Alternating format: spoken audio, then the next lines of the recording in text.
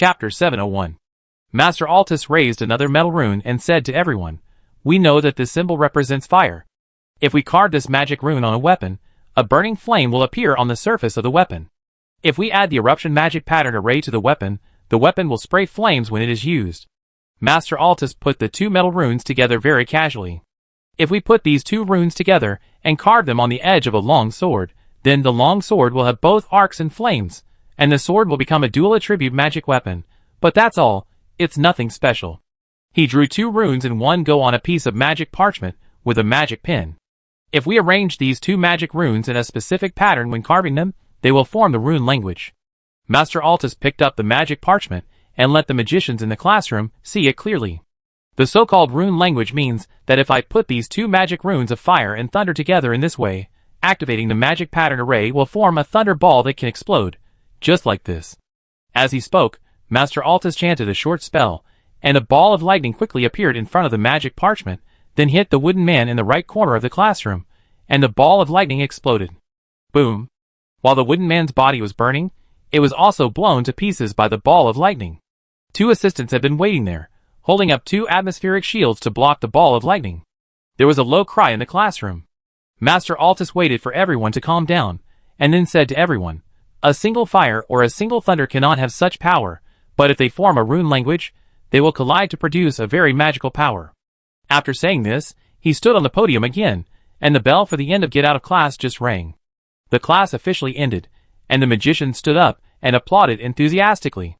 Roy and Master Grams also stood up from their seats with everyone else. Roy thought it was amazing that the magic that Master Altus talked about was amazing. Master Grams acted like he was used to it, and whispered to Roy, "This is just an enlightenment class on magic thought for junior inscription masters. If you are interested, you can stay in Wopai for a few more days, and I can help you arrange to audit other magic courses." Although Roy wanted to stay, the Partington plane really couldn't do without him in the near future. In the corridor, Master Altus and Great Magician Grams hugged each other and said with a smile, "I met Teacher Cedric at the Rune Language Exchange Conference a few days ago. He specifically asked about the progress of this set of magic pattern construction." The three of them walked through the corridor and came to a studio at the end of the corridor. Altus walked straight to the workbench, picked up a pile of magic parchment on it, and said to Great Magician Grams, "My design drawings are complete. This time, I designed this set of magic pattern construction specifically for the characteristics of the combat priest. The overall magic structure is based on a set of level 4 magic pattern structures designed by my teacher, and then I simplified it to form a set of level 2 magic pattern structures. This is the last work designed by my teacher Grace Wald. At the invitation of Bishop O'Casey, my teacher designed a set of advanced magic pattern structures for him that combines combat and assistance. So, in order to commemorate my teacher, I named this set of magic pattern structures Grace Wald Magic Pattern Structure." Master Altus flipped out a breastplate design, looked up at Roy, and said, "Also, I like to quantify the magic properties. First, the thick leather armor design, which increases magic resistance by 40, strength by 20, and increases spell power by 20%. I can explain it in more detail. The power of a small fireball is about 10 points of power. 40 magic resistance means that the power released by 4 ordinary small fireballs condensed together will not harm this thick leather armor at all. The strength of an adult male elf is about 10. Weaker elves can't even reach 10. This set of magic pattern construction increases strength by 20 points, which means that after you put on this set of armor, you will increase the strength of nearly 2 adult elves. The power of spells is a percentage increase, which depends on the power of the spells you cast. I forgot to tell you, divine spells also get a spell power increase." Then he took out another piece of magic parchment. This is a design drawing of thick leather pants armor, shoulder armor, wrist guards, greaves, boots. Master Altus introduced them one by one, and then showed the design drawings one by one. There were many annotations on each design drawing of the magic pattern array. The magic runes combined to form a complex pattern, as exquisite as an artist's painting. Roy didn't remember much of Master Altus's introduction. Then, Roy took out the ice dragon leather armor from his magic waist bag. Looking at the dark patterns and magic fluctuations on the leather armor, Master Altus quickly used the magic crystal to test the magic conductivity of the ice dragon leather. After a series of tests, Master Altus nodded slightly and praised Roy. "This set of base materials is really well made. The magic conductivity of the ice dragon leather has not been damaged at all. In fact, This set of Gracewald magic pattern structure should be engraved on heavy armor, so that the magic properties on it can play the greatest effect. After all, the defense of thick leather armor is a bit lacking. Hearing Master Altus say this, Roy just smiled calmly. Master Altus said to Roy seriously, "Roy, this set of magic pattern structure has a key point. You must keep it in mind. This set of advanced magic pattern arrays was made into a second-level magic pattern structure after a series of simplifications by me. This set of magic pattern structure itself has very high requirements for carrying capacity. Roy, your carrying capacity is barely enough to wear this set of magic pattern structure, so in fighting, it is best not to activate the combat-oriented magic amplification and auxiliary-oriented magic amplification at the same time, otherwise it will cause a huge burden on your body." After that, he arranged the drawings on the new Ice Dragon leather armor. "One day, when you become a second-level expert, you can ask me to perfect this simplified version of the magic pattern assembly. I will let you see the magic amplification effect of the real Gracewalder," Master Altus whispered to Roy. Afterwards, Master Altus began the long process of rubbing. These magic pattern arrays have been drawn. Now they are just engraved on the Ice Dragon leather armor according to the original patterns. For Master Altus, this kind of reproduction operation has become much simpler. Roy and Great Magician Grams waited in the rest area for most of the day, and Master Altus handed the magic pattern structure to Roy. All the magic patterns are on the inside of the leather armor. Although there are some deceptively exquisite magic patterns on the outside, those magic patterns are decorative patterns. Master Altus had just carved a whole set of magic pattern structures and looked a little tired. He sat on the sofa to rest, drank a cup of warm lemon tea, and after a little relief, he said to Roy, "Take good care of this set of Ice Dragon leather armor. It's not easy to find a piece of Ice Dragon leather now." Roy put the second-level magic pattern structure into his magic waste bag, and then followed Master Grams out of Master Altus's studio. When they walked to the street, Roy said goodbye to Master Grams. Master Grams did not try to keep Roy. He put his arm around Roy's shoulders and whispered to him, "And one last thing I promised you. The teacher has been waiting to fulfill his promise to you. If you have any requests, as long as we can help, please raise them as soon as possible, and don't let the teacher wait too long." "I see. Maybe I need your help soon," Roy said with a wry smile. Great Magician Graham said curiously, "You are the leader of the 17th Silver Pegasus Legion. What can't you solve? Tell me." Roy looked around, and saw that no elves were paying attention to them. He whispered in Graham's ear, "I found the Dark Faceless Legion on the Partington Plain." Graham's eyes widened, and he looked at Roy with a what-the-hell expression. Finally, he said, "For this kind of thing, even if you don't spend a favor, we will come to help. This is not just your business. This is a major event in the entire elf world." Roy nodded slightly and whispered, "I have reported the matter. Next, we will stay in the Partington Plain and keep a close eye on the movements in the Western Sea area.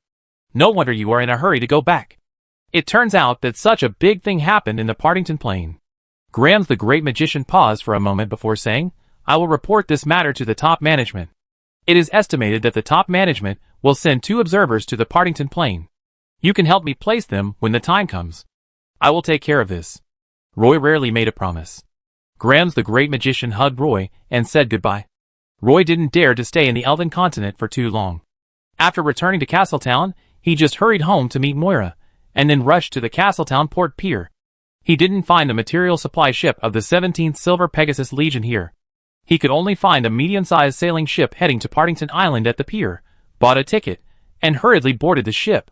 The ship was packed with half-blood elves. These half-blood elves carried a lot of luggage, piled in the corner of the deck. It seemed that they were half-blood elves heading to the Partington Plain to find a new life. Roy was afraid that some of these half-blood elves would recognize him, so he found an opportunity to change into a gray linen robe that ordinary elves often wear when he was at the dock, and wrapped a black scarf around his face for sun protection, looking like a human merchant who didn't like to show his face. Chapter 702. There are not many half-elves living in the elf world. This group usually has no voice in the elf world, but they will be discriminated against by half-blood elves. This is a very sick discrimination chain. Half-elves are at the bottom of the discrimination chain. Half-blood elves look down on half-elves, and pure-blood elves look down on half-blood elves, but they are not so disgusted with half-elves. Among the pure-blood elves, the Silver Moon elves feel that they are superior to the other 2 elves because they are of noble origin. The Dark Moon elves living in the Evernight Forest in the north of the Elven continent are the most exclusive, while the Wood elves living around the World Tree in Darnassus are the most inclusive. The moment Roy boarded the deck of the medium-sized sailing ship, He felt some half-blood elves scanning him with scrutiny. He was worried about being recognized by the half-blood elves, so he sat at the stern of the medium-sized sailing ship after boarding the ship, watching a few seabirds flying between several medium-sized sailing ships, as if looking for small bull's-eye snails in the gaps between the ships. These seabirds are not afraid of elves at all. When they are tired of flying, they will land on the railings and masts to rest. Roy sat at the stern, feeling a little bored. Waiting for the high tide to rise, the medium-sized sailboat will leave the port with the tide. He took out a handful of elf biscuit crumbs from his magic waste bag, pinched a little with his right finger, and stretched it to the seabird on the railing. The seabird looked at Roy with its rolling eyes, then fluttered over, pecking the food from Roy's fingertips like a dragonfly skimming the water. The seabird's action immediately attracted other seabirds to follow suit, and they all flew towards Roy. There were some active half-blood elf children on the deck. They couldn't even find a place to play on the crowded ship. At this time, some children saw a group of seabirds around Roy, so they came over curiously and looked at the seabirds in front of Roy who were constantly fighting for food with envy. Several half-blood elves sat on a bench, with some old luggage piled under their feet, discussing things about the Partington Plain. My sister is currently living in Padstow City in the Partington Plain. Half a year ago, she wrote to me and suggested that I give up the house and job in Istanbul City and move my family to Partington Plain. At that time, I was a little hesitant. Later, many half-blood elves left Istanbul one after another. There are fewer and fewer half-blood elves living there. The wages have not increased, but the workload has increased by nearly doubled. Last month, I sold a house and furniture in Istanbul and raised enough money to go to Partington, so I came to Castleton City. A half-blood elf was telling about his moving experience. In fact, Roy admired such elves. They had a house and a job in their original city. Although it was hard, it was stable. They were just as satisfied with the oppression of the Silver Moon elves and their current living conditions. They had the courage to give up everything and travel thousands of miles, with their families, to a completely unfamiliar environment. Speaking of which, this may be because the elves have always had free blood flowing in their bodies. They dared to give up their original things, and dared to challenge the new life. Another half-blood elf seemed more worried and anxious. He muttered in a low voice, "I heard that the half-blood elf population in Padstow City has exceeded 1 million. Now there are no seedlings of magic herbs in Padstow Forest. If you want to collect magic herbs, you have to enter the Blackwater Swamp. Only in the depths of the Blackwater Swamp can you find high-quality herbs. Do you know what kind of dangers there are in the Blackwater Swamp? Poison-horned black anacondas thicker than your waist, swamp dragonflies that fly faster than falcons. If these high-level monsters set their sights on us, we may not even be able to run away." Obviously, he knew something about the Partington Plain, but it was not comprehensive, and his mood was somewhat negative. Several half-blood elves who did not know much about the Partington Plain panicked. "So what can we do after we go to the Partington Plain? There are actually many jobs to choose from, but the competition for good jobs is also very fierce. Currently, the easiest job to find in the Partington Plain is senior carpentry, and it is best to have experience in building wooden houses." A middle-aged half-blood elf leaning on the railing introduced to the half-blood elf in front of him. Roy turned his head and saw a team of elf guards passing by the dock. They were all familiar faces. He was about to wave to them when he realized that he had a scarf on his face. He withdrew his hand in dismay. A half-elf girl stood beside Roy curiously, looking at him with her face raised. She hid her hands behind her back and looked very cute. Roy smiled and squatted down, stretched out his hand to pinch the girl's smooth face, and asked, "What's your name?" "Aaron." The little girl answered timidly. "It's a nice name. Are you feeding the birds?" The little girl stared at the half-elf cookie in Roy's hand and asked with pursed lips. Roy blinked and put half an elf cookie in the little girl's hand. "Yes." "No." The elf girl's pointed ears swayed slightly, and her big eyes rolled around, looking quirky. She quickly put half a cookie into her pocket. A bell rang on the mast of a medium-sized sailing ship. This was the bell before the medium-sized sailing ship set sail. A half-elf woman stood not far away, staring at Roy with a vigilant look on her face, making Roy look like a dirty uncle who was taking a little girl to fish for goldfish. Roy could only sit on the bench honestly and wave to the little girl secretly. When the two half-elf men came to the half-elf woman had the courage to come over, grabbed the little girl's arm, and then stared at Roy coldly and scolded him. "Put away your tricks. If I see you sneaking up on my daughter again, I will break your legs." The half-elf woman in front of Roy was speechless, with an angry look on her face. "Madam, how did I sneak up on your daughter? I have been sitting here since I got on the boat, and I haven't even moved." Isn't it a bit too much for you to say this? Roy whispered in defense. The half-elf woman bent down and took out half an elf cookie from the little girl's pocket, and said angrily, "Didn't you give this to her?" "What can half an elf cookie prove?" Roy asked in confusion. At this time, many half-blood elves had already gathered at the stern. Who would give such an expensive thing to a child they have never met? I suspect you are a slave trader who specializes in selling children to the human world. The half-blood elf woman pointed at Roy and said loudly. The half-blood elves who were watching were immediately in an uproar. At this time, an elf was heard accusing the crew. How could there be a slave trader on this ship? Crew! Drive him off before the ship sets sail.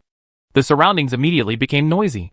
2 elf crew members squeezed in and began to appease the half-elf lady, who was a little angry. "Madam, please calm down and let us understand the situation at that time." The 2 crew members did not take any action against Roy immediately, but turned to Roy and asked, "Sir, do you have anything to explain?" At this moment, Roy felt that when trouble came, it was really impossible to get rid of it. He pulled the black scarf covering his mouth and nose and said, "I was just sitting here to rest, and this little girl came over. I said a few words to her, and gave her half an elf cookie. That's the process. I didn't take the initiative to talk to any elves." Roy spread his hands to prove his innocence. If he is really as innocent as he said, why did he still wear a veil when he was on the boat? Everyone, come and look at his ears. Is it necessary for a human to cover up like this when he is on an elf ship? The half-elf lady spoke louder. Surrounded by a group of half-elves, she stood straight. At this time, the second bell on the ship rang. Time went back to a few minutes ago. After the first departure bell of the medium-sized sailing ship rang, the crew began to busy themselves with the tasks before sailing. An elf crew member untied the rope tied to the pier pillar, and pulled the rope as thick as his wrist back with force. Several other crew members raised the heavy sails at this time. There was also wind in the port, and soon the sails were blown up. The ship became a little tilted under the force of the wind, and the mast beam on the ship even made a creaking sound. The 2 crew members at the stern quickly accelerated the capstan to pull up the heavy anchor. The medium-sized sailing ship slowly left the dock. At this moment, 2 silver moon elf guards riding white horses rushed over from the port dock. The 2 elf guards pointed at the crew on the medium-sized sailing ship and shouted, "Where is the destination of this ship?" "Partington Island," someone answered loudly. "Hurry up and dock. We also want to take a boat to Partington Island," the silver moon elf guard said loudly.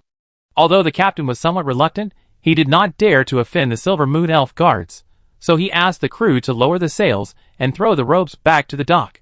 Everyone worked together to pull the medium-sized sailing ship back to the dock. At this time, a silver carriage hurriedly drove in from outside the port and stopped in front of the medium-sized sailing ship. Miss Christine got out of the carriage, followed by 2 maids.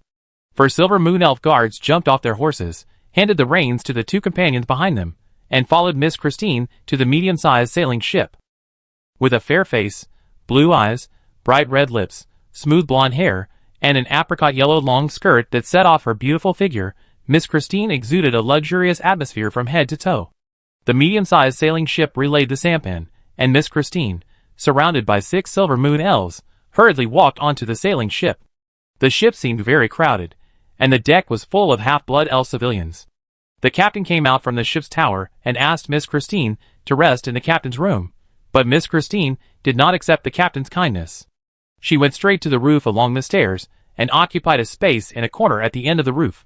2 maids silently brought out a folding chair and a delicate small round table, and Miss Christine sat down on the roof of the ship. 4 silver moon elf guards stood beside Miss Christine, blocking the view of all the elves on the top of the ship. Chapter 703. Miss Christine sat on a folding chair, lowered her head, took out a book and read silently. 2 maids took out teapots and teacups from their magic waste bags, and even placed 2 plates of exquisite tea snacks on the small round table.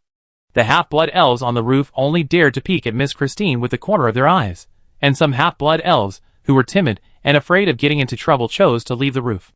Miss Christine had just opened the book Frozen Sea when she vaguely heard a quarrel coming from the deck below.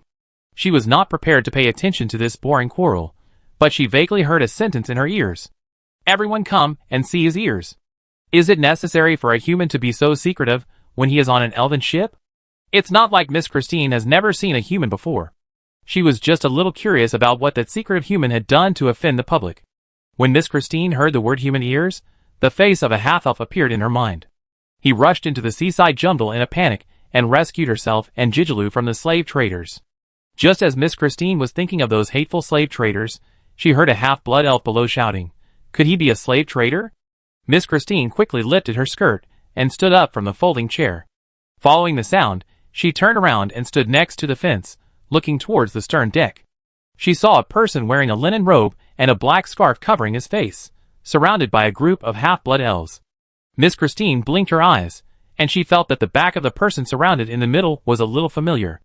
The half-blood elf lady unexpectedly reached out and removed the black scarf from the person's face. At this time, the ship rang the departure bell again. Miss Christine stood at the edge of the roof railing, looking down from her angle. In fact, from this angle, she could only see the tops of all the elves on the deck. But the man turned his head to look at the main mast of the ship, and Miss Christine took the opportunity to see the man's profile. Miss Christine stood on the roof of the ship, because she thought the man's face looked very much like Roy. She held the railing tightly with both hands, probing half of her body, and tentatively shouted down, "Roy, why are you here?" The young man subconsciously raised his head and looked at the top of the ship. It was Roy, and Miss Christine's delicate face showed a surprised expression. Roy was also a little surprised. He didn't think Miss Christine would be on such a ship full of half-blood elf civilians. A Roy sounded like a loud alarm bell, banging into the ears of the half-blood elves on the stern deck. The half-blood elves looked at Roy with wide eyes, and found that the young man in front of them looked more and more like the rumored boss Roy. The half-blood elves were silent. The half-blood elves crowded on the stern deck quickly stepped back a few steps, fearing that they would squeeze boss Roy. The expression on the face of the half-elf lady holding the black scarf in her hand was even more interesting. She stretched out her hand to hide the little girl behind her, and her expression was uncertain. In the future, don't always use your stereotypes to judge everyone. After saying this, Roy took a deep look at the half-elf lady and walked towards the stairs of the ship. The half-elves, who were blocking the way, quickly made way. Everyone's eyes followed Roy, who was walking up the stairs, and their eyes still showed incredible expressions. Roy climbed onto the roof of the ship. The captain stood at the stairs and said to Roy with a charming smile, "Boss Roy, the swordfish welcomes you." Roy nodded to the captain and said, "During this period, the magic market is extremely hot, and there is a wave of residents from the elf continent pouring into the Partington Plain. Every day, a large number of elves go to Partington Island. You must ensure the safety of the passengers on the ship, and you must also be able to deal with emergencies." The captain made a bitter face and quickly agreed. Roy walked up to Miss Christine and saluted her. Miss Christine couldn't hide her excitement at the chance meeting, and she called out Roy's name softly. "Captain Roy, I didn't expect to meet you on this ship." "Miss Christine, long time no see," Roy responded with a smile. The half-blood elves on the roof took advantage of this time to slip back to the deck, leaving the huge platform completely empty. At this time, the medium-sized sailing ship just left the port, and the sea breeze outside the port gradually became stronger. Under the control of the crew, the sea ship corrected the tilted hull, and the medium-sized sailing ship began to split the wind and waves on the sea and sped forward. This medium-sized sailing ship is more flexible than a three-masted sailing ship, and the speed is also fast enough. The ships made by the elves are all for flexibility and speed. Although this ship cannot jump on the waves like a flying fish boat, its light hull makes the ship take very little water, and as long as there is a little breeze, the ship can drift on the sea. An elf maid brought a folding chair with good sense, and Miss Christine invited Roy to sit on the roof together. "Roy, I thought you were in the Partington Plain at this time, dealing with the trouble over there. Why did you suddenly come back to Castletown?" Miss Christine casually put the book on the small table and asked Roy casually. Roy could feel the joy of meeting from Miss Christine's tone. "I went back to Castletown to deal with some things. I was going to return to Partington after I was done." "What about you? Why do you want to take a boat to Queen Uini Islands?" "Actually, I'm going to Partington." "Are you welcome?" The Partington Miss Christine mentioned refers to the Partington Plain. Roy laughed, spread his hands, and said to Miss Christine, "The entire Partington Plain belongs to the 17th Silver Pegasus Legion, and more than half of the 17th Silver Pegasus Legion belongs to you. In this way, you are the real owner of the Partington Plain. You come to the Partington Plain, it should be like going home. Why are you still asking me?" The continuous influx of half-blood elves in the Partington Plain has attracted the attention of the high-ranking nobles of the Silver Moon Elves. They believe that the influx of a large number of half-blood elves into the Partington Plain will seriously affect the economy of the Elven continent. Now every city in the Elven continent has more or less encountered the problem of difficulty in recruiting low-level workers. The governors of many cities are appropriately improving the welfare of half-blood elves, but the effect is minimal. Miss Christine said to Roy in a voice that only the two of them could hear clearly. This incident has caused complaints from the elf nobles. The Buenos Elf Elders Council believes that this incident has a lot to do with the management system of the Partington Plain. Father has received dozens of official letters inviting him to revise the management system of the Partington Plain, but he has always rejected them on the pretext that you are stationed in Golfito. Now that the elf nobles know that you have returned to the Pagisto Plateau from the Dark Gate camp, they have launched another round of proposals, suggesting to Father that the management system of the Partington Plain be revised, the welfare benefits of the Silver Moon Elves be improved, and some privileges be given. In addition, we need to establish the Elven Elders Council in Padstow, instead of concentrating all power in the hands of Chief Berkeley. Miss Christine's beautiful face blushed slightly, and she squinted at Roy. So, Earl Swinburne is planning to let you establish the Elven Elders Council in Padstow? Roy asked. Miss Christine nodded, looking at Roy with bright blue eyes, with a faint smile on her lips. No problem, I will give you my greatest support, Roy said to Miss Christine. Unexpectedly, Miss Christine pursed her lips and said, Not only do I need your support, but the Elven Elder Council of the Partington Plain also needs 12 elders. I can only bring 5 trustworthy helpers, including Berkeley. For the other 7 elders, we have to include a priest from the Moon Temple. The Buenos Elven Elder Council will also take up 2 seats. There are currently 4 vacant elder seats. Father hopes that you can recommend a few elves who hold important positions in the Partington Plain. Oh yes, including you. But I am a half-elf. The current managers of Plateau City and Sun Island Bay are all half-elves. How can we join the Elf Elders Council? Roy said. Miss Christine had obviously thought it over carefully. She said to Roy, I know. The manager of Plateau City is the half-elf Archon Yulin, who was promoted by you. The mayor of Sun Island Bay Town is Captain to Prado. They are all half-elves, so I plan to invite them to join the Elf Elders Council. Roy was a little dumbfounded. He didn't expect that Earl Swinburne would actually want to break the precedent of no half-blood elves and half-elf members in the Elven Elders Council in the Partington Plain. This matter really touched the bottom line of the Silver Moon Elven nobles. If we really want to do this, how could the Buenos Elven Elders High Council agree to this proposal? Roy said. Miss Christine blinked and said to Roy in a humorous tone, They can agree or disagree with the application we submitted. It takes a long time from application to approval. If they disagree, they don't agree. Just reject our application, and we will continue to submit it. Anyway, it will not affect the development of the Partington Plain. These ideas were bold and radical, and Roy couldn't believe that Miss Christine would do such a bold thing. Father said that this can only be done by us young people. Miss Christine whispered. The Partington Plain is currently controlled by the 17th Silver Pegasus Legion, and other Silver Moon Elves can't intervene, so they can do these things. In fact, I don't understand a little bit. This matter has no benefit for the Silver Moon Elves. For the 17th Silver Pegasus Legion, it is estimated that there will be a risk of difficulty in controlling the Partington Plain in the future. Why does Earl Swinburne want to promote this matter? Roy asked Miss Christine. He would never dare to ask Earl Swinburne this question, but in front of Miss Christine, he did not have such psychological pressure. Miss Christine had obviously discussed this issue with Earl Swinburne. She explained to Roy, Father said that the social structure of the entire elf continent is distorted. The population of the Silver Moon Elves is obviously showing a negative growth trend. The bottom of the entire elf world is supported by the half-blood elves, but the half-blood elves cannot get the status they deserve. The entire elf world is constantly squeezing the half-blood elves, and the population of the half-blood elves is increasing rapidly. This makes the half-blood elves like a spring that is constantly compressed. Once this spring accumulates enough power, once it rebounds, it will overturn all the forces that are pressing on them. Miss Christine paused for a moment before continuing. At that time, the Silver Moon Elf Kingdom may usher in a great turmoil. In order to avoid such irreconcilable turmoil, the half-blood elves should be given due rights and interests, which also agrees with the new policy advocated by His Majesty Janrys Ansel. Earl Swinburne is a follower of His Majesty Ansel, and it is obvious that this is also promoting the new policy for His Majesty Ansel. Roy touched his forehead. He didn't expect that the series of changes on the Partington Plain were always under the control of Earl Swinburne. Almost 95% of the entire Partington Plain are half-blood elves, so we can better implement these things. In just a few years, Miss Christine has changed a lot. After experiencing the kidnapping incident and the war in Queen Awini Islands, she has gradually transformed from a spoiled and arrogant Silver Moon Elf noble lady to an assistant who can help her father try to implement the new policy. She still likes to wear princess dresses, and likes to show her most beautiful side, but she has become more mature and more charming. The sea breeze blows gently, and the sails pull the sailboat to break through the waves. The elf maid saw that the two people stopped chatting, so she brought 2 glasses of orange wine. In the exquisite goblet, the orange juice looked a little sticky, and the cup was filled with the smell of honey, with only a little bit of orange fragrance. Miss Christine also drank some orange wine. In her eyes, Roy has been growing up in the past few years.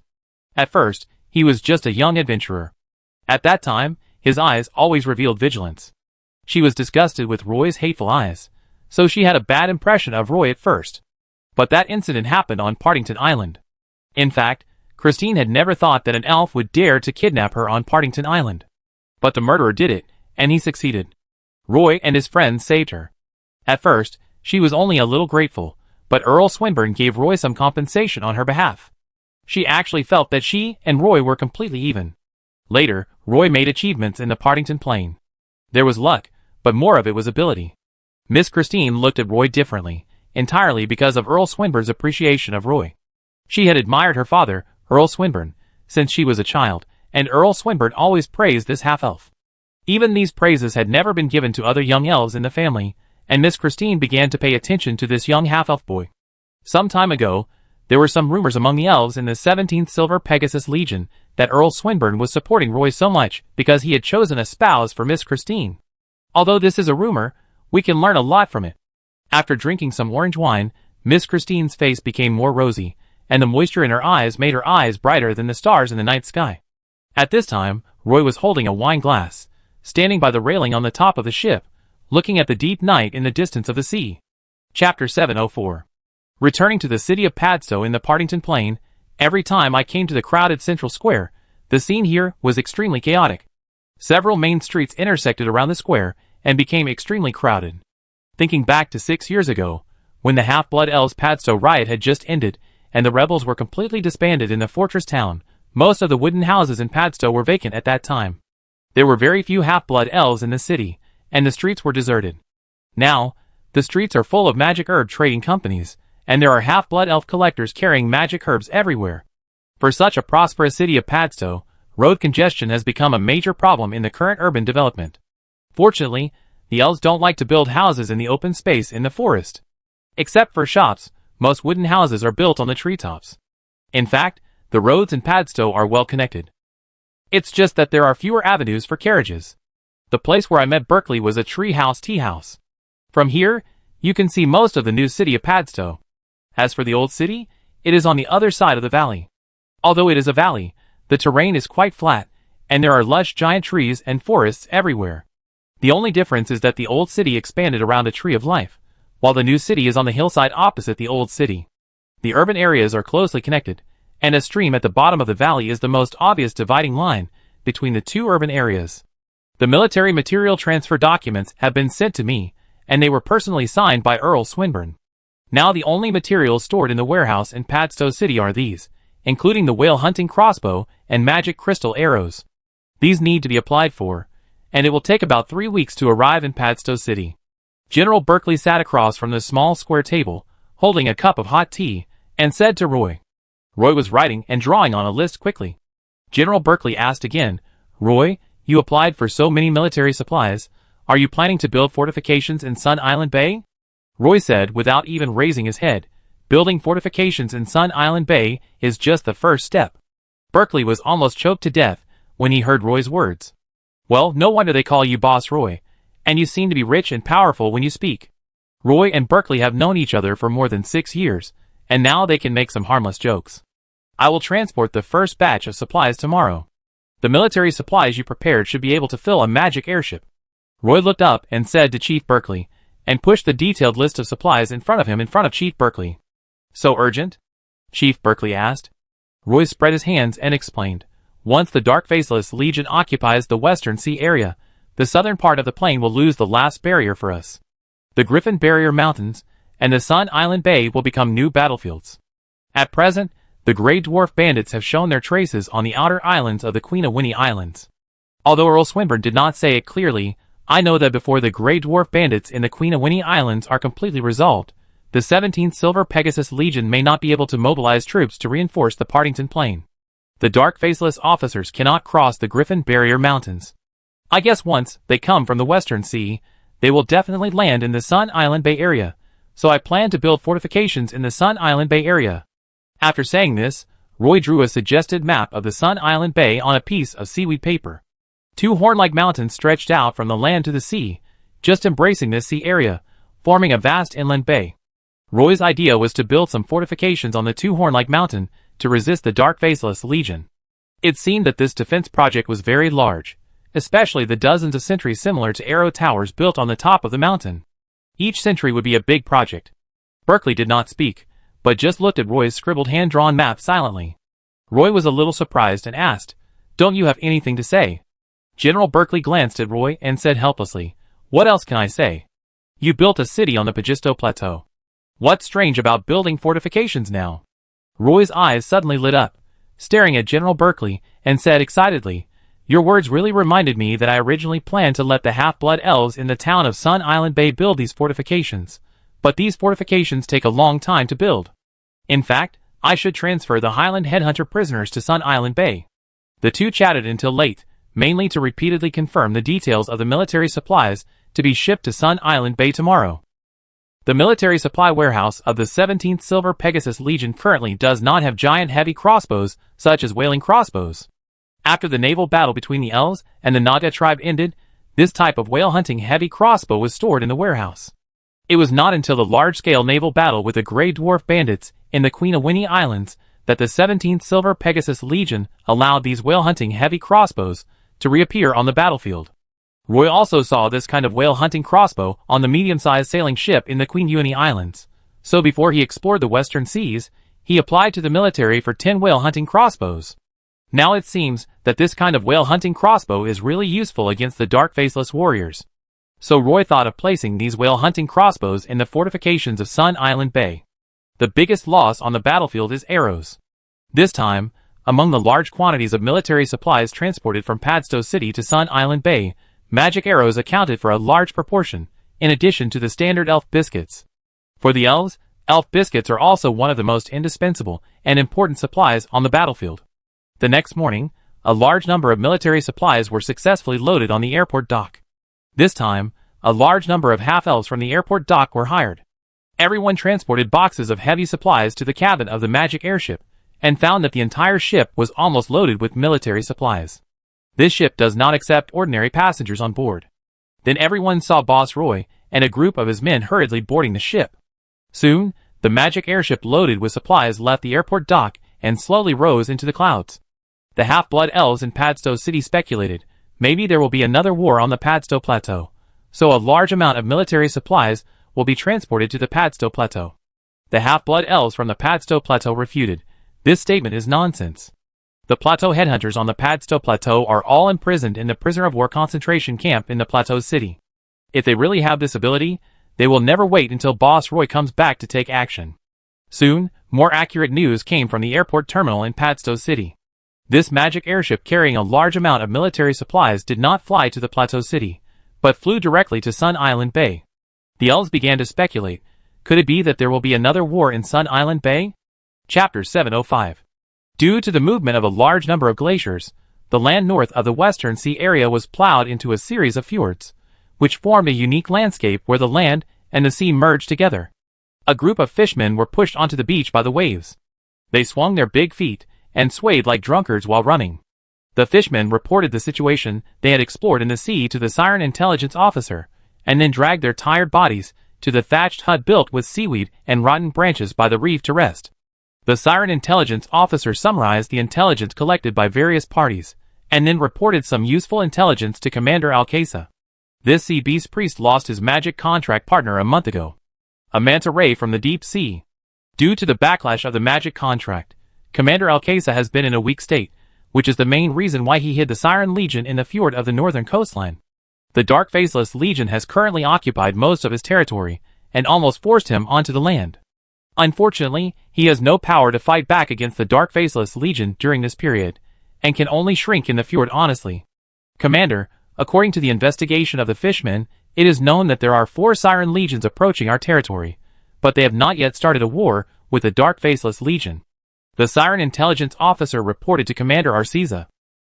Arceza opened his eyes, and there was a hint of joy in his eyes. His face was covered with seaweed, and even parasitized by coral polyps. His body looked extremely old, and his voice was a little unclear. "Bring these Legion leaders here, I will talk to them." "Yes, Lord Commander Arceza." The Siren intelligence officer received the next instruction, and immediately saluted Commander Arceza, preparing to leave the tent filled with the smell of herbs and decay. "Wait, is there any news from the elves?" The Siren intelligence officer shook his head, and responded cautiously, "Not yet." Since Commander Arceza was injured, his temperament has become erratic and suspicious. The Siren intelligence officer knows very well how the previous intelligence officer died, so after he became an intelligence officer, he has been working diligently, fearing that the work done by that place is not good enough and will be directly cleared by Commander Arceza. Commander Arceza closed his eyes, and waved his hand casually. "You go down first." The Siren intelligence officer saluted to Commander Arceza again, then turned and walked out of the spacious tent. At this time, a young siren slipped in from outside the tent. His ugly face looked domineering, and he stood in front of Commander Arceza without restraint. "Father, what do those elves mean? Didn't they say they wanted to cooperate with us? Why did they say they wanted to cooperate, but we never saw them?" The young siren complained. Commander Arceza opened his eyes, looked at the young siren and said, "When we were communicating, I could only understand half of what he said because of the language barrier. I think he was telling me that the siren and the elves should unite to fight against the Dark Faceless ones.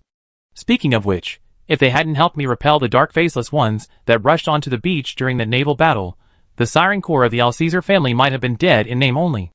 After saying that, he started to cough violently. The young mermaid quickly came to the side of Commander Arceza and helped him press his chest, saying, "Father, you rest here and recover. I will find a way to take back the Western Sea from the Dark Faceless Legion." "Atias, wait a moment." Commander Arceza called Atias back. Atias turned to look at his father with wide eyes, and asked in confusion, "What's wrong, father?" Commander Arceza waved his hand, pointed outside the tent, and said, "Go and get ready first. The elves are here. Bring them to me." Atias was ordered to walk out of the tent. He looked up, and immediately saw the magic airship floating in the air. The magic airship silently floated over the siren camp. At this time, many Sirenians had already discovered the existence of the magic airship, and the intelligence officer hurried over here. Atias twisted his black snake tail with white diamond patterns, climbed to the top of the sea reef, and waved at the magic airship. Not long after, more than a dozen griffins flew out from the magic airship. Roy sat on Kaka's griffin and hovered over the siren camp for a circle before slowly landing in the camp. More than a dozen griffin cavalry also flew down at the first time. At the same time, Miss Tiffany and Jazina also walked out of the sea side by side. They were almost carried to the beach by a wave. After Roy jumped off the griffin's back, he stood there for a while before letting the griffin riders return to the magic airship to rest. He stood there, waiting for Miss Tiffany and the sea siren Jazina to come over, and then the three of them slowly walked towards Atias. Roy walked in front, and Miss Tiffany and the sea siren Jazina followed behind Roy on the left and right. While walking, Jazina was still complaining to Roy, "Roy, you want to see Commander Arceza, why do you drag me along?" Unfortunately, Roy couldn't understand the Jana language at all. He looked at Miss Tiffany, hoping that she could translate what the sea siren Jazina said to him. Miss Tiffany smiled slightly and whispered to Roy. Jazina said, "She is very grateful to you for bringing her here." Roy's eyes fell on Jazina's face, and he felt that her expression did not show gratitude at all. He did not continue chatting, but looked at the entire sea siren camp. When he looked down from the magic airship, Roy found that the camp was dilapidated. The real home of the sea sirens was the endless sea in front of them, but the sea sirens had the ability to dwell and sleep on the beach. The only thing you need to pay attention to is to keep the surface of your body hydrated. Once dehydrated for a long time, the skin of the siren, which has no sweat glands to secrete oil, is likely to dry and crack and fall off in a large area.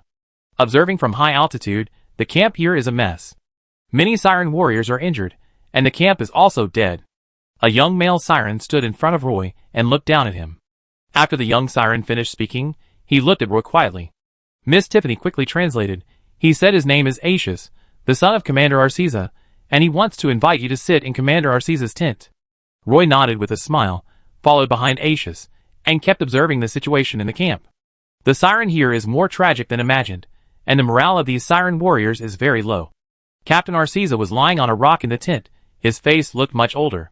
Roy led a siren and a Naga Sea tribe to walk through the tent, and Captain Arceza was more or less surprised. But with Miss Tiffany's help, at least everyone will not have any problems in communication. If this was 2 months ago, Captain Arceza would have caught the siren and the Naga Sea tribe together and thrown them into the sea to feed the sharks. You know, Naga and siren are enemies. But now the situation is different. Not to mention that Roy had saved him. Even if it was their first meeting, Commander Alcesa could not be hostile to Roy. After Roy sat down, the first thing he did was to tell Commander Alcesa that he had brought a large amount of military supplies this time, all of which were excellent quality magic weapons and equipment carefully made by the Silver Moon Elves. The weapons and equipment made by the elves would pursue perfection. These magic weapons and equipment not only have magical effects, but also have some artistic patterns on them. Do you really want to help us? Commander Alcesar looked at Roy in confusion. Roy spread his hands and said, "These military supplies are given to you because I hope you can have a little advantage in the next battle with the Dark Faceless Legion. If we have enough trust and establish a cooperative relationship later, we will talk about it. If you still can't trust us, then we will fight on our own. Anyway, our goal is the same, which is to eradicate the Dark Faceless Legion. If you can't do it, then we will do it." Giazina sat next to Miss Tiffany. When she heard Miss Tiffany's complete translation of Roy's words, she was also scared and sweating. She was too familiar with the temper of Commander Alcesa. This sea beast priest drove Commander Lattimore away and slaughtered the Siren army under Commander Lattimore. Almost all of Commander Lattimore's 150,000 fishmen and 60,000 Sirens died at the hands of Commander Alcesa.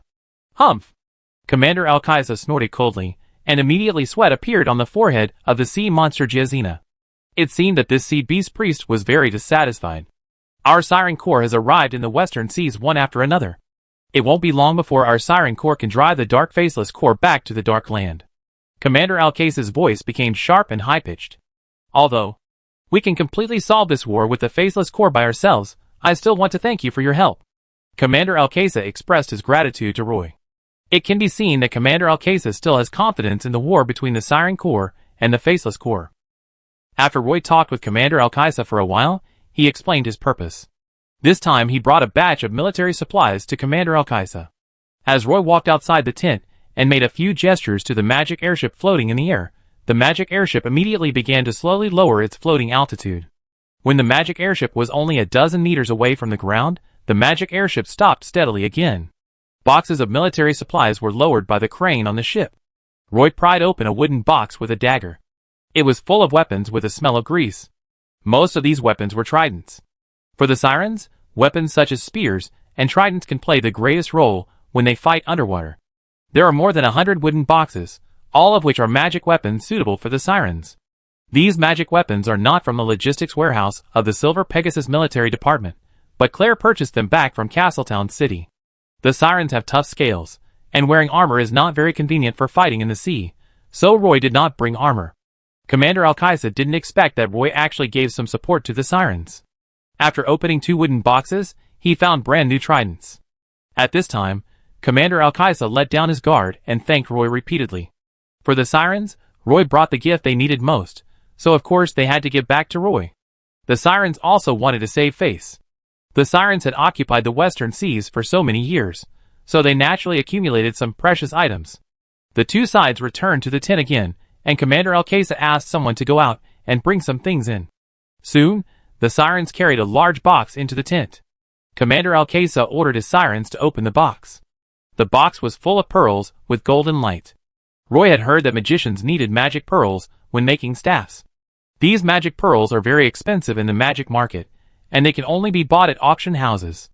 I didn't expect that Commander Alcesa would give me a whole box of magic pearls. Roy didn't delay, and directly put the box of pearls into the magic waste bag, and then talked to Commander Alcesa about the Dark Faceless Legion. If you need my help on the battlefield here, you can send someone to the entrance of Sun Island Bay to find Giazina. She has a way to pass the message to me. Then I can send out magic airships to suppress those Dark Faceless warriors from the air," Roy said to Commander Arcesa before leaving. "I hope you can win the next naval battle." This time Roy brought some magic weapons, mainly to get in touch with the Sea Beast Priest. After all, it is likely that both sides will have to deal with a Dark Faceless army together. Roy is not as optimistic as Commander Arcesa about the battle situation. He felt that even if all the Siren Corps in the Partington Plain were gathered together, they might not be able to defeat the Dark Faceless One. So the probability of the half-blood elf mine guards joining the battle was very high. Roy did not stay here for too long. After saying goodbye to Commander Alcasa, he returned to the Sun Island Bay with gifts. Captain Teprado had brought some half-blood elves to build fortifications on the mountains in the outer area of the Sun Island Bay. According to Roy's idea, a row of sentry towers would be built on these 2 dozens of kilometers long mountains that extended deep into the sea. Due to the complex environment of the mountains and the difficulty in quarrying stones, the construction of the Arrow Tower sentry post did not proceed smoothly. Under Roy's suggestion, the magic airship transported 5,000 Highland headhunter prisoners from the Highland City. These prisoners built Arrow Tower sentries on the mountains, and soon 8 Arrow Towers appeared at the entrance of the Sun Island Bay. Chapter 706. The Griffin Cavalry Regiment not only patrols the sky above the Sun Island Bay, they even expand their patrol range to the outer sea of the Sun Island Bay, which is the nearly 100 square kilometers of sea area controlled by Giazina. The entrance to the Sun Island Bay is only 5 kilometers wide, with winding mountains extending into the sea for dozens of kilometers on both sides, and 8 Arrow Tower sentries are distributed at the end of the mountains. The entire Sun Island Bay is like an irregular cloth bag, which can be said to be a natural harbor. Sabrina fell from the sky riding a snow-white griffin. She flipped over and jumped off the griffin lightly. She grabbed a handful of dried fish from the drying rack and stuffed them into Xiaobai's mouth one by one. The griffin cried faster and faster. This was a young griffin. After Captain Teprado taught Sabrina the taming technique, Sabrina and a group of young half-blood elves climbed the number 6 griffin nest in the Griffin Barrier Mountains. Sabrina was very lucky. Among a group of griffins, she chose a snow-white griffin. After comforting and communicating with the mine, this white griffin became her fighting partner. Sabrina untied the saddle from the griffin's back, helped it tidy up its feathers that were deformed by the straps, and stuffed a handful of dried fish into its mouth. Then she patted the griffin's neck, and the griffin spread its wings and suddenly took off into the air, and soon disappeared from the sky. Sabrina took off her mithril helmet, and her long golden hair instantly fell down. A group of half-blood elf cavalrymen untied the griffin's saddles, and after the griffins flew into the sky, they flirted with each other and walked towards the town. Before leaving, they took the initiative to invite Sabrina. "Captain, do you want to go to the tavern for a drink together?" Sabrina waved at them and said, "No, I'm going to walk along the beach." As she spoke, her eyes fell on a figure sitting on a reef not far away. A black night-blade leopard was lying on the black reef, as if it had merged with the reef. Roy was holding a fishing rod and fishing quietly there. She adjusted her armor and walked over. Her metal boots stepped on the soft sand, leaving a row of deep footprints. The sea breeze blew her long golden hair a little messy, and she tucked the scattered long hair behind her ears. Roy heard footsteps, turned around and saw Sabrina coming over, so he asked her, "What's the situation in the open sea?" "No trace of the Dark Faceless warriors has been found yet," Sabrina said calmly. She found a reef next to Roy and sat down. The night-blade leopard lying on the reef just glanced at her, and then set his eyes on a wooden barrel. There were 2 black bream in the barrel, which should be what Roy had just caught. While talking, Roy pulled the rod suddenly, and another fish was hung on the hook. Roy threw the fish into the barrel. "Would you like to try my grilled fish later?" Roy asked casually. Sabrina did not answer. She found that the night-blade leopard's ears moved flexibly, and it was obvious that he cared about this matter very much. Roy turned his head and looked at Sabrina. There was a faint smile on her bright face. The recent invasion of the Dark Faceless into the Partington Plain made the cavalry in the Griffin Regiment panic. The half-blood elf cavalry were discussing whether the Griffin Cavalry Regiment could defend the Sun Island Bay once a large number of Dark Faceless landed. "Roy, how come I've never seen you afraid?" Sabrina looked at Roy and asked him. "Well, what are you afraid of?" Roy threw the hook into the sea again. Sabrina thought for a moment before saying, "Grey dwarf bandits and Dark Faceless men, you're not afraid of them?" "Why should I be afraid? Even if they are really powerful, so what? Fight them first, and if you can't beat them, find their weaknesses and go back to find them. Will they return to the Dark Land just because I'm afraid of them?" After saying these words, Roy stood up from the sea reef. He faced the waves and said loudly to Sabrina, "They should be afraid. When they come out of the sea and see the strange world in front of them, the forest, the mountain, the plateau, aren't they afraid?" This mischievous boy in front of him seemed to have grown up overnight. I still remember his cunning eyes when he was very young and took off his skirt. Now, Sabrina looked up at the young man standing on the sea reef. He opened his arms, as if he wanted to embrace the whole sea in his arms. The Nightblade leopard beside him was affected by Roy's emotions, and stood up from the reef, roaring at the sea. The waves hit the reef and instantly broke into countless bubbles. Half a month later, Giazina sent news that the Siren Legion and the Faceless Legion had launched a large-scale naval battle. There were a total of 13 sea beast priests, nearly 40,000 Siren warriors, and 230,000 fishman monsters participating in this naval battle, but the number of the Dark Faceless Legion was unknown. In the end, the Dark Faceless Legion won the naval battle. Commander Alkissa lost all the territories in the Western Sea. Currently, he and the Siren Corps of 2 other sea beast priests are hiding in the northern fjord of the Western Sea.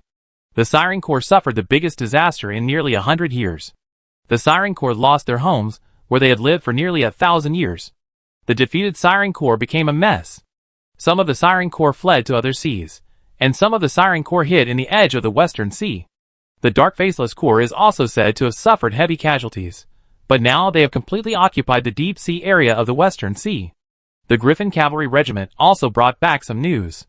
Now the water in the Western Sea area has been dyed light black. Roy has been waiting for a letter from Commander Alkissa recently. Unfortunately, he did not receive a letter from Commander Alkissa for help until the Siren Corps was defeated in the Western Sea area. Once the Dark Faceless Corps completely digests the territory in the Western Sea area, the Faceless Corps will invade the Sun Island Bay next. Roy sat on a bench at the dock. The Siren Giazina supported herself on the wooden floor of the dock with her arms, revealing only a beautiful face, and the rest was hidden in the sea water. Giazina, what are your plans now? Roy asked, looking away from her soft chest, and looking into her golden eyes. The sea monster Giazina was actually quite unlucky. When she was young, she chose to follow Commander Lattimore, but who would have thought that Commander Lattimore would be defeated in the battle for territory with other sea monster priests, and exiled to the coast of Sun Island? When she practiced hard and finally had the opportunity to peek into the door of the second-level strongman, she was suspected by Commander Lattimore. Commander Lattimore was worried that after Giazina became a sea beast priest, she would take away everything that belonged to him, so he had been unwilling to teach Giazina the method of becoming a second-level strongman. Commander Lattimore eventually died at Roy's hands, and Giazina also had her own sea area in the outer sea area of Sun Island Bay. She was ready to lie in this sea area and slowly comprehend the tricks of being promoted to a second-level strongman. But at this time, the entire Western Sea area was occupied by the Dark Faceless Legion. Giazina rolled her eyes and said casually, I want to look around the Western Sea area to see if I can save some living sea monsters. This is a good idea, but it is a bit dangerous. Giazina, you have to pay attention to safety. What else do you need me to do? Roy stared at the exposed hemisphere of the sea monster Giazina's chest with curiosity. Giazina quietly sank her body into the sea, revealing only the part above her neck. She looked at Roy with eager and pleading eyes and asked cautiously, Can these fishmen and monsters live in Sun Island temporarily? Giazina asked Roy. Roy agreed without thinking, Yes. But I have a few conditions. First, they can live in Sun Island, but they have to go outside the bay to fish. Second, do not harm, harass or intimidate the elves in the Sun Island Bay. Third, the fishmen and monsters are not allowed to approach the north coast of the Sun Island. Roy said to Giazina very seriously, I will warn these fishmen and monsters, don't worry. After that, Giazina waved to Roy, turned around and dived into the sea, leaving only a small splash on the sea surface. That guy has been spying on the Sun Island for a long time. Roy, you shouldn't give her the island this time. Slowly, she will get more and more. Miss Tiffany saw that the sea monster Giazina had swam far away, so she whispered to Roy. Roy turned to Miss Tiffany and explained, Once the Dark Faceless Legion discovers the sea area of Sun Island Bay, we can't stop the invasion of the Faceless Legion with only the 8 arrow towers on the mountains outside the sea. It is definitely a good thing for us that Giazina led the Fishman Monster Army to retreat to Sun Island Bay. 5,000 plateau headhunters are scattered on the narrow mountain in front of Sun Island Bay. They form a construction team of 500 people, responsible for the construction of an arrow tower. Most of the 2 mountains are composed of limestone, which is easy to mine. The plateau headhunters have been trained in the plateau city for 3 years. They have almost all learned some craftsmanship, so it is not difficult for them to mine stones on the spot and build arrow towers. The plateau headhunters were in the seaside rainforest environment for the first time. Although it was a bit humid and hot here, the scenery and climate were very suitable for living. Moreover, it was the first time for these plateau headhunters to eat fish. The fish resources in the sea were abundant. Recently, the plateau headhunters who built the Arrow Tower sentry post in the Sun Island Bay almost ate all the sea fish here. They even secretly hunted some fish monsters and stewed them in a big pot. According to several plateau headhunters, the meat of fish monsters is more tender than sea fish meat. Before dark, you have to complete the construction of this Arrow Tower. You don't have to worry about the carpentry work, you just need to build the base of the second floor Arrow Tower and work harder. Only by completing the task can you have fish to eat, and I can also get my job done. A half-blood elf supervisor shouted at the top of his voice. The Highland headhunter prisoners had long been accustomed to the half-blood elf's loud voice and cowardice. They did not suddenly speed up the construction speed, but bent their waists lower when carrying stones. The half-blood elf supervisors also shouted loudly on the construction site, "Whoever dares to be lazy, I will let them taste the whip." In fact, the whips in their hands rarely fell on the plateau headhunters. These plateau headhunters were still building arrow towers when they saw sirens swimming on the sea. They showed their dorsal fins and drew thin lines on the calm sea surface. Soon, these sirens came to the shallows of the island. The sirens came out of the sea one after another, lying side by side on the beach, looking exhausted, and most of them were injured. A group of plateau headhunters saw the siren warriors lying on the beach and asked the supervisors around them, "Can they eat?" The half-elf supervisor shook his head and said, "Those sea sirens are not tasty. They might eat you instead. They rarely go ashore, and they are not afraid of climbing mountains. You just need to work. If it weren't for Boss Roy, would you have eaten such delicious sea fish?" The sea siren Giazina brought a group of sea sirens to the beach of the mountains outside the Sun Island Bay. This group of sea sirens was picked up by Giazina at the edge of the Western Sea area. They are currently completely separated from their respective legions, and they dare not return to the battlefield to find the whereabouts of the legion, so they can only wander aimlessly at the edge of the Western Sea area. Giazina is going to the Western Sea area to explore the movements of the Faceless Legion. When she meets a lone sea siren, she will communicate with them. As long as they have nowhere to go, Giazina will invite these sea siren warriors to her territory. In this way, Giazina returned to her territory with a group of siren warriors. The siren warriors were worried that the Faceless Legion would suddenly attack them, so they wanted Giazina to arrange for them to rest on the coastline. Giazina has now obtained Roy's permission to bring her men into the Sun Island Bay, so she brought these siren warriors here.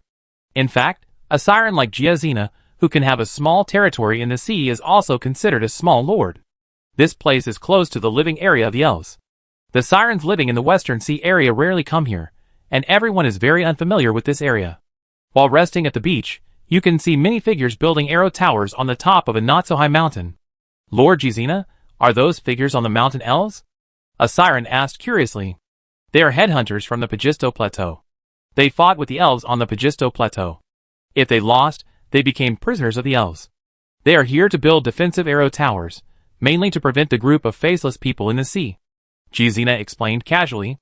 At this time, the siren saw the griffins flying in the sky and asked Giazina, "I have heard that there are many flying monsters here. If we lie on the beach like this, will they attack us?" "No, those are the elves' griffin knights." "Lord Giazina, how did you establish friendly relations with the elves? You can actually share the Sun Island Bay with them." The more the sirens looked, the more curious they became.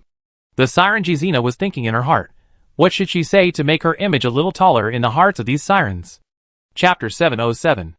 In the camp of the Knights Templar, a group of priests of the Knights Templar gathered in the awning, quietly listening to the prayers recited by Captain Ducas from a book. In addition to these prayers, Captain Ducas was also telling the priests about the magical uses of divine patterns. Captain Ducas was most proficient in blessing divine arts. His eyes fell on a corner of the awning, and Alice sat there quietly, holding a sheepskin notebook in her arms. No matter what Captain Ducas said, she tried her best to record it in the notebook. Captain Ducas pondered for a moment. Although the priests in the Knights Templar had heard this knowledge countless times, he would repeat it every time he explained the divine arts. There are 6 most common blessing divine arts, namely, protection blessing, strength blessing, king blessing, wisdom blessing, light blessing, and freedom blessing. As long as we learn these 6 divine arts and master 2 of them, we can become a qualified priest. Captain Ducas slowed down his tone so that Alice could write down all the content. Alice held a quill pen in her hand, and there was an ink bottle on the mat at her feet. She tied up her hair, and used a brand new quill pen as a hairpin to insert it into her golden hair. She listened very carefully, and the aura of holy light emanated from her body, but she was completely unaware. Just 3 weeks ago, Captain Jeloin saw Leah and Alice scattering on the beach of Sun Island Bay. They knew each other in the Dark Land. Now they met again in Sun Island Bay in the Partington Plain, so they chatted on the beach. Captain Jeloin also invited Leah and Alice to visit their newly built camp in the woods by the sea. Leah and Alice readily agreed and followed Captain Jeloin to the camp of the Knights Templar. In the camp, many priests were sitting under a shed, and Alice soon heard someone chanting a prayer. So Alice and Leah also went over. It happened that Captain Flint was discussing holy light with a group of priests. The priests came to the Sun Island Bay in the Partington Plain, unable to feel the response of the Statue of Liberty, and the slow recovery of holy light power, and many other problems still troubled them. But the situation here is much better than the Dark Land. The priests in the Knights Templar found that even if they did nothing, the power of the holy light was slowly recovering, but the recovery speed was very slow. So Captain Flint has recently been studying how to consume the least amount of holy light power, and complete those healing spells. Captain Jeroen brought Leah and Alice to the camp of the Knights Templar. When Alice heard Captain Flint talking about the healing spells, she stopped and stood outside the pavilion to listen quietly. "Why, Miss Alice, are you interested in healing magic?" Captain Jeroen asked, standing aside. Alice nodded slightly. "You can sit down in the pavilion and listen slowly. I will take Miss Leah round," Captain Jeroen said to Alice. Leah saw that Alice's eyes were full of expectations, so she patted her shoulder and whispered in her ear, "Then you stay here and listen to Captain Flint's lecture. I will come back to find you later." "Okay." Seeing Leah say this, Alice immediately agreed. Leah and Captain Jeroen walked into the camp, and Alice sat down in a corner of the pavilion, quietly listening to Captain Flint's explanation of healing magic. Alice listened carefully to Captain Flint's patient explanation, while silently controlling the power of holy light in her body and practicing secretly. A trace of holy light surrounded her, and slowly gathered into a vortex of holy light. Alice certainly didn't think there was anything special about this holy light vortex, because since she came into contact with divine arts, such holy light vortexes would always gather around her body. But the holy light vortex on Alice's body was like a kind of nectar to the priests of the Temple Knights, who were crowded in the pavilion. Because the priests crowded in the pavilion suddenly found that the holy light power in their bodies was recovering rapidly. The priests were so excited that they couldn't express it in words. At the same time, everyone couldn't understand what was going on. Could it be that the devout prayers to the goddess were finally answered? After such a thing happened, even Captain Flint, who was explaining the healing magic, couldn't hold back his excitement and began to pray devoutly.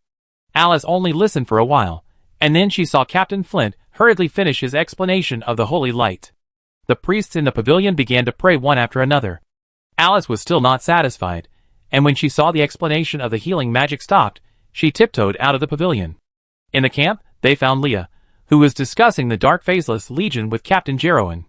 The two sisters wandered around the camp and left the Templar camp, returning to their temporary residence at the port pier of Sun Island. But after Alice left the pavilion, the priests who were praying in the pavilion suddenly found that the holy light around them suddenly became thinner. Their holy light recovery speed also slowed down significantly. Even Captain Flint opened his eyes, with a puzzled look on his face. The strong holy light that just filled the pavilion was gone. The priests gathered together to discuss what happened just now. Why did the holy light suddenly become stronger? But the good times were so short. Before everyone could taste it, the holy light disappeared. A group of priests guessed countless possibilities. Finally, a famous priest proposed a possibility. Could it be that Miss Alice came to the pavilion to listen to the class and accidentally triggered some kind of sacred effect? Regardless of whether it is true or not, everyone has to make some attempts. So the next day, Captain Jeroen once again warmly invited Miss Alice to sit in the camp of the Knights Templar. Alice did not refuse Captain Jeroen's invitation, because she still wanted to find an opportunity to learn some new divine arts. Then the priests in the Knights Templar discovered a very magical thing. As long as Alice was in the camp, the priests would recover the power of holy light faster, but their prayers were useless. The speed at which the priests' holy light power recovered was normal, all because of Miss Alice's arrival. For this reason, the three leaders, Jeroen, Flint, and Dukas, gathered together to discuss this matter. The three leaders agreed that Alice might be a messenger of God, who was stranded in the Dark Land. The so-called messenger of God is a believer with a sacred mark in his body. In this way, the attitude of the priests in the Knights Templar towards Alice suddenly changed greatly, and everyone became particularly respectful to her. Alice could also clearly feel that all the priests in the Knights Templar camp had become very respectful. During this period, She sat with a group of priests in the Knights Templar camp every day and listened to the 3 leaders take turns to explain the magic. Alice actually discovered that when she listened to the leaders explaining the magic, the holy light particles around her gathered and dispersed very quickly. Moreover, the range of the holy light particles was infinitely increased, and the huge vortex could even cover the entire pavilion. Alice thought that this should be related to the priests in the Knights Templar. With so many priests gathered together, practicing magic would be more effective, so she often went to the Knights Templar to learn magic. Even Roy said that she had changed a lot recently. Roy was really busy these days. As the Dark Faceless Legion continued to digest the territory of the Western Sea area, the Faceless Legion could occasionally be seen in the outer sea of the Sun Island Bay. The large amount of ink sprayed by the Faceless Men has dyed the clear blue waters of the Western Seas into light black, and this black water is spreading to the outer sea of the Sun Island Bay. Although they have not been able to come into contact with the Dark Faceless Army since returning from the Western Seas, the strong sense of oppression they bring has made the half-blood elves in the port and the town very nervous, and the atmosphere in the town has become very depressing in the past few days. Everyone is worried that the Dark Faceless Army will crush the elf town on the edge of the Sun Island Bay to the ground like a rotten wood. Recently, magic airships have arrived at the Sun Island Bay almost every day. These magic airships have brought a large amount of military supplies, including a batch of whale hunting heavy crossbows that Roy applied to the military. The outposts that have been completely completed have begun to install these whale hunting heavy crossbows. While the Dark Faceless Legion was digesting the occupied territory in the Western Sea area, Giazina also rescued and received nearly 1,000 defeated and fleeing siren warriors on the edge of the Western Sea area. She brought these sirens to Sun Island, and Roy also arranged for the priests of the Knights Templar to treat them. Captain Jeroen has always been very cooperative in this regard. The Griffin Cavalry finally found the traces of the Dark Faceless exploration team in the outer waters of Sun Island Bay. Roy did not expect them to reach Sun Island Bay so quickly. However, although the Dark Faceless warriors discovered the sea area, they did not invade immediately. Giazina told Roy that the war in the North Fjord in the Western Sea area has not yet ended, and the battle there has involved a lot of energy from the Dark Faceless Legion. Commander Alcasa led the Siren Legion to resist the attack of the Faceless Legion in the North Fjord. Although they were defeated by the Dark Faceless Legion, they were never swallowed by the Dark Faceless Legion again. In fact, in places that Giazina could not detect, there were other Siren Legions resisting the Faceless Legion. These Siren Legions retreated to the edge of the sea, and with the help of the complex terrain around the beach, they started a tug-of-war with the Dark Faceless warriors. It was these Siren Legions, and the Dark Faceless Legions that kept fighting in the Western Seas, which gave Roy enough time to rest and prepare for battle. The only thing that made Roy feel a little regretful was that these Siren Legions did not want to fight together with the elves. However, the Sirens would not refuse the elves' help in terms of supplies, including weapons and some military supplies. Roy had sent the Griffin Cavalry Regiment to various battlefields in the Western Seas several times to provide some support to the Siren Legions. In fact, Roy hopes that the Silver Moon Kingdom can intervene in the war here. But the entire Partington Plain belongs to the 17th Silver Pegasus Legion, and the 17th Silver Pegasus Legion has absolute say in the Partington Plain. Therefore, if you want to invite other Silver Moon Elf Legions to enter the Partington Plain without enough benefits, the Silver Moon Elves will definitely not be willing to come here. Moreover, the current situation in the Partington Plain is very special. Currently, all cities and towns in the Partington Plain are crowded with half-blood elves, and the Silver Moon Elves are even more unwilling to solve the troubles here. Some Silver Moon Elves even proposed in Buenos Aires. Since the half-blood elves on the Partington Plain proposed equality and freedom, the half-blood elves should solve the problems on the Partington Plain themselves. Some Silver Moon Elves also proposed. It is recommended that the military abandon the Partington Plain and cut off the portal of the Partington Plain to prevent the Partington Plain from being occupied by the Dark Army and those Dark Faceless people from rushing into the Elf Continent through the portal.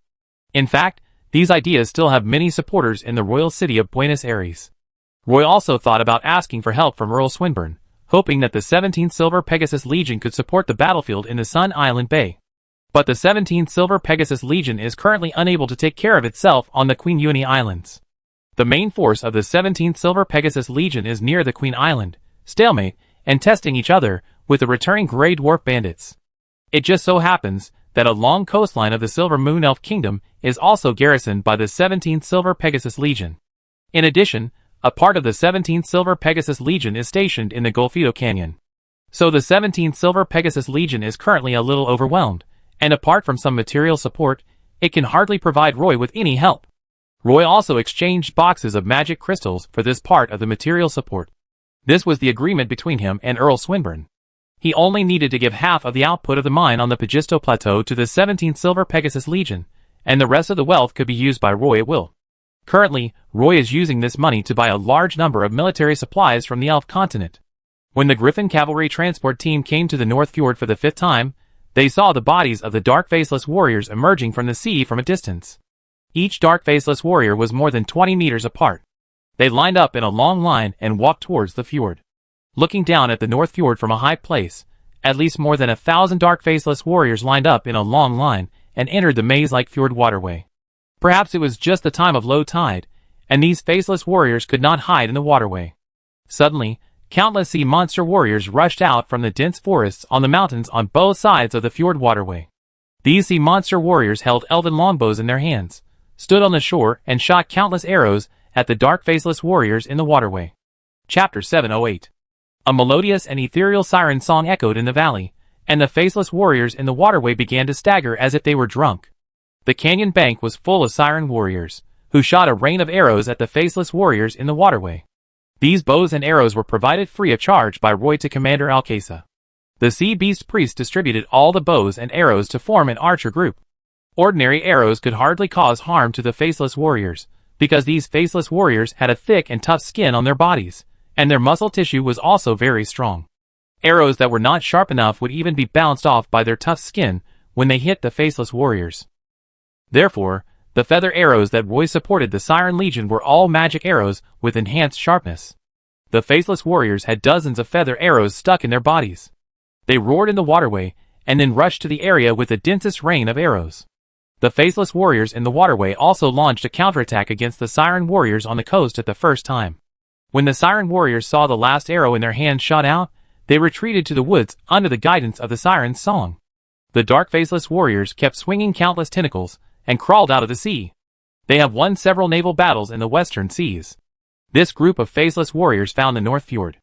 Recently, they have been trying to attack this complex fjord. Faceless warriors are much stronger than siren warriors, and they have strong regeneration and recovery abilities. Once their tentacles wrap around the enemy's body, they will use the greatest force to break the opponent's bones. Siren's physique is notoriously strong, and they have fins and sharp bone spurs growing on their joints. However, when these siren warriors fight the faceless warriors one-on-one, they will still be ruthlessly crushed by the faceless warriors in terms of strength and recovery ability.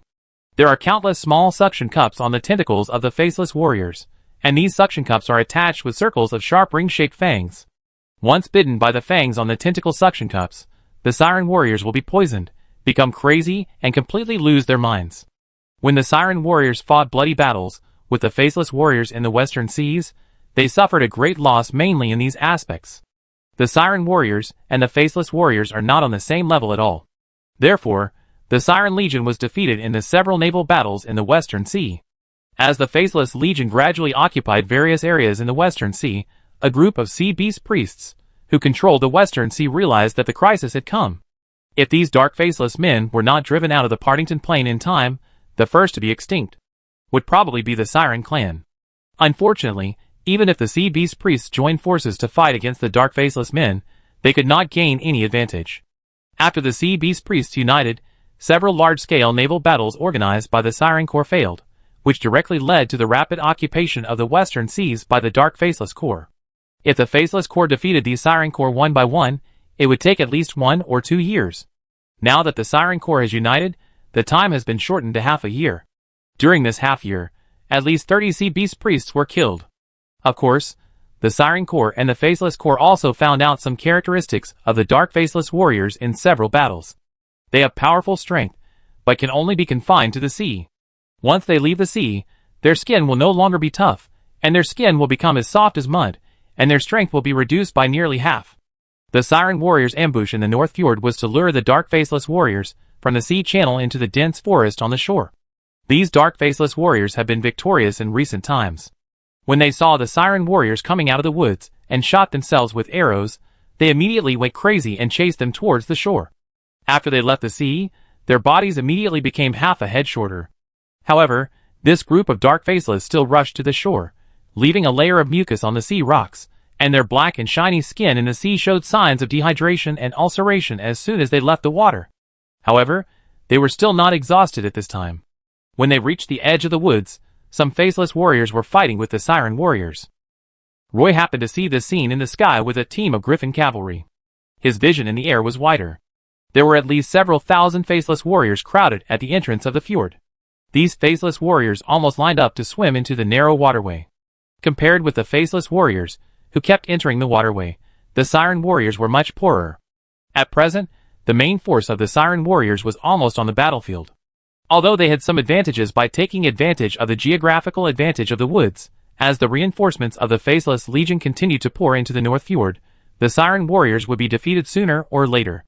The last time they met, the Dark Faceless Legion was also near the coastline of the North Fjord. Roy patted Kaka's shoulder, and Kaka immediately blew the horn hanging around his neck, and a group of griffins gathered around Kaka.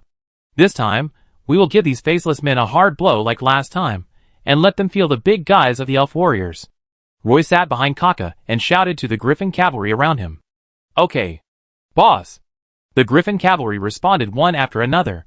Then Kaka raised one hand, a whistle sounded, and more than 200 griffin cavalry were clearly divided into two teams in the sky. The first team immediately fell into the fjord waterway like a cannonball. Iron will. As the griffins fell, their bodies turned into steel. When they hit the shore of the waterway, they immediately smashed the rocks on the coast. The dark faceless warriors, who came out of the sea, were blown to pieces by the falling griffins. In the eyes of the siren warriors, this group of griffin cavalry was like gods descending from heaven. The dark faceless warriors, who were chasing from behind, wanted to rush over to support them, but the second group of griffin cavalry fell from the sky one after another, turning the battlefield into a deadly place almost instantly. Most of the dark faceless warriors on the battlefield were smashed to pieces, and some of the dark faceless warriors who survived were dragged into the woods by the siren warriors and dismembered into soft pieces of meat with the elven swords in their hands. The siren warriors were worried that these dark faceless warriors would be resurrected with the pieces of meat on the ground, so they threw the lit torches on the dead dark faceless warriors. For a while, there was a sizzling sound of oil on the bonfire. A small-scale battle ended with the siren warriors winning a great victory. The victory of this battle rekindled a glimmer of hope in the hearts of the siren warriors hiding in the North Fjord. These days, they were like stray dogs, being driven around by the faceless warriors. Even if they hid in the North Fjord, the faceless warriors did not intend to let them go. Almost every few days, they would send a team of faceless warriors into the North Fjord to explore the specific situation here. This time, the Faceless Legion gathered a large number of dark faceless warriors at the 13 entrances of the North Fjord, ready to eliminate all the siren warriors hiding in the North Fjord in one go. Unexpectedly, they encountered the elves' griffin cavalry in a fjord. Nearly 200 dark faceless warriors died in this fjord. They didn't even have a chance to escape. Perhaps they noticed that the elves had joined the battle, and the dark faceless army immediately withdrew from the North Fjord. The entire North Fjord suddenly became quiet. Kaka carried Roy to the beach of a battlefield. The battlefield here was in a mess, with big pits everywhere caused by the griffin cavalry falling down. The bodies of the dark faceless warriors melted and rotted quickly into a pile of stinking meat. The only thing on them that would not rot was a magic core wrapped in black magic crystals. A young siren warrior in the lead walked up to Roy and saluted respectfully. Atias greets Captain Roy of the elf world. Miss Tiffany stood beside Roy, translating Atia's words, and added at the end, "He is the son of Commander Alcasa." Miss Tiffany spoke in elf, so Atias didn't know what Miss Tiffany said. Roy was wearing a Griswold magic pattern costume, and his whole body was shining with a light blue magic halo. He even had a very dark dragon scale pattern on his body. Before arriving at the battlefield in the Western Seas, Roy put on this magic pattern armor. He then found that this magic pattern armor was really powerful. It was obviously a very heavy frost dragon thick leather armor, but when he wore it, it was as light as a feather. I came here this time to talk to Commander Alcesar about the alliance agreement between the Sirens and the Elves, because I found that the Western Seas have been swallowed up by the Dark Faceless Legion. After stabilizing the Western Seas, they will inevitably expand to the surrounding territories. The Sun Island Bay of the Silver Moon Elves will also become their first choice for strategic expansion. Roy paused and said, "I don't want to face the fiercest attack of the Dark Faceless Army in the next few days and nights, so I sincerely invite you all to join forces to deal with these Dark Faceless." The young Siren warrior lowered his head and thought for a moment. It seemed that he was moved by Roy's words. "Captain Roy, please come with me. You may understand our difficulties later, Aisha said to Miss Tiffany in Nada language.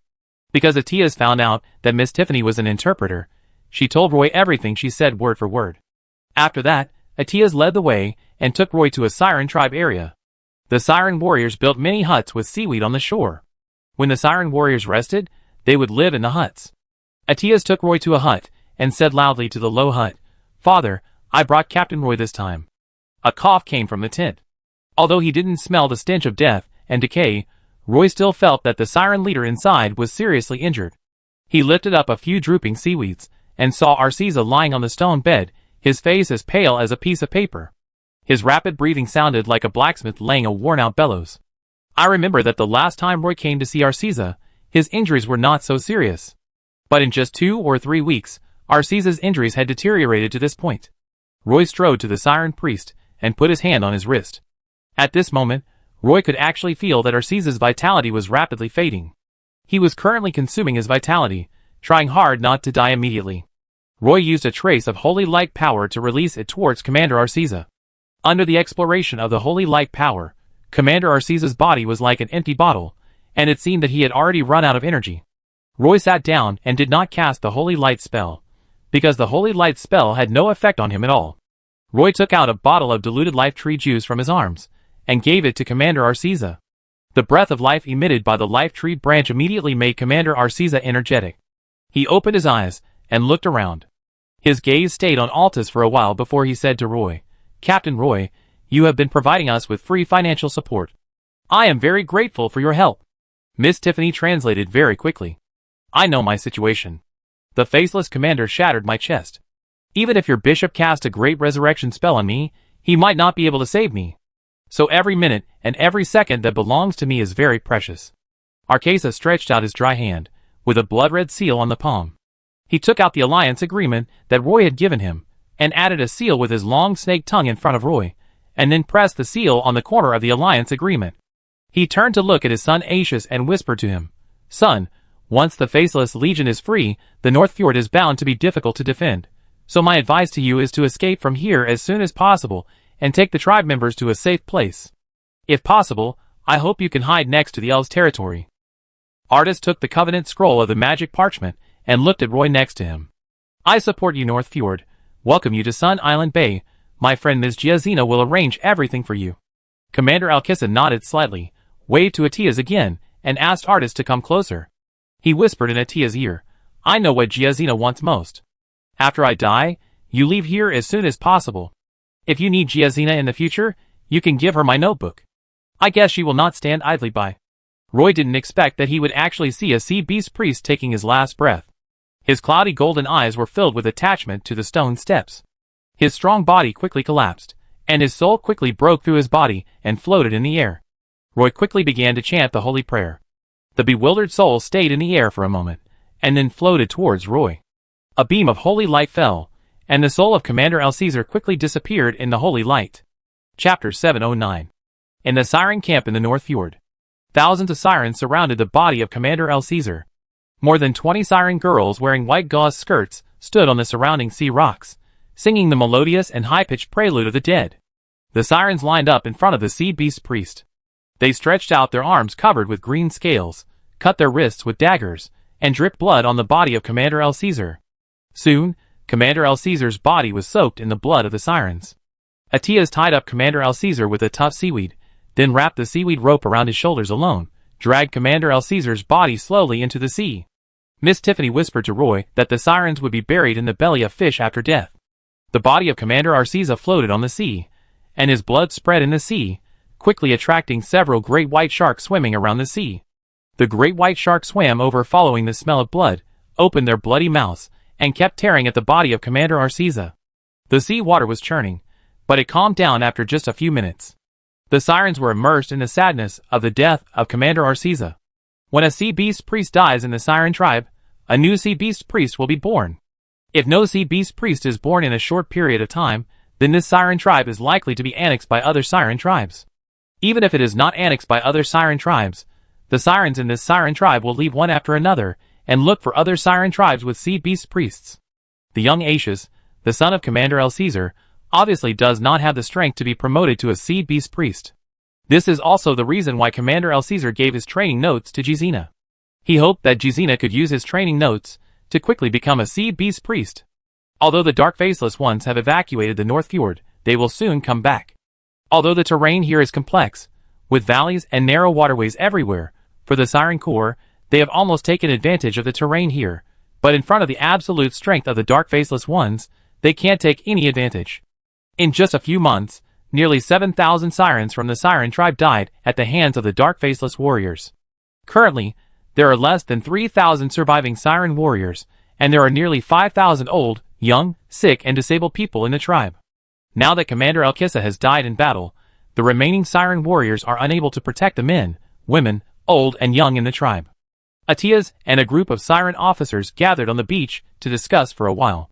According to the last wish of Commander El-Kissa before his death, the Siren will leave the North Fjord and go to the Sun Island Bay to seek the protection of Xena. In fact, some Siren officers hope that the tribe can seek the protection of other Sea Beast priests. After all, Xena is not a Sea Beast priest. Do we really want to find that woman? Atias, she was under the command of Lattimore and was defeated by us. We drove them out of the western seas with our own hands. If we go to find her now, will she still hate us? A Siren officer questioned. Other Siren officers also echoed. Atias, why don't we seek the protection of other Sea Beast priests? Anywhere is better than Sun Island Bay. I'm not saying that Sun Island Bay is bad. That sea area is actually not very large. Once the Faceless Legion surrounds us, we won't even have a way to retreat. Atias's heart was very confused. He had always had a giant tree supporting his head. Now the giant tree collapsed, and he was at a loss. His father El Caesar's words, before his death, kept echoing in his heart. He fell silent, lowered his head, and thought for a while before saying, "Those who don't want to go with us can also find another place. I hope you can reach the Sea Beast camp safely. I will take some of my people to migrate to the Sun Island Bay after dawn." Aetius could only say this when he saw that he could not convince the Sea Beast officers. The Sea Beast officers just hoped that Aetius could cheer up. Everyone expected him to grow into a Sea Beast priest and lead them to open up a new territory in the Western Sea area. Unfortunately, Aetius has lost his spirit now. When the Siren officers heard Atias say that they should go find the Sea Beast priests scattered in the hidden areas on the edge of the Western Sea, they suddenly lost their confidence. We don't know where those Sea Beast priests are hiding. Do you think we can really find them? I think the retreat left for us by Commander El Caesar is the safest. After unifying the opinions of the Siren officers, Atias found Roy. Roy found that most of these Siren warriors were injured, and many of the wounds were dark. In the Dark Land, this kind of situation was seen many times. If the wound was infected by the dark energy, it would become difficult to heal. So Roy used the simplest purification technique to dispel the dark energy on the Siren warrior. This time Roy came prepared. He not only brought a large number of military supplies, but also brought several priests of the Knights Templar. The priests of the Knights Templar naturally knew a lot about the dark energy. With their treatment, the dark energy on the Siren warrior was quickly dispelled. The Sirens had strong recovery ability, and their wounds were healing at a speed that was almost visible to the naked eye. The army of the Dark Faceless Legion had retreated to the deep sea. The next day, the Sirens swam out of the North Fjord and swam eastward along the shallow sea area of the coastline, preparing to migrate to the Sun Island Bay area. This Siren tribe had about 8,000 Sirens. In addition to 3,000 Siren warriors, the rest were a large group of burdens. Among the more than 5,000 old, young, sick and disabled Sirens, they did not swim fast. Even with the help of the fishman monsters, they could not quickly cross this sea area. Fortunately, these Sirens are very disciplined. Some strong Siren warriors will let young Sirens hang on their backs. Male Sirens are always too ugly to look at, but female Sirens are very beautiful, especially those who have given birth, who are more like ripe peaches. When swimming in the sea, a pair of huge headlights are particularly dazzling. Looking down from a high altitude, Sirens twist their bodies in the shallow sea area, and their long snake tails push their bodies forward quickly, and a water line several kilometers long appears on the sea surface. The Sirens will stop to rest collectively after swimming for a while, and some Sirens with poor physical strength will rest as much as possible. Soon the Griffin riders discovered that a small group of dark faceless warriors were catching up from behind. In the sea, these faceless warriors were like a dark cloud. They moved very fast, and it would not take long for them to catch up. The Sirens were currently in the shallow waters at the edge of the coastline. They could go ashore at any time if they encountered danger. Once the Sirens landed, The Griffin riders hovering in the sky could dive in and provide support at any time. The Griffin riders reported that there were not many Sirens warriors catching up from behind, only one group. This meant that as long as they were not entangled by them, there would be no danger. If this Dark Faceless team dared to chase to the shallow water area, Roy would not mind giving these Dark Faceless warriors a heavy blow, but the Faceless warriors were also very cunning. They just followed the Siren tribe from a distance and did not rush up directly. As long as they found the Griffin cavalry in the sky, they would immediately dive quickly and disappear on the sea surface. The Siren migrated all the way, and this group of Faceless warriors followed all the way. The Siren stayed close to the coastline, and there were Griffin cavalry in the air to support them. The Dark Faceless warriors did not dare to get too close. Roy, who was flying in the sky, saw that the western sea was full of black water and the sky was overcast, so he asked Kaka to drag him to the western sea for a distance. The sea in the distance was shrouded in fog, and a huge figure was fighting with a deep-sea monster in the sea. The battle raised huge waves hundreds of meters high, almost turning the sea upside down.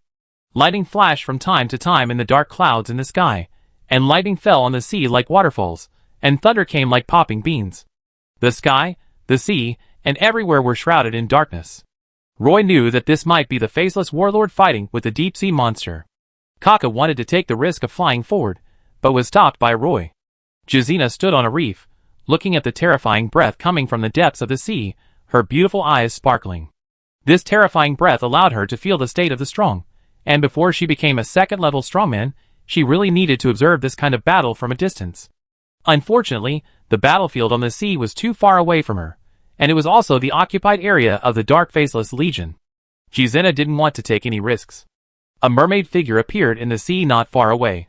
1, 2, 3. A large number of mermaid warriors appeared in the sea, too many to count. Looking at the sky, a group of Griffin cavalrymen followed. Jazina suddenly jumped from the reef into the sea, followed by a group of fishmen.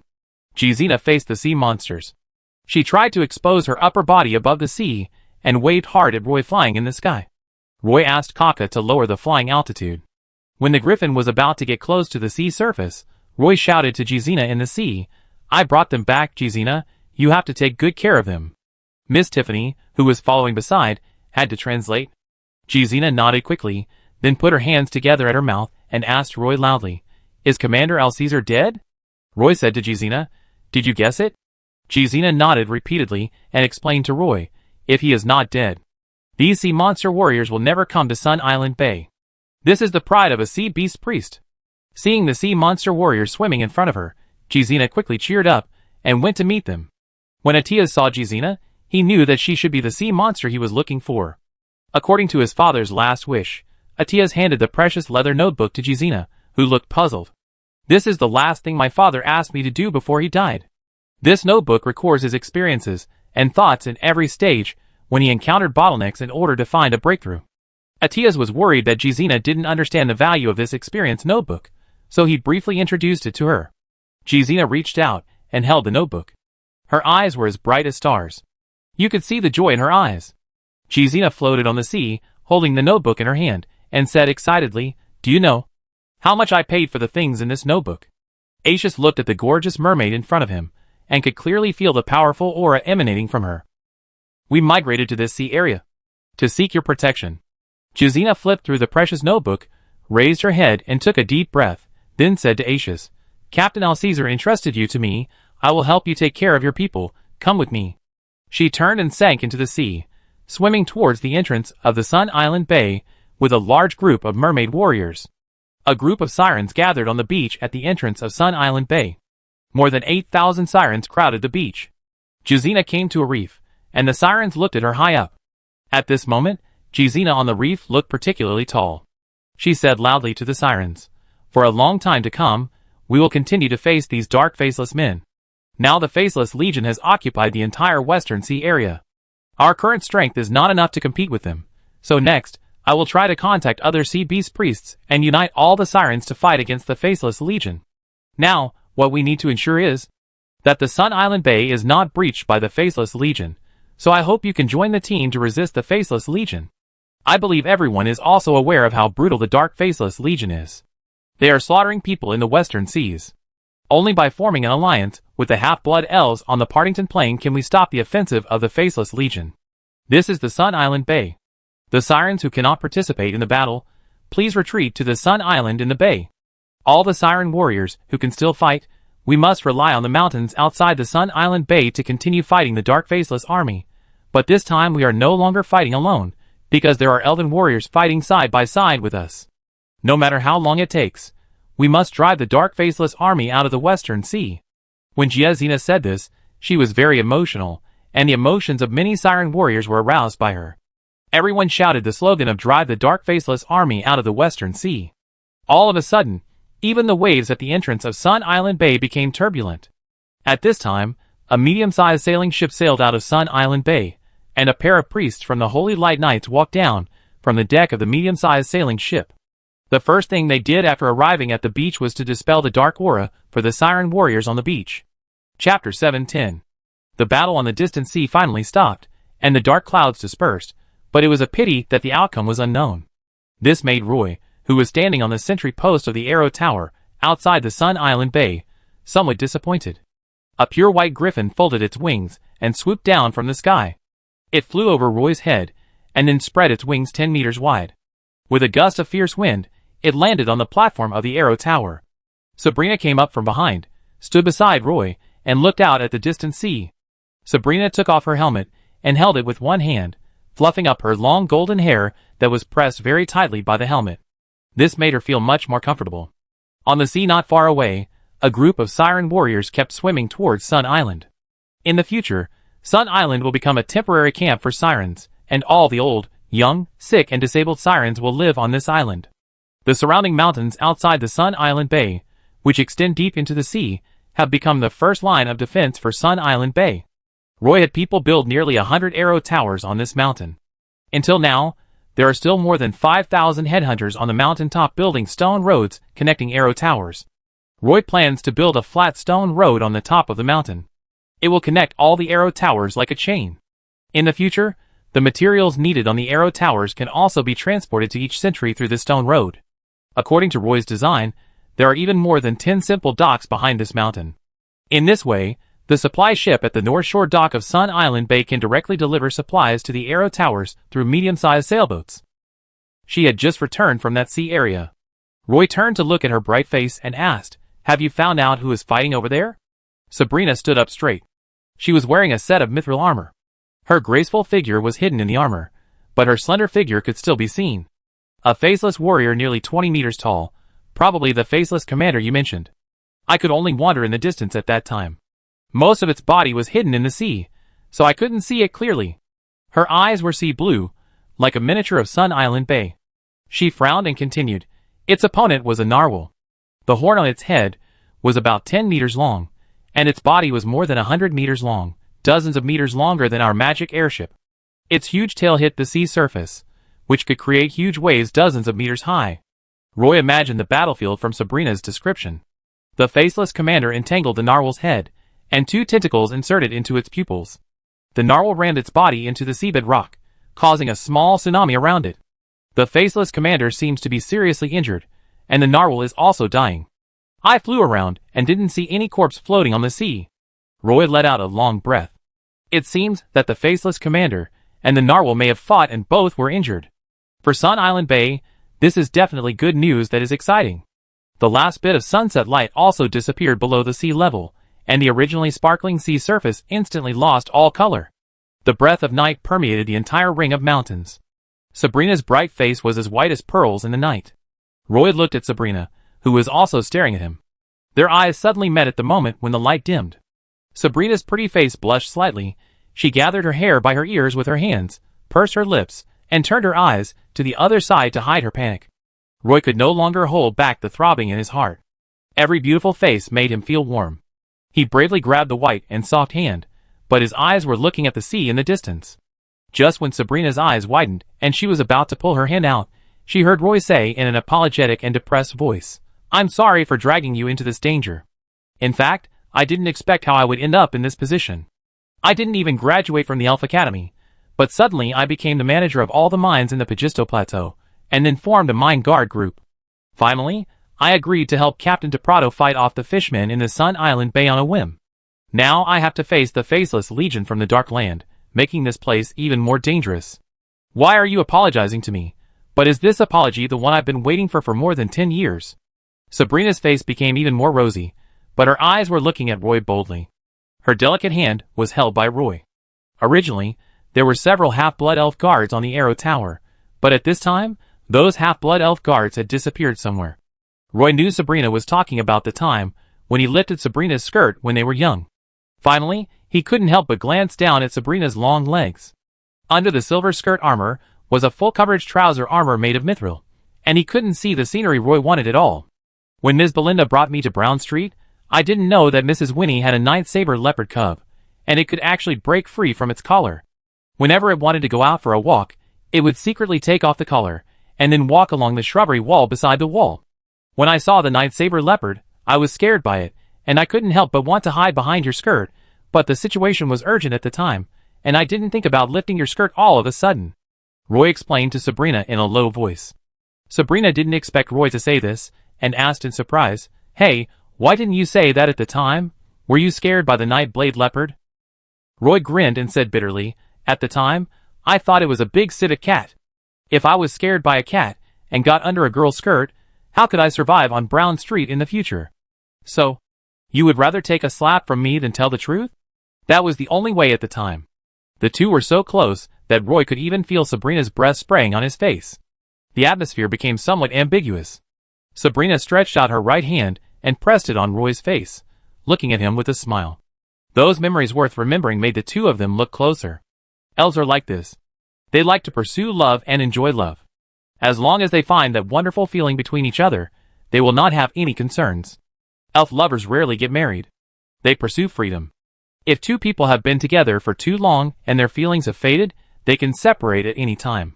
In Roy's eyes, Sabrina's bright face gradually blurred, leaving only the lips that looked like rose petals. Roy moved closer. Woo!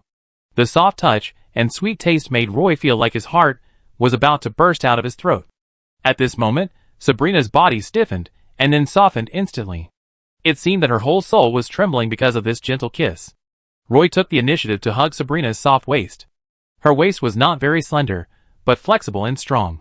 She was covered with mithril armor. Roy boldly explored the gap in the armor with one hand. In fact, there was a layer of soft sheepskin armor inside. At this time, if Sabrina just slightly bends her waist, Roy's wrist will be caught by the mithril breastplate and the hard leather buckle. Sabrina was worried about hurting Roy's wrist, and even though she was very shy, she could only lean back as hard as she could under Roy's embrace. Roy chased Sabrina's lips and kept asking for kisses. After a long kiss, Roy hugged Sabrina tightly in his arms. Although this scene had appeared in his mind countless times, Roy still seemed particularly excited when it really happened. He held Sabrina's waist and pressed his hand against her fair forehead, their noses almost touching. Sabrina was half a head taller than him, so she could only bend her long legs slightly.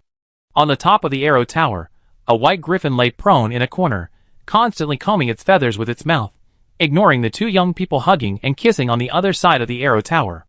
A heavy whale-hunting crossbow stood alone on the edge of the Arrow Tower.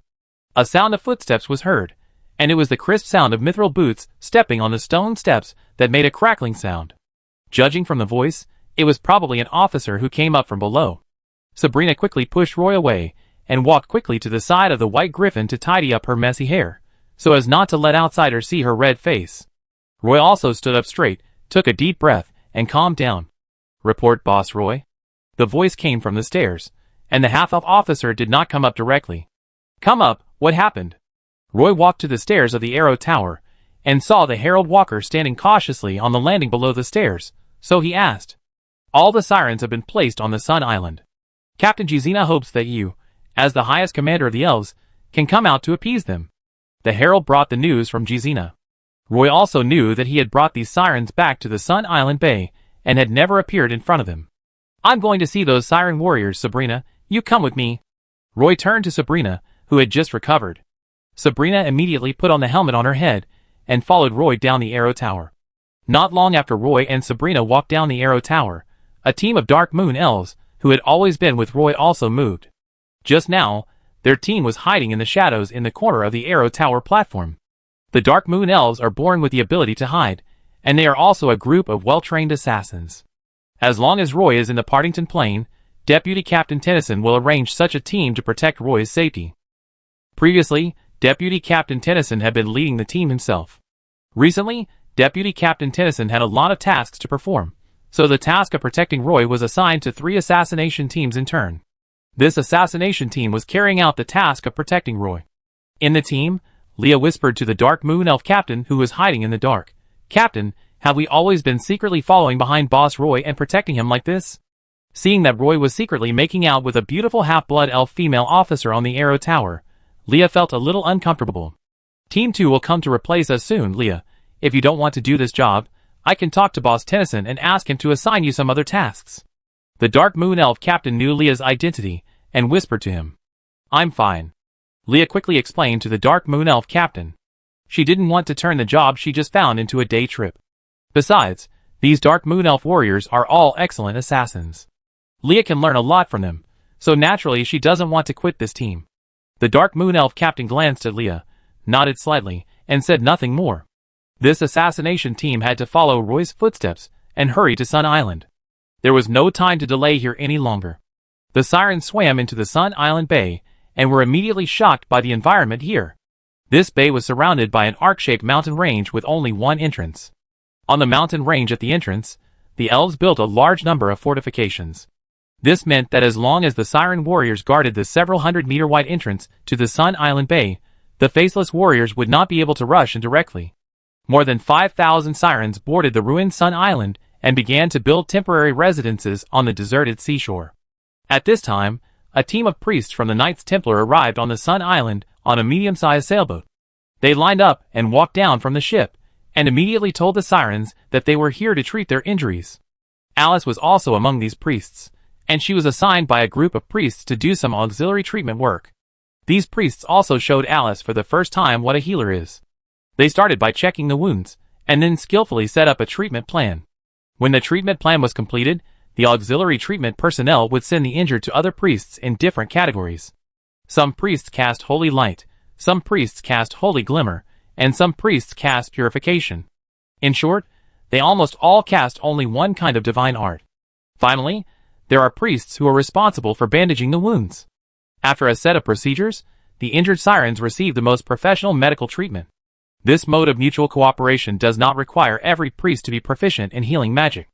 Only the 2 priests who cast Holy Light and Holy Glimmer are proficient in healing. Most of the other priests are priests who specialize in judgment and blessing, and also practice exorcism and Holy Seal. Because these priests are only specialized in 1 or 2 kinds of magic, they will practice these magics to the extreme. Here, Alice was also enlightened. Chapter 711. The warehouse at the Sun Island Bay Wharf is filled with a large amount of military supplies shipped from Padstow City. The dried fish originally stored in the drying yard of Sun Island Bay is now directly supplied to the headhunters on the Padstow Plateau. These plateau headhunters usually only eat wild vegetables and animal meat on the plateau, and have never tasted salty dried fish. Paired with the dried fruits shipped from Padstow City, they are naturally delicious. The plateau headhunter prisoners cannot swim, so they built arrow towers on the mountains. As long as a team of half-blood elves are sent to guard the place where the mountains connect to the inland, they can't escape even if they want to. After leaving the plateau, these headhunters were not used to the local climate, but they were in very good physical condition. After a few days of rest, they quickly adapted to the humid and hot environment of Sun Island Bay. A magic airship loaded with whale-hunting crossbows arrived at the dock of Sun Island Bay smoothly. These whale-hunting crossbows will all be set up on the Arrow Tower sentry posts on the outer mountains of Sun Island Bay. For this preparation, Roy invested almost all the belongings accumulated by the mine guards. There are also a large number of supplies stored in the Plateau City, Padstow City, and Castleton City. Roy transferred all the Griffin cavalry on the Padstow Plateau back to Sun Island Bay. So far, there are nearly 2,000 Griffin cavalry hovering in the sky. 9 magic airships are neatly lined up at the port dock. Now, each airship has 7 whale-hunting crossbows installed on its deck, 1 on the bow and 3 on each side. The crossbow arrows used with the whale-hunting crossbows are magic crystal arrows purchased from the Magic Guild by Roy using his relationship with the great magician Grams. In recent days, Roy has sent notices to the half-blood elves in the Sun Island Bay every day, telling them that the half-blood elves can move to the Plateau City and move back at any time after the war subsides. The mine guards will bear part of the travel expenses and provide part of the resettlement fee. However, the half-blood elves in the town of Sun Island Bay are still optimistic about this war. They don't think the Faceless Legion can enter Sun Island Bay. Even if the Faceless Legion enters Sun Island Bay, they can still retreat to the foot of the southern slope of the Griffin Barrier Mountains. The half-blood elves don't think that this Faceless Legion can chase all the way to the foot of the mountain. Hearing that there will be a war with the Dark Faceless Legion, Woods also rushed over from Padstow City. He broke into Roy's residence, shouting Roy's name. Roy just got up from the bed, wearing pajamas, yawning and pushing open the door of the wooden house, and saw Woods suddenly rushing in front of him from outside and giving him a big hug. "Hey Roy, I heard that you were going to fight the Faceless Legion in Sun Island Bay, and I can't sit still anymore." Woods put his arm around Roy's shoulders, and the two walked into the wooden house. The blanket on the bed was still messy. Roy picked up the teapot and poured Woods a cup of cold fruit tea. While handing it to him, he said, "I was counting on you to make more magic potions for me in Castletown City. Why did you come to the Partington Plain without even saying hello?" Woods patted Roy on the shoulder and said, "Don't worry, even if I'm not here, the alchemy workshop in Castletown City can still operate normally and can still make magic potions, but the Partington Plain is different. My friends are fighting here, so of course I have to come to help." Woods stood by the window, from where he could just see the vast sea of Sun Island Bay, and said, "I heard that you built a city wall here in just 2 months, and there are hundreds of arrow towers on the top of the mountain. When can you take me to see it? So far, there are only 70, and I don't plan to build any more." Roy corrected, and then said, "In the afternoon, you can take a supply ship to go there to have a look." The two were still chatting, and Roy was about to have some morning tea, and then went to the temporary military headquarters set up by the mine guards on the dock. There should be a lot of official business that has not been handled yet. At this time, a half-elf adjutant ran to the door of the wooden house panting and reported to Roy in the house. "Boss Roy, we found many faceless reconnaissance teams in the outer waters of Sun Island Bay. Ms. Zazina has taken a group of Siren warriors to intercept those faceless teams. Let Captain Teprado arrange a squadron of Griffin cavalry for air support," Roy ordered without hesitation. Then Roy said to the herald, "Go and ask Kaka to prepare the Griffin. I also want to go to the front to observe the enemy situation." "Yes, Boss Roy." The herald received Roy's order and immediately turned around and ran out. Soon Kaka rode the Griffin and took Roy to the sky. Due to the urgency of the matter, Woods could only be left at the dock on the north coast of Sun Island Bay. Roy rode Kaka's Griffin over the Ring Mountain Range and found dozens of Griffin cavalry hovering in the open sea. They were carefully observing the traces of the dark faceless warriors above the sea. Occasionally, there would be water columns rising up from the sea. The Griffin cavalry needed to be extra careful when flying and try to avoid these water columns rising up to the sky. The Griffin cavalry found several faceless teams in the sea outside the Sun Island Bay. Those faceless warriors appeared in small teams, like some scouts, but their number was still quite large. Once they dive into the seabed, the Griffin cavalry will have no way to deal with them. Roy returned to the Sun Island and saw the Siren Jizina crawling out of the sea, wet all over, and a group of Siren warriors followed her to the shore one after another. Atia said they were the faceless army that captured the North Fjord. "I didn't expect them to gather here so soon," Jizina said to Roy while twisting the seawater on her hair. Roy thought for a while and said, "Jizina, I will send Griffin cavalry to support you in the air.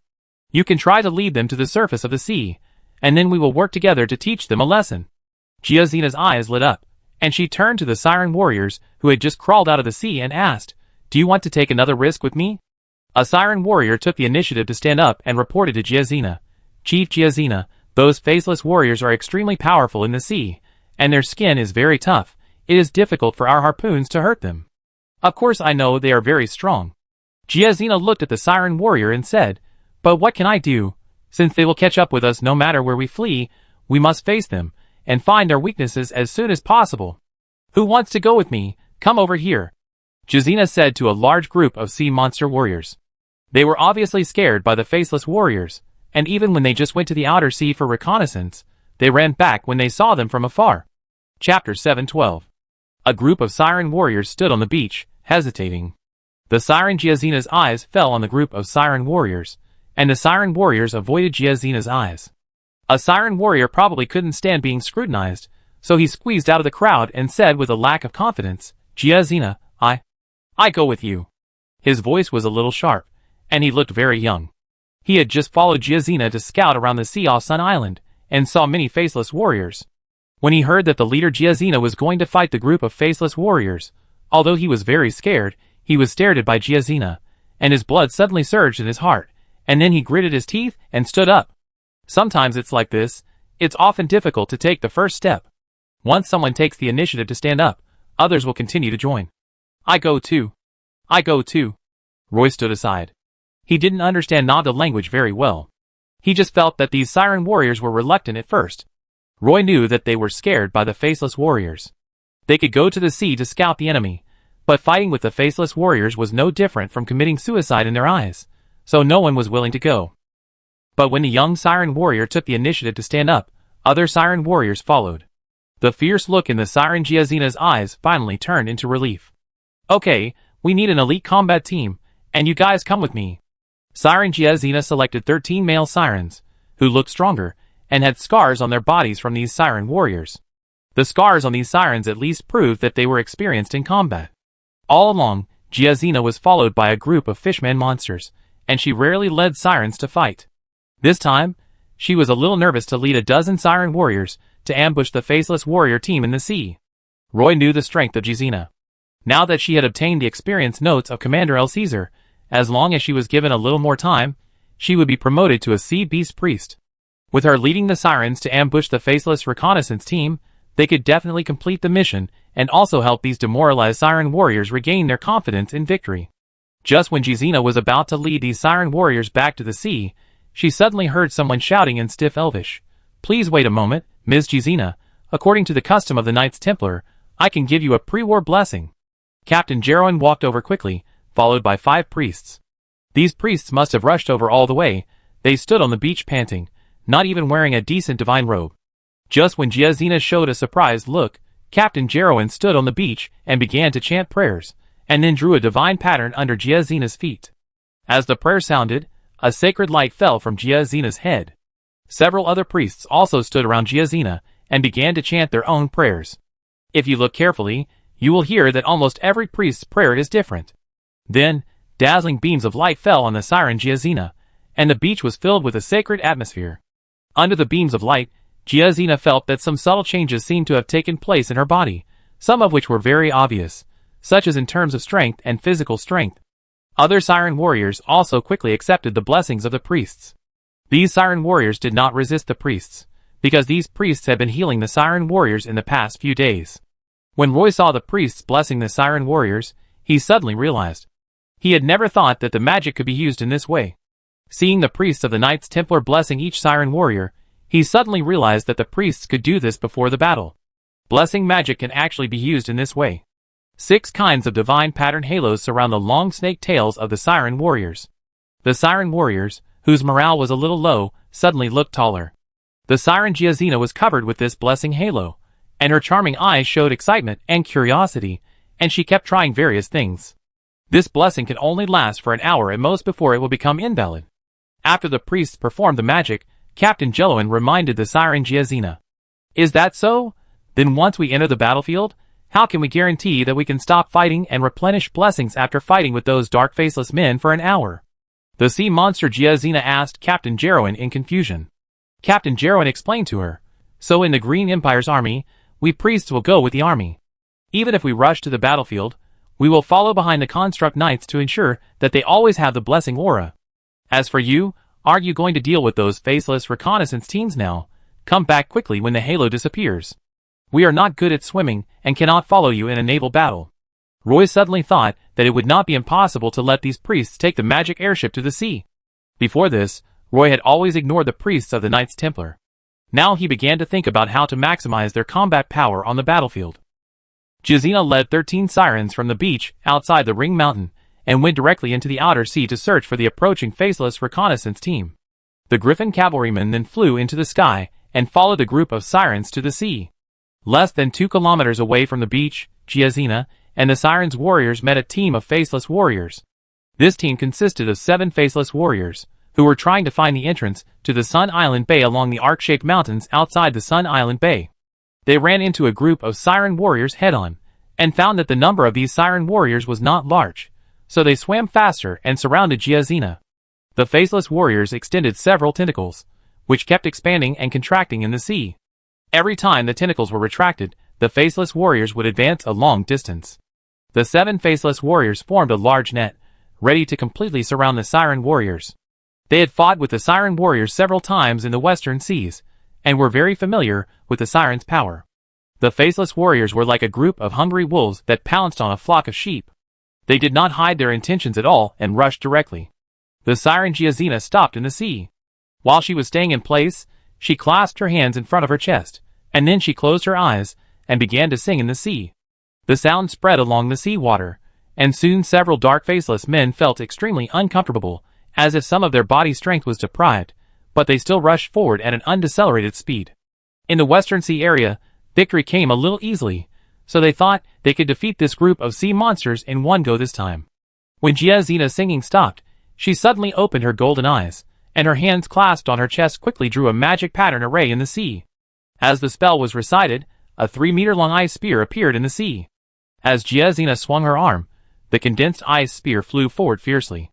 This ice spear had an extreme cold effect.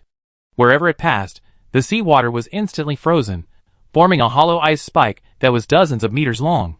In a blink of an eye, the ice spear pierced the tentacles of the faceless warrior blocking in front, but the ice spear was extremely sharp and pierced directly into the body of the faceless warrior. The ice spear obviously pierced the body of the faceless warrior, but this degree of injury did not kill the faceless warrior, and did not even make the faceless warrior lose his combat power. The faceless warrior tightly wrapped the tentacles around the ice spear, and instantly twisted the ice spear into pieces. Giazina took out the 2 bayonets from her waist, and rushed forward along the more than 30-meter-long ice spikes in the sea.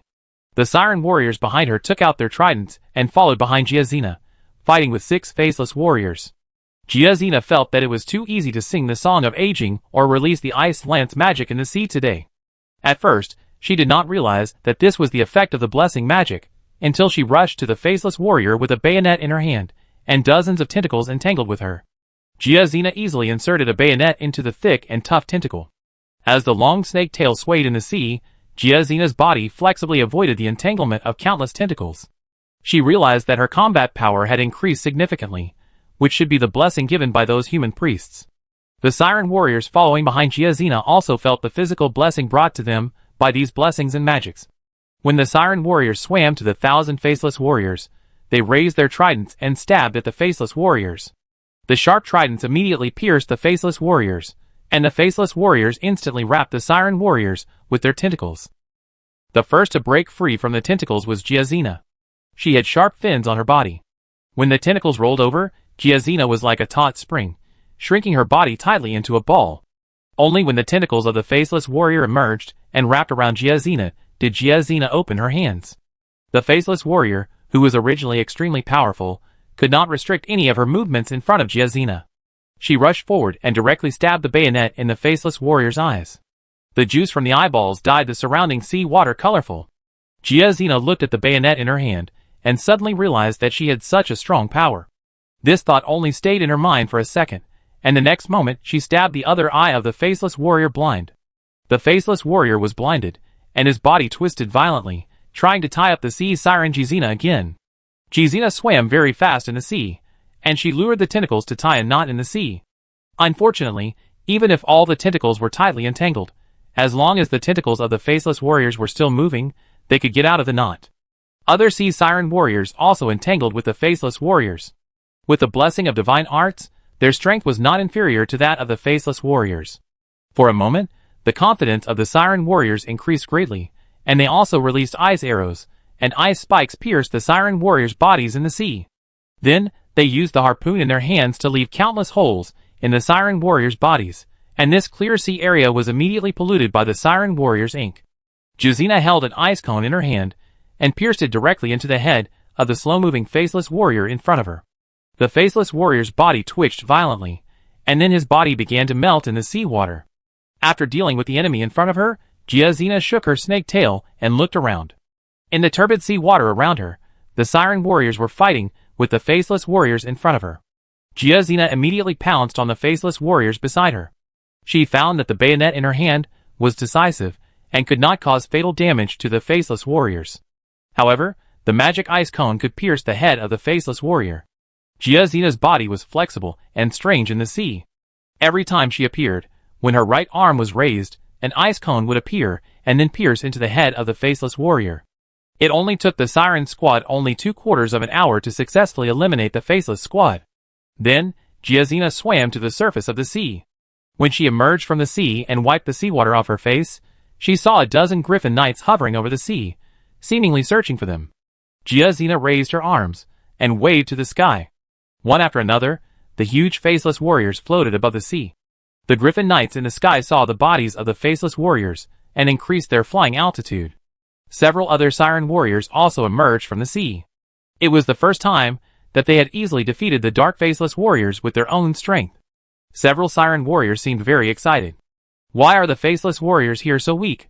Why are the faceless warriors we met in the battlefield in the Western Sea so powerful?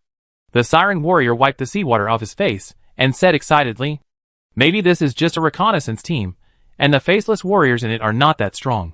"What are you talking about? Don't you feel that we have become stronger? Before we went out to sea, we received the blessing of the priest. I think as long as we maintain this state, I think I can kill a dark faceless man alone." Another siren warrior said, "I don't know if it's an illusion, but I feel that their movements in the sea have become slower." Several siren warriors found that the dark faceless warriors didn't seem so scary, and began to communicate excitedly. Giazina floated on the sea and swam on her back, slowly swimming towards the coast. In fact, the battle ended so smoothly. In addition to the blessing of the priests, part of the reason was the singing of the siren. She just sang a song of aging, which also reduced the combat effectiveness of the dark faceless warriors. With this increase and decrease, the gap in strength between the faceless warriors and the sirens was infinitely narrowed. Giazina looked at the arc-shaped mountain not far away, with arrow towers standing on the top of the mountain. This was the first time she was full of confidence in defending the Sun Island Bay. Chapter 713. The siren Giazina returned to the beach, and a group of siren warriors excitedly talked about the battle just now. Roy and Captain Jarowin were waiting on the beach. The Griffin cavalry had already sent the news back in advance. Giazina strode to Roy and said to Captain Jarowin, "Can you bless our warriors before each battle? During our alliance to fight against the Dark Faceless Legion, I can promise you that before each battle, I will send a priest to bless the siren warriors with divine spells." Captain Jarowin promised to Xena. Xena glanced at Roy and said to him, "Then I have the confidence to keep the Faceless Legion out of the Sun Island Bay." Roy smiled and said to Xena, "In fact, when you fight, you can also consider getting close to the sea. My Griffin cavalry can also support you in the sky. If you can lead them to the beach, it will be even better." "Okay, Boss Roy, I admit that your suggestion makes sense." The sea siren Xena bowed in front of Roy, stretched out her hand, and clapped Roy's palm, and said excitedly, "Then let's fight against the Dark Faceless Legion together until they are completely driven out of the Partington Plain." "Okay, let's fight against the Dark Faceless Legion together." More and more sirens gathered on the beach outside the Sun Island Bay, and everyone heard the verbal covenant between the sirens Xena and Roy. Roy then formulated a battle plan against the Dark Faceless Legion on the beach. The siren warriors are still the main battle group on the battlefield, and the Griffin cavalry will provide support in the air.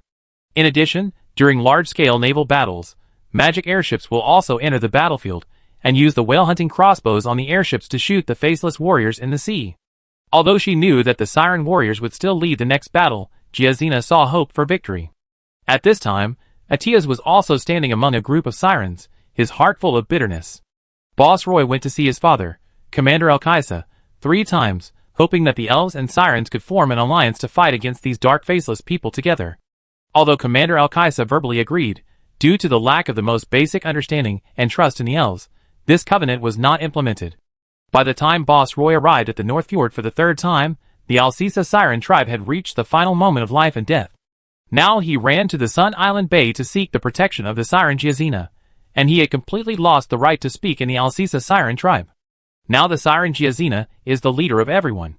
He heard about the small-scale battle in the sea just now from other siren warriors, and found out that this group of faceless warriors were not invincible. In the following period of time, the traces of dark faceless warriors appeared almost every day in the sea off the Sun Island Bay. However, these dark faceless warriors swam much slower in the sea than the sirens, so as long as they showed their traces in the sea off the Sun Island Bay, the siren Giazina would lead the siren hunting team to quickly chase and ambush them. In just a few days, the hunting team formed by the siren Giazina killed more than 50 faceless warriors. Roy thought that it would take at least 2 or 3 months for the Dark Faceless army to completely occupy the western seas. But after the Griffin cavalry reconnaissance at sea, the news they brought back was that the water outside the Sun Island Bay had turned black, and a large number of faceless warriors appeared in the outer seas. To this end, Roy moved his residence to the frontmost arrow tower on the outer mountain of Sun Island Bay, and more than 1,000 priests of the Knights Templar also moved from the North Coast camp to Sun Island. According to Roy's request, thousands of fishmen and plateau headhunters worked together to block an iron chain at the nearly 200-meter entrance of Sun Island Bay. Under the iron chain was a fishing net. The mesh of this fishing net was very large, and even the sirens could pass through the mesh of the fishing net at will. Only those huge dark faceless warriors needed to use huge force to break the fishing net if they wanted to pass through it. Although this fishing net was useless, Roy still insisted on setting one at the entrance of Sun Island Bay.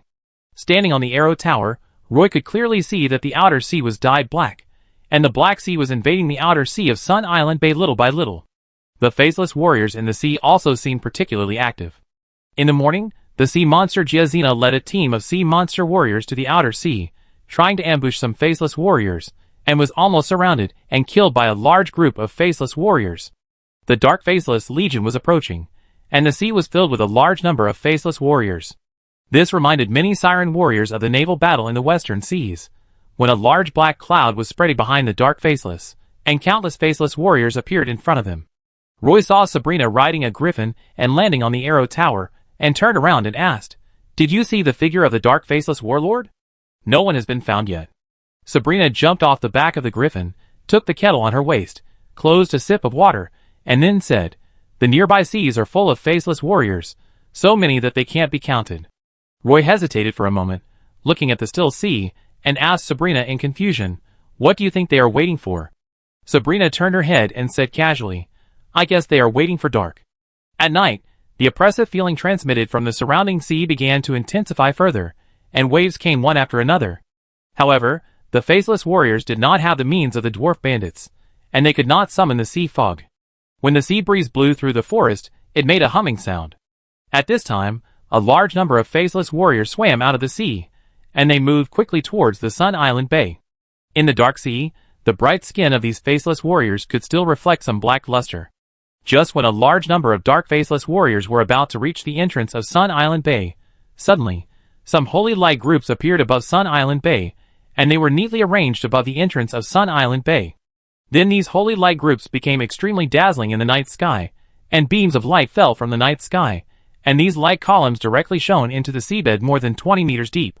It was like a black iron fence that penetrated deep into the seabed. The dark faceless warriors, who were originally rushing towards the entrance of Sun Island Bay, were stopped by these light columns. These dark faceless warriors became hesitant, but then a low hum came from the sea behind them. The faceless warriors rushed forward, even though there was an iron chain fishing net and a sacred light column in front of them. At the same time, the 9 magic airships hovering in the air were also discovered by these dark faceless warriors. They sprayed water columns in the sea, but the magic airships were suspended at a high enough altitude that these magic water columns could not reach the magic airships at all. A large number of faceless warriors broke through the fishing nets at the entrance of Sun Island Bay. They endured the irradiation of the holy beam and rushed into Sun Island Bay. In the dark sea opposite, a large group of siren warriors also rushed out, and soon the faceless warriors and siren warriors collided with each other. Faceless warriors also appeared in other places in Sun Island Bay. A large number of faceless warriors also appeared on the beach of the outer arc-shaped mountain range. They wanted to climb the mountain in front of them and sneak into Sun Island Bay. A large group of faceless warriors walked to the beach in the dark. Their tall bodies looked like huge shadows in the night. Dozens of tentacles hung down around their bodies, covered with some mucus. They would become somewhat weak if they left the sea. At night, the dark aura on them would not dissipate quickly, so they could leave the sea. They walked out of the shallow water, wet all over, and walked onto the beach one after another. They were huge, and seawater kept flowing around their bodies. Just as these dark faceless people stood on the beach, beams of light flew down from the top of the mountain, and even piles of bonfires were lit on the beach. Whoosh whoosh whoosh. A sharp sound of breaking through the air was heard, and a series of magic crossbow arrows broke through the air. The faceless warriors had very keen perception in the dark. They had already sensed that the situation was not good, and immediately formed a defensive formation and moved forward. A magic crystal arrow penetrated the body of the faceless warrior. The defensive posture of the faceless warrior had no resistance to such a magic arrow. In an instant, the powerful magic power bursting out from the arrow condensed the body of the faceless warrior into an ice crystal. It became a statue on the beach. In a blink of an eye, hundreds of ice crystal statues of the dark faceless appeared on the beach. The half-blood elf guards in the arrow tower on the top of the mountain cheered immediately. The elves are good at using bows and crossbows, and even this kind of whale hunting heavy crossbow does not require much extra training. For a moment, the dark faceless warriors, who were not shot through by the magic crystal arrows, retreated back to the sea in a panic. They didn't even see where those giant magic arrows were shot from. Afterwards, a large number of dark faceless warriors gathered at the entrance of Sun Island Bay and broke through a huge iron chain fishing net blocking them. The sacred light beams falling from the sky corroded their shiny skin, leaving traces of corrosion on their skin. They began to tear these tough fishing nets with all their might. On the opposite side of them, more than 3,000 siren warriors rushed out of Sun Island Bay. These siren warriors held a trident in one hand and a magic sword in the other, and their bodies were wrapped with a blessing ring full of sacred breath. The sirens Giazina and Aetius were mixed in the charge group. They just felt that they had endless strength, and their panic and nervousness were relieved a lot. Behind them, the sirens sang songs, which made the bodies of the faceless warriors on the opposite side feel particularly heavy and slow. A magic sword touched the tentacles of the dark faceless, just like a hot knife cutting cheese, and immediately melted the tough skin of these tentacles, and then the sharp blade easily cut off the tentacles of the faceless warriors. A large number of dark faceless warriors rushed in from behind, and their tentacles had great power. The faceless warriors used their tentacles to wrap around the siren warriors, and it only took a few minutes to suffocate a siren warrior and break all the bones in his body. At this time, arrows fell from the magic airship floating in the night sky. These arrows were shot from the magic airship, accurately passing through the heads of the dark faceless warriors on the sea, forcing these dark faceless warriors to dive into the sea. The siren warriors in the sea exuded a sacred aura, and temporarily fought with the dark faceless warriors, but they were not at all inferior. The dark faceless warriors on the beach ran into the shallow waters. Their bodies became very soft, and they wanted to follow the receding tide back to the sea. The griffin cavalrymen in the night sky whistled sharply. Then these griffin cavalrymen smashed into the shallow sea area, and the huge impact force caused huge pits to appear in the shallow sea area. The faceless warriors were smashed to pieces by these griffin cavalrymen at the same time. Then countless fishermen warriors rushed out of the dark jungle on the beach. They rushed to the shallow sea area, lifted up the griffins that struggled to climb out of the shallow water, and dragged them to the beach. As the griffins regained their ability to fly, the griffin cavalrymen took off again. The iron will of the griffins, combined with diving from high altitudes, can release a powerful destructive force. The only flaw is that the griffins that have released their iron will have a short period of stiffness, and during this period, they need the careful care of the griffin riders. But if the griffins fall into the sea, the griffin riders can't help them. So Roy specially arranged a large number of fish monsters to hide in the woods on the beach. Their main responsibility is to find the griffin riders falling into the water, and drag them to the beach no matter what. These fish monsters are not capable of killing the faceless warriors, but they are very good at dragging the griffin riders from the shallow water to the beach. Whenever the blessing magic on the siren warriors is about to disappear, they will return to the shore, where the priests who are responsible for blessing magic are waiting. The siren warriors, who have been blessed again, will soon return to the battlefield. In this situation, the siren warriors and the dark faceless warriors are evenly matched, but the siren warriors have air support, and the siren songs to help them, plus the siren Giazina holding the ice cone in her hand, rushing to the front like a god of war. No one knew what other troops were in the sea, and those dark faceless warriors were always cut to pieces for no apparent reason. The faceless army fought all night at the entrance of the Sun Island Bay, and a large number of faceless warriors' bodies floated on the sea. When it was almost dawn, the offensive finally subsided. An extremely low voice came from the outer sea. After hearing the low voice, the faceless warriors immediately turned around and left the sea area that looked like a Shura field. The siren warriors were also at the end of their strength at this time, and they had no ability to pursue the victory. Chapter 714. The battle lasted until dawn, when the first rays of sunlight appeared on the sea. The faceless warriors began to retreat into the deep sea, and the dark faceless warriors soon hid in the dark abyss. After the death of the faceless warriors, they would float on the sea and be pushed to the beach by the waves. These bodies melted quickly in the sea and turned into sticky black grease. On the beach, the dark faceless warriors, who were shot into ice sculptures by magic crystal arrows, finally began to melt slowly after the sunlight appeared on the sea level. At this moment, some fishmen will take advantage of the dark faceless warriors' ice crystal state to smash their heads with hammers, eventually turning them into rotten meat without life signs. That night, at least 2,000 faceless warriors died in the sea and shallows outside the Sun Island Bay. After a whole night of fighting, hundreds of sirens were entangled by faceless warriors, and their bones were broken and they died. More sirens were injured to varying degrees, and their bodies were contaminated with extremely corrosive dark air. After the Templar priests were busy all night, many of them had already used up all their holy light power. A group of priests were transferred from the North Coast camp by Captain Jarowin to provide post-war treatment to the siren warriors. Roy saw that Alice was among them. He hadn't seen Leah for a few days. Seeing Alice busy treating the injured siren warriors, he didn't go up to ask. Instead, the siren Giazina dragged her tired body to Roy's side and rested on a sea reef. I didn't expect that fighting against the dark faceless warriors would be like this. This victory was not easy. Giazina sighed with emotion, then turned to look at Roy. But we still won. With the blessing of the divine arts, the weapons made by the elves severely damaged the faceless army. Now I just feel like my whole body is falling apart. I am tired and sleepy, but I am too excited to sleep. Roy, can you understand how I feel now? Is it because the anger accumulated in my heart has been released all of a sudden, and I found a glimmer of victory ahead? Roy looked at the group of human priests on the beach and asked Giazina. Giazina shook her hair and let the sea breeze blow, her long hair fluttering with the wind. Then her golden eyes looked at the sea in the distance, and she said in a low voice, "They said that all the siren tribes in the western seas were dispersed by the Faceless Legion, and at least 3/4 of the siren warriors died at the hands of the dark faceless warriors. Do you know how many sirens live in the western seas?" Before Roy answered, Giazina said to Roy, "At least 500,000 sirens."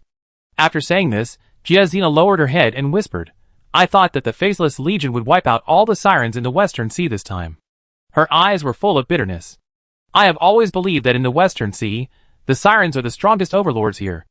Almost no force can become the enemy of the sirens, not even the half-blood elves living south of the Griffin Barrier Mountains. The elves can only live in the forest, and have no way to occupy the ocean. It was not until the Faceless Legion appeared that I realized that the real enemy of the Siren clan had appeared, and we were not prepared at all." Giazina said a lot to Roy.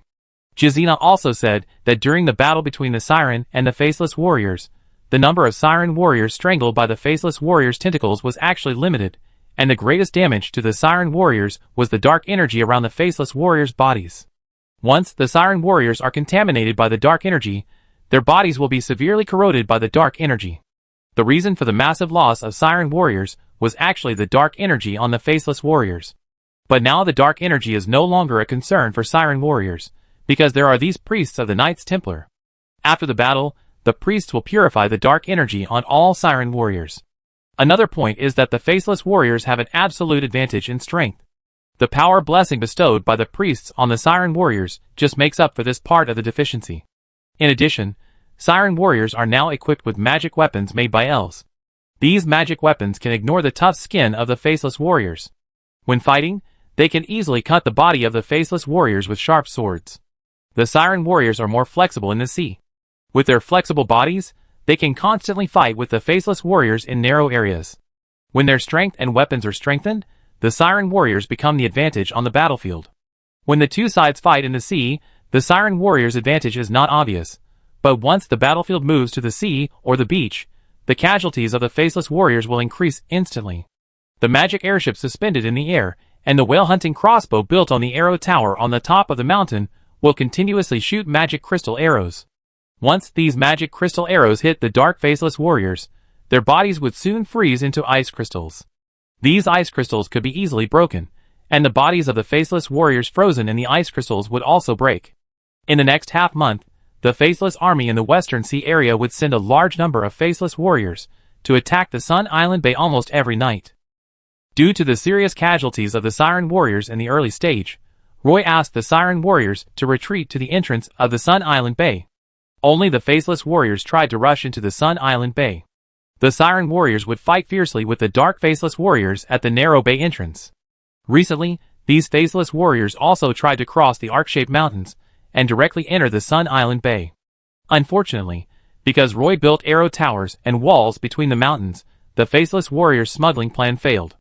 In recent days, the Faceless Warlord has never appeared on the battlefield, which also caused the Dark Faceless Army to never enter the Sun Island Bay. The Faceless Army and the sea monsters on the Sun Island are in a stalemate in this state. Every time the Faceless Warriors capture the Sun Island Bay, they will cause a large number of casualties.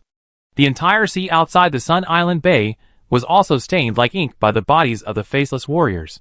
But the Siren Warriors finally won. For a long time, they killed some Dark Faceless Warriors every day, and the Siren Warriors on the Sun Island even summed up a set of effective combat methods. The Siren Giazina, who led the Siren Warriors to fight the Faceless Warriors in close combat every day, also successfully promoted to a second-level strongman according to the notes left by Commander El Caesar in such frequent fierce battles. She was only one step away from becoming a Sea Beast Priest. To become a Sea Beast Priest, she had to find an opportunity to enter the deep sea and sign a magic contract with a deep sea beast, so that she would be qualified to become the leader of the Siren clan. Currently, the deep sea in the Western Sea area is occupied by the Faceless Legion, and Giazina cannot enter the deep sea for the time being, so this matter can only be postponed.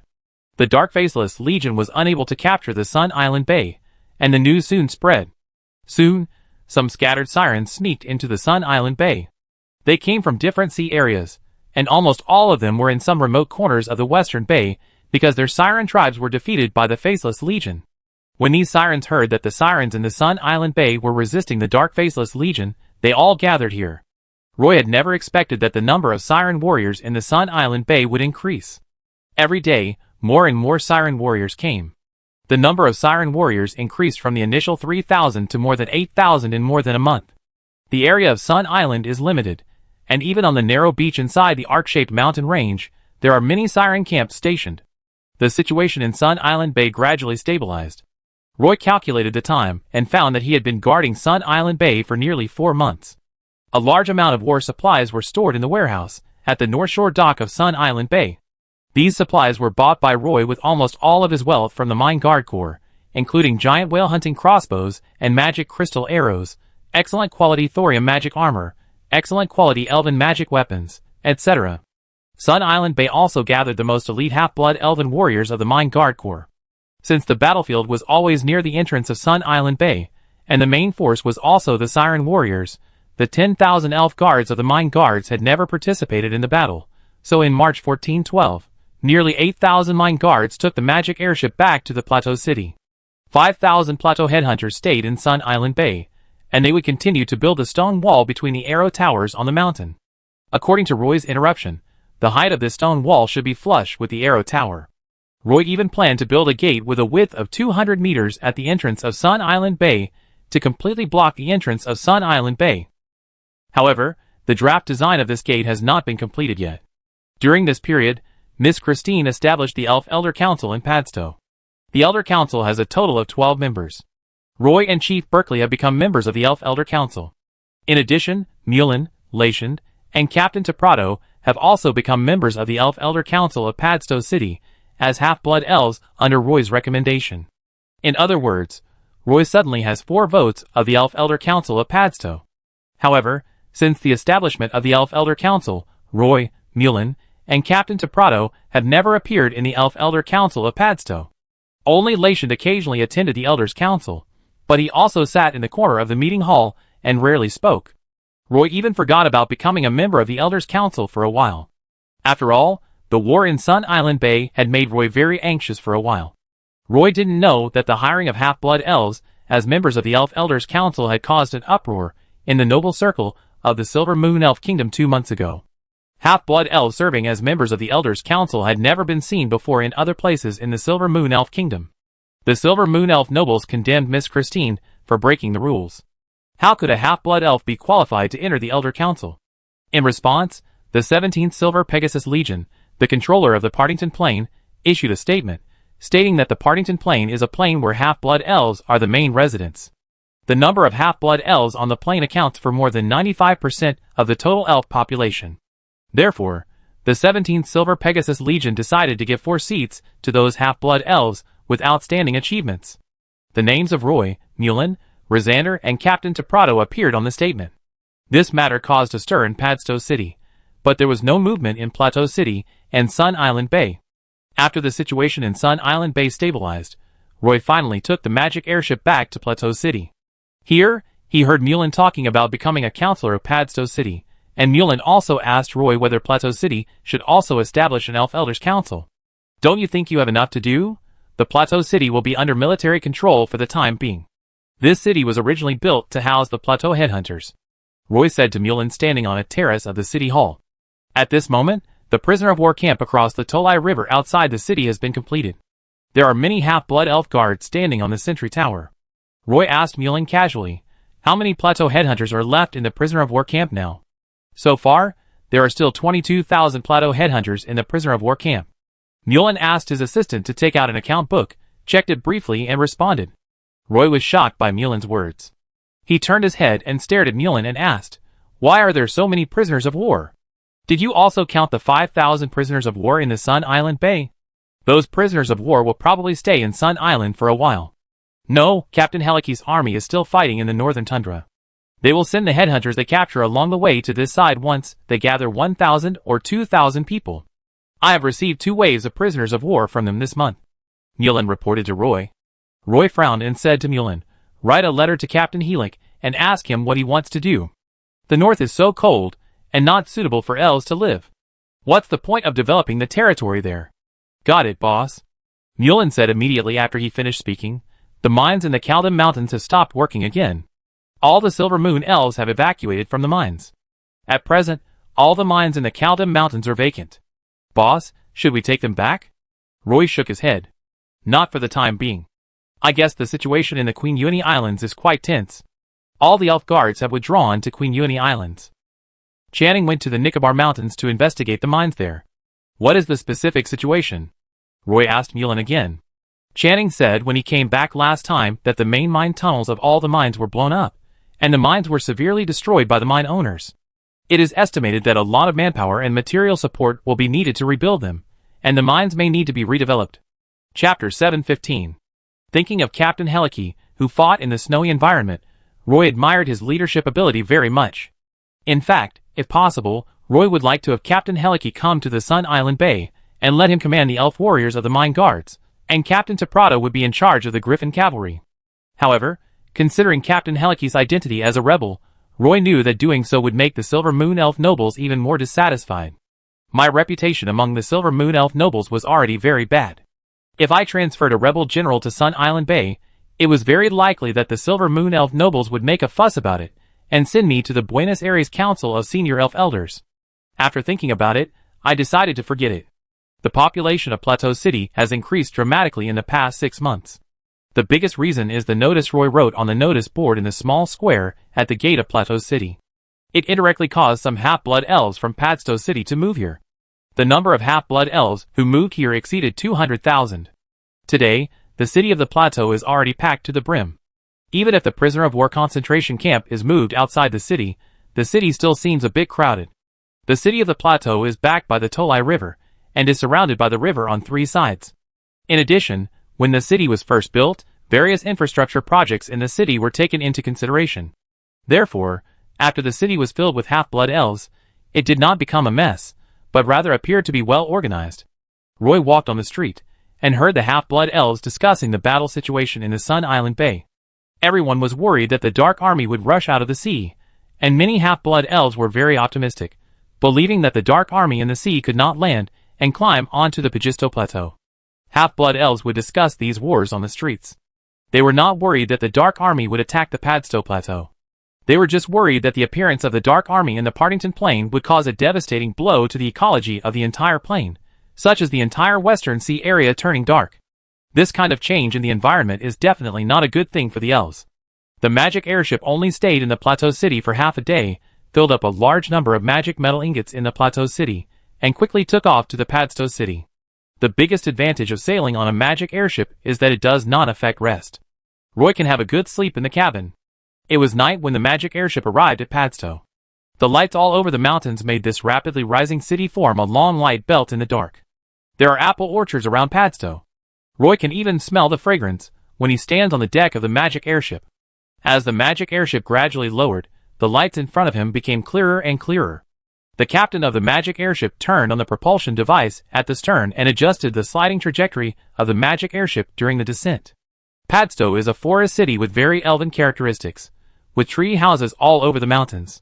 The lights at night shine through the tree houses, and Roy is dazzled by the bird's eye view from high above, and he can't tell where is where. After walking out of the magic airship, Roy realized that he didn't even have a tree house of his own in Padstow. Every time he hurriedly passed by Padstow, he either stayed in a hotel or took the magic airship directly to the Plateau City. Arriving in Padstow so late, Roy could only find a treehouse hotel in the city to stay.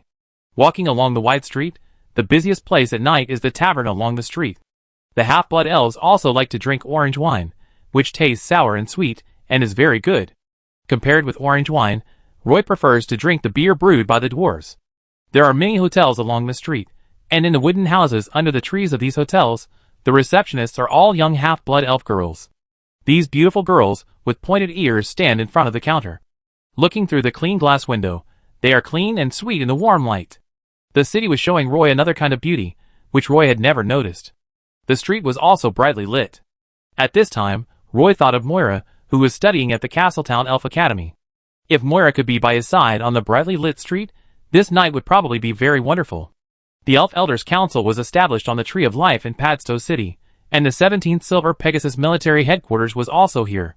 The place where Roy and General Berkeley met was a tavern with soothing light music, but few elves came here to sit for real drinking, because a glass of orange wine was really not cheap here. But the environment in the tavern is very good, especially the half-blood elf beauties standing behind the bar selling drinks. Why did you come here suddenly? What's the situation in Sun Island Bay? General Berkeley asked Roy while sitting on a chair by the window with a glass of wine. This is a separate room. Through the dense branches and leaves on the treetops, you can see the lively street scene. Many half-blood elves choose to run out at night. The night view of Padstow City is much more beautiful than during the day. Roy leaned back in his chair, with a glass of beer in front of him. There is a group of sea monsters blocking the front of Sun Island Bay. I provided them with some material assistance and built a defensive arrow tower in this area. The current situation is relatively stable. General Berkeley asked tentatively, so you came to Padstow City, not to ask me to allocate a large amount of military supplies? Roy nodded. Not for the time being. How is the Queen Uni Islands? Hearing Roy ask this, General Berkeley frowned and took a sip of orange wine.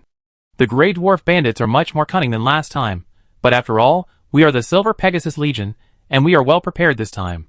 We will expand the scope of reconnaissance and attack their three-masted sailing ships from the air. However, the Grey Dwarf bandits also install crossbows on the three-masted sailing ships, which is also a great threat to our Silver Pegasus Knights. Because the Earl implemented a new policy in the Partington Plain and made the half-blood elves members of the Elven Elder Council, they refused to send troops to the Queen of Winnie Islands. They want the Earl to remove the half-blood elf members of the Elder Council before they will send more troops.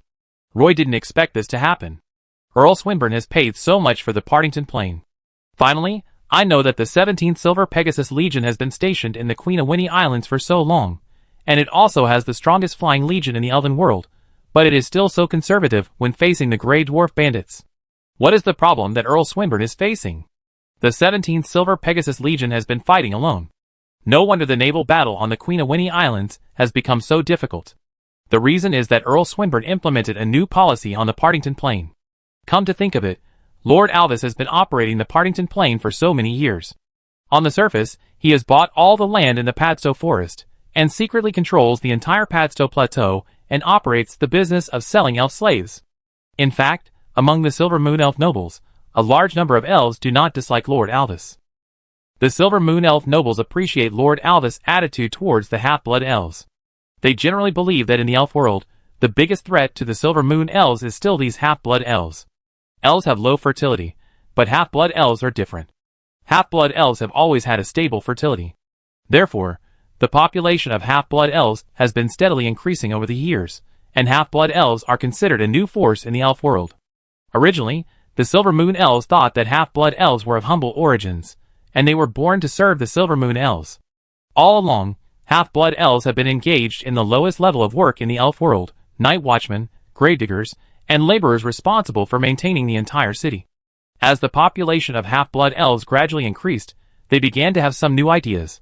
The elves are worried that the half-blood elves will squeeze their living space, but they also hope that some of the half-blood elves can stay in the city to do low-level work, and the rest of the half-blood elves can enter the plane to live. They hope that the half-blood elves can do the hardest and most tiring work, but they are also worried that they will grow stronger, constantly squeezing the living space of the half-blood elves. The population of the half-blood elves is increasing, and some things cannot be suppressed. Now the half-blood elves from the elf continent are pouring into the Partington Plain, so that many cities in the Silver Moon Kingdom of the elf continent lack low-level workers, and some cities can't even operate normally. At this time, there are still a large number of half-blood elves who have spent all their property and brought their families to the Partington Plain. This is also the root cause of many Silver Moon elf nobles' dissatisfaction with Earl Swinburne. The current situation in the Queen Uni Islands is that the 17th Silver Pegasus Legion is facing the Grey Dwarf Bandits alone. As the situation in the Queen Uni Islands continues to deteriorate, the 17th Silver Pegasus Legion is currently unable to cope with it.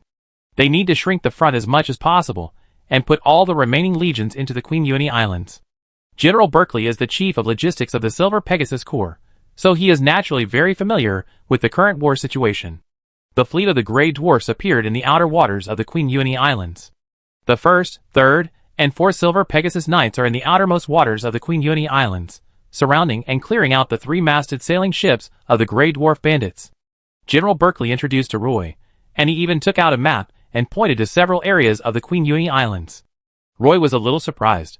He hadn't heard about the war in the Partington Islands for a long time recently, and thought that the situation in the Queen Uni Islands had stabilized. He thought this matter was too simple. Is there anything I can do? Roy asked Captain Berkeley.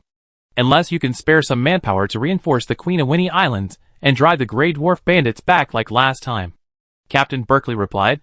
Roy thought seriously and said firmly, in fact, I should be able to spare some manpower to help the Queen of Winnie Islands recently. Captain Berkeley looked at Roy in surprise. He knew that Roy was dealing with the Dark Faceless Legion in Sun Island Bay. In order to defeat the Dark Faceless Legion, Roy had been transporting a large amount of military supplies to Sun Island Bay in recent months. Now he can even take the initiative to propose to transfer some troops to support the Queen of Winnie Islands. This made General Berkeley's eyes widen, his mouth opened into an O shape, and he whispered to Roy, "Are you serious?" Roy nodded and said, "I didn't know the situation in the Queen of Winnie Islands was so bad. So what are you going to do?" "I will transfer the magic airship back now. As for the shipping work between the two places, just arrange one magic airship for the time being. The other magic airships will follow me to the Queen of Winnie Islands.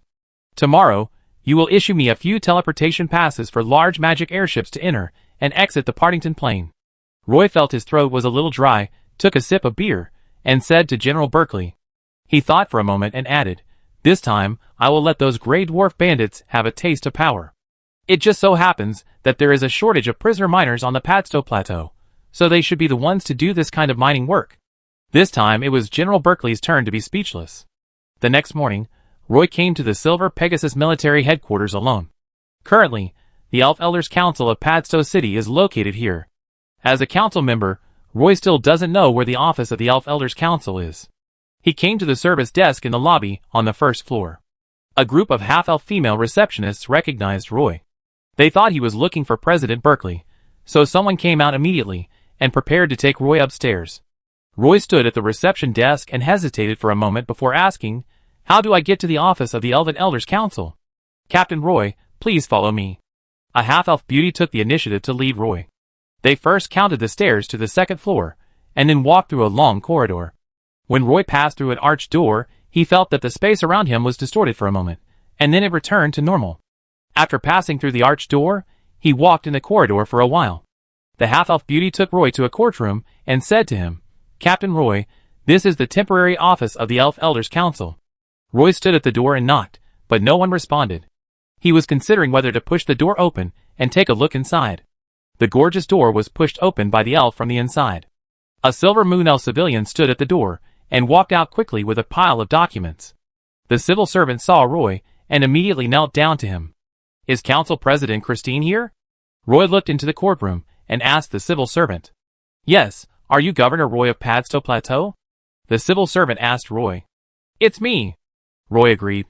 "You came just in time. Council President Christine was about to send you an appointment document. I didn't expect you to come here in person." The female civil servant looked at Roy excitedly, and took out a piece of magic parchment from a pile of documents and handed it to Roy. Roy took it and unfolded it in front of him. It was really an appointment letter, appointing Roy as a member of the Council of Elf Elders of Padstow City. Chapter 716. Roy, why did you come back from Sun Island Bay? How's the situation over there? It seemed that every elf he met would ask this question. Miss Christine showed a surprised expression on her face. She walked out of the office and stood at the door to greet Roy. The Silver Moon Elf looked so slender, but the two round long legs under the uniform were white and straight. For a moment, Roy was a little dazed. If it weren't for the bunch of crystal clear pointed ears that made him sober, Roy even felt that he was standing in front of a white-boned demon. Oh, the situation in Sun Island Bay is relatively stable. The sirens are fighting on the front battlefield for the time being. The mine guards only provided the sirens with some military equipment, so I came to Padstow City to take a look. After all, I am also a member of the Elven Elders Council. I can't just stay in Sun Island Bay without showing up. Roy avoided the clear eyes, and was a little afraid to look directly at them. Miss Christine, wearing a standard military uniform, exuded maturity and sexiness. She generously invited Roy in, and asked him to sit on the long sofa in the rest area. A Silver Moon Elf maid brought Roy a cup of fruit tea with floral fragrance. Roy heard from Miss Belinda that when the Silver Moon Elf nobles drink tea, it not only has the aroma of fruit and honey, but also the flavor of various herbs. It is only now that he has truly tasted the drinks of the Silver Moon Elf nobles. Miss Christine sat down opposite Roy, and the other elves in the office were curiously peeking at Roy. In the Partington Plain, the name of Boss Roy is more famous than the name of Earl Swinburne. Everyone is very curious about what kind of half-elf Roy is. Roy took a sip from the teacup, then asked Miss Christine, "The Elven Elders Council has just been established. Is it very stressful?" "It's not that bad, actually." Christine forced a smile. Her big blue eyes were as clear as the water of Moon Lake, and her beautiful face was so beautiful that it moved the heartstrings. "The situation in the Sun Island Bay is relatively stable. I heard that there are gray dwarf bandits in the Queenawinnie Islands again. I plan to lead the magic airship fleet to the Queenawinnie Islands, hoping to relieve the pressure of the 17th Silver Pegasus Legion." "That's great." Miss Christine's eyes lit up. When the elf nobles in the royal city of Buenos Aires heard about the appearance of the Dark Army in the Partington Plain, they always wrote to my father, suggesting that he would draw all the elves from the Partington Plain before the Dark Army occupied Padstow. If he knew that you blocked the Dark Army's steps in the Sun Island Bay, he would be very happy. The two long white legs dazzled Roy. Roy took a deep breath and tried to shift his attention elsewhere. Thinking about what happened to him recently, it seemed difficult to control his eyes when he saw the beautiful girl. He stared at the two petals floating in the teacup, blew them away from his mouth, and then stopped and said, "But I guess I can't stay in Queenawinnie Islands for too long. Since I finally flew here once, I plan to give the Grey Dwarf Bandits a hard time." Miss Christine pretended to be a little disappointed and said, "I thought you came to Padstow City specifically to visit the Elven Elders Council." Roy had to straighten his body. "Actually, I'm quite interested in the trial. If time permits, I would like to attend a trial as a member of Parliament." Miss Christine glanced at the elf assistant beside her, and the assistant handed her a booklet with understanding. Miss Christine flipped through it casually and smiled. "Trials are held every day. Since you really want to attend the trial, let's go today. It just so happens that the case this time is a bit special. If it is not handled properly, it may cause dissatisfaction from all parties. I feel more at ease with you here." Miss Christine stood up holding the booklet. Roy felt that he might have fallen into a trap, and followed Miss Christine out of the office. Outside the room, Silver Moon Elf counselors also walked out of the room one after another. Roy checked carefully and found that there were exactly 7 counselors. Miss Christine walked in front. The counselors each held the documents and talked in a low voice while walking. When he walked to the corner of the corridor, Roy saw Director Berkeley, who hurried over.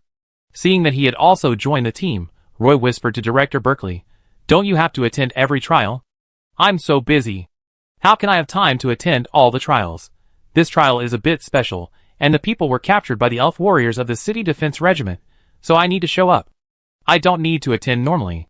General Berkeley and Roy walked side by side. The relationship between the two is no secret in the military. Roy followed a group of elves into the courtroom. The seats in this courtroom were also in a stepped shape. The bottom layer was the position of the elves on trial, and the opposite side was the witness seat, while Roy and other congressmen sat in the jury seats. Chief Berkeley told Roy that usually only 1 or 2 members of the jury would be seated here, but it was rare for all the members of the jury to be present as it was today. There were a few elves sitting in the audience of the courtroom, and they were gathered in groups of 3 or 5. They seemed to be the relatives and friends of the elves. The courtroom was not very big. There was a long sword and a badge with a thorny vine whip on the top of the head. There were also reliefs of thorny vines around the room, which made the atmosphere in the room seem particularly depressing. Miss Christine walked to the seat of the presiding judge, which was almost the highest point in the room. Ever since the congressman entered the room, the entire courtroom became particularly quiet. Roy had been to the courtroom in Castletown, which was much larger than this one. The seat where the presiding judge sat in the courtroom was connected to a vine, and the presiding judge could move to any position in the room according to his own ideas. But there was no chair in the courtroom here, and Miss Christine sat at the highest point. After Miss Christine sat down, she rang the bell beside her, and the whole room suddenly became quiet. Roy sat in the jury seat, looking down at the files. Cases like this that enter the courtroom for trial are basically those that have found evidence, and the trial stage is the stage of convicting the elves on trial. So Roy only needs to review the entire process of the case, and when the elves on trial come out, the jury will reasonably sentence them according to their attitudes. This is a case in which 4 half-blood elves robbed a silver moon elf merchant. 4 half-blood elves robbed a silver moon elf merchant at the door of a tavern and beat him up.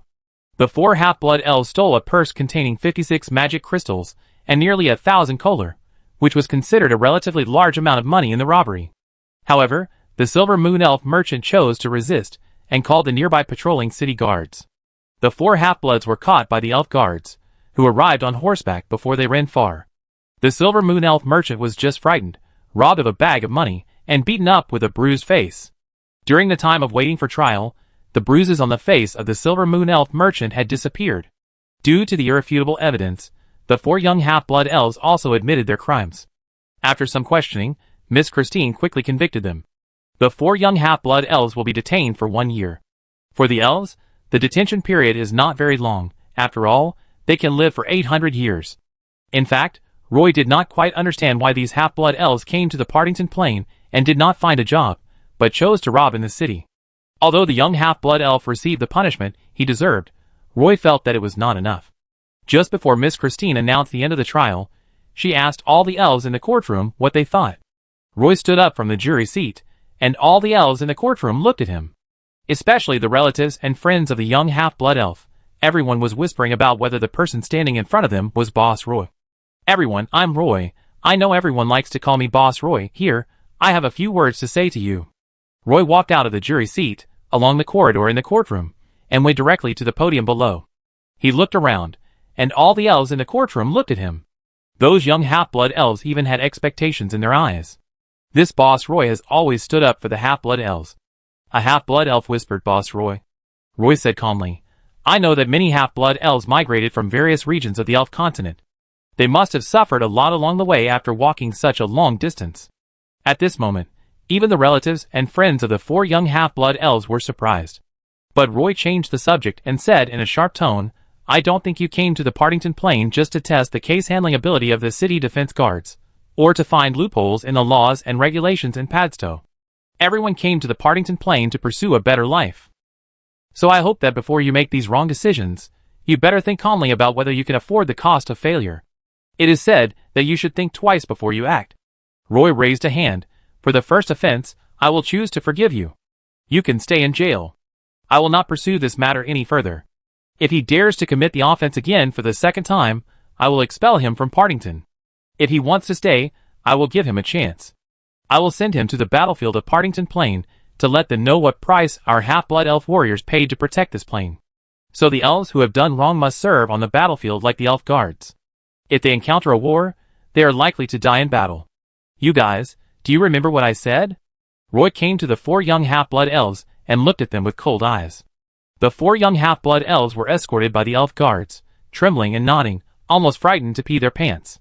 These words, I am not just saying to you, but to all the elves. Miss Christine didn't expect that Roy not only didn't say a word for the half-blood elves this time, but also warned those half-blood elves who committed crimes in the most severe tone not to do wrong things. Standing in the corridor of the courtroom, with no other elves around, Miss Christine asked Roy, who was about to leave, "Roy, do you think the sentence for them is a bit light?" Roy stopped and shook his head, saying, "I don't have such an idea. After all, punishment is not the goal. What we hope to see is to make them realize their mistakes and return to the right path. I hope my warning will always hang over their heads, so that they can think more before doing stupid things," Roy said, and gestured with his head. Miss Christine laughed, and she said happily, "This is why I set up the Elven Elders Council in Padstow. This city needs to establish public order." "So, are these the things that the court has to deal with every day?" Roy asked curiously. Miss Christine replied, "It's about the same.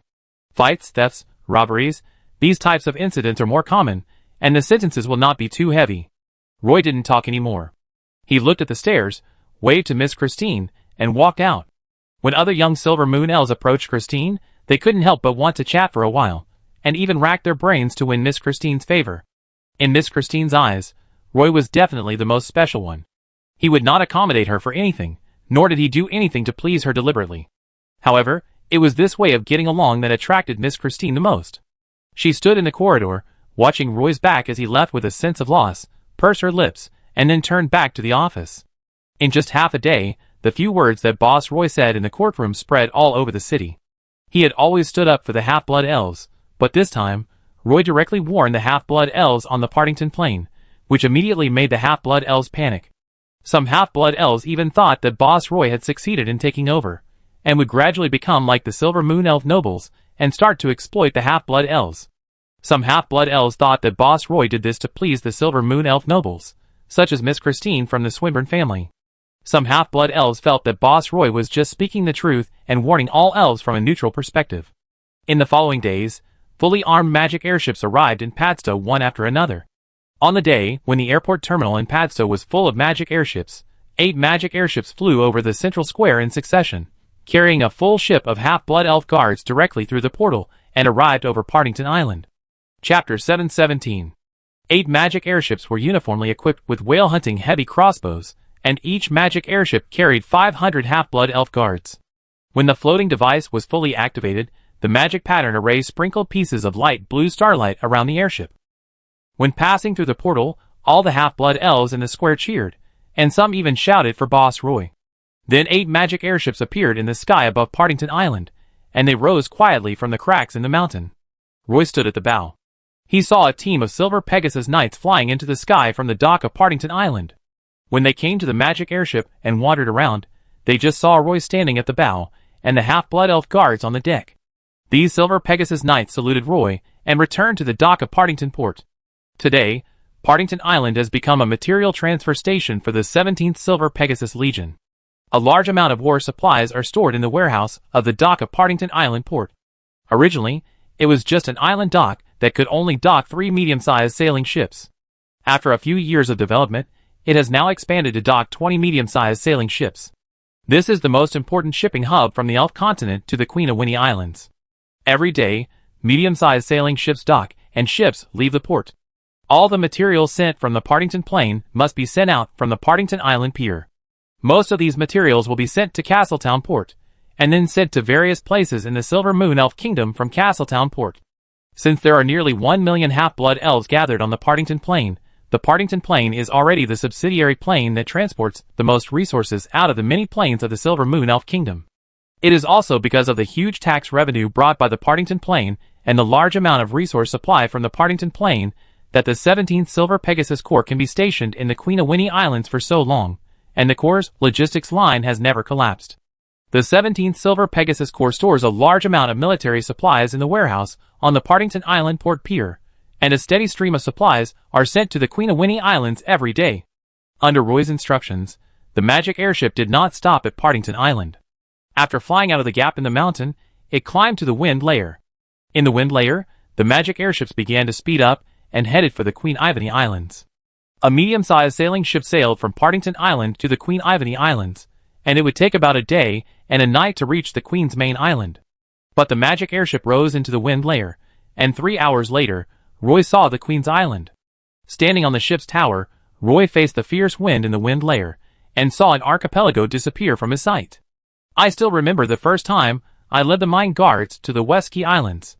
At that time, the mine guards came to the island on a medium-sized sailing ship, and the half-blood elf warriors had nothing in their hands. After stationed on that island for a few months, Roy took away 11 three-masted sailing ships before leaving. It was these 11 three-masted sailing ships, after being transformed into magic airships that accelerated the development of the Partington Plain. As the Sun Island Bay was included in the territory of the Partington Plain occupation area, these magic airships rushed to the Golfito Canyon, and Roy's Mine Guard group was also growing. Now the number of half-blood elf warriors in Roy's Mine Guard group has reached 20,000, not including 2,200 Griffin cavalry and 1,500 assassin warriors. He also has more than 8,000 Siren warriors in the Sun Island Bay, and more than 20,000 Highland headhunter prisoners of war. On the Partington Plain, the Mine Guard group has expanded into an extremely large warship. 8 magic airships came to Queen Uini Islands to participate in the war. In fact, Roy also had some selfish motives. He planned to seize some more 3-masted sailing ships of the Grey Dwarves. This 3-masted sailing ship built by the Grey Dwarves has a reasonable structure and is very strong. After adding the floating device, it can be used as a magic airship without any structural reinforcement. In comparison, the medium-sized sailing ship of the Silver Moon Elves is much thinner. The hull will be deformed when leaving the water. Even with a floating device, it cannot fly into the sky. Moreover, the hull of a medium-sized sailing ship is relatively small, and its stability will be very poor after entering the wind stratum. 8 magic airships broke into the airspace of Queen Island. In addition to the huge island standing in the sea, Roy also saw nearly 100 3-masted sailing ships gathered in the eastern waters of Queen Island. At this time, Roy wanted to rush over and shout loudly to the Grey Dwarf robbers on these 3-masted sailing ships, "Don't move! Everyone get off my ship!" The magic airship has slowly descended from the clouds.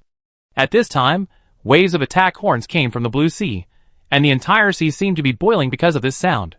The Grey Dwarf bandits were so powerful this time that Roy made a preliminary estimate. If every ship was full of Grey Dwarf bandits, there would probably be nearly 100,000 Grey Dwarves on more than 100 3-masted sailing ships. The total number of troops of the entire 17th Silver Pegasus Legion distributed in the Queen Uini Islands could not exceed 50,000. After all, the number of Silver Moon Elves was small, and there were even fewer Silver Moon Elves willing to join the army. Of course, there was also a good side. The 17th Silver Pegasus Legion had absolute air superiority in the Queen Uini Islands. After all, there were 4 Silver Pegasus Knights stationed here for a long time. The horn sounded, and all the 3-masted sailing ships drew waves on the sea. The sails were raised, and the 3-masted sailing ships attacked with all their might. The Grey Dwarf robbers were facing nearly 100 medium-sized sailing ships. This fleet was completely outmatched when facing a large 3-masted sailing ship that was 70 or 80 meters long on the sea. The Grey Dwarf robbers even hit the cannons on the 3-masted sailing ship. When the charge horn sounded, these cannons that spewed solid iron projectiles began to emit white smoke. Pumpkin-like iron projectiles flew out from the Grey Dwarf robber sailing ships, and they could only stir up small splashes when they landed in the sea.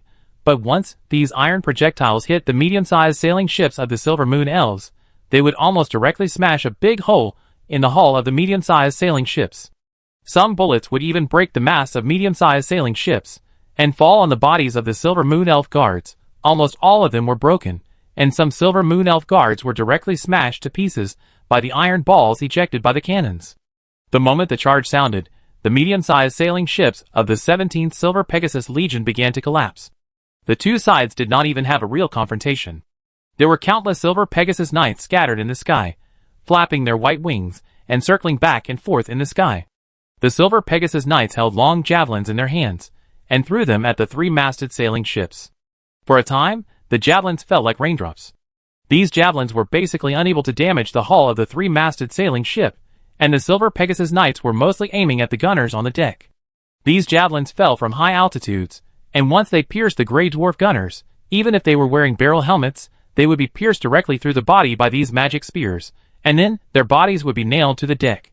Soon, a group of Grey Dwarves wearing full-coverage dwarf chainmail held tower shields in their hands, completely covering the deck of the 3-masted sailing ship, and would not retreat even if the spears from the sky fell frequently. As for the cannons on the 3-masted sailing ships, they were also firing frequently. The medium-sized sailing ships of the 17th Silver Pegasus Legion quickly retreated to the dock of Queen Island, and the fleet of 3-masted sailing ships also rushed directly to the dock of Queen Island. There were 10 ancient war trees arranged side by side on the dock of Queen Island. These ancient war trees were 60 or 70 meters tall. Behind them was a large shallow beach covered with sea reefs. On the crowns of the ancient war trees stood countless Silver Moon Elves carrying forest bows, so many that they could not be counted. Looking at the large number of three-masted sailing ships on the sea, the Silver Moon Elf guards on Queen Island became extremely nervous, especially the medium-sized sailing ships that almost fled back to the port dock. It was clear in the battle plan that the medium-sized sailing ships were to attract the Grey Dwarf fleet to the edge of the pirates, but when such a scene of collapse appeared on the sea, almost all the Silver Moon Elf guards felt a little weak at this moment. A large number of artillery fire appeared on the three-masted sailing ship. The shells of these artillery were solid, and the damage caused was very limited, but the damage to the medium-sized sailing ship was still very serious. Now the Grey Dwarf bandits crowded all the decks. They raised the tower shields that were not full of iron nails, and almost avoided all the javelins of the Silver Pegasus Knights in the sky. The three-masted sailing ship in the front was moving very fast, and it rushed to the shallows of the port dock with an almost unstoppable momentum. A large number of Grey Dwarves jumped onto the beach along the sides of the ship, and approached the dock of Queen Island along the beach. The 10 ancient war trees on both sides of the dock used their strong wooden arms to roll up sea rocks and began to smash the three-masted sailing ships. The three-masted sailing ships were constantly broken by the huge rocks. The Silver Moon Elves on the ancient war trees took advantage of their height and rained arrows at the Grey Dwarf robbers, who rushed to the front of the port. Unfortunately, these Grey Dwarf robbers relied on their strong physiques. They not only wore iron barrel-like helmets, but also held door-like tower shields outside the dwarf chain mail. The rain of arrows shot by ordinary forest bows could hardly hurt the Grey Dwarf robbers. Thousands of Grey Dwarf bandits rushed to the beach in the front, and some of them rushed to the port dock. They engaged in close combat with the Silver Moon Elf guards on the port dock. The elves' magic armor was exquisite and light, and their weapons were also flexible and sharp. The Grey Dwarf bandits wore heavy armor, held tower shields, and carried war hammers or giant axes in their hands. They rushed forward and destroyed all the resistance forces they saw. The elven warriors fought with the Grey Dwarf bandits with their flexible bodies. They tried to pierce the long swords through the gaps in the armor, and give the Grey Dwarves a fatal blow. The Grey Dwarf bandits would take the opportunity to lock the elves' weapons with their armor. If they did not let go of their weapons, they would be smashed in the head by the Grey Dwarf warriors with hammers in an instant. As more and more Grey Dwarf bandits landed, the port dock soon lost nearly half of its territory. The Silver Pegasus Knights in the sky could not cause any damage to the shield-bearing Grey Dwarf bandits on the deck, so they flew over the dock and fought against the Silver Moon Elf guards on the auxiliary port dock. But the Silver Pegasus Knights of the 17th Silver Pegasus Legion were the main combat units on the battlefield. Once the Silver Pegasus Knights assist in the battle on the battlefield, the combat power will be greatly reduced. The 10 ancient war trees can only destroy the three-masted sailing ships that keep docking. A large number of Grey Dwarf bandits boarded the medium-sized sailing ships and began to kill the Silver Moon Elf warriors on the medium-sized sailing ships. The entire Queen's Island was filled with smoke. Standing on the observation deck high above the Tree of Life, Earl Swinburne frowned. He and a group of Legion leaders did not expect that the Grey Dwarf bandits would be so determined in this attack. The Grey Dwarf bandits were almost willing to capture the Queen's Island at all costs. Without the support of the Silver Moon Elf Kingdom, the 17th Silver Pegasus Legion has already shown signs of defeat at the port dock. Some Legion staff even advised Earl Swinburne, "My lord, the Grey Dwarf bandits have successfully landed on the island. For safety reasons, the Legion headquarters should leave the island in advance. The battle has just begun, and the outcome is still undecided. Have you, the staff, already started to consider the evacuation plan?" Earl Swinburne asked angrily. Several Silver Moon Elf staff officers on the side bowed their heads in shame, but still gritted their teeth and insisted, "Please leave the island in advance, Lord Earl." The Silver Pegasus Knights joined the battle at the port dock, throwing short flying spears from the sky, immediately blocking the attack of the Grey Dwarf robbers. However, the scale of the Grey Dwarf robbers this time was a bit large. As the three-masted sailing ship behind continued to approach the port, more Grey Dwarf robbers rushed to the port dock. At this time, someone pointed at a few black spots under the clouds in the sky and shouted loudly, "Look, what are those? It looks like a magic airship." "It must be the magic airship of the Grey Dwarf bandits. Send the Silver Pegasus Knights to intercept it." Some high-ranking officers couldn't help shouting, "Wait, those magic airships look like they're from the Partington Plain." The head of the Silver Moon Elf Guard couldn't help shouting. More high-ranking officers began to notice the magic airships that were descending rapidly from the sky. Didn't they say that the Partington Plain was under attack by the Dark Legion? Isn't that Captain Roy setting up a defense line in the southern part of the plain? Earl Macaulay approached Earl Swinburne and asked in a low voice. Earl Swinburne squinted his eyes and looked up at the sky. The magic airship in his eyes became clearer and clearer. He could even see the flag flying on the airship. His eyes gradually became brighter. Roy didn't expect the fleet to come to Queen of Winnie Islands. It was really timely. A large number of medium-sized sailing ships of the Silver Pegasus Corps were surrounded by three-masted sailing ships around the port dock. A group of Grey Dwarf robbers at the front of the fleet actually successfully landed on the island. The Silver Pegasus Knights and Silver Moon Elf guards worked together to defend the port dock. But more and more Grey Dwarf bandits rushed out of the three-masted sailing ship, and they kept approaching the port. The elves relied on 10 ancient war trees to fight, but the Grey Dwarf bandits occupied their space. The port dock was full of Grey Dwarf bandits.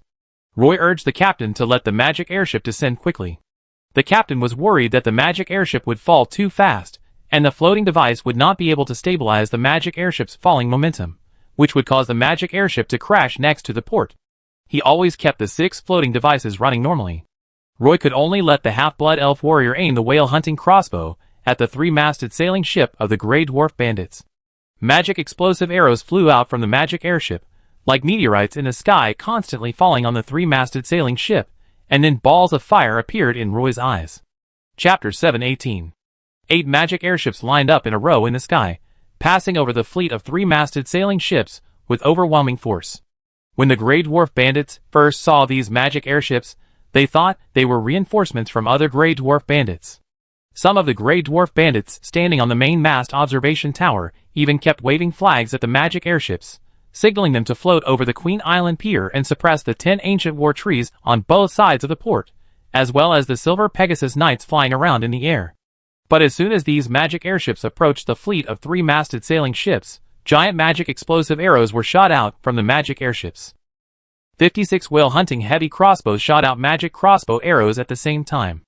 These magic flames, with gorgeous tail flames, drew beautiful arcs in the sky, and then exploded on the three-masted sailing ships that were almost stuck together. Because these three-masted sailing ships were going to land at the port pier of Queen's Island, a large number of them were tightly packed together in the sea area near the port pier. The Grey Dwarf bandits jumped from these closely packed three-masted sailing ships to the port dock to join the battle. The explosive arrows fell on the deck and exploded, and countless broken flames attached to the hull and burned. Although these wooden sailing ships had some fireproofing treatment, they could not stop these explosive arrows at all. The three-masted sailing ships began to burn one after another. The Grey Dwarf bandits on the ship wanted to put out the fire, but were injured by the magic explosive arrows that kept falling. One after another, the fiercely burning magic arrows fell on the three-masted sailing ships. The crew on the magic airship shot out 10 rounds of magic explosive arrows in a row, and at least half of the three-masted sailing ships on the sea began to burn. The fire first engulfed the ship's style, and then several masts were burned. Embers kept falling on the deck, and soon, the wooden deck of the three-masted sailing ship was also ignited by the fire. The three-masted sailing ships behind kept gathering towards the port dock. The Grey Dwarf robbers on the ship saw that the three-masted sailing ships in front were completely submerged by the explosive arrows, and the three-masted sailing ships were on fire. The three-masted sailing ships behind did not dare to approach further. They quickly turned the rudder to let the three-masted sailing ships quickly escape from the port dock before they plunged into the flames. The three-masted sailing ships that were able to escape from the port dock were less than 1/3 of the entire fleet.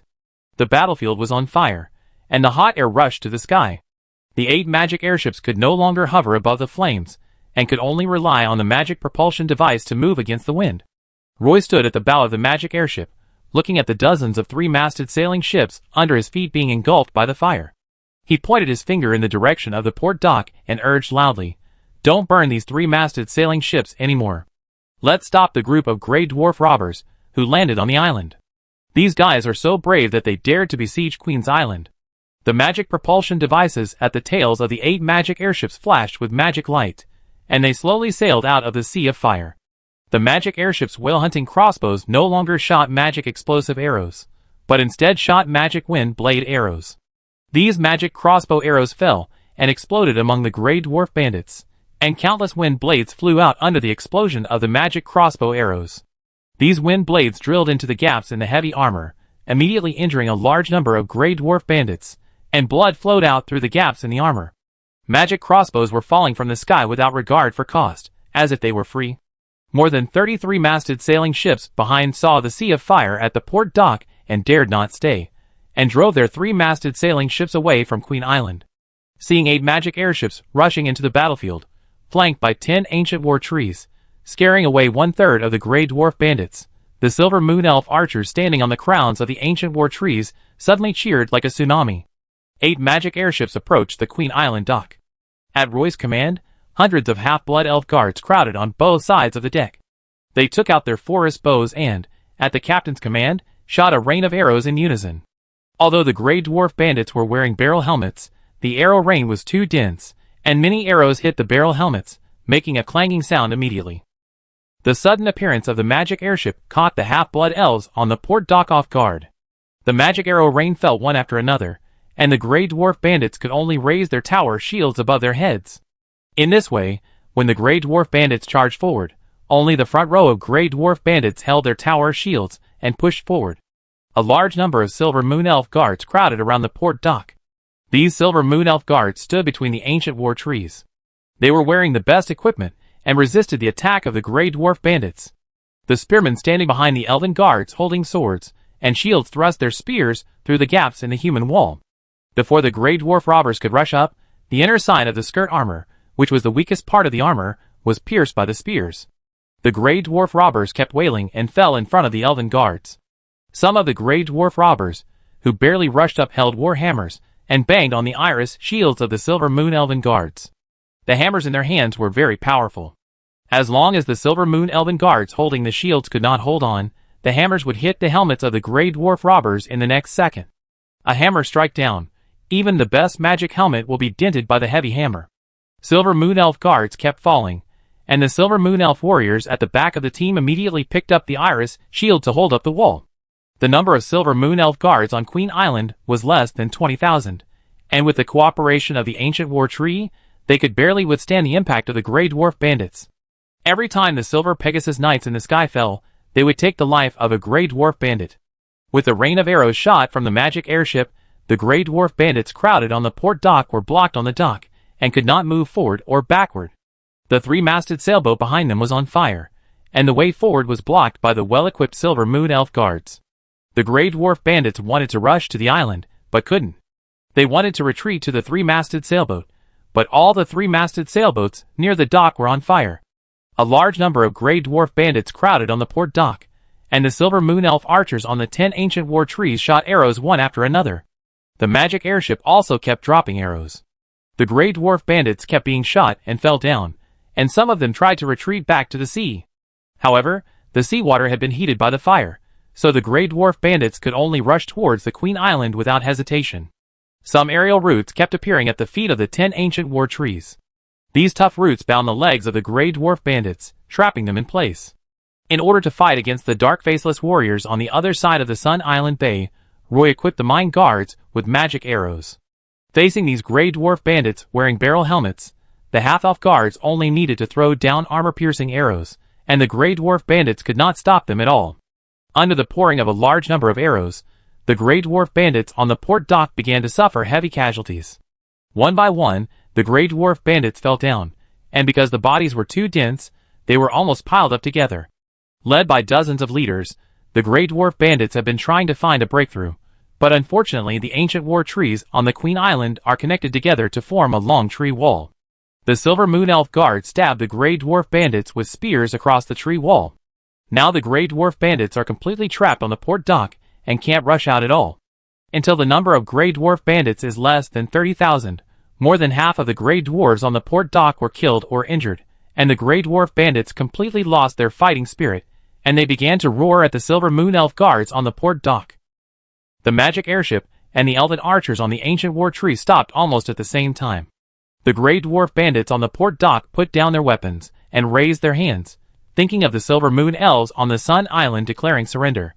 At this moment, the fire has spread to the port dock, and dozens of 3-masted sailing ships have been buried in the sea of fire. In addition to the 3-masted sailing ships, a large number of medium-sized sailing ships have also burned at the port dock. At dusk, the billowing smoke on the Queen Island dock broke through the sky. The elven guards quickly received the Grey Dwarf bandit prisoners of war. A disgusting smell of barbecue floated in the fire at the port dock. After the Grey Dwarf bandits surrendered, Roy tried to shoot magic ice arrows at the three-masted sailing ship that was on fire. Unfortunately, the fire was too fierce. Even if the magic ice arrows flew to the deck of the three-masted sailing ship, they were instantly evaporated by the blazing flames. The Grey Dwarf bandits, who surrendered at the port dock, were taken to a beach. These Grey Dwarves were chained together by the Silver Moon Elf warriors. After a thorough inventory, they actually captured 27,000 Grey Dwarf bandits in this battle. In addition, the Silver Moon Elf warriors also dragged out nearly 8,000 seriously injured Grey Dwarf bandits from the pile of corpses. The fire burned until night, and Roy's magic airship landed in the sea near Queen Island. He took a small boat to the shore. The reception officer of the 17th Silver Pegasus Military Department was already waiting on the shore. When he saw him coming down from the small boat, he immediately stood up and saluted. "Captain Roy, the Earl invites you." Roy waved his hand and said, "Lead the way." The whole Queen's Island was filled with a thick smell of fireworks, and some shipwrecks and corpses of Grey Dwarf bandits were floating in the sea. Roy couldn't help covering his mouth and nose when he walked. The Silver Moon Elves who were cleaning the battlefield on the beach all cast their eyes on Roy. Seeing that the Queen Island port wharf had been burned, Roy slowed down his pace. The heat from the wharf still made his skin feel a little stinging even though he was nearly 100 meters away. He didn't know how long the fire would burn. However, the elves had removed all the fire hazards near the port that might have entered the forest, and even the 10 ancient war trees had returned to the forest. The Silver Moon Elves had obviously given up on the port wharf, and no longer tried to put out the fire here. Thick smoke billowed into the sky, forming a large gray cloud in the sky. Some ashes that floated into the sky flew down again, filling the air. Roy walked along the forest path until halfway up the mountain. There were injured Silver Moon Elves everywhere along the way. They were resting and receiving treatment. The Moon Temple did not provide any help in this battle. The Silver Moon Elves could only use magic potions to treat their wounds. Roy came to the Tree of Life.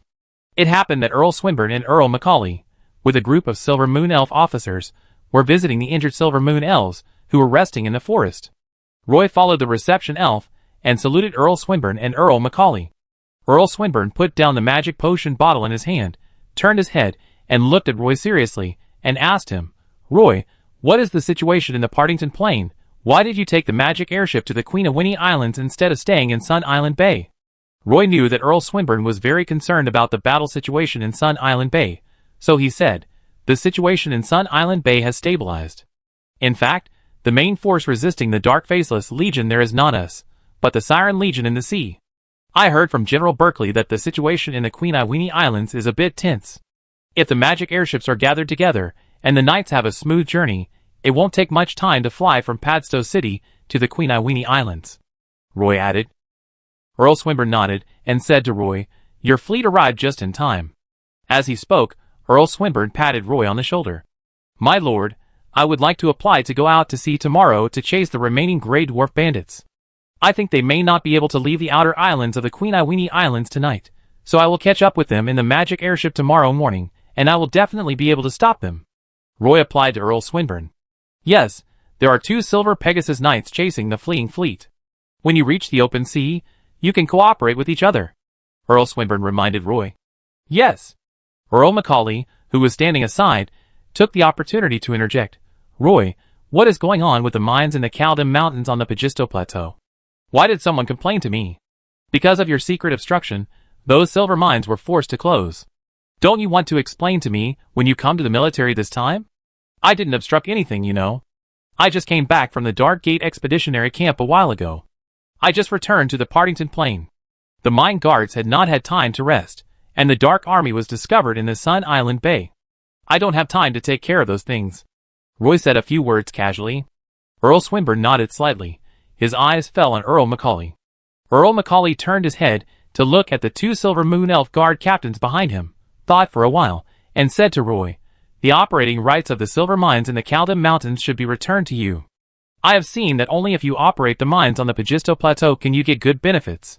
Roy ignored the unwilling expressions of the 2 Silver Moon Elf captains behind Earl Macaulay, and agreed loudly, "Yes, Earl Macaulay." Chapter 719. The next morning, 8 magic airships neatly ascended into the wind stratum, and chased northwest of Queen Island, according to the information provided by the Silver Pegasus Knights. Currently, 2 Silver Pegasus Knights were following the more than 33 masted sailing ships that were fleeing, and continuously carrying out air strikes on these Grey Dwarf bandits. Roy led 8 magic airships to chase them, not only to provide support to the Silver Pegasus Knights, but most importantly, Roy had his eyes on the more than 33-masted sailing ships in the hands of the Grey Dwarf bandits. The fire on the Queen Island Port Pier has not been completely extinguished yet, and the entire Queen Island Port Pier has become a ruin. The 17th Silver Pegasus Legion also lost a large number of medium-sized sailing ships. Currently, they can only pursue the Grey Dwarf robbers at high altitudes. In fact, the Silver Pegasus Knights can no longer fly in the sky. The Silver Pegasus needs to find an island to rest every once in a while, but the vast ocean is not full of islands. When the Silver Pegasus Knights look for islands to rest, it is easy to lose the fleet of the Grey Dwarf robbers.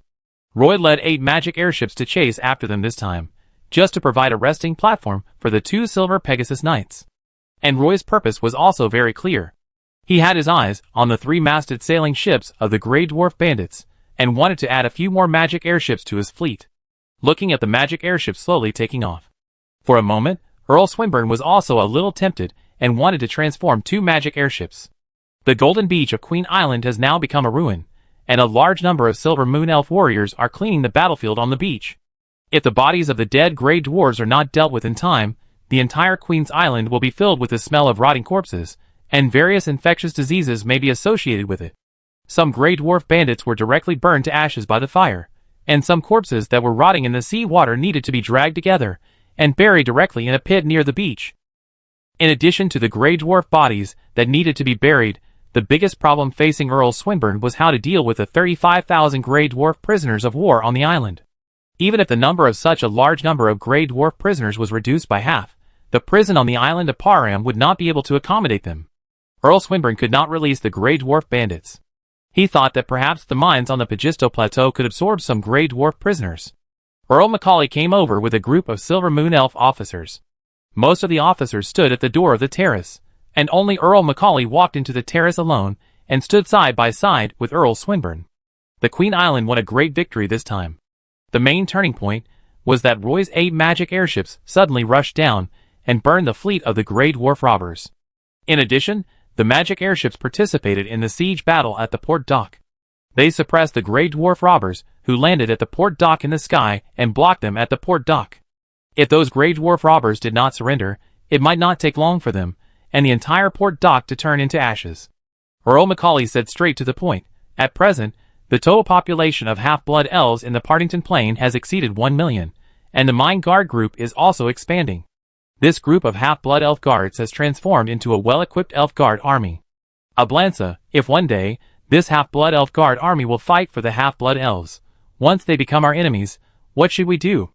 Earl Swinburne had long known that many Silver Moon Elf officers in the Legion had such concerns. He turned and looked at Earl Macaulay, then said steadily, "The Emerald Dragon created the High Elves, Silver Moon Elves, Dark Moon Elves, and Wood Elves, and it gave the elves several inalienable rights, including the right to life, freedom, and the pursuit of happiness. I think half-blood elves and half-elves should also have these rights." This sentence made Earl Macaulay a little speechless. Seeing that Earl Macaulay didn't want to talk, Earl Swinburne continued to say to him, "Mixed-blood elves have a long history. Since the 3 elves intermarried thousands of years ago, mixed-blood elves have been born in the Elven continent. Over the years, discrimination and enslavement of mixed-blood elves have been prevalent in all parts of the Silver Moon Elf Kingdom. This is not conducive to the development of the Elven world. And many of our nobles, in order to enjoy a luxurious life, have turned a blind eye to this, and even think that as long as this unequal social relationship can be maintained, the lives of the Silver Moon Elves in the Silver Moon Elf Kingdom will become easier and easier. This is obviously a fallacy. The riot in the Partington Plain was actually the result of various conflicts that had been accumulated for a long time." Earl Swinburne lowered his voice a little. "If these conflicts are not resolved in time, there may be greater conflicts." He put his hand on his old friend Earl Macaulay's shoulders and whispered to him, "In fact, a long time ago, His Majesty Janrys Ansel discovered that the fertility of half-blood elves is 10 times that of Silver Moon elves, and they have no pressure to choose a mate. When choosing a mate, they can choose half-blood elves, Dark Moon elves, Silver Moon elves, and Wood elves. No matter what they choose, they are all half-blood elves. In the Silver Moon Elf Kingdom, half-blood elves are almost engaged in the lowest level of work, such as night watchmen, grave diggers, porters, various low-level craftsmen, vendors, etc., and even servants are rare. It can be said that the Silver Moon Elves can live a comfortable life now, and they don't even need to work. They can lie at home and live on various subsidies. This is not a good thing for the Silver Moon Elves. Now there are about 30 million Silver Moon Elves in the Elf continent, and the number of half-blood elves in various places is about 7 million. Due to fertility, the population of Silver Moon Elves is currently decreasing year by year, while the population of half-blood elves is increasing year by year. Even though some Silver Moon Elves nobles continue to exploit half-blood elves, keeping their lives at the subsistence level, and they need to work hard to barely survive, the population of half-blood elves is still increasing rapidly, and there has been a small explosion trend in the past 10 years. His Majesty Janry's Ansel and the sages of the Silver Moon Elf Kingdom have initially estimated that if this continues, it may not take 200 years for the population of half-blood elves in the Silver Moon Elf Kingdom to be equal to that of the Silver Moon Elves. Macaulay, have you ever thought about what the Silver Moon Elf Kingdom would be like? Earl Swinburne's eyes fell on Earl Macaulay's face. There will be more and more half-blood elves, and the Silver Moon Elves will become fewer and fewer. Earl Macaulay's face was a little ugly. It was the first time he heard Earl Swinburne talk about His Majesty Ansel's attitude towards half-blood elves. Earl Swinburne nodded. Yes, our Silver Moon Elves will gradually become the weaker party, and the increasing number of half-blood elves will gradually enter the management of the Silver Moon Elf Kingdom, and even become the rulers of the Silver Moon Elf Kingdom. At that time, the conflicts in the Silver Moon Elf Kingdom will erupt more violently. The half-blood elves will actively fight for higher rights, just like the privileges that the Silver Moon Elves have now. When they come to power, the half-blood elves in power will also fight for the half-blood elves. Perhaps at that time, intermarriage between the Silver Moon Elves and the half-blood elves will become a very common thing. Perhaps half of the members of the Elf Elders Council in a city will be half-blood elf elders. Note that I am talking about every city in the Silver Moon Elf Kingdom. At that time, there will definitely be greater conflicts between the Silver Moon Elves and the half-blood elves for certain interests. When the contradictions become the most extreme, racial divisions will occur, just like when the Silver Moon Elves, Dark Moon Elves, and Wood Elves divided the Elf continent into 3 parts. You also know that the Elven continent is so small. The Evernight Forest, where the Dark Moon Elves live in the north, will definitely not accept the half-blood elves. How much land can the World Tree of Darnassus in the south give to the half-blood elves? In the end, it is not a Silver Moon Elves who will suffer. At that time, perhaps because of the population, half of the kingdom's land may be ceded to the half-blood elves. Speaking of the land of the Elven continent, this is the main plain of the Elven world. How could the territory of the Silver Moon Elf Kingdom be easily given away? Earl Swinburne used his fingernails to draw a very clear mark on the map, dividing the Silver Moon Elf Kingdom into 2. At this time, Earl Macaulay's face had turned livid. Although he had not yet figured out Earl Swinburne's means, he clearly felt that His Majesty Janry's Ansel was considering the future of the entire Silver Moon Elf Kingdom. Ablanza, I'm a little confused, Earl Macaulay said to Earl Swinburne. Since you also know that the half-blood elves are such a threat to our Silver Moon Elves, why do other Silver Moon Elf nobles suppress the half-blood elves, but you keep speaking for them, and even give them a lot of help, and even support Roy to build the first half-blood elf city in the Partington Plain, so that now nearly 10,000 half-blood elves pour into the Partington Plain every day. Hearing what Earl Macaulay said, Earl Swinburne smiled. Earl Macaulay's pupil shrank slightly at this time, and he suddenly thought of Earl Swinburne's intention. Do you want to use the huge siphon effect of the Partington Plain to wash out all the half-blood elves in the Silver Moon Elf Kingdom? Earl Swinburne raised his eyebrows, a little dissatisfied with Earl Macaulay's words, and corrected, It can't be considered as washing out. I just want the half-blood elves to acquiesce that the Partington Plain is their world, so that they will consciously withdraw from the Silver Moon Elf Kingdom. At least, they will not compete with us for land on the Elf continent in the future. In fact, life in the Partington Plain is pretty good. The forest resources there are very abundant, and there is also a sea in the south. We have many plains like Partington. Giving a plain to the half-blood elves may not be a loss for us. You see, the magic herbs and magic metal ingots that are continuously delivered from the Partington Plain are the best way to repay us. After Earl Swinburne finished speaking, his eyes swept across the port. Earl Macaulay asked curiously, Did you talk about these things when you met with His Majesty Ansel? We've been talking a lot lately, Earl Swinburne replied. I heard that the Dark Legion has been discovered in the Partington Plain. Once the Dark Legion occupies the Partington Plain in the future, will they use the Partington Plain as a springboard to attack the Elf continent in the main plain? Earl Macaulay couldn't help but ask worriedly. Earl Swinburne raised his chin and glanced at Earl Macaulay with his peripheral vision, but did not answer his question. Earl Macaulay was stunned for a moment, and then hurriedly wiped the cold sweat from his forehead. Roy led the magic airship to stay in the wind layer for less than an hour, and the lookouts on the magic airship discovered the Silver Pegasus Knights under the clouds. Roy immediately ordered the magic airship to descend quickly. After leaving the wind layer, the magic airship landed steadily from above the clouds and immediately appeared above the fleeing fleet of the Grey Dwarf robbers. More than 33-masted sailing ships on the sea were moving rapidly, and the Silver Pegasus Knights were flying around the Grey Dwarf fleet. Since there were several crossbows on the 3-masted sailing ships, the Silver Pegasus Knights did not dare to fly too low. All the investment weapons carried by the Silver Pegasus Knights were used up, and these Silver Pegasus Knights had been chasing for a day and a night, and they were already out of equipment. At present, they could only rely on the Silver Pegasus to glide in the sky. As soon as the fleet appeared, Roy asked the half-blood elf guards to give up the deck of the magic airship and summon the Silver Pegasus Knights flying in the sky to land on the deck to rest. The leaders of the 2 Silver Pegasus Knights were not polite, and immediately led the exhausted Silver Pegasus Knights to land on the magic airship. As a result, the magic airship was seriously overloaded. Even with the 12 floating devices fully activated, it could not stop the magic airship from falling. Seeing the Silver Pegasus Knights landing on the deck, Roy took the initiative to greet them and ordered the crew to get some apples and breadfruits from the warehouse to let the Silver Pegasus Knights fill their stomachs first and then take a rest. Seeing Roy's enthusiasm, the 2 leaders of the Silver Pegasus Knights thanked him repeatedly. Standing on the deck, Roy said to the 2 leaders of the Silver Pegasus Knights kindly, "The Earl sent me to catch up to provide you with a place to rest and to provide you with supplies." Sure enough, the half-elf crew on the ship carried out boxes of fruit from the cabin, and then carried out some heavy wooden boxes from the bottom of the magic airship. Roy personally walked forward and opened the lids of these heavy wooden boxes, and inside were short flying spears of excellent quality. The Silver Pegasus Knights attacked the Grey Dwarf's 3-masted sailing ship in the sky, almost relying on these magic short flying spears. Ordinary feather arrows could not penetrate the full-covering dwarf chain mail and barrel helmets on the Grey Dwarf bandits. Chapter 720. In order to seize some 3-masted sailing ships, Roy gave up the magic explosive arrows and only prevented the crew on the magic airship from using magic crystal arrows. These large magic crossbows were purchased by Roy at a huge cost. Each magic crossbow was worth 2 magic crystals. The crew could only use the whale-hunting heavy crossbow to aim at the Grey Dwarf robbers on the ship, which meant that to hunt down a Grey Dwarf robber, Roy had to spend at least 2 magic crystals. This was the hunting cost incurred if he hit the target. If he missed, the hunting cost would increase exponentially. But even so, Roy still insisted on letting all the whale-hunting heavy crossbows on the magic airship fire at full power.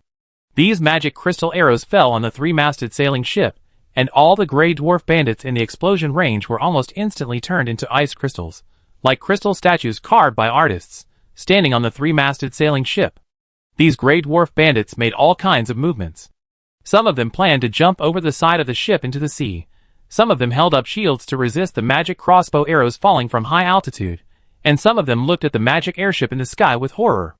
These magic crystal arrows had a great impact on the Grey Dwarf bandits, because the Grey Dwarves, who were good at making various magic machines, knew these magic crystal arrows very well, and they knew how terrifying the power of this thing was. What they couldn't imagine was that the elven military would actually use such expensive magic weapons to shoot ordinary Grey Dwarves on a 3-masted sailing ship. The Grey Dwarf bandits looked at the sky in despair, and at this moment, they even forgot to hide in the cabin under the deck. What made them even more desperate was the more than 3,000 Silver Pegasus Knights in the sky. The short flying spears thrown from their hands fell like raindrops, and some not so thick wooden boards would be directly pierced by the short flying spears. If it were normal times, the Silver Pegasus Knights would have needed to find a deserted island to rest because of their physical exhaustion. Even if the Silver Pegasus Knights wanted to continue the pursuit without any supplies, they would have no way to hunt down the Grey Dwarf bandits. But this time was different. The Silver Pegasus Knights had a good rest on the magic airship and were given sufficient supplies. This pursuit was very sudden for the Grey Dwarf bandits, who sailed to the edge of the Queen of Winnie Islands. The Grey Dwarf bandits even thought they had escaped this time, but they were unexpectedly intercepted by the Silver Moon Elves again. They were wearing heavy black iron armor, but they still couldn't stop the pursuit of the Silver Pegasus Knights. The Grey Dwarf bandits tried to escape, but they couldn't break out of the encirclement under the siege of 2 Silver Pegasus Knights. 8 magic airships were floating in the air. These magic airships lacked sufficient maneuverability, and were soon left behind by the 3-masted sailing ships sailing in the sea. Roy was not in a hurry to catch up, So he followed slowly behind and provided supplies to the Silver Pegasus Knights. If they fell too far, Roy would rise into the corresponding wind layer, fly in the wind layer for a while, and then fall down. In this way, 33 three-masted sailing ships fled in the outer waters of the Queen of Winnie Islands for a whole day. The Silver Pegasus Knights beat all the Grey Dwarf bandits on the three-masted sailing ships, so that they dared not show their heads. The Grey Dwarfs hid in the cabin, and the Silver Pegasus Knights took the opportunity to fly down and cut the rope holding the sail on the mast with the elven sword in their hands. A large number of sails fell down, and the three-masted sailboats lost their power and gradually stopped. At this time, the Silver Pegasus Knights surrounded these three-masted sailboats in the sky, and Roy's magic airship fell into the sea and slowly approached these three-masted sailboats. The mine guards on the ship took out some grappling ropes and let the magic airship approach these three-masted sailboats full of short-flying spears. Then the half-blood elf guards jumped onto the three-masted sailboats. The half-blood elf guards wore sophisticated magic armor and held magic weapons. They boarded the ship under the cover of the whale-hunting crossbow and the Silver Pegasus Knights. In close combat, the half-blood elves held elven longbows and shot magic arrows that could penetrate the armor of any Grey Dwarf bandit. These elven archers quickly controlled the commanding heights on the ship, and then the half-blood elves holding swords, shields and spears raided the captain's room, blocked the entrance to the deck, and shouted to the Grey Dwarf bandits in the cabin that as long as the Grey Dwarf bandits were willing to surrender their weapons, they would not be killed. Soon, the Grey Dwarf bandits who were blocked in the cabin gave up resistance one after another, wearing only linen underwear, and lined up on the deck, waiting to be recruited by the half-blood elf guards. It took Roy nearly 3 days to complete the recruitment of 33 three-masted sailing ships outside the Queen of Winnie Islands. In this way, Roy led the half-elf guards to capture three-masted sailing ships one by one, and detain the captured Grey Dwarf bandits in the cabins of the three-masted sailing ships. Then the half-elf guards manipulated these three-masted sailing ships, changed their routes, and sailed towards Queen Island collectively. According to the account book of the military secretary, in addition to the 33 three-masted sailing ships, Roy also captured nearly 20,000 Grey Dwarf prisoners of war on board, and the captured Grey Dwarf weapons and armor filled all the cabins of the 5 magic airships. All the weapons and armor of the Grey Dwarves were moved to the warehouse of the magic airship. Even so, Roy was still a little worried, so he asked the 5 magic airships full of weapons and armor to rise high in the sky to prevent the Grey Dwarves from taking them back. Malthus wrote to us and told us about your outstanding performance in the Dark Gate Expeditionary Camp. We didn't believe it at first, but now it seems that Captain Malthus was too conservative about your achievements. Captain Roy, I am Joyce, the leader of the first Silver Pegasus Knights. I am very happy to chase the Grey Dwarves with you. Thank you for providing these help to the Silver Pegasus Knights on the battlefield. A Silver Moon Elf Knight wearing a magic pattern armor strode up to Roy, extended his hand, and greeted Roy. Roy shook his hand and responded, "Hello, Captain Joyce." The knights of the 2 Silver Pegasus Knights were repairing on the deck of the three-masted sailing ship. The half-blood elf crew took out some barley and beans from the cabin and gave them to the Silver Pegasus Knights. As expected, the Silver Pegasus Knight first fed the horse, then sat next to it, took out his marching rations, and ate silently. The tower and the cabin under the shoulders of these three-masted sailboats are 2 unconnected parts. The tower has 3 floors, built on the three-masted sail deck, and the cabin under the deck is divided into 3 floors. The first floor close to the deck is the living area of the Grey Dwarf robbers, the second floor is the cargo hold, and the third floor is the closed cabin used for counterweight of the three-masted sailboat. The hull of this three-masted sailboat is about 70 to 80 meters long and less than 10 meters wide. It is definitely a large ship for the elves. However, Roy has seen larger ships in Castletown Harbor. Those ships are almost all 5-masted sailboats from the Green Empire, and the hull shape looks more gentle. Driving this kind of large sailing ship requires the ordinary crew members on board to have certain sailing experience. When all the sails of this three-masted sailing ship are raised and the wind is full, the entire hull will tilt to one side, and the hull will be pulled by the invisible huge force and creak, and the ship will sail on the sea at a very fast speed. At this time, the metal ram of the bow will always break through waves. Flocks of seabirds will also follow the stern. Roy's magic airship arrived at Queen's Island successfully, with 2 Silver Pegasus Knights a week after leaving Queen's Island. At this time, Earl Swinburne and Earl Macaulay on Queen Island had already learned from the report of the Silver Pegasus Knights 2 days in advance that Roy had won a great victory at sea and captured all the Grey Dwarf robbers who had escaped. The two earls were both surprised at the time. They had never thought that the Grey Dwarf robbers, who had troubled the 17th Silver Pegasus Legion for more than half a year, would be completely surrounded by dumplings after this battle by the mine guards, who rushed over from the Partington Plain. Except for those Grey Dwarf robbers, who died in the battle, almost all the remaining Grey Dwarves were captured. When the 33 three-masted sailing ships approached Queen's Island, the port dock had been preliminarily cleaned up. There were still piles of carbonized rotten wooden boards on the dock. Unfortunately, the original dock was burned down in the fire, and the entire beach was covered with carbon ash and blood. The 33 three-masted sailing ships seized by Roy could not dock, and could only be parked in the waters near Queen's Island. Roy took a flying fish boat back to Queen's Island. At this time, the beach of Queen's Island was full of a large number of Grey Dwarf prisoners of war. After they were disarmed, there was no suitable place to detain them, so they could only be concentrated on the beach and guarded by a Silver Moon Elf guard. More than 30,000 Grey Dwarf bandits wore linen shirts and sat quietly on the beach under the scorching sun.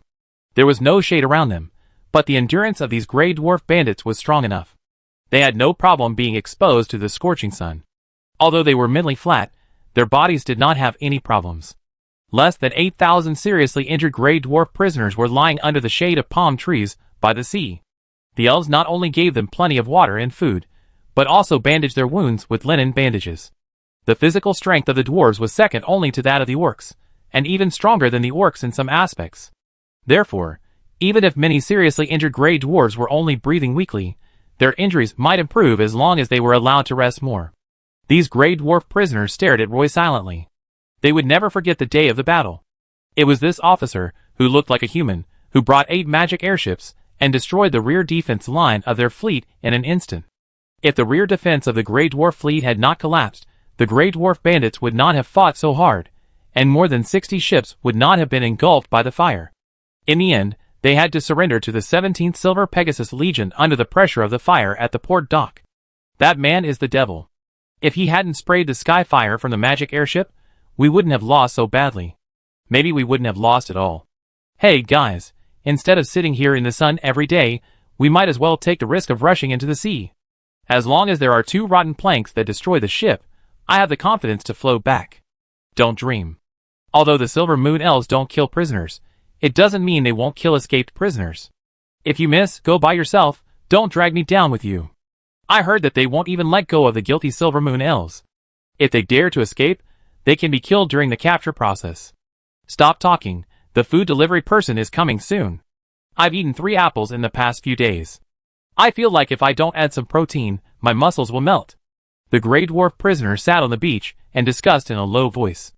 At this time, Roy also saw some Silver Moon Elf guards pushing some flatbed carts.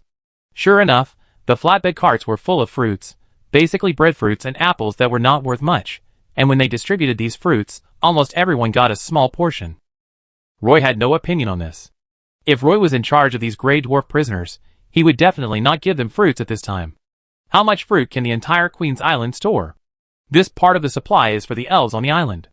Once it is distributed to the Grey Dwarf prisoners, the food on the Queen's Island will soon be consumed by these Grey Dwarf prisoners. Roy even thought that he should let the Grey Dwarf prisoners dig clams in the sand on the beach to fill their stomachs. When he walked through the area where the dwarf prisoners were, the Silver Moon Elf warriors he met along the way would salute Roy. A week ago, these Silver Moon Elf guards didn't do this. Roy looked at these spirited Silver Moon Elves, smiled at them, and then strode towards the military headquarters. Military headquarters, Earl Swinburne's office. Roy knocked on the door, and the door was pushed open by a Silver Moon Elf adjutant, who saluted Roy. The Earl is waiting for you inside, Captain Roy. Roy hurriedly returned the greeting. Before this, the Silver Moon Elf adjutant had never been so friendly. He walked into the office of the tree house, and saw Earl Swinburne looking up, with undisguised admiration in his eyes, saying to him, "Roy, you have won a great victory in chasing the Grey Dwarf bandits this time, and solved all the troubles I was worried about." Roy walked up and saluted Earl Swinburne. At the instruction of Earl Swinburne, he sat on the chair opposite Earl Swinburne's desk. "Tell me, what are your plans next?" Earl Swinburne asked Roy. Roy smiled and said to Earl Swinburne, "I know you are also in need of ships. This time, I seized 33 three-masted sailing ships.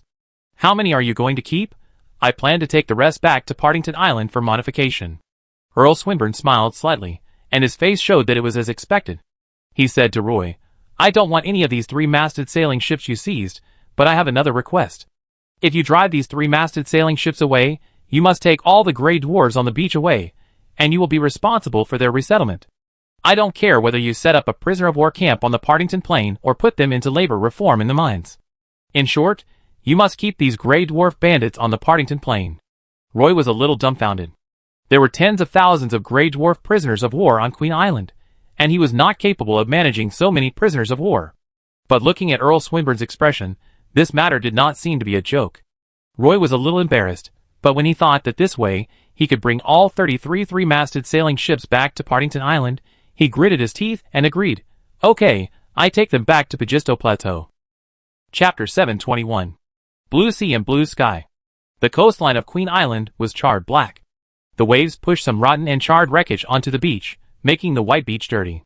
The elves could even find some dwarfs' weapons on the beach. For the elves, the tower shields and hammers used by the dwarves were too heavy. Even the powerful sword dancers were not used to using such hammers. I heard that the orc warriors in the north liked the dwarves' weapons very much. All along, the orcs were able to defend the Mensa Plains, and completely block the Dark Moon elves in the Evernight Forest from moving north. This was also because the dwarves secretly provided the orcs with sophisticated weapons. The defeat of the Grey Dwarf bandits in the Queen Awini Islands was not only because the Silver Moon elves had air superiority. Another reason was that the 8 magic airships Roy brought carried a large number of magic weapons. This battle was actually a waste of money. 1 magic bursting arrow was worth 2 magic crystals. Roy ordered the magic airships to fire a round of concentrated fire at the 3-masted sailing ship of the Grey Dwarf bandits, which almost burned a set of magic pattern structures. When burning the 3-masted sailing ship on the Queen Island, the 8 magic airships consumed more than 2,000 magic crossbow arrows, and most of them were magic bursting arrows. When Roy led 8 magic airships to the outskirts of the Queen Uni Islands and chased the 33 three-masted sailing ships, almost all the magic crystal arrows were consumed in the battle. Although there were only 33 three-masted sailing ships, Roy consumed as many as 8,000 magic crystal arrows in the 3-day battle in order to recapture all the ships, completely shooting out all the magic crossbow arrows carried by the 8 magic airships. These 2 battles directly consumed 20,000 magic crystal stones, which was just the cost of magic crossbow arrows. The other 8 magic airships floated in the sky, and the floating devices needed to operate continuously, which also consumed a lot of magic crystals. The daily expenses of 4,000 half-blood elf guards, etc. A war is constantly burning money. Obviously, Roy won the bet this time. He exchanged less than 30,000 magic crystals for 33 three-masted sailing ships. This business is definitely a big profit for Roy. The only thing that bothered Roy was the 50,000 Grey Dwarf prisoners of war. He actually didn't hate the Grey Dwarf prisoners of war. On the contrary, many mines on the Pagisto Plateau really needed some Grey Dwarf miners. The Grey Dwarves were born miners. Their life underground was more comfortable than on the ground. As long as they were given enough wine and sausages, the Grey Dwarves would obediently carry their pickaxes and walk into the mines. But there are too many Grey Dwarves on Queen's Island, and Roy needs to invest a lot of energy to manage so many Grey Dwarf prisoners. Now there are constant troubles on Partington Island, and Roy doesn't want to be distracted by these Grey Dwarf prisoners. So Roy himself is very resistant to Earl Swinburne handing all the Grey Dwarf prisoners to him. But he really wants these 33 three-masted sailing ships, so he can only bite the bullet and agree. Now these 3-masted sailing ships cannot dock, and there are no extra ships to transport the Grey Dwarf prisoners on Queen's Island. Roy can only set up a temporary prisoner of war camp on the beach of Queen's Island to detain nearly 30,000 Grey Dwarf prisoners on the island. In order to guard the Grey Dwarf prisoners, Roy also transferred 3,000 half-elf guards from the magic airship to stay on Queen Island to guard the temporary prisoner camp. 33 three-masted sailing ships and 7 magic airships were parked in the bay, with nearly 700 Grey Dwarf prisoners on each 3-masted sailing ship. As the long horn sounded, all the 3-masted sailing ships raised their sails, and these sailing ships formed a long team and headed towards Partington Island. Along the way, the 5th and 6th Silver Pegasus Knights will escort the fleet. Roy took a magic airship from the Wind Layer to return to Partington Island in advance, and made various preparations on Partington Island in advance.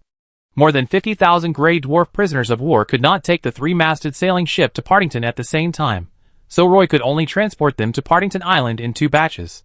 The magic airship broke through the clouds, and quickly landed on the sea near the port of Partington Island. The huge waves it raised flew more than 10 meters high, and the elves on the dock looked towards the sea. At this moment, the port dock of Partington Island was full of medium-sized sailing ships. Roy counted them casually and found that there were about 20 ships. Some half-blood elves, carrying simple luggage, walked down from the medium-sized sailing ships with a confused look on their faces, looking around with curiosity and acting like country bumpkins. The half-blood elf porters on the dock were carrying wooden boxes of military supplies and struggling to load them onto the medium-sized sailing boats. Roy arrived at Partington Island at noon. Under the scorching sun, many half-blood elves were sweating profusely. The port was particularly lively. There were medium-sized sailing boats preparing to dock, and there were also medium-sized sailing boats full of supplies setting sail. Roy let the magic airship slowly dock at the port. The crew lowered the sampan. Roy walked down from the ship with a team of half-blood elf guards. He walked through the extremely lively dock. The elves around him seemed to recognize his identity and consciously made way for him. Arriving at the warehouse set up by the 17th Silver Pegasus Legion on the dock of Partington Island, the warehouse manager is a close confidant of General Berkeley. Roy often sends people here to pick up various military supplies, and he is very familiar with him. The Silver Moon Elf manager came out of the room very attentively and said to Roy with a smile, "Boss Roy, what supplies are you going to pick up when you return to the material transfer station on Partington Island this time? I will ask them to prepare it for you immediately. I am not here to pick up equipment this time. The military supplies I need are not in your warehouse. I brought the warrant of Earl Swinburne this time. The Earl asked you to reduce the share of military supplies shipped to the Queen of Winnie Islands, and transport food and maintenance tools to the Queen Island to the maximum extent. As long as the medium-sized sailing ships that are currently transporting supplies have not left the port, unload those military supplies. The specific contents are all written in this document." After that, Roy took out a document from his waist bag and handed it to the warehouse manager. The warehouse manager stared at the document in his hand with wide eyes, turned around and ordered his subordinates behind him, "Hurry up to the dock, stop all the medium-sized sailing ships that are ready to set sail, and gather people to replace supplies." "Boss Roy, what happened on Queen's Island?" "Our naval battle with the Grey Dwarf bandits has come to an end for the time being. We won, so there is no need to replenish military supplies. Now the dock of Queen's Island is completely destroyed. I guess Queen's Island is rebuilding the dock, so you need to focus on preparing craftsmen to build the dock. It is estimated that craftsmen will go to Queen's Island soon. In addition, there is a shortage of food on Queen's Island at present, so you need to deliver the food quickly." Roy stood aside and reminded the warehouse manager. The Silver Moon Elf warehouse manager quickly thanked Roy. "Thank you for your reminder, Boss Roy." Roy asked the warehouse manager, "When will the portal from here to Padstow be opened?" "It's open now. At midnight tonight, the portal will be changed from Padstow to Partington Island, and the time will last until noon tomorrow." The warehouse manager said it like a treasure. He had to transport supplies to Padstow City every day and was very clear about the passage time. Roy nodded and told the warehouse manager, "Got it. Tomorrow morning, a group of Grey Dwarf prisoners will arrive at the dock of Partington Island. I need to use the portal first. All the materials shipped to Padstow City from the warehouse will be delayed. If there are any urgent materials, you must hurry to deliver them before midnight." "Got it, Boss Roy," the warehouse manager responded. After explaining these things to the warehouse manager of Partington Island Dock, Roy hurried to Partington Town. There were many half-blood elves queuing in the town square waiting to pass through the portal. They needed to undergo identity verification and registration from the military, and also check the goods they carried. If the materials they carried exceeded the regulations, they had to pay a certain amount of tax to the tax officer in front of the portal. The tax officer in front of the portal mainly collects transit tax on goods. For the half-blood elves who moved their families to the Partington Plain, even if their luggage exceeded the limit, they would turn a blind eye and let them pass. Roy brought a group of half-blood elf guards to the town square and went directly through the portal. The half-blood elves waiting in the square saw Roy disappear in the portal and started to talk. The group of guards who just walked past seemed to be the same as us. "Half-blood elves, didn't you see the officer who looked like a human in front of you? I guess he might be Boss Roy." "Did we see Boss Roy when we first came to the Partington Plain?" Roy didn't hear these discussions. After he passed through the portal, he looked towards the central square of Padstow City. There were some magical herbs piled up in the square. They were probably to be transported to Partington Island overnight after the portal changed its direction. The portal guards saw Roy walk out of the portal. They all saluted Roy. Roy asked a guard casually, "Where is your captain?" A half-elf guard with a captain's armband on his arm hurriedly walked out of the team, saluted Roy again, and then asked, "Boss Roy, Griffith, the captain of the 3rd Squadron of the Padstow Portal Guard Brigade, reports to you." Roy walked up and patted him on the shoulder, and said to him, "At this time tomorrow, I will use the portal. All the stored supplies in the central square must be cleared out for me. Clear the square for me. Can you do it?" "Boss Roy, leave it to us. We will complete the mission," Captain Griffith said loudly. "Very good." Then Roy ran to the Silver Pegasus military headquarters, and said hello to Chief Berkeley. Berkeley stood up, holding the desk with both hands, leaned forward, stared at Roy with wide eyes, and asked in shock, "You mean you spent less than 2 weeks to settle the war in the Queen Uni Islands, and also captured tens of thousands of Grey Dwarf prisoners of war, ready to be brought back to the Partington Plain, and the first batch of Grey Dwarf prisoners of war will enter Padstow tomorrow?" Roy nodded. "That's it. What do you need me to do for you?" General Berkeley calmed down a little and asked Roy, "I need a place to temporarily house these Grey Dwarf prisoners. Do you have a suitable place?" Roy sat on the chair and said calmly, "How many prisoners can be accommodated?" General Berkeley took a breath and asked Roy, "The first batch is about 30,000 people, and there are 25,000 people behind." General Berkeley frowned, thought for a moment, and said, "There is no such a large space in Padstow City at present. You can't let these prisoners live in the squares in the city. Then we can only arrange them outside the city. I don't have enough guards. I need the assistance of the city defense guards." Roy continued, "That's no problem. How many elf guards do you need?" 3,000 elf guards are enough," Roy responded. "Tomorrow at noon, these elf guards will appear in front of the portal in the central square." General Berkeley made a promise. Roy breathed a sigh of relief, then immediately stood up and said goodbye to General Berkeley. "It's a deal. Okay, I have to go outside the city to find a suitable place. I don't have a place for you in the city. If you are talking about outside the city, I can recommend you a few places suitable for placing these Grey Dwarf prisoners." General Berkeley sat down again and smiled at Roy. "You're not recommending an apple orchard to me, are you?" Roy said casually. This time it was General Berkeley's turn to look up with embarrassment, staring at Roy and asking curiously, "How did you guess I was going to recommend an apple orchard to you?" Roy shrugged speechlessly and responded to General Berkeley, "Take a good look, now. In the suburbs outside Padstow, what else is there besides an apple orchard?" Due to the small space on Partington Island, after the 3-masted sailboat arrived at Partington Island, the Grey Dwarf prisoners stayed on the 3-masted sailboat and did not get off the ship immediately. The fleet docked at the port the morning after Roy arrived at Partington Island. At this time, there was a berth available at the port. When the 3-masted sailboat docked at the dock, Roy and a group of half-blood elf guards were waiting at the dock. Outside the dock of Partington Island, there were a large number of 3-masted sailboats waiting to dock. Roy waited until almost noon before letting these Grey Dwarf prisoners disembark and line up to walk into the town in the mountain. The half-blood elves on Partington Island stood on both sides of the passage, watching the Grey Dwarf prisoners, who walked into the portal in a miserable state, wearing only linen shirts. Partington Island is the largest transit point for the supply chain of the Queen of Winnie Islands. The residents of the island naturally know that a naval battle is breaking out in the Queen of Winnie Islands. Just when everyone was discussing when this naval battle would end, a large number of 3-masted sailing ships appeared at the port dock of the island. Then a large number of Grey Dwarves, who were not wearing armor or weapons, disembarked dejectedly, and were led by a group of half-blood elf guards to the portal of the town square. There was a half-blood elf guard standing every 1 meter on both sides of the street, apparently to prevent these Grey Dwarf prisoners from escaping. These Grey Dwarf prisoners did not stay in the town square. They lined up and walked into the portal and directly entered the Partington Plain. Chapter 722. In the central square of Padstow, the Grey Dwarf prisoners lined up in 4 long lines and walked out of the portal slowly. It was noon in Padstow. The dazzling sunlight shone on the central square, making the square like a large oven.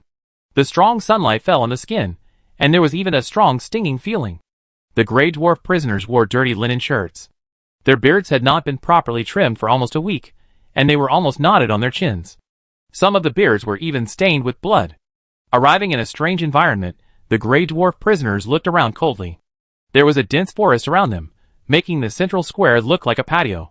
When the Grey Dwarf prisoners came out of the portal, they would subconsciously stop.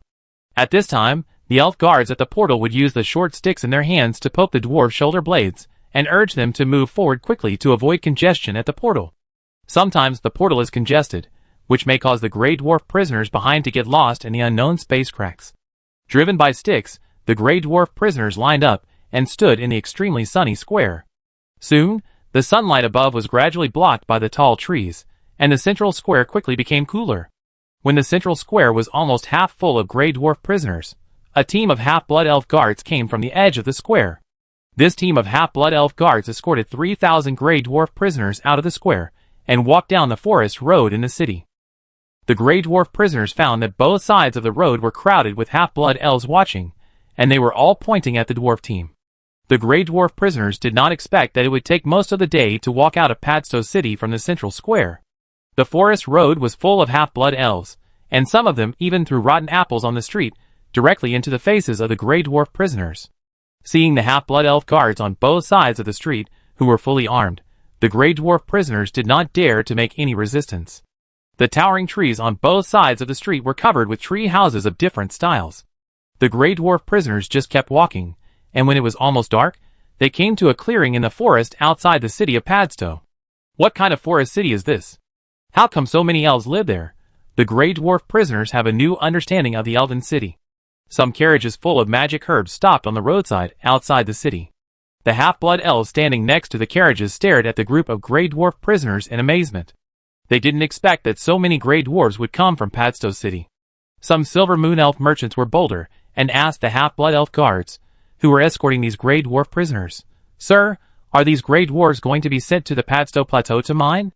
"Well, let them help us mine, to wash away the crimes they committed in Queen Winnie Islands." The half-blood elf guard captain stopped and said to the Silver Moon Elf merchant.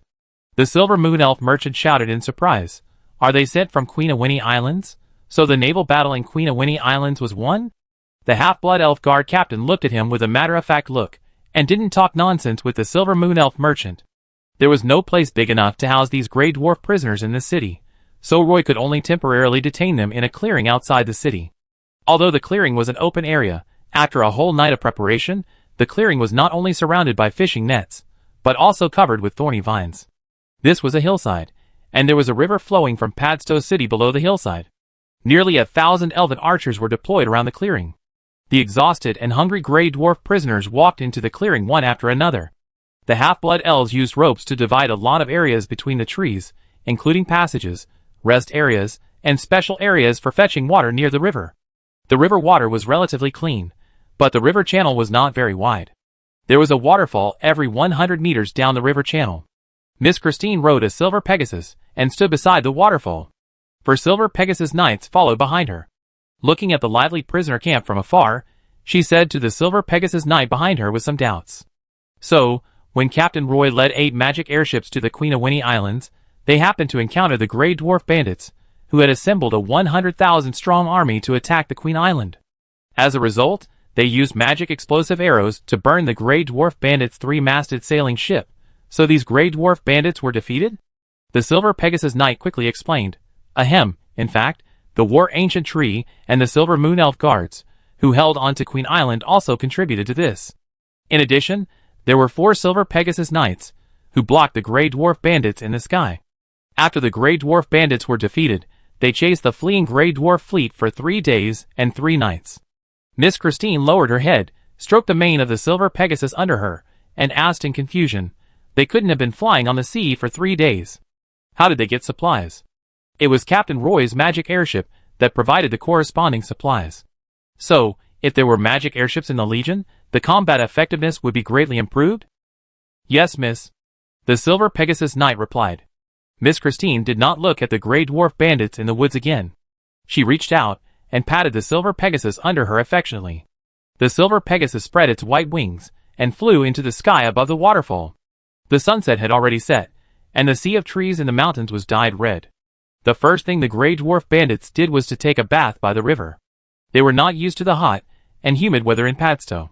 Fortunately, these half-blood elf guards did not directly lock them up in the clearing in the forest and prevent them from doing anything. They could go to the river to fetch water or apply for a bath, but they needed a team of Grey Dwarf prisoners to act in unison. These Grey Dwarf prisoners did not dare to run away, as there were half-blood elf archers everywhere.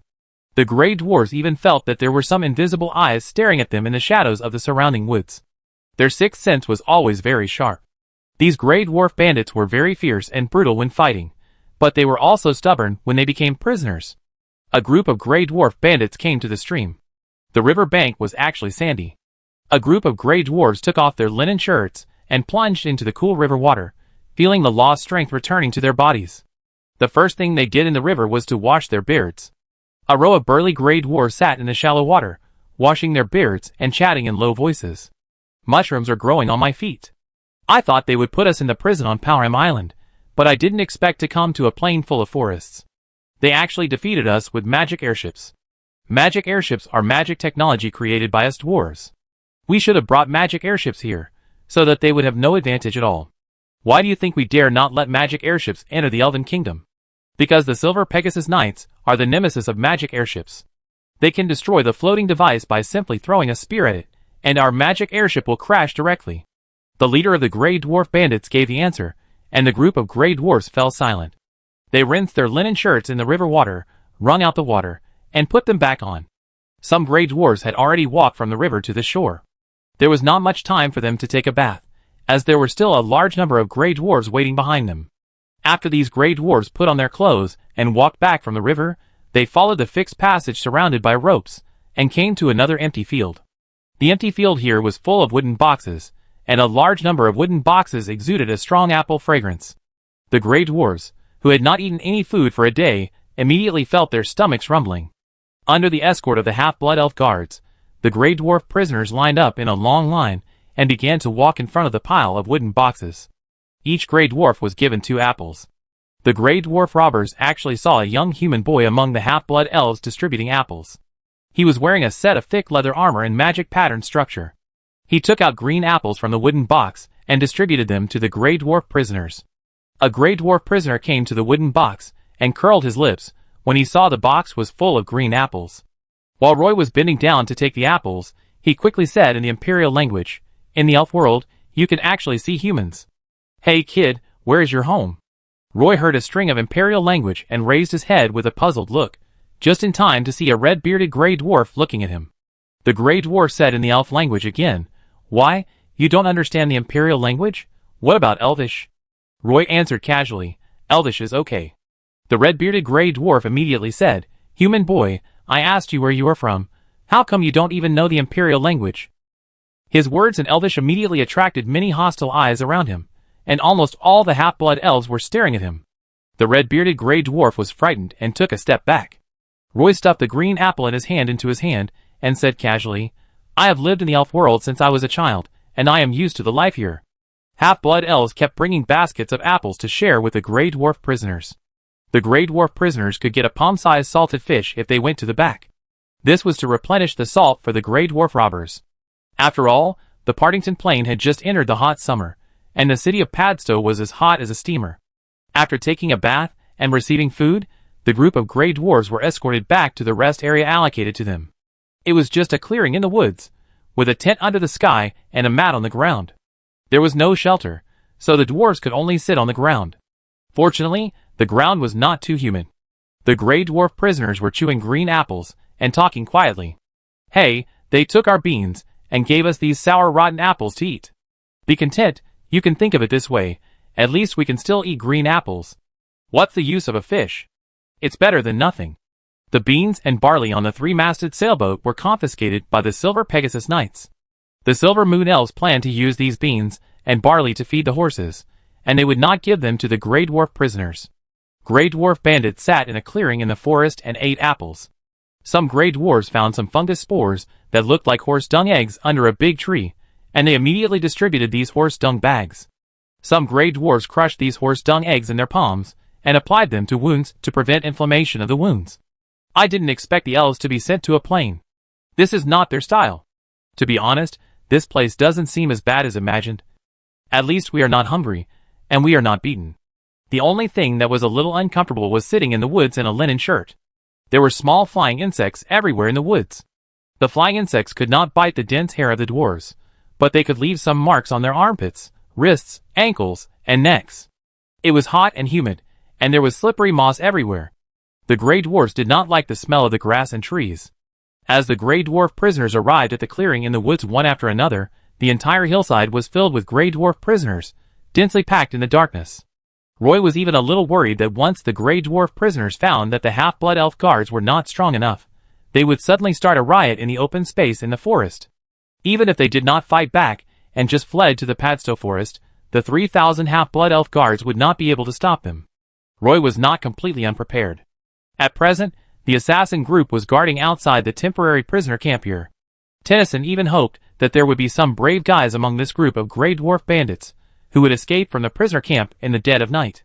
Because there is such an unwritten rule in the Partington Plain, prisoners who escape without permission will be killed without mercy during the pursuit, no matter if they are Silver Moon Elves or any other race.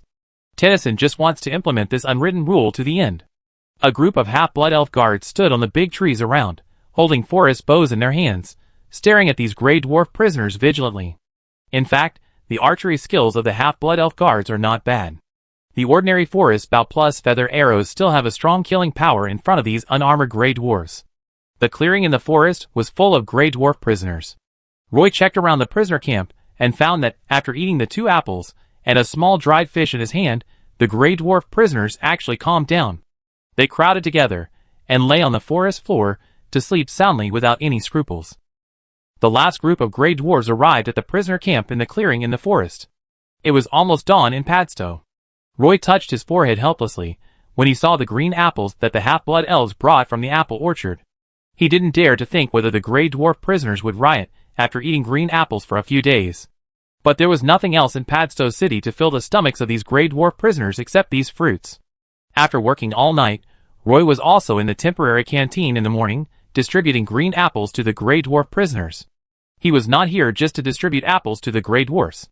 He took advantage of several Grey Dwarf prisoners sitting together and eating sour apples, and took an apple to them. Unfortunately, Roy couldn't understand the language spoken by the Grey Dwarves at all. Finally, Roy waited for the red-bearded dwarf from last night. When he saw him again in the morning, he had braided his red beard into 3 beautiful braids. Roy picked 2 larger apples, and threw them to the red-bearded dwarf. The red-bearded dwarf asked Roy in Elvish, "Why are you still distributing apples here? Didn't you rest all night? These elves always treat us dwarves and humans as people. This job is not bad. It's not tiring to distribute apples." Roy responded casually. "I remember that you failed to capture the Queen Islands last time you attacked them. Why are you thinking of attacking the Queen Islands again this time? That island is a strategic location, and the elves will never give it up." The red-bearded Grey Dwarf was slightly startled when he heard Roy say this. His face became a little helpless, and he spread his hands and said to Roy, "We have no choice. We are also trying to survive." Chapter 723. Roy continued to ask, but the red-bearded Grey Dwarf refused to say a word. Before leaving, he whispered, "We just want to occupy a few more islands and expand our living space." Roy didn't believe the red-bearded Grey Dwarf's words. A fleet of 100,000 Grey Dwarf bandits did not hesitate to go to war with the Silver Moon Elves. Roy guessed that they should have reached some kind of agreement with the Naga Sea clan. In the naval battle of the Queen Ivany Islands, the Silver Moon Elves drove the Naga Sea clan into the deep sea, and the Naga Sea clan was forced to admit that the Queen Ivany Islands belonged to the elves. Now the Naga Sea tribe may have changed their minds. Roy failed to find out the reason why the Grey Dwarf bandits attacked the Queen Ivany Islands, so he had to give up. What he needed to do now was to transport these Grey Dwarf prisoners to the Padstow Plateau. The fastest way was to take a magic airship directly to the plateau city of the Padstow Plateau.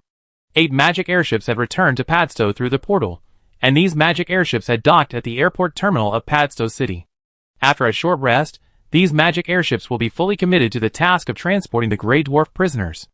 After all, it is impossible for so many Grey Dwarf prisoners to be detained in the clearing outside the city of Padstow. By then, the number of magic airships transporting Grey Dwarf prisoners will increase to 11. When the Grey Dwarf prisoners first entered the Partington Plain, the half-blood elves in the city did not know what had happened. Not long after, the news of the great victory in the naval battle of Queen Ivany Island spread throughout the streets and alleys of the city. The half-blood elves were discussing how large the scale of this naval battle was to capture so many Grey Dwarf prisoners. Roy asked Lysander to be in charge of taking the Grey Dwarf prisoners of war to the Plateau City in batches by magic airship in Padstow. He also visited General Berkeley again and asked him to use the power of the city security group to ensure that there would be no trouble in the clearing in the forest where the Grey Dwarf prisoners of war were. In recent days, half-blood elf guards have been all over the streets and alleys of Padstow. On the third day after the Grey Dwarf prisoners of war arrived in Padstow, the magic airship at the airport terminal was ready. In the morning, Roy got up from bed very early. He still didn't have a wooden house in Padstow, and usually lived in a hotel. When he came out of the hotel, a half-elf guard was waiting at the door with a horse. Roy took the reins and asked the half-elf guard, "How are the preparations at the airport terminal?" "The Grey Dwarf prisoners have started to board the ship," the half-elf guard replied. "Then let's hurry over." After saying that, Roy gently tapped the horses but with the whip, and the warhorse ran forward along the forest street. The sun shines through the dense leaves, falling on the forest road in spots. The whole road is lush and green. Looking up, you can see the roofs of some tree houses. Some early rising elves are standing on the terraces of the tree houses. The window of a tree house is pushed open by an elf girl from the inside. The elf girl in pajamas sticks her head out to look at the street. The whole city is full of life. There are not many elves on the street. Roy rides a horse on the street. Two half-blood elf guards ride horses behind him. The crisp sound of horse hooves can be heard far away on the street. There was a crossroad ahead. Usually, there were fountains and sculptures at the crossroads in the elven city. Roy pulled the reins to slow down the warhorse. A silver carriage just came from the opposite direction. When passing the crossroad, Roy turned his head and saw a familiar figure sitting in the carriage. The delicate and beautiful face also showed a surprised expression at this moment. Roy stopped the warhorse, and the silver carriage that passed by him also stopped on the side of the road. The coachman jumped out of the carriage and opened the door. Miss Christine pulled the hem of her skirt with one hand and walked out of the carriage. She was wearing a white lace princess dress, standing gracefully on the street, looking at Roy with a faint smile. Roy also got off the horse and led the horse to Miss Christine. "What a coincidence. Good morning, Miss Christine." "Morning, Captain Roy." Miss Christine pursed her red lips and continued, "I heard you took 8 magic airships to the Queen of Winnie Islands and happened to encounter the naval battle there?" Roy nodded and responded, "You are right. This time I also brought the Grey Dwarf prisoners to Partington Island. I plan to send them to the Pagisto Plateau. In the next long period of time, these Grey Dwarf prisoners may need to live in the mine. Captain Roy, thank you for coming to support the Queen Uni Islands in time." Miss Christine thanked him in a charming way. Her eyes were very clear, and when facing the sun, she looked like a spring. "Well, it was just a coincidence. Captain Roy, where are you going?" "I'm going to take a group of Grey Dwarf prisoners to the Plateau City." The conversation between the two was ordinary, just like an acquaintance who greeted each other after meeting on the street. Then, Miss Christine said goodbye to Roy. Seeing her walk into the carriage with her long skirt lifted, Roy also jumped on his horse and watched Miss Christine's silver carriage slowly leave. A ray of sunlight shone in through the window, just revealing the soft outline of Miss Christine's profile. Under the interweaving of light and darkness, her profile seemed to have some kind of magic, which kept attracting Roy's attention. It was not until the silver carriage went away that Roy came back to his senses, and said to the 2 half-blood elf guards waiting behind him, "Let's go." This chance encounter gave Roy an indescribable feeling in his heart. When he arrived at the airport terminal, the streets outside the airport terminal were full of half-blood elf guards. A group of Grey Dwarf prisoners lined up on the street. They walked into the airport terminal in a mighty manner, and walked up the stairs. These Grey Dwarf prisoners were in good condition. At least they were not dirty. Although their faces were a little pale, they were in good spirits. They lined up on the street and remained quiet, with only the sound of footsteps. The Grey Dwarf prisoners did not recognize Roy. They looked at Roy's back as he rode on his horse, not knowing that the young man in front of them, who looked very human, was the culprit who brought them to the Partington Plain. Roy passed these Grey Dwarf prisoners, and came directly to the giant tree at the airport terminal. Lashanda happened to walk down the stairs. He saw Roy and said to him, "Boss Roy, the first magic airship is ready. All 800 Grey Dwarf prisoners are on board. The magic airship can set sail at any time." Roy walked over and said to Rosander, "Rosander, I leave the matter in Padstow to you. Don't worry, Boss Roy, I will send them all to the magic airship." Rosander promised Roy. After chatting with Rosander for a few words, Roy boarded the magic airship. The magic airship arrived at the Plateau City smoothly. Roy discussed the expansion plan of the prisoner of war concentration camp with Mullen in the city hall of the Plateau City. Mullen walked to the steps outside the city hall, looked at the group of Grey Dwarf prisoners in the small square with helplessness, and said to Roy, "Miss Channing came back from the Nicobar Mountains a few days ago, and said that a large number of miners were needed to make those mithril mines operate normally. It seems that I don't need to worry about the miners. This time, I will transport 9,000 Grey Dwarf prisoners of war. You should find a way to settle them down. The Grey Dwarf prisoners of war, with forging skills, should be sent to the forging workshop in the Jiaxi Mountains in batches. Be careful not to send too many Grey Dwarves at one time. Roy stood beside Mulin and asked him, "Is there any news from Sun Island Bay?" "Everything is normal at present. Fortunately, the prisoner camp built by Mulin by the river is relatively large." At the beginning, she also considered that Captain Heliki would send a batch of plateau headhunters from time to time. In order to avoid the prisoner concentration camp from being overcrowded soon, Mulin also reserved sufficient space in the planning of the prisoner concentration camp. "Boss, our mine guard group currently has less than 20,000 elf guards. You sent so many Grey Dwarf prisoners of war at once. In order to stabilize the security of the plateau city, should we continue to increase the number of elf warriors in the mine guard group?" Mulin asked Roy. Chapter 724.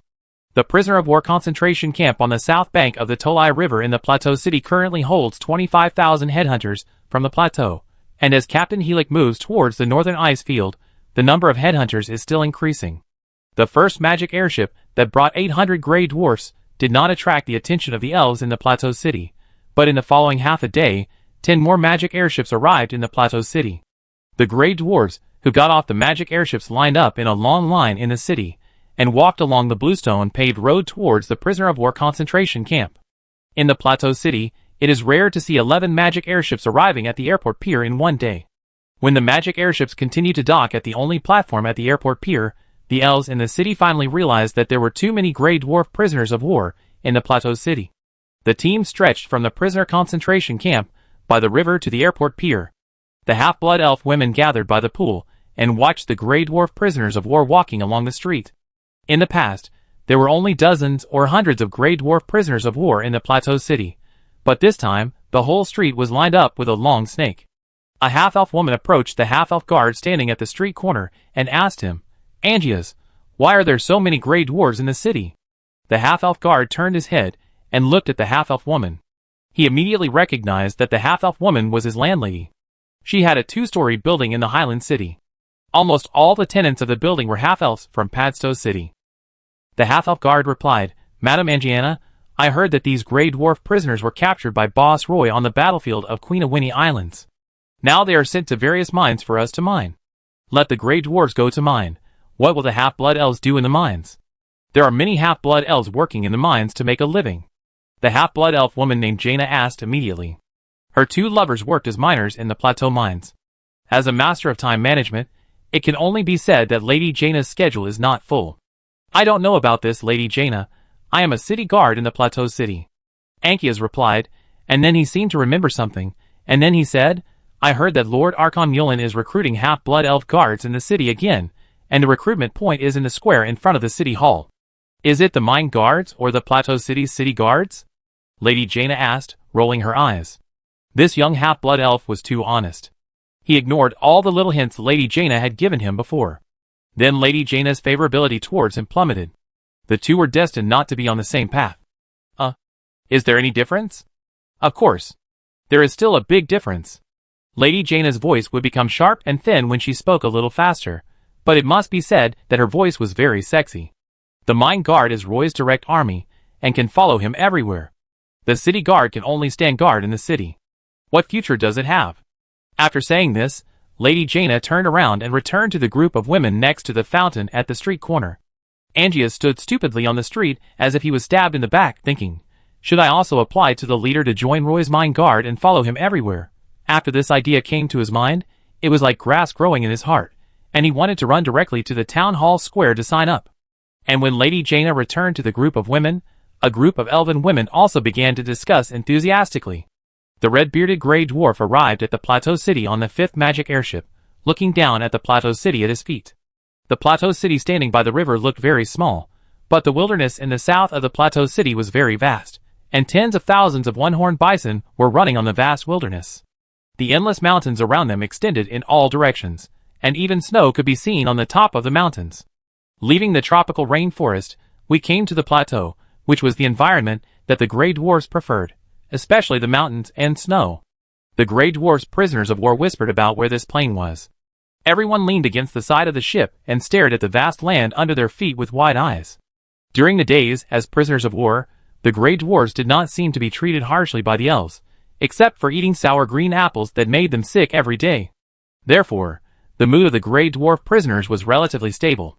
After experiencing the failure of the Battle of Queen Islands, morale dropped to the lowest point, and no Grey Dwarf prisoners tried to escape from the prison camp. Some Grey Dwarfs tried, but were dissuaded by other Grey Dwarfs because it would only kill other companions. The lifespan of Grey Dwarfs is very long, and no one wants to die. And the most important thing is that there is no death penalty in the elf world, as long as you don't commit suicide. On the magic airship, a half-blood elf captain stood on the platform on the top of the ship. He held the railing with both hands and shouted to the Grey Dwarf prisoners on the deck, "Dear guests from foreign countries, welcome to Pagisto. As the captain of the magic airship number 7 and a half-blood elf from the Pagisto Plateau, please allow me to introduce this beautiful plateau to you. This is the Pagisto Plateau in the Partington Plain. You are about to arrive at a beautiful plateau city with rich mineral resources, so most of you will be sent to various mines to participate in or mining. I know you are used to this kind of life." Before the captain finished speaking, he heard a Grey Dwarf prisoner on the deck yelling, "Dwarves like mining, we are Grey Dwarves, we are born robbers."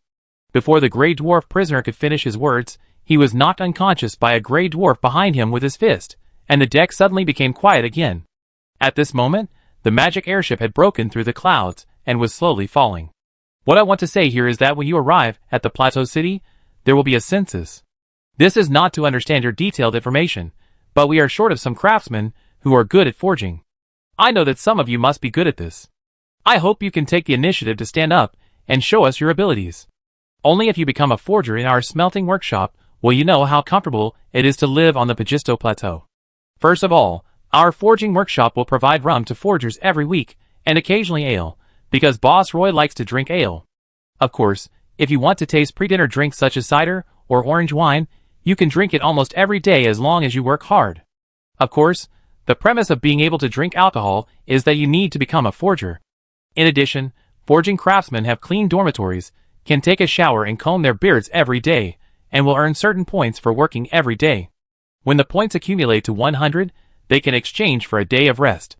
During this time, you are free and can apply to the smelting workshop to go to the Plateau City or go hunting in the wilderness. Of course, the daily points can also be exchanged for other things, such as exquisite small wine bottles, pipes, wear-resistant and sturdy miner boots, warm blankets, or cow legs. Although the mine also has these benefits, the variety of rewards is far less than that of the forging workshop, so I hope that dwarves with forging skills will sign up enthusiastically. Okay, the magic airship is about to arrive at the beautiful and rich Plateau City. I wish you all a relaxed and good mood every day in the coming days. The half-blood elf put his hand on his chest and saluted the Grey Dwarf prisoners gracefully. All the sails on the magic airship were lowered, and the propulsion device at the tail was turned on. The magic airship adjusted its position in midair and began to approach the only airport terminal in the Plateau City. In the city below, the Grey Dwarf prisoners of war marched in a long line toward the prisoner of war concentration camp by the river. Roy and Mullen stood on the terrace in front of the town hall, from where they could have a bird's-eye view of the entire Plateau City. In the square of the town hall, a large number of half-elves were queuing up to register as working elves at the soldier recruitment office. The waiting line stretched from the square to the other side of the street. This was completely different from the situation at the Padstow City recruitment office, which was deserted. Mullen said to Roy with some envy, "After all, the mine guard is famous. It took only half a day to gather so many half-blood elves. When I formed the mine guard before, it took me nearly half a month to recruit and barely put together a guard." Roy looked at Mullen's uncondensed look and said to Mullen with a smile, "I think it may be that the number of elves in the Plateau City has increased sharply, which makes it easy to recruit new soldiers in the Plateau City." Mullen frowned, and a hint of playfulness appeared on his ordinary face. Before, half-blood elves could not establish an army. Although there were Silver Moon Elf guards in the Partington Plain, they did not protect half-blood elves. When we first arrived in Partington, we felt that it was the same everywhere. After discussing it, we walked south along the Padstow Forest until we encountered the Griffin Barrier Mountains. Seeing the high mountains piercing the clouds, we walked west and crossed the hilly area to Pagisto. It must have been a difficult time. When Mullen talked about these things, some sadness appeared in his eyes. "Those days were tough, weren't they? Well, my mother died on the way." Mullen was a little depressed, then she secretly wiped the moisture from the corners of her eyes, and continued, "Now we can form an army on the Partington Plain, which is a big change for the half-blood elves. At least it allows us to live a better life on the Pagisto Plateau. Perhaps because she had been an Archon for too long, she pursed her lips to calm down as soon as possible. When she stood beside Roy, she would try to keep her back straight. Looking into the distance, her eyes were also full of longing for the future. Chapter 725. Have you ever heard of the saying that the bow and arrow are the truth? Roy turned to Mullen and asked. Boss, you are so humorous. Mullen thought that Roy might want to make her laugh, but the smile on her face was a little forced. Then Mullen saw that Roy's expression did not seem to be joking, and heard Roy continue to say, only by holding the truth can we have equality and freedom. Mullen gradually came to his senses and sighed. Think about it, there were about 50,000 half-blood elves living on the Pagisto Plateau. At that time, our group of half-blood elves were distributed in various canyons in the southern part of the plateau. The climate in the western forest of the plateau was bad, and few elves were willing to go there. If it weren't for the headhunters of the plateau launching a slave hunting operation, we might never hide in that forest full of fir and red pine. If we had formed a half-elf army earlier, those plateau headhunters might not have been able to hunt us like prey. In fact, they are the natives of the plain. They don't even have many iron weapons, and their understanding of magic is limited to spells. We elves have the most advanced magic, the most sophisticated magic weapons, and our combat skills are not inferior to those plateau headhunters. We can still be hunted by them on the plateau. Now I think about it, we are really too weak. In fact, they already had very good weapons at that time, all provided by the mine owners on the plateau. Roy said. Boss, I will grasp the truth and look forward to this plateau city. Mulin said confidently. Roy walked down the steps, boarded a carriage, turned to Mulin and said, with your words, I will go to Sun Island Bay to see the situation over there. You help me keep an eye on these Grey Dwarf prisoners of war. Those who are good at forging will be sent to the forging workshop first. The other Grey Dwarf prisoners of war will be detained in the prisoner concentration camp. I want them to know the rules here. If anyone is restless, send them to the Spinel mine in the south of the plateau in advance. If you find a Grey Dwarf who escapes, let Tennyson deal with it. Tennyson, did you hear that? Roy tried to ask the air around him. Captain Tennyson immediately emerged from the shadows behind the carriage and responded to Roy in the carriage. I heard it clearly, boss.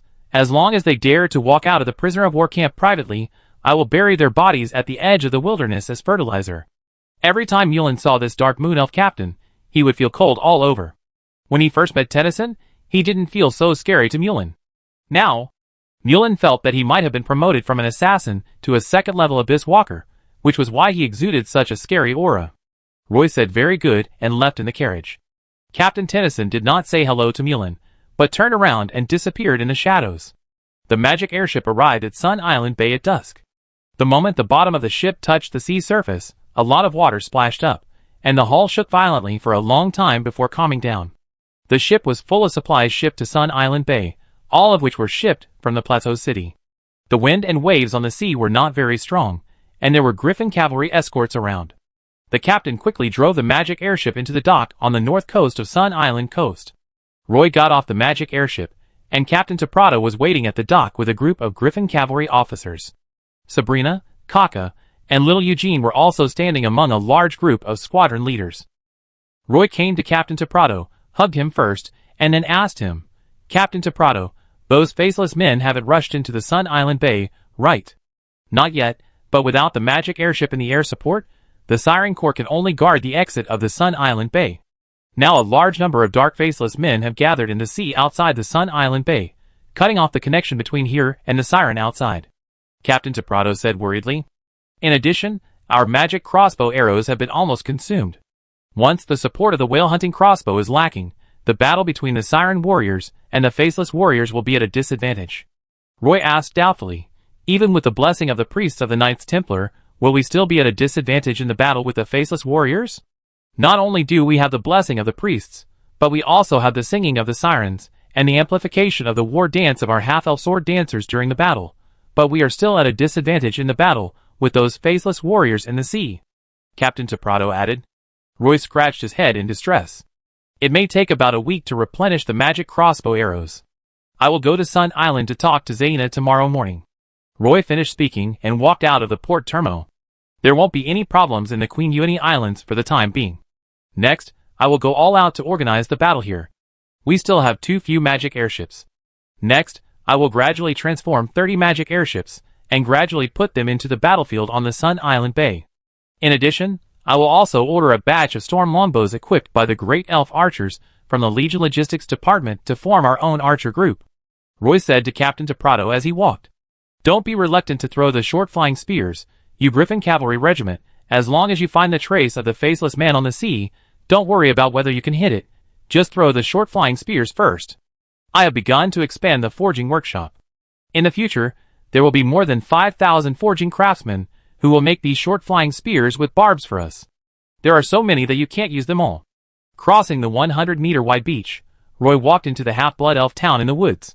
He stopped outside the town, turned around and said to the Griffin Cavalry Regiment officers following behind, "This is a hard and long-lasting battle, but I believe that with our current strength, we can completely defend this bay. I know someone will want to ask me, these dark faceless men can only show their power in the ocean. They will become weak shrimps once they come to land. Then we give up the Sun Island Bay and only guard the land in the north of the bay, which can be defended without much effort, and we don't have to contact the dark faceless warriors in advance. Wouldn't it avoid a lot of trouble?" When talking about this, many middle-level officers in the Griffin Cavalry Regiment set their eyes on Sabrina. Everyone thought that Sabrina might be the informer, otherwise how would Boss Roy know their complaints? Sabrina had a calm expression, ignoring those questioning eyes. However, Captain Teprato scolded the middle-level officers. "Put away your little thoughts quickly, everyone, your little thoughts are almost written on your face." The half-blood elf officers hurriedly lowered their heads. At this time, Roy took the opportunity to say to everyone, "What I want to tell you is that the Dark Faceless will not attack the land. But once they control all the sea areas of the Partington Plain, they will bring other Dark Legions to the Partington Plain, and then we will completely miss the best opportunity to cooperate with the Sirens." The half-blood elf warriors, who followed me to the Dark Gate Expeditionary Camp may have seen the dark creatures there, but they are not familiar with the Dark Legion there. The Dark Legion has 4 most powerful troops, namely the Nakma Demon Legion, the Nibra Spider Legion, the Demon Legion, and the Faceless Legion. The Dark Faceless Legion controls the ocean, but the other 3 armies are land armies. I have seen the Nakma Demon Legion outside the Brinia Expeditionary Camp. Those dark knights riding nightmare beasts are more like the Unicorn Legion of our elf kingdom. Once these dark legions enter the Partington Plain, that will be the biggest trouble. So we must help the Sirens defend the last sea area at this time, accumulate strength, and wait for the best time to counterattack. Anyway, we are fighting at high altitudes, so the danger will be much smaller. Next, I will not only strive to equip everyone with the most advanced magic weapons and armor, but also recruit more half-blood elf guards to join this war. Let's drive these dark faceless men back to the deep sea. A group of half-blood elf officers were excited by Roy's words, and some officers immediately began to respond enthusiastically. The half-blood elves in the town heard the shouting outside the town and ran out to check the situation, but saw a group of half-blood elf officers walking in. These half-blood elves in the town are almost all family members of the Griffin Cavalry Regiment. They know Roy. Seeing Captain Teprato and Roy walking in front, they asked Roy loudly, "Boss Roy, when can we go out to sea to fish?" "Yes, Boss Roy. Since these sea monsters entered the Sun Island Bay, the fish in the bay have obviously become less, and now fishing has been banned." Roy stopped and said to the half-blood elves again, "This situation can last for a while. Due to the invasion of the Dark Faceless, I opened the Sun Island Bay to the Sirens, and a large number of merfolk also hid in the Sun Island Bay. During this period, the fish in the bay will become less and less, so while we still have food supply, I will give all the fishery resources of the Sun Island Bay to our allies, the Sirens who resist the Faceless Warriors day and night. I will find a way to solve this situation, but please give me some time. After all, it will take more than 1 or 2 days to get rid of the Faceless Legion. If anyone wants to move to the Pagisto Plateau, they can take the magic airship at any time." A group of half-blood elves crowded at the entrance of the town. When everyone heard Roy say this, they all expressed their unwillingness to leave the newly built town. After comforting the half-blood elves in the town, Roy followed Captain Teprato back to the cavalry camp. Chapter 726. Swoosh. A Crusader thorn flew in from outside the door and stabbed directly into the pillar beside Roy. All the blades were embedded in the oak pillar, and the wooden handle of the thorn made a short buzzing sound. A group of half-blood elf officers in the room were startled, and they all drew their long swords at their waists and rushed towards the door. At this time, the sea siren Giazina rushed into the regiment headquarters of the Griffin Cavalry Battalion from outside. With a fierce swing of her snake tail, her body slid forward quickly, Her arms with sharp bone spurs swung rhythmically, and her face covered with green scales was full of anger, staring at Roy with murderous intent. Miss Tiffany, who was following behind, tried to grab the arm of the sea siren Giazina, but was directly thrown away by Giazina, and her body fell backwards out of the room. A shadow appeared in the shadows, and Leah's figure suddenly flashed behind Giazina, but was hit in the chest by the elbow she threw backwards. Even though Leah was wearing the magic pattern structure of the Thorntail crystal lion leather armor, she still couldn't offset the force of the collision. Leah was knocked away by Giazina's elbow, and her body rolled several times in the air, but she couldn't buffer all the force. A bubble floated from behind, and with a pop, it wrapped Leah in it, allowing her to stabilize her body. Miss Tiffany hurried over, glanced at Leah, and chased after Xena. The 3-meter-tall body almost completely looked down at Roy, exuding the aura of a second-level strongman, almost suppressing all the elves in the room. The anger in her eyes made her want to kill Roy. A group of half-blood elf officers wanted to surround them, but they were waved away by Captain Teprado. Sabrina held the Sirluki longsword in her hand, and Xena, the sea siren, glanced at Sabrina and ignored her. She rushed forward, came to Roy, grabbed Roy's collar, stared into his eyes, and shouted, "Roy, we sirens are fighting in the front. What are you half-blood elves doing? Where is your magic airship? Do you know how many siren warriors we have lost in the past few days?" Originally, there was a channel connecting the coastline to the outside world, but now the nearby seas are all dark faceless, and the western seas have been completely occupied by the faceless army. The sirens in the Partington Plain are almost extinct. "Do you know, Roy, what are you doing?" Seeing that Giazina was furious but did not hurt Roy further, the half-elf officer could only stand by her side cautiously. Miss Tiffany chased after her from behind, hugged Giazina's slender waist with both hands, and said to the sea siren Giazina, "Giazina, calm down. You have become the leader of the sea siren. Why are you still so impulsive?" The sea siren Giazina angrily let go of her hand. Roy stood firm on the ground, took a step back, and said to Giazina, "Giazina, I just took time to go back to the elf continent to participate in another war. Is the situation here so bad? The Faceless Legion has now occupied the entire Western Sea area. They have even blocked all the secret passages between us and other sirens. We are currently trapped in the Sun Island Bay and can't go anywhere. We can only shrink in the bay and stand between you and the Faceless Legion." The siren Giazina said sternly in Elvish. A pair of golden eyes stared at Roy. "He can block the ocean, but we still control the land and the sky. It's not difficult to contact other sirens. Giazina, do you feel that I have used you? I asked you to hide in the Sun Island Bay just to let you, the sirens, stand in front and block the dark faceless outside for us?" Roy asked the siren Giazina this question directly. This question is like a thorn, which has been stuck in Giazina's heart for the past few days, making her think about it all the time. Seeing that the siren Giazina didn't say anything, Roy nodded and continued to explain. "Recently, there have been some troubles in the Queen Islands of Uni in the elf world, so I took the magic airship to the Queen Islands, and after solving the troubles there, I quickly returned here." Seeing that Giazina seemed to have calmed down, he said to her, "I really didn't expect that the situation in Sun Island Bay would become so bad." He went directly to the meeting room of the regiment headquarters, where a sand table of Sun Island Bay was placed. Roy planted a griffin pennant at the entrance of Sun Island Bay, and then planted a siren pennant here and there, and said to Giazina, "My original plan was to add some magic airships, mobilize more half-blood elf warriors, and then conduct air and sea coordinated operations with the siren warriors. As long as both sides cooperate tacitly in the battle, it will not be difficult to defeat the Faceless Legion. At that time, we can push all the way out from Sun Island Bay. Your battle plan is to give us an advantage on the battlefield, but the actual situation is that we are the only ones fighting with the dark faceless warriors at the entrance of Sun Island Bay every day. Even with the blessing of the priest, the war dance of the elves, and the singing of the sirens, we can't beat the faceless warriors hiding under the black ink. The number of sirens in Sun Island Bay has dropped sharply from 15,000 to less than 10,000. So far, there are only more than 3,000 siren warriors who can participate in the battle. If the battle continues like this, there will be no siren warriors at the exit of Sun Island Bay in 3 days. Has the situation deteriorated to this point?" Roy turned to ask Captain Teprado for confirmation. Captain Teprado nodded slightly. "The entrance to the bay is a diving area. Can't the Griffin cavalry defend there in coordination to stop those faceless warriors?" Roy asked. As Commander Giazina said, the faceless warriors have dyed the sea into ink. We can't find any trace of the faceless warriors in the sky, even if they appear in shallow waters. Captain Teprado whispered. Roy didn't expect this situation to happen. The Knights Templar gave the Sirens the greatest support, and the Griffin Cavalry Regiment did not cooperate well with the Sirens. It should be said that Captain Teprado did not trust these Sirens, so he did not let the Griffin Cavalry take the risk to participate in the war, which led to the current situation. Otherwise, the Siren Giazina would not have rushed into the Griffin Cavalry Regiment with such anger. But now all the magic airships are transporting Grey Dwarf prisoners of war, and the reinforcements from the Plateau City cannot be replenished in a short time. I plan to invest another batch of magic airships in the Sun Island Bay. The magic airships are currently being transformed.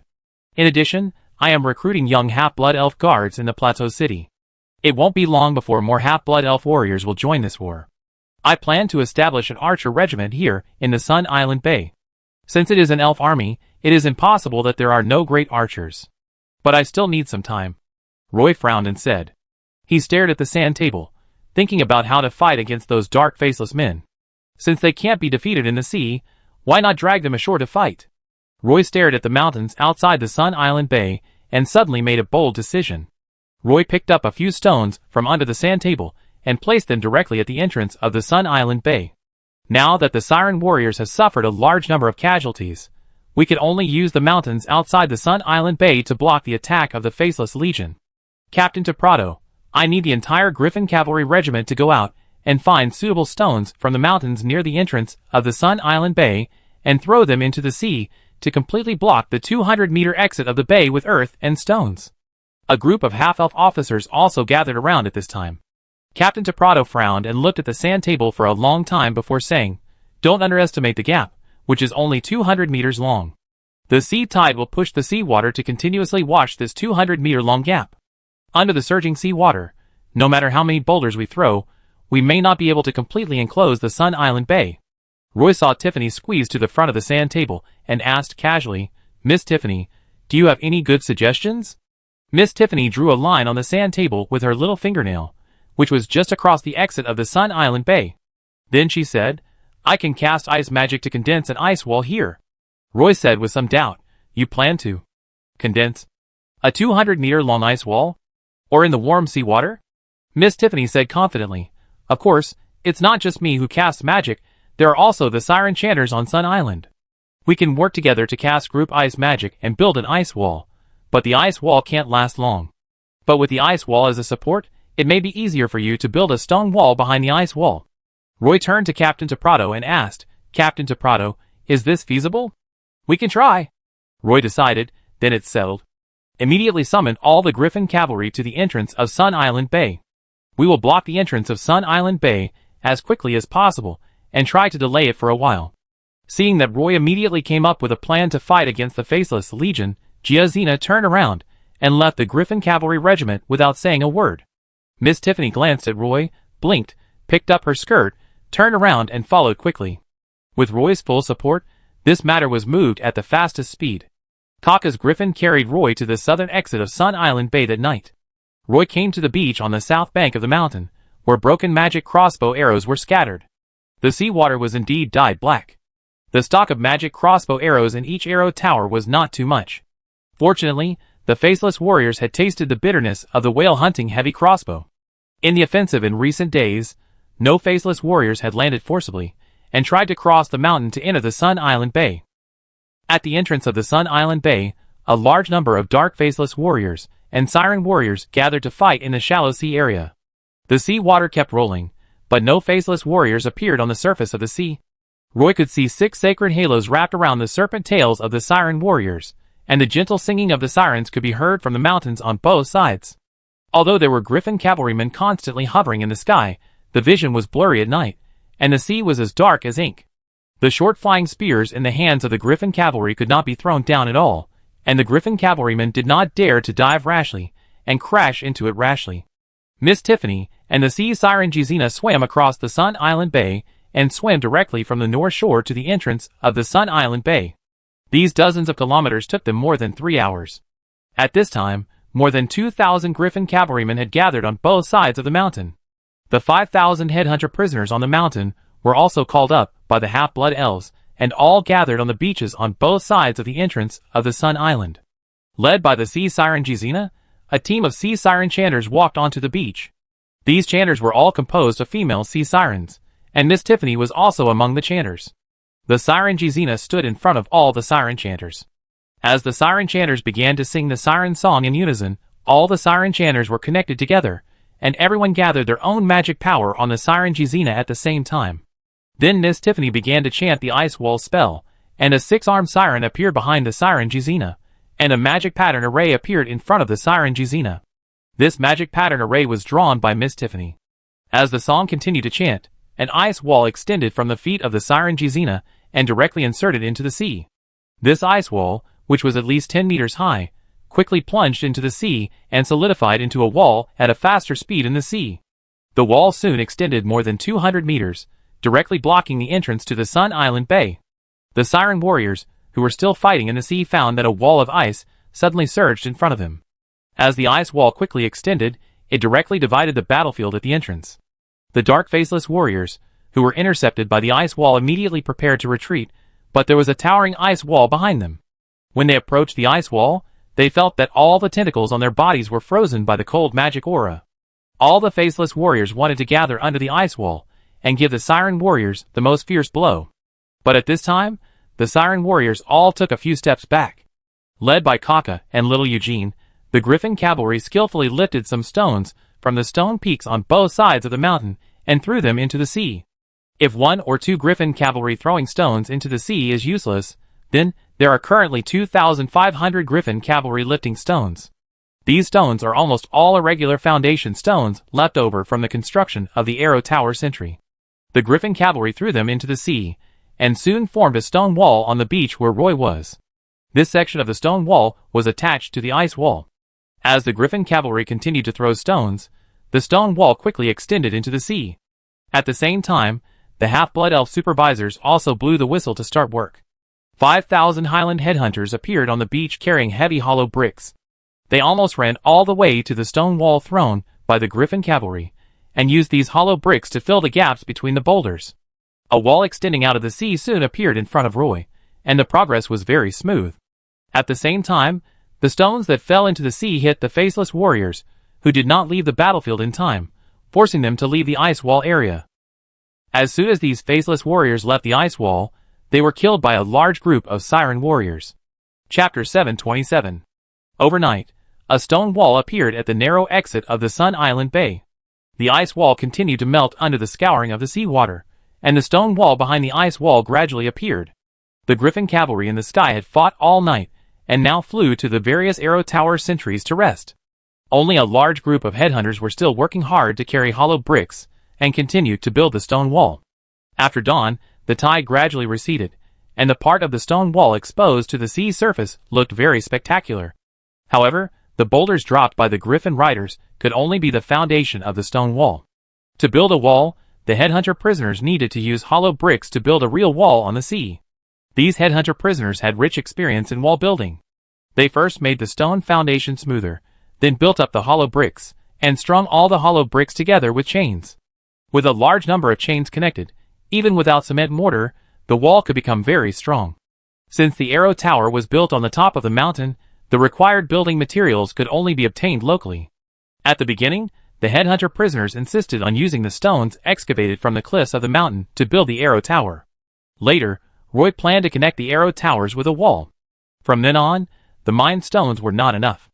In order to build the wall smoothly, Captain DePrado obtained a formula for a building material from Miss Tiffany. This building material was used by the Janna to build the underwater city. The main material is gelatin boiled from a large amount of kelp, which is mixed into sand and gravel, and then pressed into the shape of hollow bricks with a mold. After drying, it can become a very strong hollow brick, which presents a matcha color in the sea. The headhunters strung these hollow bricks together with chains, hundreds or thousands of them together, so that the wall can be built very quickly. In the future, the wall will be covered with some corals, shells, and seaweed. When all the gaps disappear, the chains will be completely corroded by the seawater in time, and the whole wall will not collapse. In order to build the wall at the exit of the bay in a very short time, some hollow bricks were even removed from the wall on the top of the mountain. After a day and a night of hard work, a wall appeared at the exit of the Sun Island Bay. This stone wall was more than 200 meters long, and was built by more than 4,000 half-blood elves and 5,000 Highland headhunter prisoners. The stone foundation of the wall was made of large rocks found by 2,500 griffins from nearby mountains, and the wall built with hollow bricks was on the stone foundation. The part of the wall exposed to the sea was only 6 or 7 meters high, but the wall was more than 10 meters wide, completely isolating the Sun Island Bay from the western sea area. When dusk came, the dark faceless army surged up again, but they couldn't find the entrance to the Sun Island Bay. They tried to get out of the sea and climb up the newly built wall, but the tentacles kept coming out of the sea and spreading upward along the cracks in the wall, and then the huge corpse appeared on the sea surface. At this time, the Griffin cavalrymen, who were constantly hovering in the sky, immediately lowered their flying altitude and pulled out short flying spears from behind. As the Griffins folded their wings and dived down, these Griffin cavalrymen threw short flying spears towards the sea. These short flying spears had a row of sharp barbs on the tip, and with a puff sound, the short flying spears pierced the faceless warriors who tried to climb the wall. The faceless warriors were pierced by the short flying spears, and their bodies immediately twisted violently. The tentacles on their bodies kept twisting, and some tentacles even wrapped around the short flying spears and pulled the short flying spears out of their bodies. Other faceless warriors sprayed ink into the sky, which could reach a height of 30 meters, but could not even touch the feathers of the griffins. At the exit of the Sun Island Bay, the faceless army would attack every day.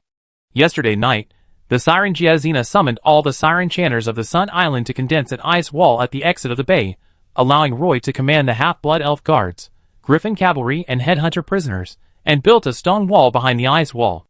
At dusk the next day, when the Faceless Legion approached the Sun Island Bay again, they found that there was an inexplicable stone wall here.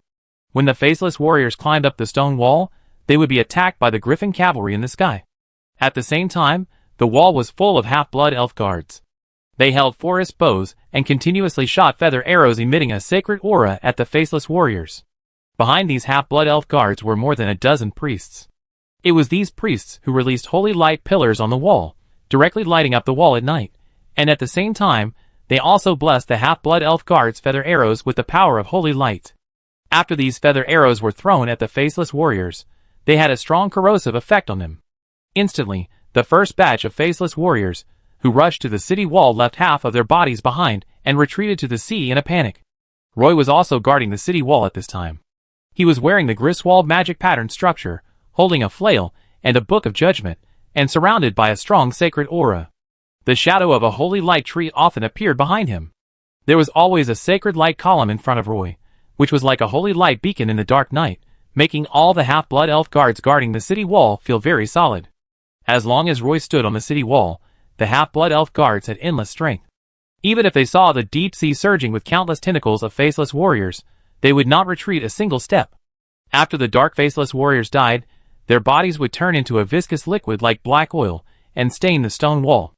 These black viscous liquids quickly melted under the holy light, and then were carried back to the sea by the waves. Several faceless warriors climbed up from under the stone wall with short flying spears stuck in their backs, bearing the corrosion of the holy light column. Roy rushed forward first, holding a flail in his hand, chanting a prayer, and then swinging the flail. A small holy light hammer was thrown by Roy, and the small hammer filled with a strong holy light breath directly hit the dark faceless man. The unfortunate dark faceless man immediately had a hole the size of a coconut shell in his chest. Its body collapsed at this moment. Roy stepped on the hollow bricks beside the city wall with one foot, and the half-elf guards beside him shot arrows one after another. Behind the half-elf archers stood spearmen. Other faceless warriors were also stabbed by spears, and fell into the sea. At this moment, a tentacle suddenly stretched out from the cracks in the stone, and secretly wrapped around Roy's legs. Roy felt that he was pulled by a huge force, and lost his balance. He was about to be pulled into the sea by the tentacles secretly stretched out by the faceless warriors. At this moment, Leah jumped out from the shadows again, like a night blade leopard. She held 2 daggers in her hands, and cut off the tentacle as fast as lightning. At the same time, another black shadow pounced out, and jumped directly onto the back of the faceless warrior with its nimble body. It was a real night blade leopard. It opened its bloody mouth, and bit the faceless warrior's head directly. It shook its head violently, and tore off all the shorter tentacles on the faceless warrior's head. Just when a few thick tentacles emerged and tried to entangle it, the night blade leopard leaped up and disappeared into the night. Those tentacles didn't even touch the night blade leopard's fur. The tentacles wrapped around his legs stood limply on the thick leather shin armor. Roy found that there was a row of dense suction cups on the tentacles. There were needle-like stingers in the round holes in the middle of these suction cups. Unfortunately, these tiny stingers could not pierce Roy's magic pattern structure, so the stingers had no effect on Roy at all. Roy's magic pattern structure can increase his holy light power, which has a significant effect on his own physique, strength, and magic resistance. He found that this time he threw 5 holy light hammers in a row, but he didn't feel the strong dizziness he usually felt. For a whole night, Roy didn't know how many waves of dark faceless warriors he had repelled on the city wall. As long as the priests behind them were tired, they would go to the back to rest, and new priests would immediately come to fill in. The Griffin cavalry wandering in the night sky also took turns to fight. When the first light appeared on the horizon, the dark faceless warriors retreated back to the sea, leaving only some body parts of the faceless warriors on the wall. The half-blood elf guards, who had been fighting in the Sun Island Bay, could finally sit on the wall to rest. Roy sat for a while before standing up from the wall. He needed to walk around the wall to see the specific situation in other parts of the wall. After a night of fighting, 3 places on the more than 200-meter-long city wall collapsed. Roy immediately called the headhunter prisoners, who had slept all night, to work. They had to reinforce the city wall all day. The half-blood elf guards, who had fought all night, also needed a good rest. Roy walked back and forth on the city wall. Although dozens of half-blood elf guards died in this battle, the emotions of the other half-blood elf guards were relatively stable. When they saw Roy coming, they stood up and saluted Roy. At this time, a team of half-blood elf guards climbed up the city wall and exchanged guards with the half-blood elf guards, who were already exhausted on the city wall. An officer ran to Roy and said to him, "Boss Roy, you have been fighting all night. Go to the camp behind to rest." The half-blood elf guards' camp was set up in the woods on the north slope of the mountain. The tents had been set up, and there were half-blood elves distributing food and hammocks in the open space in the woods. Roy also lined up to receive 2 breadfruits and a cup of fruit tea, and sat under the tree to eat them alone. By this time, the sun had risen, the sea surface was bright, and the faceless warriors disappeared. Some half-blood elf guards held long poles and searched for black magic cores in the sticky black oil, which was the most valuable thing on the faceless warriors. The half-blood elf guards, who had fought all night, were purified of the dark air on their bodies by the priests, and then they hung hammocks in the woods and fell asleep in the hammocks. Suddenly, snoring sounded in the camp, and all the elves passing by the camp would lighten their footsteps without any prior agreement. Roy was sitting under a tree at the edge of the camp, preparing to lie in the hammock for a while, when he saw Sabrina, who was exhausted, leading the snow-white griffin up the slope. She had obviously seen Roy, and was walking towards him. She held the helmet in her hand. Her hair was wet, as if she had just taken a shower.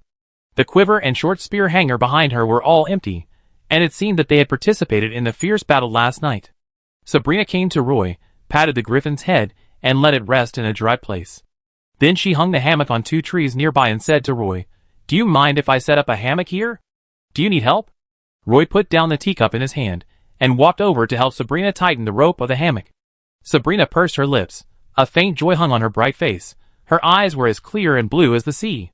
She inherited the beautiful face of the Silver Moon Elf, and the tall figure of the Wood Elf, which made her look very different among the elves. Sabrina did not take off her magic armor, but just took off the shoulder armor and hung it on the head of the hammock together with the helmet. A pair of silver combat boots were placed on the other side. She placed her hands on both sides of the hammock and gently moved her body, like a flexible carp, to lie in the hammock nimbly. She slightly turned sideways and looked at Roy. Roy was standing in front of the hammock between the other 2 trees. The 2 hammocks were not far apart. The terrain here was just right, with a wide view. You could see the sea in the distance while lying in the hammock. Roy was still hesitating whether to lie in the hammock for a while, when he heard Sabrina say to him, "Roy, do you think we can defeat the Dark Faceless army? If we lose, do we have to give up the Partington Plain? The Dark Faceless Legion has never been a threat to us.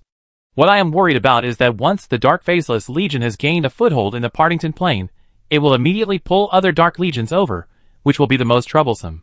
Roy took off his boots, hung them on the tree branches, and climbed onto the hammock. "This time, I went to the Queen Islands to participate in the war, and captured a lot of Grey Dwarf prisoners. I heard that their hometown was completely occupied by the Dark Legion, so they were forced to compete with us for the island. There are so many islands in the Endless Sea, but they just want to occupy the Queen Islands. I really don't understand." Roy turned over and lay on the hammock, saying something speechless. "Did you go to see Moira when you went to the Elven continent this time?" "No, I'm going back to Castletown in a few days. Do you want to go back with me?" Roy asked casually. The situation in Sun Island Bay is so bad, let's forget it. Sabrina twisted her body, reached out, and put her helmet on her face, and stopped talking. On the sea not far away, 2 medium-sized sailboats were docked at the simple dock, and a group of half-blood elf guards were unloading a large amount of supplies from the ship. Even among the half-blood elves living in the Sun Island Bay, not all of them support Roy's fight against the Faceless Legion. Some middle-level officers in the regiment, including Captain Prado, believe that the Dark Faceless Legion cannot threaten the elf town on the north shore of the Sun Island Bay. If they want to fight the Siren, then let them fight, and it would be best if both sides suffer losses. So when Captain Prado led the Griffin Cavalry Regiment to participate in the night battle a few days ago, he was always working but not putting in any effort, which is also the reason why the Siren Giazina was furious. Now that Roy personally came to the battlefield of the Sun Island Bay and fought with the Dark Faceless Legion all night, the Siren Giazina should calm down no matter how angry she is. Chapter 728. Lifting off the helmet covering his face, the young half-elf in front of him has a stronger sense of responsibility than most elves. In just a few years, he has grown from an Elf Academy student to the manager of the Pagisto Plateau in the Partington Plain. It was really difficult to come this far. In fact, during this process, if he wanted to give up or withdraw at any time, he could return to the small town life he used to live in. But he survived and established a relatively equal and free living area with a large group of half-blood elves. Half-blood elves from all over the Elven continent are gathering in the Partington Plain because they heard that the half-blood elves here live well and are not discriminated against by the Silver Moon elves. She knows that Roy and his sister Moira have a good relationship, but this does not affect her feelings for Roy. This is the love that elves pursue. If they love each other, they stay together. If they don't love each other, they separate. They will not be bound by life. Sabrina is ambiguous with Roy because she is a little entangled. She wants this relationship to end a little later, otherwise she always feels like sharing a piece of sweet cake with Moira. But every time Roy appeared, Sabrina couldn't suppress the throbbing in her heart and wanted to get closer to him uncontrollably. Perhaps the moment he lifted her skirt, that smiling face had been imprinted in her mind. Seeing Roy sleeping soundly in the hammock, Sabrina, who was only a few meters away, closed her eyes again.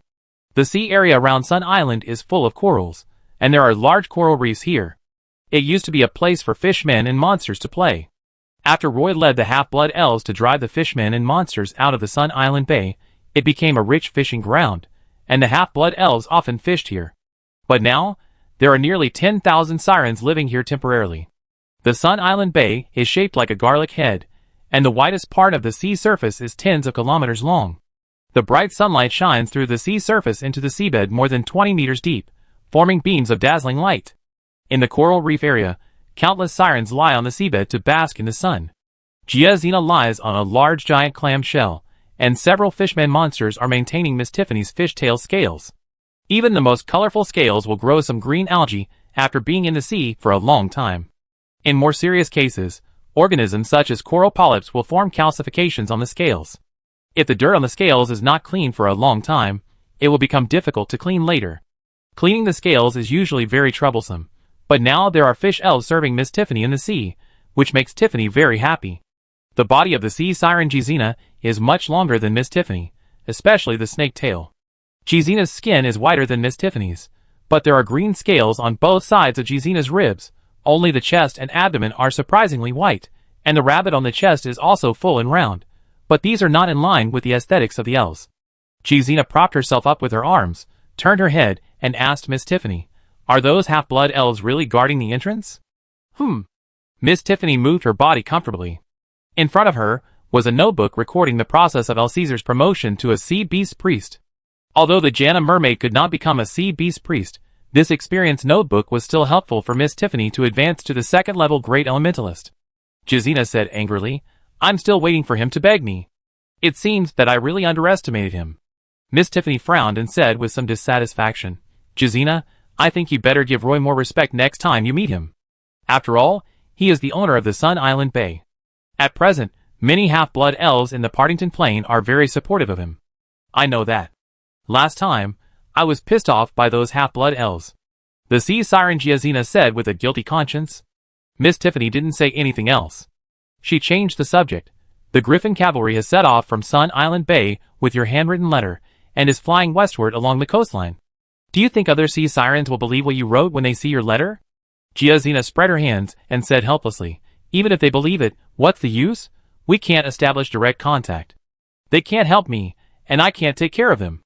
At least we know that there are sirens like you living in other remote seas. Miss Tiffany sat up from the giant clam bed. By the way, Giazina, this sea is called the Western Sea, which means there is a large Eastern Sea on the Partington Plain. The siren Giazina laughed and said, the Western Sea is the name you elves gave it. We don't call it that. The sirens call the sea Cape Metadala. So this place is called Cape Metadala. Miss Tiffany whispered, and the three-colored fishtail stirred the seawater, creating a weak vortex. Giazina waved away the surrounding fishmen and monsters, sat up and asked Miss Tiffany opposite, I don't understand. Tiffany, you are a Naga mermaid. Why do you run to mix with the elves? The relationship between Nagas and elves is so harmonious. Miss Tiffany raised her head and asked back, aren't you also mixed with the elves now? How harmonious can the relationship between sirens and elves be? Thinking of this, Giazina was a little confused. She rolled her golden eyes and said impatiently, okay, stop talking about this. I'm going to see Roy to see the battle situation on the city wall, and see if there is any place where our sirens are needed. In fact, I am still quite grateful to him. If he hadn't opened the gate of Sun Island Bay and let us hide in the shelter, we might not have held on until now, and would have been killed by the Faceless Legion. After saying that, she swam up from the giant clam bed, swinging her snake tail and diving into an undercurrent. This undercurrent rushed to the entrance of Sun Island Bay. Giazina could save a lot of energy by swimming in the undercurrent. Miss Tiffany didn't want to move, but considering that Giazina had a bad temper recently and had just been promoted to a second-level strongman, she hurriedly followed. The Naga Sea tribe has a fish tail in the lower body and is good at swimming. Except for a few species of fish in the sea, there are few creatures that can swim faster than the Naga Sea tribe. This is Roy's third night in the Sun Island Bay. The sea is calm, and even the black seawater dyed by the dark faceless warriors has faded a little. Waves hit the foundation stone at the bottom of the city wall, but the faceless warriors did not arrive as expected. The half-blood elf guards on the city wall held forest bows and shot a rocket into the sea every few moments. These special rockets were heavy at one end and light at the other. The tip of the arrow was slightly heavy, the shaft was hollow, and the tail was soaked in rosin. When they were shot out, the half-blood elf guards would ignite the tail. This special rocket would become vertically downward when it fell into the sea. There was a set of balancing wings on the shaft, which would unfold the moment it fell into the sea to prevent the rocket from completely sinking into the sea, so that the rocket could float on the sea's surface and continue to burn in the sea. As long as there are no big waves, this kind of lighting rocket can continue to burn for about a quarter of an hour. This kind of rocket is mainly used to detect whether there are dark faceless people around. What surprised Roy was that the dark faceless army did not seem to have any plans to attack the Sun Island Bay tonight. A large number of Griffin cavalrymen were flying in the sky, and the half-blood elf guards were crowded on the city wall. After waiting for a while, the guards sat down in a sheltered place behind the city wall. Because the enemy in front of them was a faceless warrior, no one was in the mood to chat. The human priests of the Knights Templar lived in the Dark Land for a long time. They had a lot of contact with the Dark Legion and had rich combat experience. We rarely deal with the Dark Faceless. In the Dark Land, we can't see the sea at all, not even the Black Sea. The place where we live is called Haiti. Although it is called Haiti, it is actually a desert, and it is a moving desert. All the sand flows into an abyss. There is a black magic whale that is bigger than the Sun Island. It always swims in the sky. There will be a few dark faceless around it. In front of it, there will always be dark magic beasts like the tide. It is like a shepherd in the sky, driving its flock around. The priests are good at telling stories, and the half-blood elves love to listen. As for the other Dark Legions, we have more contact with them. The most powerful Dark Legion in the Dark Land is the Nakma Demon Legion. They are similar to the Construct Knights of the Green Empire, but in our opinion, the Nakma Demons in the Dark Land are stronger than the Construct Knights. The half-blood elf guards are very curious about the Black Knights, who ride nightmare war horses and run on the Black Land, leaving a trail of flames. Giazina climbed up the wall and looked at the half-elf guards, who were in a particularly good spirit. The human priests also mixed in with them, and everyone was communicating smoothly. These priests rarely communicated with the siren warriors. One reason was the language barrier, and the other was that in the eyes of the imperial people, the sirens were mysterious and scary. They always hid on the islands, using their songs to lure passing ships and confuse sailors into the devil of the abyss. Humans preferred to get close to the elves and yearned for the elves' culture. Thinking of this, the siren Giazina was a little angry, and she came directly to Roy. Roy was leaning against the wall wearing an exquisite magic pattern suit, resting with his eyes closed. The magic pattern suit on him gave Giazina a very uncomfortable feeling, and the breath made her joints feel a little weak. When Giazina approached, she had a smell of the sea. Roy opened his eyes, and saw an extremely charming face staring at him. The golden pupils suddenly enlarged. Roy blinked, stood up from the city wall, and stood by the wall with Giazina, looking out at the sea in the dark night. "They didn't come tonight," Roy said. "There's something I don't understand. You guys are fighting the faceless warriors at the entrance of the Sun Island Bay. With so many magic powers, don't you have any advantage in the battle?" Giazina's pupils narrowed slightly. After a moment of silence, she said, "In a one-on-one situation, there is still a certain advantage, but their offensive is very fierce. The battlefield in the sea is different from the land.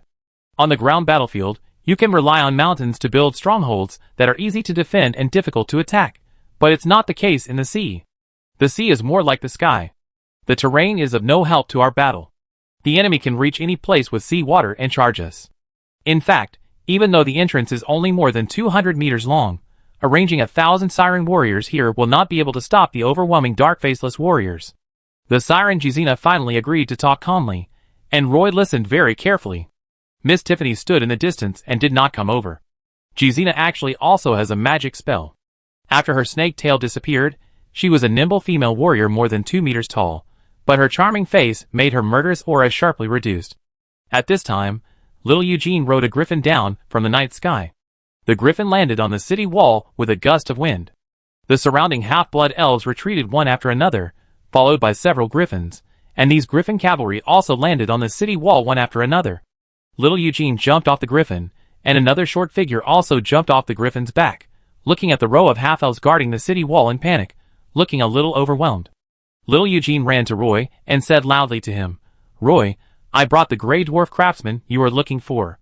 There are a total of 10 Grey Dwarf craftsmen who came to the Sun Island Bay with a magic airship this time." Roy turned around and saw the Grey Dwarf craftsman standing on the city wall with a dazed look. He seemed to be looking at the sea in the dark night beside the city wall. At this time, he even asked the half-elf guard beside him with some doubt, "Is there a sea in the Partington Plain?" The half-elf guard ignored the Grey Dwarf craftsman. The sea siren Giazina also looked at Roy with doubt and asked, "Dwarf?" Roy walked towards the Grey Dwarf and answered as he walked, "It should be called Grey Dwarfs. They are all natural forging masters. I summoned them, this time to prepare a set of armor tailored for the sea siren warriors. It is a metal armor that can block the attacks of the faceless warriors." Giazina frowned. "Siren's armor?" Roy strode to the side of the Grey Dwarf craftsman. These Grey Dwarf craftsmen had been working in the forging workshop, so they naturally knew the identity of Boss Roy. They were sent here to obey Boss Roy's orders. But they actually didn't know what they were doing in Sun Island Bay. At this time, a ball of holy light rose above Roy's head, and then under the illumination of this ball of holy light, he took out a piece of parchment from his waist bag. On the parchment was a vague outline of a siren, and the siren was covered with a layer of armor. Giazina's eyes fell on the drawing.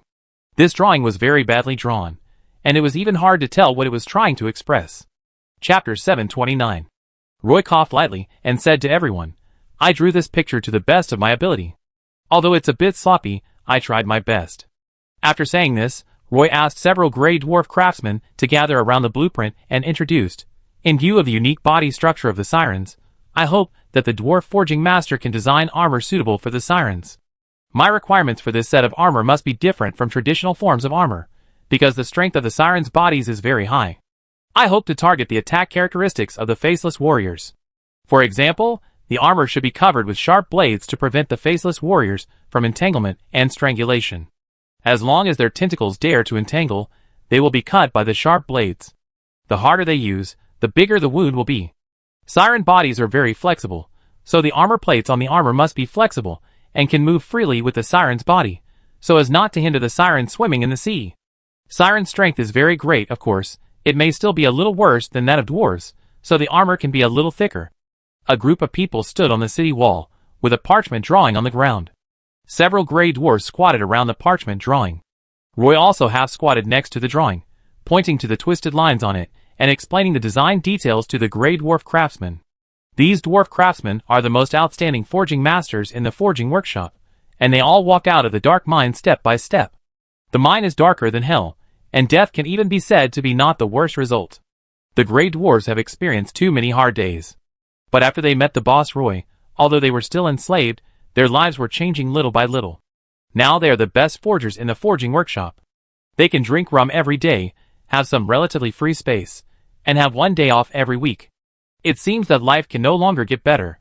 As for how loyal they are to the forge, there is none. But they will work hard for this happiness. Boss Roy needs them to make different armor, so they came to the Sun Island Highlands without hesitation. The Grey Dwarf craftsmen listened very carefully. The Siren Giazina and Miss Tiffany also understood Roy's idea at this time. Roy envisioned creating a kind of armor that completely matches the sirens. Although the scales on the surface of the sirens' bodies are tougher than many armor pieces, the armor designed by Roy is mainly to protect against the death coils of the faceless warriors. As long as their tentacles dare to coil around, the sharp blades on the armor will cut their tentacles into pieces. If the entanglement of the faceless warriors is restricted, it is actually equivalent to reducing the strength of the dark faceless warriors by half. If the siren warriors can block those tentacles, they can have at least 100 ways to kill these dark faceless warriors. At least that's what Giazina thought. Giazina's golden eyes released some brilliance, and she shouted to the end of the wall, "Alessia and Elliot, you two come here quickly." The sirens' voices are extremely penetrating, mainly because they need to be very loud to transmit sound in the sea. Soon, several sirens swam up from the edge of the city wall. They were in the form of human bodies with snake tails. The tough scales on the snake tails hung on the stone slabs, making crisp sounds. The scales were very tough, and could even create sparks with the rocks. After Roy introduced his design concept, the Grey Dwarf craftsman took advantage of Roy's design concept, and improved the design of the dwarf chain armor that the dwarves are best at making. The main reason is that the armor plates of the dwarf chain armor are very flexible to overlap. In addition, the dwarf chain armor is heavy armor with excellent defensive capabilities. The only problem is that the chainmail needs to have some extra sharp blades. Where should these blades be installed so as not to hurt the siren warriors? In addition, the sirens need to swim in the sea, and the overweight armor will increase their power consumption. However, these issues must be discussed to form the best design. Anyway, 10 of the best Grey Dwarf craftsmen have come, and the magic airship has also brought a small magic forging furnace to the elf town in the Sun Island Bay. Roy planned to have the Grey Dwarf craftsmen make samples of siren armor here. After the sample armor is made, there may be several more test fits. After the improvement is completed and the siren fully approves, the forging mold will be used to make armor in large quantities. Roy felt that the battle between the siren and the faceless warriors would last for a long time. If he wanted the siren warriors to win, he needed to let the siren have the advantage in the battle. He didn't understand the siren's advantages, but the elves were good at making magic armor and weapons. Although he couldn't assign the Silver Moon Elf craftsmen on the Elven continent, he had Grey Dwarf craftsmen in his forging workshop. They couldn't make magic armor, but they could make heavy armor that suited the siren warriors. Alessia, Elliot, you two must always cooperate with these craftsmen to make the most suitable armor for us. From now on, you must follow these craftsmen until the armor is made. This is very important for us sirens. Siren Giazina said to the two siren warriors. Yes, Lord Commander. After Roy returned to Sun Island Bay, the relationship between the sirens and the half-blood elves became much more harmonious. What Roy did not expect was that when a stone wall was built at the entrance of Sun Island Bay, the Faceless Legion gave up the attack on Sun Island Bay and began to retreat. There was not a single dark faceless warrior to be found in the periphery of the entire Sun Island Bay. Giazina was even a little confused about this, so she went to the outer sea area of Sun Island Bay and swam a long circle, and found that there was really no dark faceless near Sun Island Bay. The color of the seawater here also gradually faded, and slowly became clear. Roy and Giazina began to discuss the movements of the dark faceless army, because Roy felt that the faceless army was going to occupy the entire sea area, but he knew very little about the sea on the Partington Plain. In fact, the elves also knew very little about the land on the Partington Plain. There were only a few known areas, such as the Padstow Forest, the Griffin Barrier Mountains, the Blackwater Swamp, the Pagisto Plateau. Now there is another Sun Island Bay, and that's all. As the natives of the Partington Plain, the sirens know more about this sea. Aetius, the son of Caesar, has a sea chart in his hand.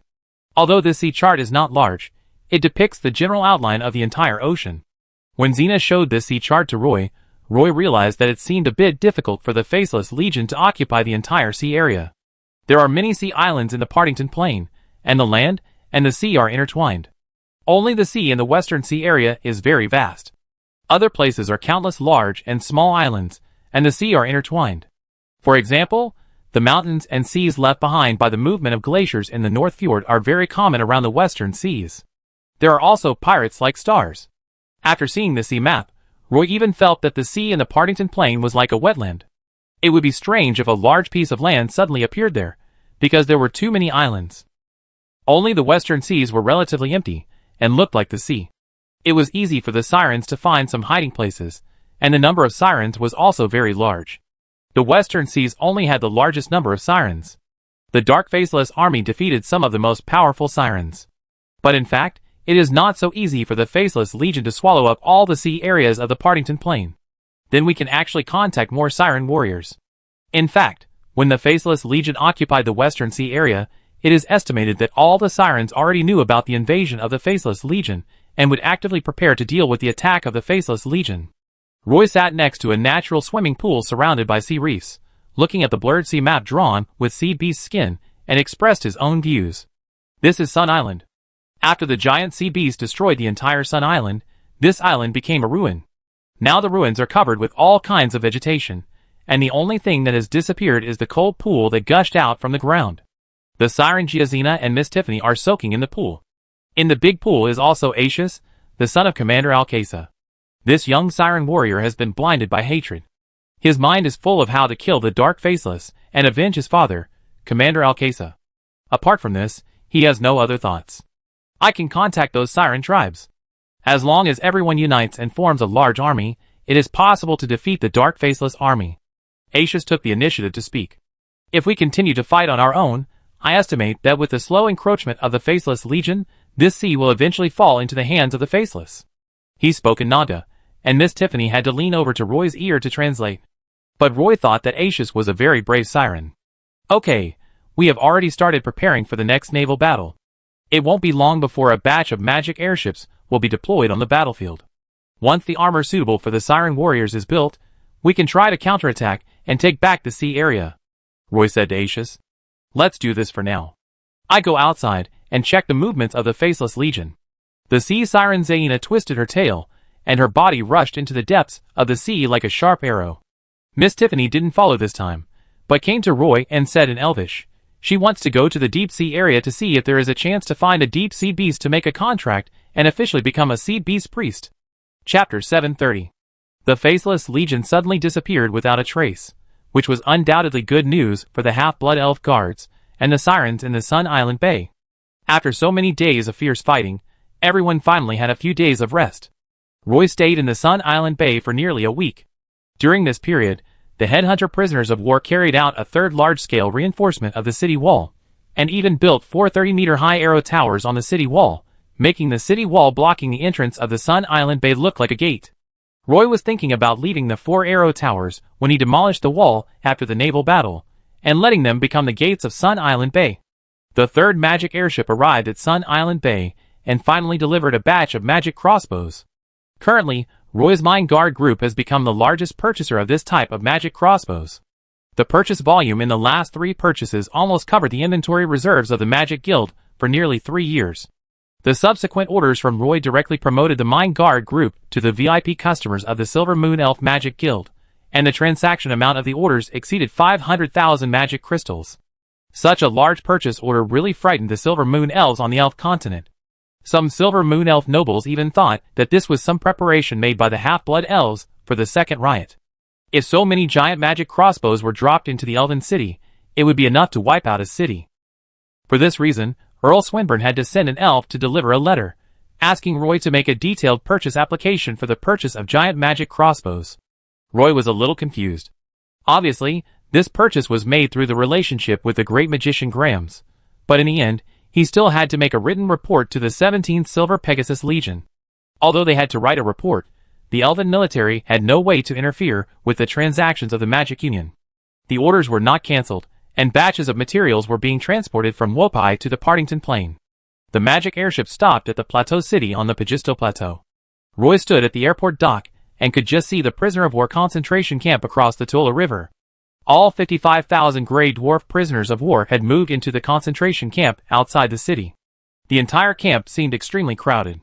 The prisoner of war concentration camp had undergone another temporary expansion, and many facilities were in an unfinished state. The three main buildings in the camp, dormitories, canteens and toilets, were all in an uncapped state. There are a lot of hollow bricks stored in the Plateau City.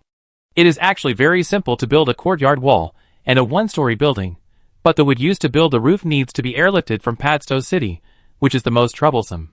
There are 6,000 half-blood elf guards stationed in the Plateau City, of which 5,000 are responsible for guarding the concentration camp.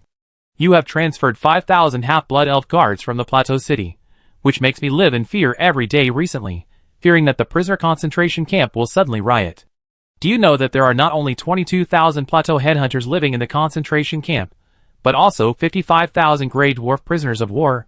Once a riot breaks out, even if these prisoners are unarmed, the 5,000 half-blood elf guards in the concentration camp will not be able to stop them. In the office of the city hall, Mulan came to Roy and said to him seriously, "The number of half-blood elf residents in the Plateau City has grown to 300,000, and I have to be responsible for their safety." Roy put down the copied C chart and looked up at Mulan, who was questioning him. "So how is the recruitment of new guards going?" Mulan glared at Roy fiercely. Sometimes she felt that Roy always liked to gamble when doing things. This habit was not good at all. So far, the Plateau City has recruited 10,000 new half-blood elf guards, and the number of elf guards in the Mine Guard group has actually reached 30,000.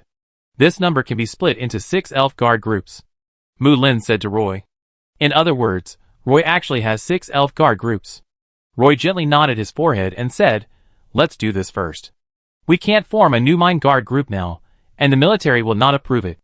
Mulan sat down opposite Roy and asked, "What are you going to do with these Grey Dwarf prisoners?" Roy said, "First select a group of blacksmiths and send them to the forge. Our forge is not big enough." Thinking of the current situation of the forge, he immediately reported to Roy, "Now all the black iron ore produced by the 3 black iron mines in the Jiaxi Mountains is supplied to the forge. The construction of the Plateau City has been consuming hollow bricks made of waste slag. The black iron ingots stored in the forge have now piled up into more than a dozen small hills." Roy nodded and said, "Let Qianning transport a batch of mithril ingots to the forging workshop. I plan to make a batch of heavy armor. Considering that it will be used in the sea, the surface of the armor needs to be silver-plated." "Got it." Mulan will seriously carry out what Roy arranges. Roy continued, "The rest of the Grey Dwarf prisoners will receive 6 months of training in the prisoner of war concentration camp. They must understand the Elven language, learn to obey, and adapt to the new rules. Mulan, no matter how honest they behave, they are still a group of Grey Dwarves. They are born robbers among the dwarves. They have the bad roots of plundering other people's property in their bones. Although there are some blacksmiths among them, we must also be more cautious against them."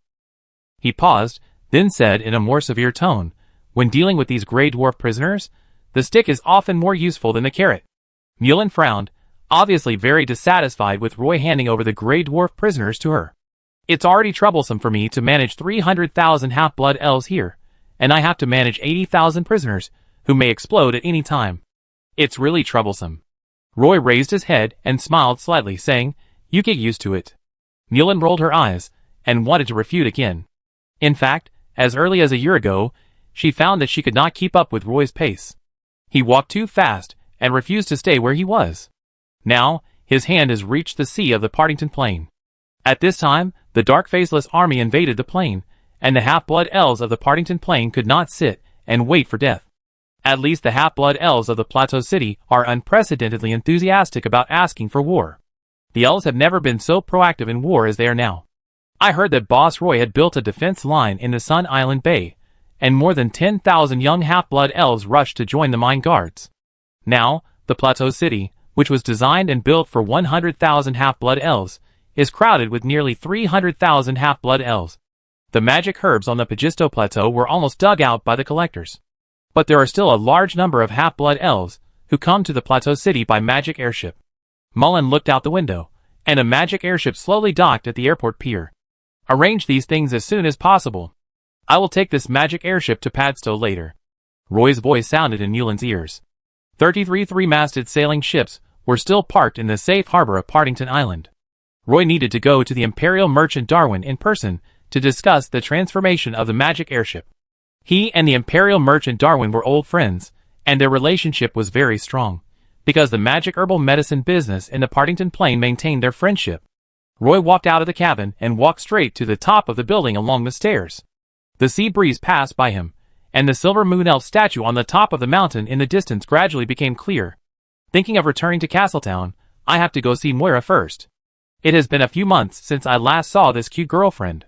Now, even Miss Tiffany lives in Sun Island Bay. Without Miss Tiffany's company, Moira will probably be very bored. The half-blood elf girl has been studying in the Elf Academy.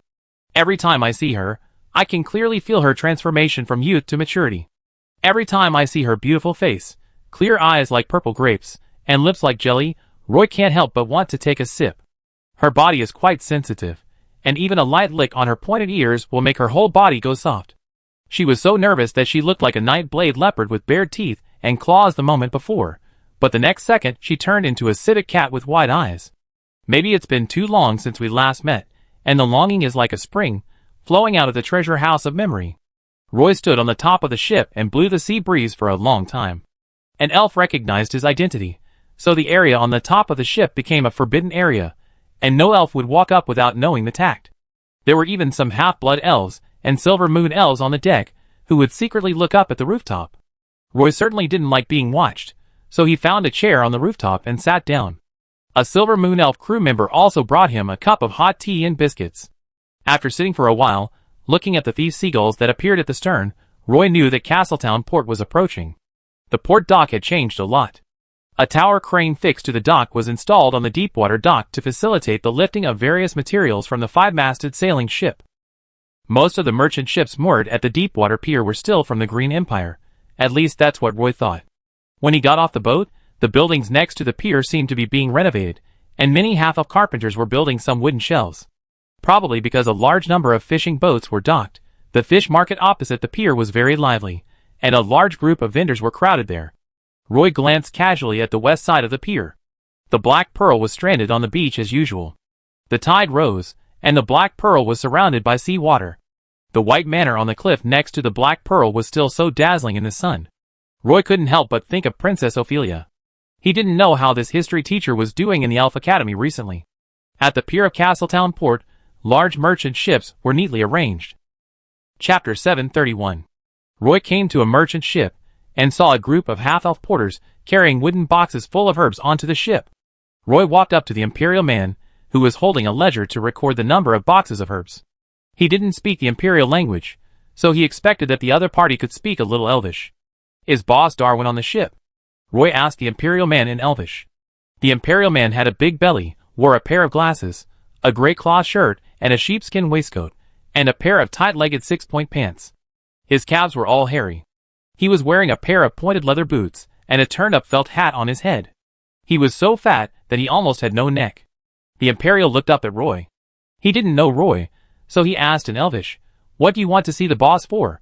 If you want to find a job at the dock, just tell me directly.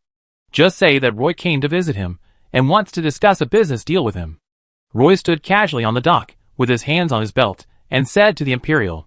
Hearing Roy say this, the fat imperial stared at Roy again with his eyes wide open, slapped his forehead hard, and then said, "Are you Boss Roy? Please wait a moment, I will go find the supervisor. Oh, please come with me on board."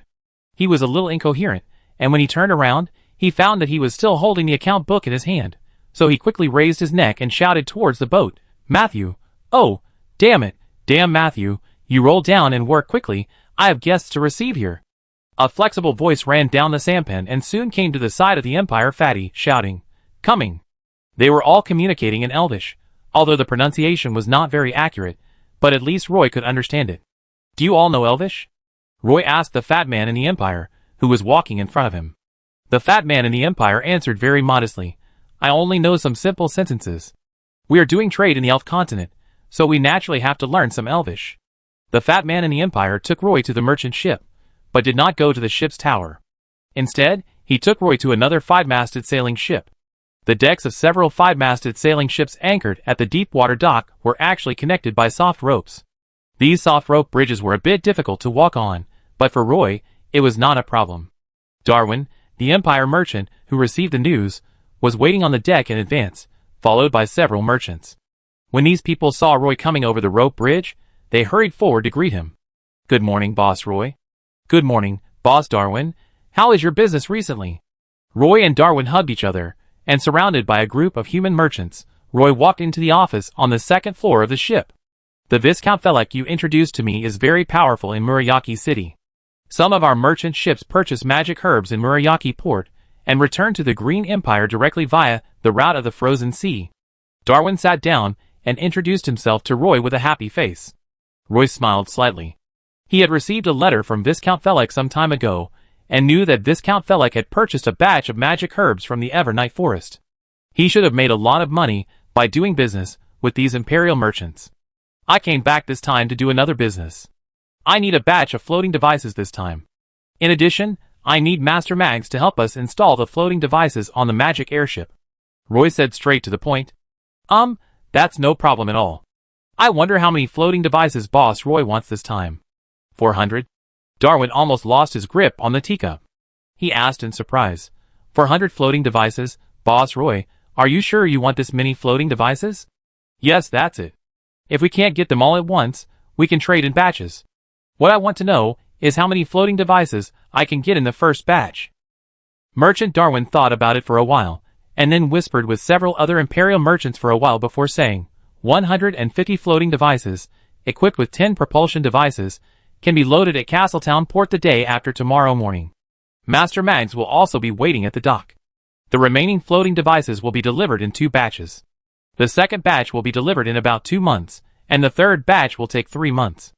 Okay, what's the price?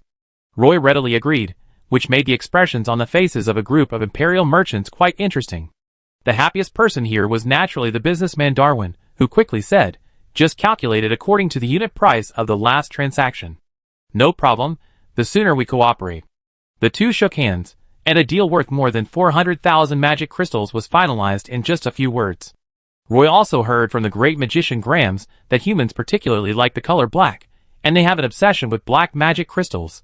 So when trading, black magic crystals are often more valuable than other magic crystals. He pulled out a heavy bag from his magic waste bag, and put it on the coffee table. The indigo wood coffee table trembled violently, and the black magic crystals inside made a clattering sound. Roy pulled the rope tied to the bag open, revealing a walnut-sized obsidian crystal. This was a bag of black magic crystals, almost all of which were picked up from the bodies of the Dark Faceless. After the death of these Dark Faceless, their bodies would quickly melt into sticky black oil, and finally disappear into the sea. If the search is timely, you can pick up a fist-sized black magic core. After grinding off the hard skin of the magic core, you will get a walnut-sized black magic crystal. At first, Roy harvested a large number of this kind of black magic crystal in the Dark Land. When he returned to the Partington Plain, the Dark Faceless Legion invaded the Partington Plain. The dead Dark Faceless would leave a magic core. After accumulating, Roy had nearly 10,000 pieces in his hands. This kind of black magic crystal has the same price as other magic crystals in the Elf continent. Roy bought magic crossbows from the Magic Guild. The magic crystal treasure box is almost colorful. The colors of the 4 magic crystals of wind, fire, water and earth are very beautiful, and there are also some colorful magic crystals. Some black magic crystals were mixed into several magic crystal treasure chests, and then the great magician Grams wrote a letter to Roy, in which he specifically reminded Roy that this kind of black magic crystal is not very valuable in the Elf continent, but it seems that there are people in the Empire merchants who specialize in purchasing this kind of black magic crystal. The Empire merchants not only purchase a large number of recovery magic potions from the Silver Moon Elf Magic Guild, but also purchase black magic crystals at high prices. I recently obtained a batch of this kind of magic crystal stone. I wonder if you are interested, Roy said casually. Although I don't do magic crystal business, other merchants do. The normal purchase price of a black magic crystal is 2 ordinary magic crystals. Roy looked at Darwin and said nothing. Of course, I can introduce you to a few merchants. You can negotiate the specific price. I think the low price can be raised a little bit, probably half a magic crystal. The Empire merchant Darwin showed his heartfelt attitude. Then, Darwin turned his head and said to an Empire merchant standing behind him, Mike, aren't you doing the black magic crystal business? Sit down and talk to Boss Roy. A young imperial man with natural curly hair squeezed out from a group of merchants. He was wearing exquisite aristocratic clothes, precious gold ornaments on his chest and wrists, and exaggerated jewels. He showed surprise on his face, but complained to Darwin. Darwin, you told Boss Roy the low price. How can I make any profit from this business? If you think you can eat this batch of black magic crystals, then let's sit down and continue to talk. If you think this deal is not a good deal, then I will find someone else. Darwin said something to him rudely, but it was said in the Imperial language, so Roy didn't understand. The Imperial merchant named Mike waved his hand quickly, sat down on the sofa, and said repeatedly, Don't look for anyone else. Although this business is not very profitable, I am very willing to make friends with Boss Roy. The young Imperial merchant asked Roy in Elvish, Boss Roy, how many black magic crystals do you have?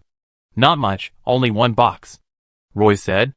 The young Empire merchant's eyes lit up, and he wiped the sweat from his forehead with a handkerchief and said to Roy, according to the transaction price Darwin said, 2 black magic crystals for 5 ordinary magic crystals. What do you think? No, I don't agree with this price. I expect the price to be 1 black magic crystal for 5 ordinary magic crystals. Roy squinted his eyes and said, because he saw from the corner of his eye that the Empire merchant Darwin's left hand placed on his leg made a very obscure gesture to him. The young Empire businessman was dumbfounded, and shouted to Roy in a high voice, This price is not acceptable, I don't accept such a high price. Roy smiled faintly, and said to the young Empire businessman, It's okay, I find other buyers. As he said that, Roy put the pocket of black magic crystal back into the magic waste bag, stood up, and said to Darwin, It's getting late, I have other things to do, see you at the dock the day after tomorrow morning. The Empire businessman Darwin also stood up and promised Roy, If it's not convenient for you, I can send a ship to deliver this batch of materials to Partington Island. No need, we will trade at the dock the day after tomorrow morning. Roy walked out without any regrets. The Empire merchant Darwin did not say anything, followed Roy, and discussed with Roy the details of transforming the magic airship. He could provide some metal support frames for the floating device for free. Roy gladly accepted. When the group walked onto the deck, Roy stepped on the sampan, held a wooden handrail and began to walk to the dock. The young Empire merchant was sweating profusely. He pulled his tight collar, strode after him from behind, and shouted Roy's name. Boss Roy, I think we can take our time to talk about the magic crystal deal. There's a tavern on Brown Street ahead. We can go there for a drink and talk while we drink. Roy stopped and turned to look at the young Imperial noble. His cheeks were a little red. It was obvious that he cared a lot about the magic crystal deal.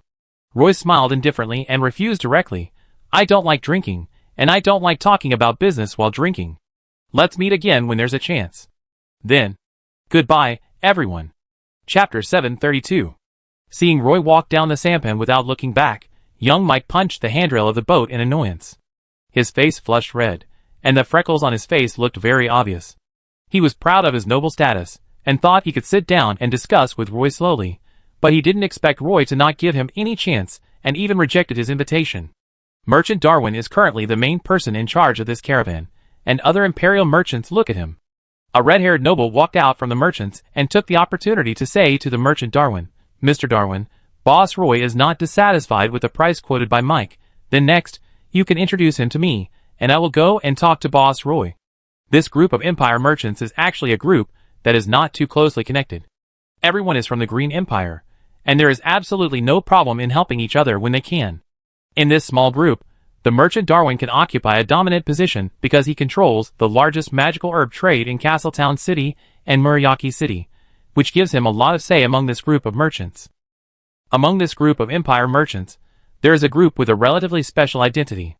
They are nobles from the Green Empire. These nobles are mainly young people. They have noble status and also want to engage in some business activities. There are only a few types of materials they want to purchase. For these nobles, they are most interested in the magic pattern structure of the Silver Moon Elves, the artworks of the Elf Kingdom, and finally the black magic crystals that can be used to exchange for merits and obtain higher titles. They almost don't like other goods. These young nobles are mixed in with the merchants of the Empire, and they have almost no business acumen. Other merchants in this group will deliberately avoid these types of goods. Mike saw that other nobles in the same group had bought black magic crystals to a greater or lesser extent. This time, the merchant Darwin created an opportunity for him. Seeing that Boss Roy had decided to make a deal worth hundreds of thousands of magic crystals, as soon as he opened his mouth, Mike felt that acquiring the black magic crystal would be easy. But he didn't expect that Boss Roy was even more cunning than a fox, and didn't even give him any room to maneuver. But this was the Elf Kingdom, and his title was of no use in the elf world. The red-haired noble was Mike's friend Spencer, but he would not sell the black magic crystal to Mike after buying it, because he also needed the black magic crystal. Merchant Darwin stopped on the deck. He did not comment on what had just happened. He said to Spencer in a calm voice, "Tomorrow morning, I will visit Boss Roy in person. You can go with me then." "That's great." Red-haired Spencer touched his nose with his hand reservedly. In the cabin, several young imperial nobles gathered together. They all came from the Green Empire by ship, wanting to make a fortune in the Elf Kingdom, and then return to the Green Empire. There are three main reasons why they come to the Elf Kingdom. First, to meet a beautiful elf girl and have a memorable affair. Second, to find some luxurious artworks in the Elf Kingdom. The way for the imperial nobles to improve their taste is actually very simple, and many times they just imitate the fashion of the elves. Third, to purchase magic pattern structures in the Elf Kingdom. For the imperial nobles, precious magic pattern structures are a symbol of wealth and family heritage. When the nobles get together, they will never discuss how many magic crystals are stored in the treasure house of their home, but how many sets of magic pattern structures are in the treasure house, and whether the family has an established structure night group. In addition to the magic pattern construction, they also have to look for black magic crystals everywhere. These young nobles are from the province of San Carlos, and everyone is familiar with each other. The people of the Green Empire even created a special term for this kind of trip to the Elf Kingdom. They call this behavior gilding. Several young people sat together, with dark purple red wine on the table. One of the young nobles had sunken eye sockets, which looked like excessive indulgence. At this time, he raised a piece of paper in his hand and said in an uncomfortable tone, "The imperial capital has received a letter. The family asked us to return to the Green Empire as soon as possible. Due to the outbreak of the Plain War, His Majesty Charles promised to exchange black magic crystals for merits in order to stimulate the fighting will of the nobles. But the current situation is that as the Plain War intensifies, the war situation in various plains continues to collapse. I don't know how long this decree can last. If we go back too late, we may get nothing.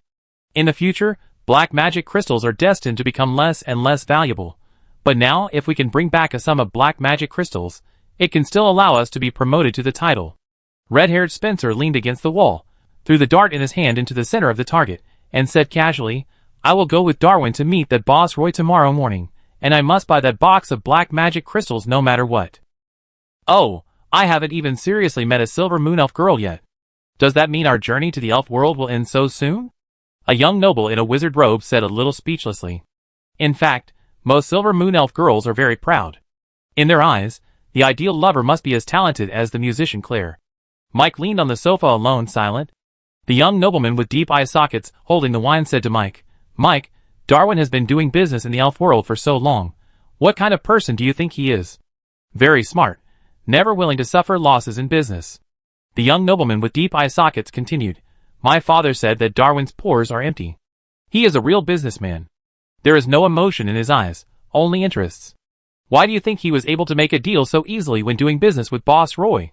Before Mike could answer, the deep-eyed noble said, "Because he did it. Just to cater to Boss Roy's preferences." The deal they made seemed very simple, but they had already passed the initial trial period and trusted each other, so a deal could be finalized in just a few words. "But Boss Roy doesn't trust you, Mike. Although Darwin offered a relatively low purchase price, Boss Roy is not a fool. He is selling such a large amount of black magic crystals, so how could he not ask about the market price of black magic crystals in the Elven Kingdom? His silence does not mean that he does not know. Your first impression on him may not be very good." Spencer, who was leaning against the wall, pulled the dart off the target again and continued, "This time I go, if possible, I will try my best to buy this amount of black magic crystals. After returning, it will be just enough for me to buy a count." After some communication, the young nobles began to relax. After a simple gathering, watching his friend push the door and walk out of the cabin, Mike felt extremely regretful. He had already grasped the opportunity, but he just ruined it. Roy carried 2 fresh sea breams and walked out of the port dock. He came to Brown Street alone and found that the weeds in the yard of the Statue of Liberty at the corner of the street were actually cleaned up. The broken bluestone floor in the yard was also renovated, and the fountain in the front yard was still there, but the Statue of Liberty in the fountain was gone. Through the iron fence, you can see that although the worn-out stone slabs on the ground have not been replaced, they have all been carefully repaired. The wooden bars on the windows of the main hall have all been removed, and the colored glass has been wiped clean. When Roy was stunned, a half-elf crew member ran behind him breathlessly and handed an envelope to Roy. "Boss Roy, this is a letter from Boss Darwin. Roy turned around, reached out to take the letter, and tore open the envelope. In fact, there was only a small note inside, which was written in Elvish. Imperial nobles can gain merit by paying black magic crystals to the kingdom. When the merits reach a certain amount, they can be promoted to the title. At present, the exchange price of black magic crystals is determined by the number. The larger the exchange amount, the higher the exchange rate. 1 black magic crystal can be exchanged for 2 magic crystals. 10 black magic crystals can be exchanged for 25 magic crystals. 100 black magic crystals can be exchanged for 300 magic crystals. And 1,000 black magic crystals can be exchanged for 3,500 magic crystals. There was no signature or date, and even the paper was made of the lowest quality seaweed paper, which melted instantly when it came into contact with water. No wonder Darwin secretly made a 5 sign to himself, and Roy tore the note into pieces. At this time, several half-blood elf children ran out of the temple, and found someone standing at the door, so they ran over and looked curiously. They were wearing modified clothes, and they looked very thin, but their complexions were not bad. "Are you from the Empire?" one of the half-blood elf children asked Roy. Roy shook his head and said, "I'm not." The half-blood elf asked curiously, "So you work at the dock?" Roy shook his head again. The half-blood elf child frowned and asked curiously, "Where are you from?" "Partington Plain," Roy answered. Before the half-blood elf children could speak, a voice called out from the main hall, "Iris, have you finished your work? Come on, we're thirsty, let's go out and drink some water." The half-blood elf children were like a group of sparrows, all flying away in a flash. Roy did not stay at the entrance of the Statue of Liberty, because he found that the Statue of Liberty had a new meaning. When passing by Mrs. Winnie's pharmacy, Roy would subconsciously stop and look at the low wall of shrubs. Although the big black cat lived very freely in Sun Island Bay, he could not help but take a look at the gap under the shrub wall. The Dane River entered the flood season again, and the rolling river water rushed to the sea. There were only 2 steps left on the riverside, and the river water looked very turbid. Chapter 733. Roy returned home after crossing the familiar brown street. Mrs. Belinda had not returned yet, and the terrace was empty. He pushed open the gate and walked in. The courtyard looked a little rundown. There were a few more sculptures in the studio, all of which were of Mrs. Belinda on her trip. It was obvious that she was very relaxed and enjoying herself. I don't know when she found time to come back. Seeing that Roy was not at home, she left a few sculptures behind. Elf mothers are like this. Once they think their children have grown up, they will let go of them. Roy will arrange their future lives. Roy put aside his thoughts, cleaned the room, went to the river to take a bath, changed into loose clothes, sat on the wicker chair on the terrace, holding a cup of hot lemon tea, waiting to watch the sunset. This is the life of elves. The return to peace from war all of a sudden, even if it was only 3 days, still made Roy feel very precious. There were many human sailors on Brown Street. They walked to the end of the long street one after another, and went into the familiar tavern. That was where Jefferson was killed by human crew members. Moira got off the long carriage holding 2 books, and appeared at the corner of the street. She was wearing a leather skirt that elf girls liked very much, a vest outside a white shirt, and leather sandals. The unique temperament of the elf girls in Castletown was perfectly displayed on her. She was the kind of elf girl who looked very well behaved, and the human sailors on the street kept turning their heads to look at her beautiful face. Roy knew with his eyes closed that Moira must have 2 daggers hidden under her leather skirt. Her personality was not as well behaved as she looked. 2 human sailors approached her to chat with her, and she responded with a few words and ran away. The 2 sailors behaved quite gentlemanly, and did not chase after her. Pushing open the gate, Moira breathed a sigh of relief. Suddenly, she noticed something and looked up, and saw Roy lying on the terrace drinking tea. Moira let out a joyful cry. She threw the 2 textbooks in her hand on the wall, and ran over the courtyard wall like a civet cat.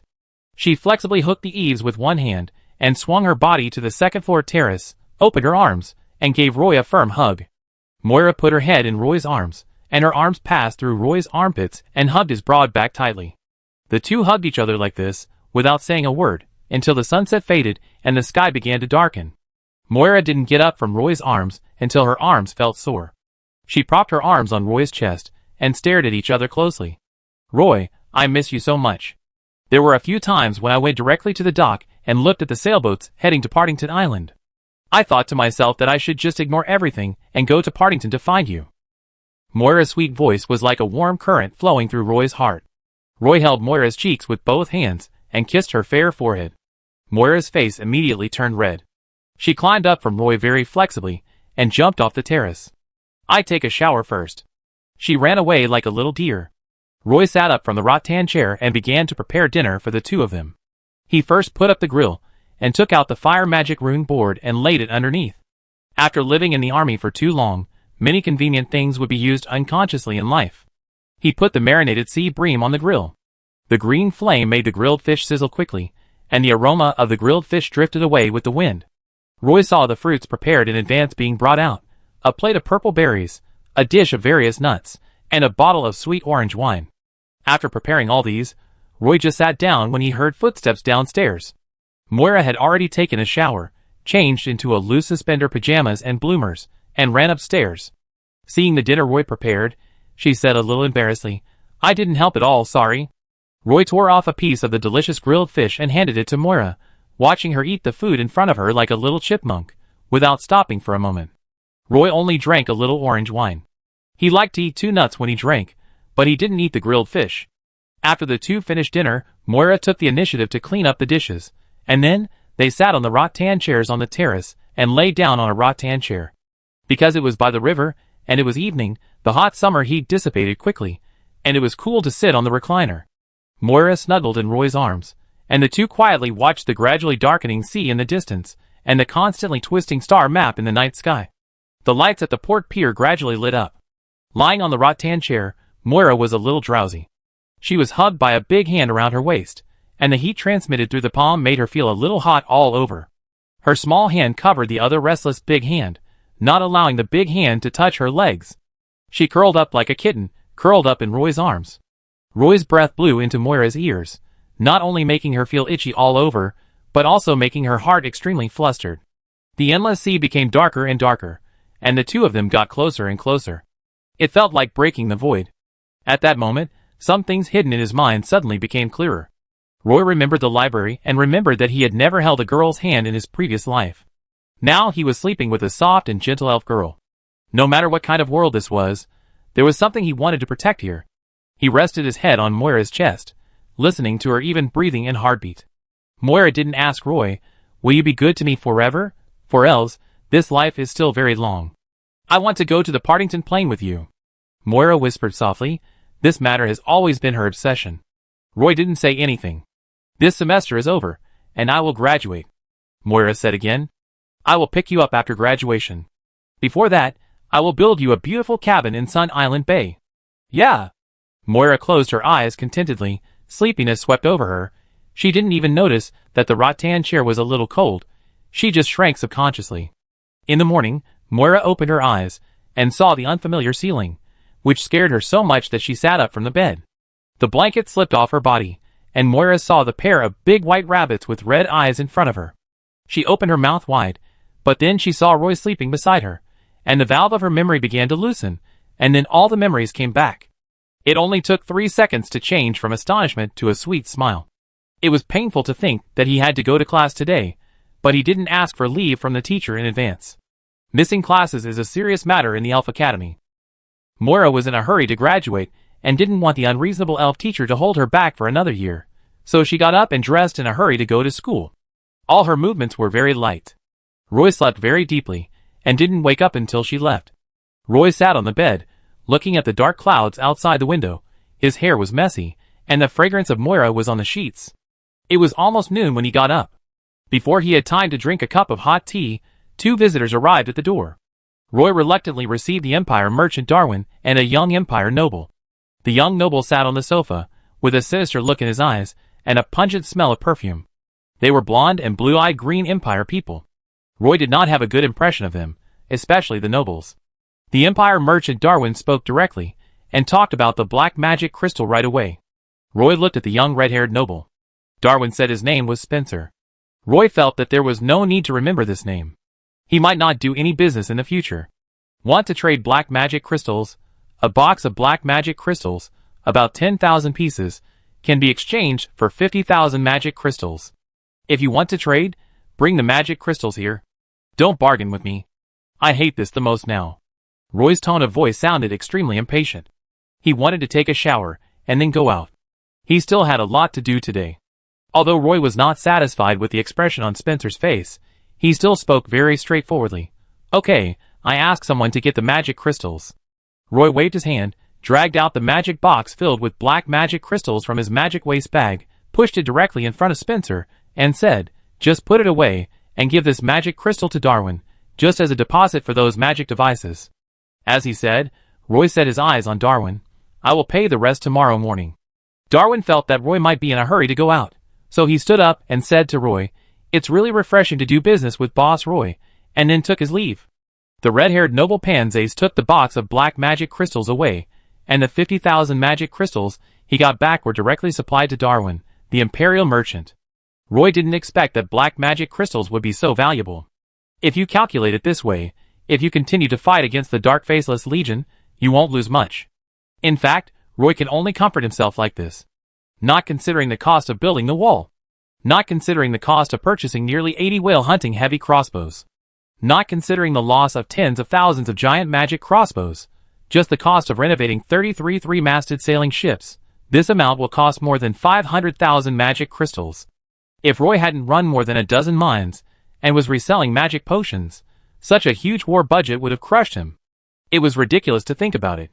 Roy didn't expect that the most profitable business in this world was still being a mine owner, and selling medicine, which was really profitable. Roy made himself a very simple brunch, a piece of breadfruit, and a cup of hot lemon tea, but he still had a sense of ritual when eating breakfast, sitting on the second-floor terrace, enjoying the sunshine after the rain. The bells of the port pier were melodious. Chapter 734. Many half-blood elves and some human crew members gathered at the intersection of Brown Street. Roy boarded the long carriage with the crowd. He was going to the alchemy workshop to see how the alchemy workshop produced magic potions. The elves in the carriage were discussing Claire's performance of Thoughts Across Time and Space. This song has spread throughout Castleton City. The musician Claire has once again become the subject of discussion among the elves in Castleton City. Thinking about Claire's bumpy music journey, he has a little musical talent, but obviously not much creative talent. Roy thinks Claire is more suitable for business. Due to the influence of his family, he has a wide network of contacts in Castleton City. He can manage Roy's business in Castleton very well with just a casual arrangement. Whether it is the metal business or the herbal business, Claire is helping Roy manage it. The long carriage passed through the lower city. There were obviously more Silver Moon elves on the street. The human crew got off at the edge of the Magic District. They should go to the upper city to find a tavern to drink. The carriage drove all the way to the end of the Magic District, and Roy got off the carriage. The primary alchemy workshop opened by Roy in the Magic District has become one of the few large magic workshops in Castleton. The workshop employs more than 200 magic pharmacists, and most of the employees are magic apprentices. While learning magic, they also study magic pharmacy. In Roy's alchemy workshop, the magic potions are all some basic magic herbal formulas, which are very suitable for junior magic pharmacists to work part-time. The basic magic potions in the alchemy workshop are also very cheap, and the main point is that the volume is large and the profit is small.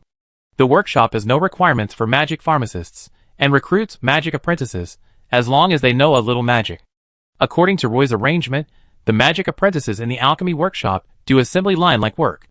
The preparation of magic potions is usually divided into several steps: initial treatment of herbs, grinding, boiling medicine juice, and mixing several kinds of medicine juice together for reaction. In Roy's alchemy workshop, all magic pharmacists deal with the simplest elementary magic herbs, and each magic pharmacist is only responsible for one process. You can become a skilled worker in one day, but you can't learn any skills in a short period of time. Woods felt that there was no room for learning for these magic apprentices, so he allowed magic apprentices, who had worked in the same position for 4 weeks, to apply for a job change. According to Woods, the owner of the alchemy workshop, as long as all the magic herb refining processes in the alchemy workshop are operated once, then this magic apprentice will be considered a qualified elementary magic pharmacist. In the past, magic pharmacists, who wanted to be promoted to senior magic pharmacists, usually paid for learning the skills of refining medicine, and this practice process was often very expensive. Now they have come to the alchemy workshop. Not only can they practice the skills of refining magic potions, but they can also earn a living allowance every week. The only disadvantage is that the progress is a little slower. In comparison, many magic apprentices, who want to become magic pharmacists, have come to Roy's alchemy workshop to work part-time. Every month, a large batch of super life potions are produced here and sold to the imperial merchant Darwin. When Roy arrived at the door of the workshop, He could smell the strong smell of magic herbs coming from the house. There was a row of flatbed carriages parked at the door of the alchemy workshop, and carriages carrying magic herbs kept stopping at the unloading area of the workshop. The workshop was also very lively. Roy even saw many elves queuing in front of the shop at the door of the workshop.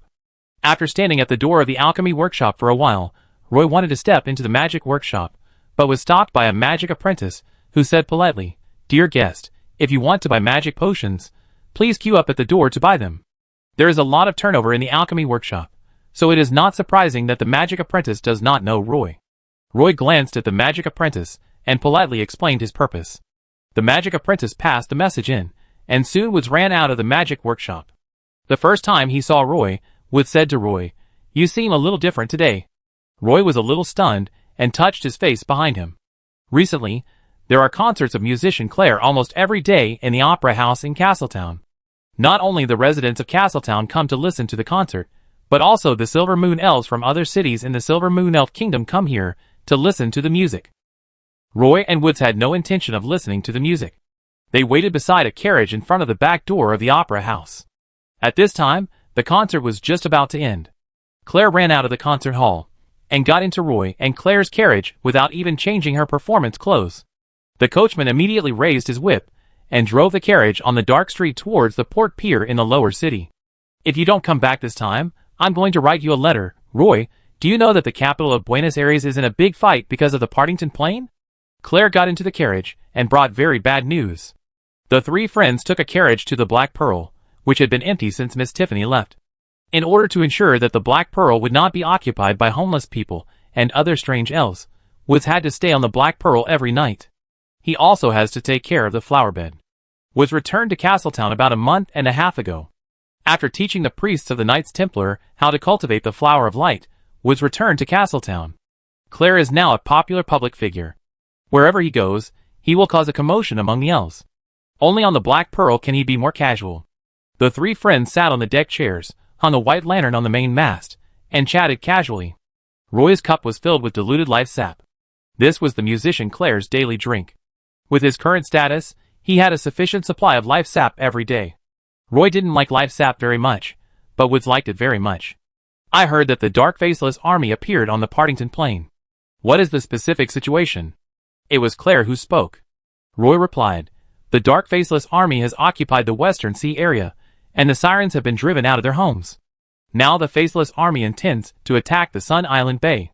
I built a wall at the entrance of the bay, which can barely stop those Dark Faceless army." Woods and Carlyle were silent for a while. Claire put his hands behind his head, lying on the rattan chair, and said, "Now there is an elven scholar in the Silver Moon Elf Kingdom who has published a theory of dark threat, which has a great response among the elven nobles. Many elven nobles are worried that the dark forces will invade the elven world, and some elven nobles are uneasy about this." He paused, turned his head, and looked at Roy. "There are even elves who propose to the Elder Council to give up the Partington plain." The three friends were silent again. Woods said, "In the final analysis, it is because the Partington plain is full of half-blood elves. Whether to give up the Partington plain will not affect their interests. In addition, once the Partington plain is given up, the biggest hidden danger in their hearts will be eliminated. If I were a Silver Moon Elf, I would also support this proposal." As a Silver Moon Elf, Wood's words obviously made Claire a little embarrassed, but this was also the truth. Claire asked Roy, "If this happens, what will the 17th Silver Pegasus Legion do?" Roy smiled helplessly. The Silver Moon Elves always look for the Silver Pegasus Corps to solve problems when they encounter difficulties. But Roy knows the actual situation of the 17th Silver Pegasus Corps very well. He said, "After the Battle of Queen Ivany Islands, I realized that although the 17th Silver Pegasus Corps has 12 Silver Pegasus Knights, the area where the Corps needs to garrison is also very large. In addition to a quarter of the west coast of the Silver Moon Elf Kingdom, there is also Queen Ivany Islands. Now there is another Silver Pegasus Knight stationed in Golfito Canyon. Sending the Silver Pegasus Knights to Partington is not worth thinking about.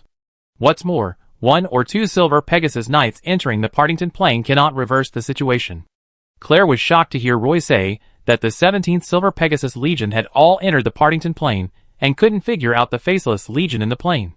He sat up suddenly from the rattan chair and stared at Roy blankly. "Is the situation in the Partington plain serious?" Facing his friend, Roy did not hide the situation there. "Well, the number of dark faceless people pouring into the Partington plain is very large. almost crushing the sea monster tribe in the sea like a rotten wood. Of course, it is fortunate that the elves live on land, and the Padstow forest is very far from the sea. Once these dark faceless people land on land, their strength will be at least halved. They should not land and fight easily. I think the mine guards are fully capable of blocking them south of the Sun Island Bay. Roy changed his tone and said to his two friends earnestly, "War costs money, and the business of magic metals and magic herbs is the most powerful support for the war in the Partington Plain, so I came back this time to tell you too about the current situation in the Partington Plain. You must ensure the logistics and supplies." At this time, Woods also sat up from the rattan chair. Woods and Claire both assured Roy at the same time, "Roy, don't worry, leave this to us. I'm just a little worried. Once the actual situation of the Partington Plain is discovered by those people, I guess the situation in Buenos Aires will get even worse," Claire said with some concern. "If those Silver Moon Elf nobles want to protest, let them protest. Anyway, they won't provide any help to the Partington Plain. How bad can they get?" Wood said. "I'm afraid that they will put pressure on the armament manufacturing department to stop providing armaments to the Partington Plain. That would be the most troublesome." Claire expressed her concerns. Roy lowered his head and thought for a moment, then said, "It probably won't happen for now, but we have to make some preparations in advance. I plan to use all the reserve funds to purchase military supplies and store them in the Partington Plain. I take care of this," Claire took the initiative to say. Chapter 735.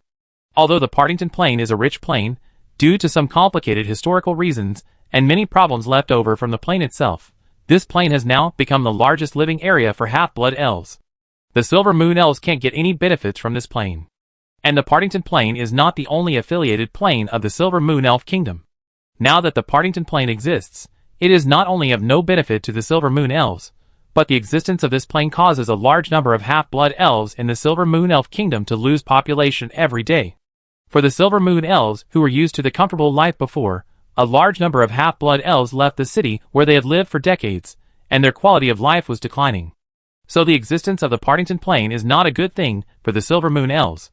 So in the capital of Buenos Aires, there were Silver Moon Elves who proposed to give up Partington. But how could they give up so easily? All the businesses in Partington are now thriving. After coming to Padstow City, many Silver Moon Elf merchants complained that the magic herb business in Padstow City was not easy to do. But how many Silver Moon Elf merchants really chose to leave the Partington Plain? In the end, it's all about profit. No matter how bad the business is, you can still make money. The status of the half-blood elves has been significantly improved, but the status of the Silver Moon Elves has not declined. Then the three talked about the many abandoned mines in the Nicobar Mountains. Roy planned to buy another batch of magic furnaces and transport them to these mines. If Moira hadn't come over, the three might have talked until dawn. At first, none of the three noticed Moira squatting on the horizontal mast. They only felt that there were two eyes staring at them in the dark, and they felt a little cold on their backs. It was only when Roy heard Leah's whispered reminder in his ear that he realized that Moira was squatting on the crossbar of the main mast angrily. Roy yawned. "It's getting late. There is another deal tomorrow morning. Let's stop here today." Leah curled her lips while squatting in the shadows, a little regretful of her meddling. Claire and Wood stood up from the rattan chairs. The three of them stood on the deck and walked down the stairs next to the ship. Roy said as he walked, "After the deal is over, I will go to Partington Island with the ship. I will say goodbye to you two in advance tonight. If you have any new news, remember to write to me." Claire smiled and muttered, You have taken me to listen to the music of nature so many times, but every time I can't feel those beautiful melodies. I don't believe you a little bit. Claire, I think you can try the culture of druids. I think we druids are closer to nature," Wood suggested to Claire. Claire's private carriage was waiting in the small square next to the port pier. Claire got on the carriage and wanted to take Roy for a while, but Roy refused. Woods will stay on the Black Pearl overnight. Roy stood alone on the beach, and when he saw his two friends leave, he said, "Moira, why don't you come out? Isn't it good for everyone to chat together?" Moira walked out from behind Roy and stood beside him without saying a word. Roy held Moira's hand tightly and walked home along Brown Street. Moira's mood gradually improved, and she kept whispering to Roy about the new changes on Brown Street. The time they spent together was too short, and Moira was a little reluctant to let Roy leave, and her eyebrows were full of reluctance. Roy took Moira into the yard, hugged her tightly, patted her back, and rested his head against her forehead. Her long and thick eyelashes trembled slightly. Roy comforted her. "Okay, when your semester is over, we will meet soon. You can stay in Sun Island Bay as long as you want. A good time for lovers. At the deepwater dock of Castletown Port, the transaction of the floating device went smoothly, and Roy had a new understanding of Darwin's ability. The first batch of floating devices was collected in such a short time. Roy paid the first batch of payment without hesitation. Then all the floating devices were moved to a medium-sized sailing ship, including the 30 dwarf craftsmen prepared by the Imperial Merchant Darwin for Roy. The medium-sized sailing ship sailed all the way to Partington Island. The ship did not dock at the pier, but sailed directly to the safe harbor of Partington Island, where a large group of three-masted sailing ships were anchored. The sailing ship stopped next to a three-masted sailing ship, and the elf crew on the ship took out ropes and long hooks, threw them to the opposite ship, and then everyone worked together to make the two ships close together. At this time, the half-elf crew on the three-masted sailing ship used the crane on the ship to transport boxes of floating devices and magic thrusters to the three-masted sailing ship. Mags also climbed up the rope ladder to the three-masted sailing ship with a group of dwarf craftsmen. The dwarves stood on the roof of the stern and looked at the surrounding sea. There were a large number of three-masted sailing ships anchored around. Mags the craftsman counted them casually and found more than 33-masted sailing ships, each of which was only slightly damaged. His eyes were full of surprise, because these three-masted sailing ships were full of the breath of the dwarves, and all the equipment was designed for the dwarves' usage habits, such as the short steering wheel, hatch, etc. Mags the craftsman knew without looking that the corridors and cabins under the deck were also short, but the hatch was unusually heavy. There were still blood stains on the deck that could not be completely washed off. It seemed that the traces of war could not be completely concealed no matter what. There were many dwarven symbols engraved on the wall. Mags, who was familiar with dwarven culture, knew that those were the way the Grey Dwarves recorded their achievements. Obviously, this three-masted sailing ship had made great achievements in war, but now the ship fell into the hands of Boss Roy. There were still 2 rows of crossbows on the ship that had not been dismantled. The elves were not used to using this kind of long-range weapon. They preferred whale-hunting crossbows. Mags, the craftsman, walked into the low cabin. The corridor was just right for the dwarves. The elves had to lower their heads a little when they walked into the corridor, otherwise they would easily hit their heads on the door frame. A dwarf following the craftsman Magus said, "It seems that the elves have defeated the gray-skinned bandits." Another dwarf craftsman continued, "If they can be driven away completely, the route for the Imperial merchant ships to the Dwarf Kingdom will be unimpeded." Magus shook his head and responded, "No matter what time, the route to the edge of the frozen sea will not be unimpeded. If the Grey Dwarf bandits are driven away, the Nagas may come over. Even if the Nagas do not come, it is estimated that there will be sirens occupying those islands. How can the route between the Dwarf Kingdom and the Elf Kingdom be unimpeded?" The group of dwarves immediately fell silent. Under Mags's leadership, they chose a temporary room. Then a group of dwarf craftsmen returned to the deck. Other dwarves did not know Roy, but Mags and his 4 apprentices were very familiar with him. In the eyes of the dwarf craftsmen, Roy was an officer who was very interested in floating devices. He was also very approachable when he spoke. He looked like a human, but he had already adapted to the life of an elf. It was hard to imagine that such a young half-elf could lead a group of half-elves to defeat the Grey Dwarf robbers. Roy did not stay on the three-masted sailing ship. Mags the craftsman knew how to communicate with the half-blood elf guards. Arriving at the seaside by flying fish boat, the bracket on the beach had been re-inspected. It would not be long before a new magic airship would be placed on the bracket. After more than a year of wind and sun, the bracket on the beach had become a little worn out. Stepping on the soft sand, Roy prepared to walk to a higher place, so that he could overlook the entire sheltered bay. Standing on the high sand dune and looking down at the sea, he found that there was actually a very nice beach opposite the sand dune. There were actually many half-blood elves and silver moon elves on the beach. A familiar figure appeared in Roy's sight. Roy walked a few steps over there. Miss Christine, wearing a white gauze skirt, was sitting alone on the beach, basking in the sun. She seemed to have just discovered Roy, so she patted the sand off her body, stood up and smiled at Roy. "Miss Christine, why are you here?" Roy asked curiously. Miss Christine pointed to the small town of Partington behind her and said, "There is only one door between here and Padstow City. Whenever I have time, I will pass through the portal and come here to sit for a while and enjoy the sea breeze." Although the 2 places need to cross the plain, for Miss Christine, it is really just a door.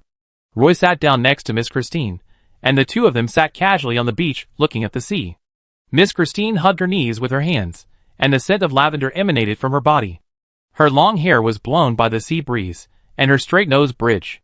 Roy supported his hands behind his back, half lying on the side, looking at Miss Christine's pointed ears in a trance. Soon Miss Christine's ears turned red. A few half-blood elf children ran by on the beach, and their cheerful laughter was very penetrating, and Roy's eyes were attracted by them. Several flying fish boats flew over the sea, and the half-blood elves standing on the flying fish boats were throwing ropes full of fish hooks into the sea quickly. It would be nice to live a quiet life on this island. Miss Christine broke the silence first.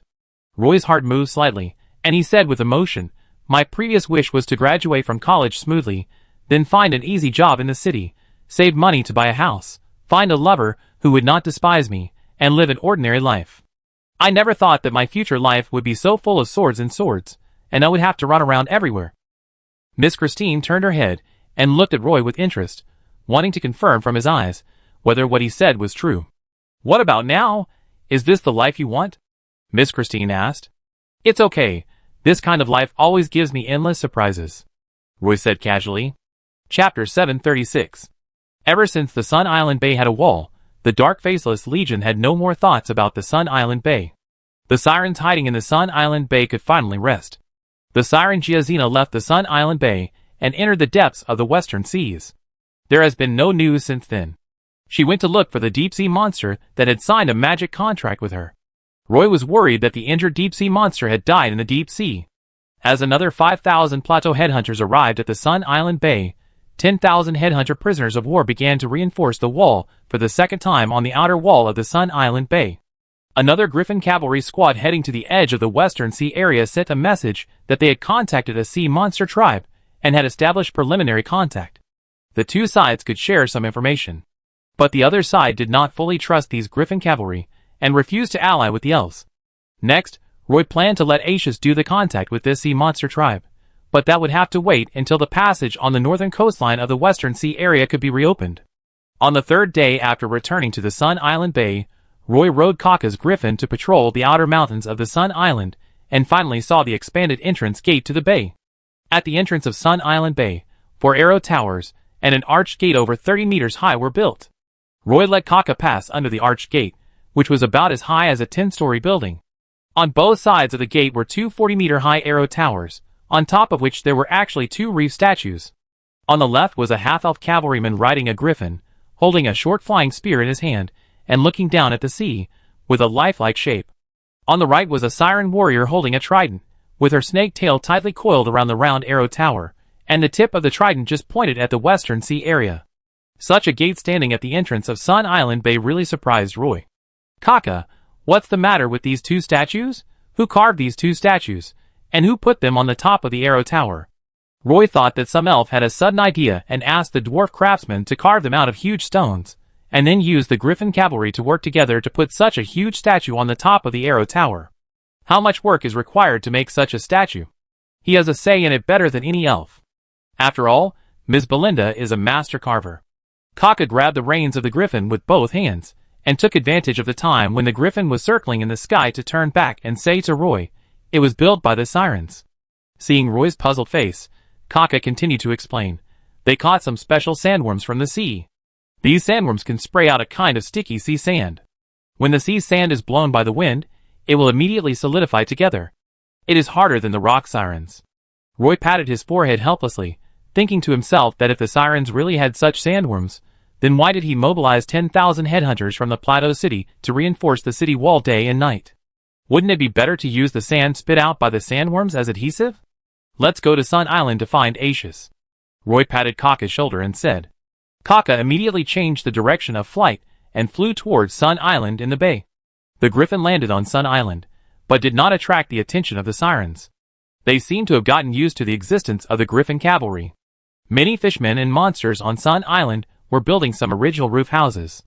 These houses were built behind the beach, surrounded by circular swimming pools in front and behind the houses.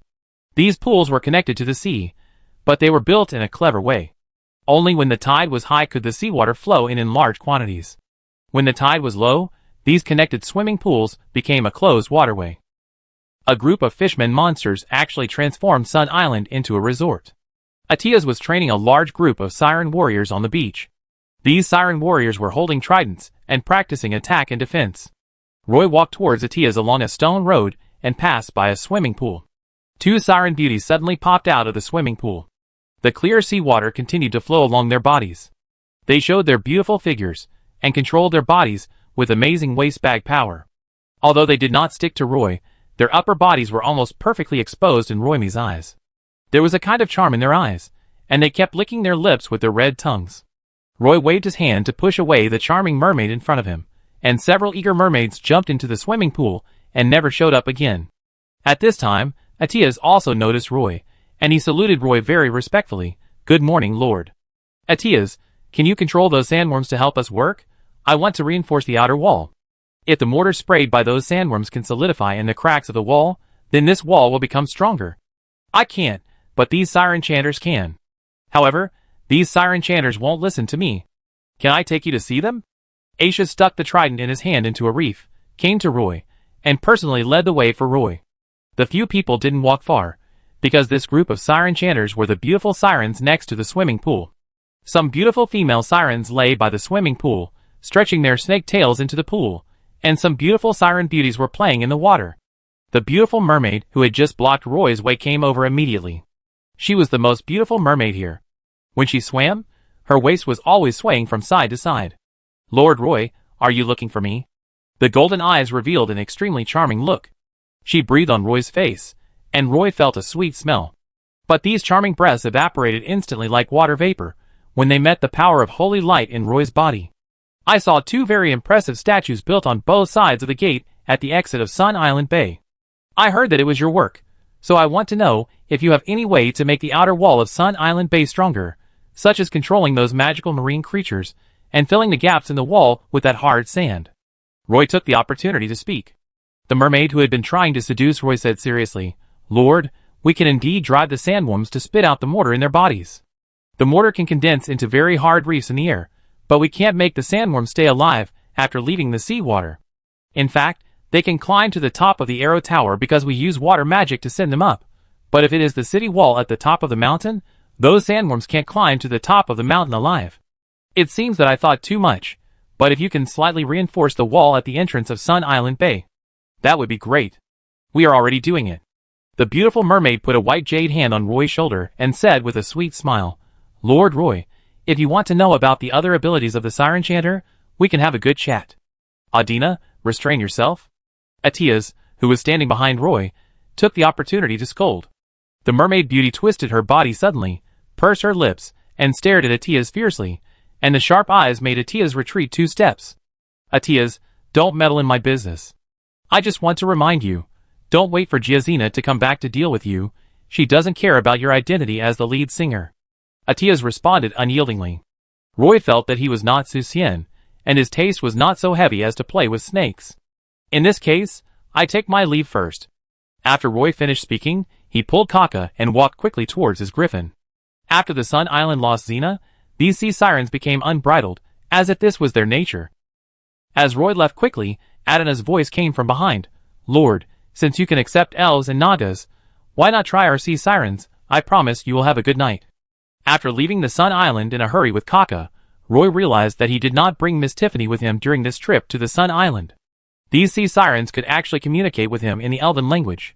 When they first came to the Sun Island, they did not know a word of the Elven language. They learned to use the Elven language so quickly, which was really amazing. When the griffin flew away from Sun Island, a large group of siren warriors were still training in the shallow water. Roy looked down from the sky. All the joints of these siren warriors had fins with bone spurs growing out of them. This was a transformation for the siren warriors after they became stronger. The sirens who survived are all elite warriors. With a little training, they had the opportunity to become a powerful marine army. Kaka took Roy to fly over the mountain wall. There were some headhunter prisoners on almost every section of the wall. It was lunchtime. Some half-blood elf guards carried baskets of steamed sea fish onto the wall. They distributed the sea fish to the headhunter prisoners. These headhunter prisoners sat down against the wall and swallowed the steamed sea fish without spitting out the thorns. These headhunters are really easy to feed. There are countless one-horned bison in the wilderness of the Plateau City. In the Bay of Sun Island, the fishery resources here are also very rich. Although they are cruel and bloodthirsty on the plateau, they are much more obedient than the Grey Dwarf prisoners after being captured. Back in the headquarters of the Griffin Cavalry Regiment in the elf town on the north coast, Roy waved to Kaka and said, "If Giazina comes back, send someone to notify me as soon as possible." "Okay," Kaka responded. A row of gray dwarf craftsmen stood at the door of the regiment's wooden house, and there were 2 siren warriors wearing black iron armor beside them. Roy's eyes fell on the black armor they wore without any surface treatment, and asked the gray dwarf craftsman, "Have you made the siren armor?" Chapter 737. The first set of ring-shaped black iron armor specially made for sirens was made by 10 gray dwarf craftsmen. Moreover, this set of ring-shaped black iron armor is divided into 2 styles for men and women according to the different body shapes of sirens. The shoulder width of male sirens is at least 20 centimeters wider than that of female sirens. In order to make the armor fit the body of sirens better, the gray dwarf craftsmen specially adjusted the shoulder structure of the armor. Alessia and Elliot, 2 sirens, were sent by Giazina to try on the siren's armor. At present, the 2 of them each wore a set of siren armor. Apparently, the gray dwarf craftsmen had a good understanding. They made the siren armor very suitable according to Roy's requirements. The decision to make the siren armor was mainly because when siren warriors and faceless warriors fought in the sea, many siren warriors were strangled to death by faceless warriors. Once the tentacles of faceless warriors wrapped around siren warriors, they would poison siren warriors and paralyze them all over. Then the powerful tentacles would strangle siren warriors to death. That's why Roy was going to create this kind of exoskeleton armor that has sharp blades all over the body and can support the siren's body. In order not to affect the siren warriors swimming in the sea, the main connection part of this ring-type black iron armor is at the spine. As the siren warrior Elliot showed various movements, this siren armor could perfectly protect the siren warrior's vital parts. This armor tightly wrapped around the siren warrior's body like an exoskeleton and was very flexible. "Have you tried it in the sea?" Roy walked around the siren warrior Elliot and asked while looking at the armor on him. Several gray dwarf craftsmen came up and heard the question from their boss Roy. They looked at each other, and no one dared to speak. Finally, a gray dwarf craftsman mustered up the courage to say, "This set of armor has not been treated for corrosion, so it has not been tested in the sea." Roy frowned and pointed to the port pier and said, "Let's go to the pier and try it in the sea first. Only by trying it on can we know the shortcomings of this set of armor." A group of half-blood elves, gray dwarf craftsmen, and siren warriors soon arrived at the dock. At this time, a group of Griffin cavalrymen just finished their patrol mission and landed. Everyone gathered at the dock and looked at the 2 siren warriors. There was a row of flying fish boats moored at the dock. There were no medium-sized sailboats or magic airships. The entire dock looked quite empty. Siren warrior Elliot, wearing a dark siren armor, jumped into the sea. His action of jumping into the sea was a little stiff, but no one noticed. He dived into the sea and surfaced after more than 10 seconds, then swam forward directly. He swung his snake tail vigorously, and his swimming speed gradually increased. After swimming more than 200 meters, he turned right. It can be seen that the turn was very smooth. This set of black iron armor did not affect his turn. When Elliot swam back to the dock and came in front of everyone, he suddenly dived down and dived directly into the sea. There was no problem with the diving action. Roy breathed a sigh of relief. When he saw the gray dwarf craftsman, he felt much more pleasing to the eye. At this time, Roy had already prepared a sentence of praise in his mind. After all, he was the chief officer here. After the test was successful, he still had to say some words of praise. But at this moment, when Elliot surfaced, he leaned back in his armor, preparing to dive backwards, and an embarrassing scene occurred. The row of spine joints in the armor could not flip back. The body of the siren warrior Elliot was like a door panel. Almost after jumping up, his body hit the sea surface directly. Huge waves splashed everywhere, and several gray dwarf craftsmen standing on the dock were immediately drenched by the water. Elliot was completely confused. Roy stood on the dock and gestured to Elliot with his hands in a spiral upward movement, which is a classic buoyancy movement of the sirens. But when Elliot was about to do this set of movements in the sea, the spine joints of the siren armor were delayed again. Elliot emerged from the sea panting, with his hands on the wooden board next to the dock. Roy came over, squatted in front of Elliot, and asked him very seriously, "Is this armor heavy?" Elliot shook his head. "It seems that there are only 2 serious problems," Roy said to the gray dwarf craftsman beside him. Then Roy paused for a while, and said to the gray dwarf craftsman, "I don't think I need to say it. You also know the defects of this set of armor. Go and fix it. I look forward to the second improved ring-type sea monster armor." The gray dwarf craftsman also knew the problem of the ring-type sea monster armor at this moment, and nodded repeatedly in fear.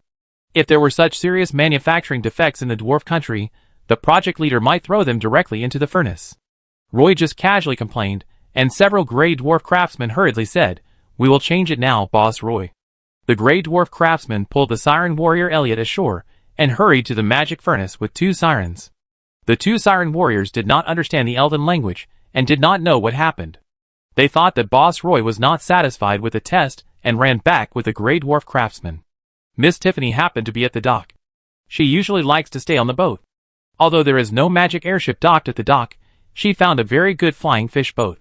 Tiffany sat up from the flying fish boat and saw the siren warrior wearing siren armor swimming in the sea. After walking out of the flying fish boat and coming to the dock, Miss Tiffany said to Roy, "If this siren warrior flows out of the Partington Plain, it may become more difficult for us, the Ganassi clan, to defeat the siren when we go to war with them." Roy looked at Miss Tiffany, who had just woken up. She should have been basking in the sun on the flying fish boat. Roy curiously asked Miss Tiffany, "How many sea monsters are there in the endless sea? Why have I never heard of a large-scale naval battle between the Ganassi clan and the sea monsters?" Miss Tiffany looked embarrassed and coughed twice before saying, "Ahem, there are still hundreds of them." After hearing Miss Tiffany's answer, Roy stopped talking. After leaving Sun Island Bay for nearly 3 weeks, the sea monster Giazina swam back from the open sea exhausted. She returned to Sun Island and rested for 3 days before finally showing up. She was willing to come out of Sun Island because she accepted Roy's invitation. The gray dwarf craftsman had improved the ring-type siren armor. Roy invited Giazina to participate in the second performance test of the siren armor. As the siren warrior Elliot, wearing armor, climbed ashore from the sea, this performance test was obviously very successful. Giazina seemed a little depressed. Her eyes fell on the black siren armor, and she said to Roy in a dull voice, "If you want to know whether this set of ring-type siren armor is useful, just swimming a few laps in the shallow sea will not tell you anything. I suggest that you find a few faceless warriors to test it in the sea." "I have the same idea, but I think it might be too dangerous," Roy responded. The sea monster Zaina dived into the sea and said to Roy, "I will complete this part of the test. I know where there are faceless warriors in the waters around Sun Island Bay. Elliot, Alessia, you two follow me." Chapter 738. Have you found the lost deep-sea monster? Miss Tiffany followed the sea monster Giazina. The two of them swam out from the exit of Sun Island Bay, followed by a team of sea monster warriors. The Faceless Legion left the outer waters of Sun Island Bay. The sea water here returned to its original color. Beams of sunlight shone from the sea surface into the sea water, reflecting patches of light on the white sand. Giazina swam in the front, and she snorted coldly when she turned her head. She was not used to chatting while swimming, but Miss Tiffany liked it very much. When she was swimming, her voice would become very sharp and could easily reach Giazina's ears through the sea water. What do you mean?" Miss Tiffany was not very satisfied with Giazina's perfunctory tone. Giazina was entangled by Tiffany, and had no choice but to turn around and swim on her back with her belly facing up. She didn't need to swing her arms, but just slowly swung her snake tail, and her body could quickly rush forward. When we found it, it was almost dead, so we had to let it return to the depths of the abyss to recuperate. What's the difference between this and not finding it?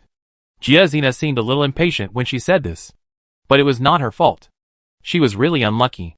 The road to becoming a second-level strongman was already very bumpy. The deep-sea monster she signed the contract with always failed to hear her call, and now it was in a bad state. Miss Tiffany asked, "After you found it, did you sign a new magic contract?" Giazina stretched her body, blew a few bubbles in the sea and admitted frankly, "Of course, when I needed its help, it always hid and refused to come out. Now that I found it, how could I let it go?" Seeing the haggard face of Giazina, Miss Tiffany took out a tube of spiritual potion from her belt and handed it to her. It was quite troublesome to drink magic potion in the sea. Giazina pulled out the cork with her teeth, put the bottle mouth into her mouth, and gulped it down. The spiritual potion flowed into Giazina's body, and immediately made her whole body tremble violently. When she opened her eyes again, her golden pupils radiated light beams like lights. This is not the first time you drink spiritual potion, Giazina. Don't scare me. How do you feel?" Miss Tiffany was a little flustered. She had never thought that the siren would react to the spirit potion in this way. The siren Giazina recovered quickly. She turned around and grabbed Miss Tiffany's hand, and swam forward suddenly with great speed. Miss Tiffany felt that the oncoming sea water made her feel a little painful, and the scenery on both sides quickly receded. A magic airship followed the siren Giazina and Miss Tiffany. The floating device of this magic airship was not turned on, but the sails were raised on the sea surface, riding the wind and waves to chase the team of sirens under the sea. Roy, Captain Teprado, and Captain Jarrow and all stood on the deck of the magic airship, watching the crew constantly adjust the angle of the sail according to the wind, so that the sailboat always follows the siren team. Watching the mountains outside the Sun Island Bay gradually disappear behind him, Captain Teprado couldn't help but sigh. This sea area is too large. Although the Faceless Legion can drive the siren out of the Western Sea area, it will probably be difficult to completely eliminate all the sirens. In my opinion, the Faceless Legion will take at least dozens, or even hundreds of years, to occupy the sea of the Partington Plain. They have no ability to invade the land of the Partington Plain. Roy shook his head and said, just because they are unable to occupy the land of the Partington Plain now doesn't mean they will hide in the sea forever. Once the Dark Faceless Legion occupies the ocean, this plane will be gradually changed by the Dark Legion, the dark energy will grow, and more dark creatures will appear on the plane. They will invade our living space, little by little, until they completely occupy the entire plane.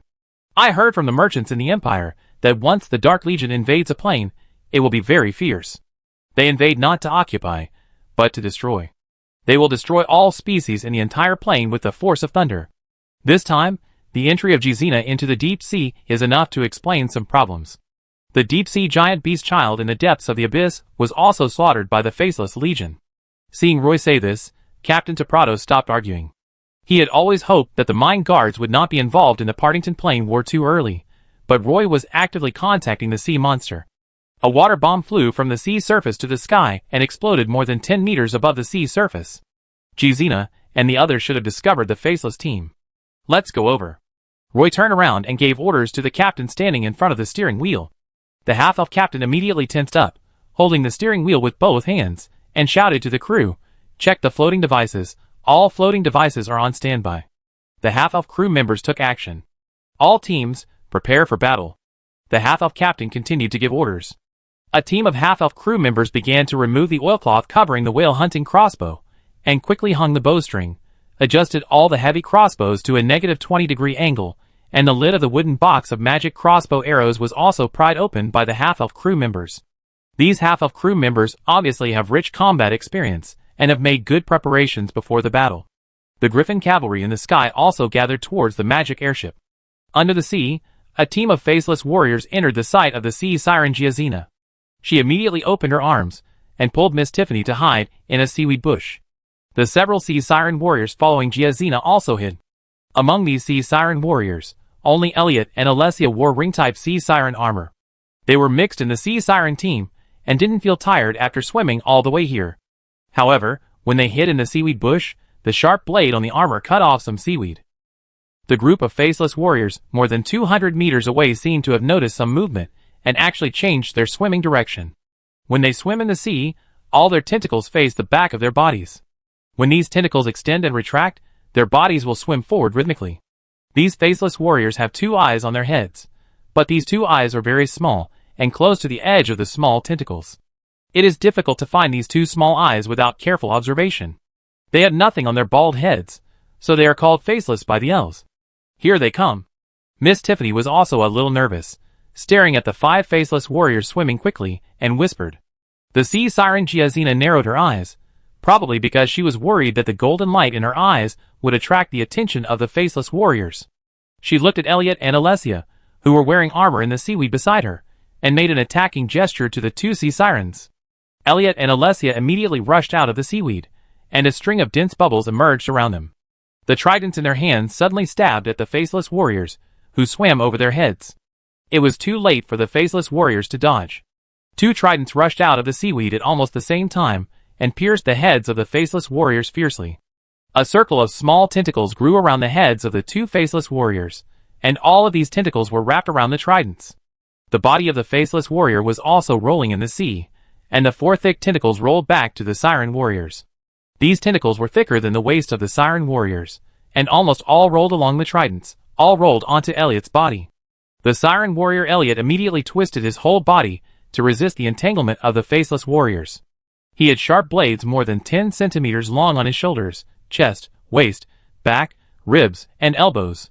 The moment a few tentacles wrapped around him, They were immediately stabbed with blood holes by the sharp blades. These tentacles felt the pain and would wrap around him more forcefully. The more they wrapped around him, the deeper the wounds on the tentacles would become. At this time, the Siren warrior Elliot broke free from the tentacles with one arm, pulled out a short blade from his waist, and cut off the tentacles wrapped around his neck. A shadow arrow hit the Siren warrior Elliot's chest, and his body suddenly crashed into the seabed. Although the ring-shaped siren armor could not block the shadow arrows, the huge impact force caused the sharp blades on the siren armor to cut long and narrow wounds on the tentacles of the faceless warriors.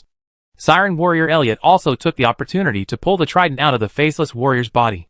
The siren warriors are very strong, and ordinary shadow arrows can only crack their scales at most, but cannot hurt their bones. He fought the faceless warrior in close combat, and he obviously relied on the ring-shaped siren armor to gain a little advantage. Another female siren warrior, Alessia, was in a similar situation, but Alessia was more flexible and was not hit by the shadow arrow. This faceless squad had a total of 5 faceless warriors. The sudden sneak attack only injured 2 of them. The other 3 faceless warriors saw the siren warriors coming out of the seaweed and stretched out their tentacles to entangle them. Siren Giazina came out of the seaweed, and a siren phantom with 6 arms appeared behind her. Giazina drew a battle blade from behind her, rushed forward and cut off the tentacle of a faceless warrior. Siren warriors hiding in other places also came out and fought with the faceless warriors. They didn't have the ring-shaped siren armor on them, nor did they have the magic blades in Giazina's hands. They rushed out with tridents in hand, and were soon entangled by the faceless warriors.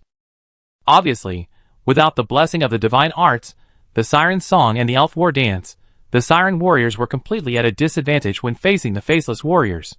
Except for constantly stabbing the tridents in their hands into the bodies of the faceless warriors, they could do nothing else. In addition to wrapping the siren warriors with their tentacles, the faceless warriors could also paralyze the siren warriors with the suckers and stingers on the tentacles, and release shadow arrows with the tips of the tentacles. Fortunately, Giazina came to the rescue in time, and the siren quickly dealt with this faceless team. Soon the bodies of 5 faceless warriors floated to the surface of the sea. Chapter 739. The faceless squad died during the patrol, and soon other faceless warriors rushed to this sea area. When a large group of faceless warriors arrived at the battle site, Giazina had already led the siren warriors back to Sun Island Bay. This time, in close combat with the faceless warriors, the ring-type siren armor showed very good anti-entanglement performance. The siren Giazina was also very interested in the siren armor designed by the Grey Dwarf craftsman. On the way back, Giazina and Miss Tiffany took the magic airship back to the north coast pier of Sun Island Bay.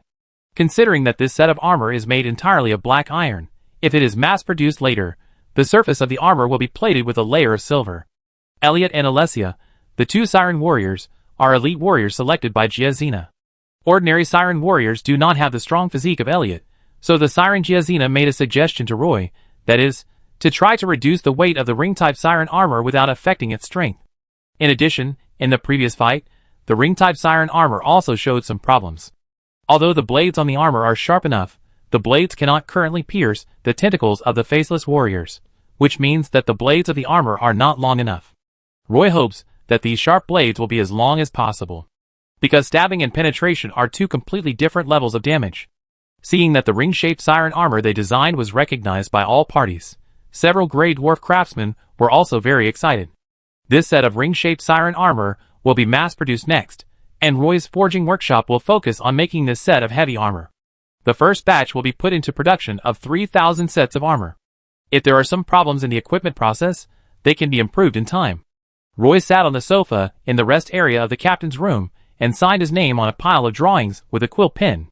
Also, I want to tell you, the Grey Dwarf craftsmen, that each of the Grey Dwarf craftsmen who participated in the design of the ring-type siren armor will receive a barrel of rum and 15 days of vacation. The rum will be redeemed after the Grey Dwarf craftsmen return to the forging workshop, and the 15 days of vacation will be redeemed after the first batch of ring-type siren armor orders are completed. 10 Grey Dwarf craftsmen high-fived in the captain's room to celebrate, and saluted Roy one after another. "Thank you, generous boss Roy." The siren Giazina finally showed a barely perceptible smile on her face. This new siren leader has rarely shown a relaxed look in his eyes for so many days. "Are you really going to build 3,000 sets of this new siren armor in the first batch?" the siren Giazina asked Roy. "Yes, and all will be equipped to the siren warriors on the Sun Island. If the results are significant, They will be forged in large quantities later, Roy said to Jizina. Roy, thank you for letting me feel the sincerity from the half-blood elves, Boss Roy, the new ally of the Siren. Jizina, let's work together to drive this faceless army out of the Partington Plain as soon as possible. Okay, let's work together. The Siren Jizina sneaked into the western waters this time, and also discovered some weaknesses of the faceless army. The Western Sea is too big.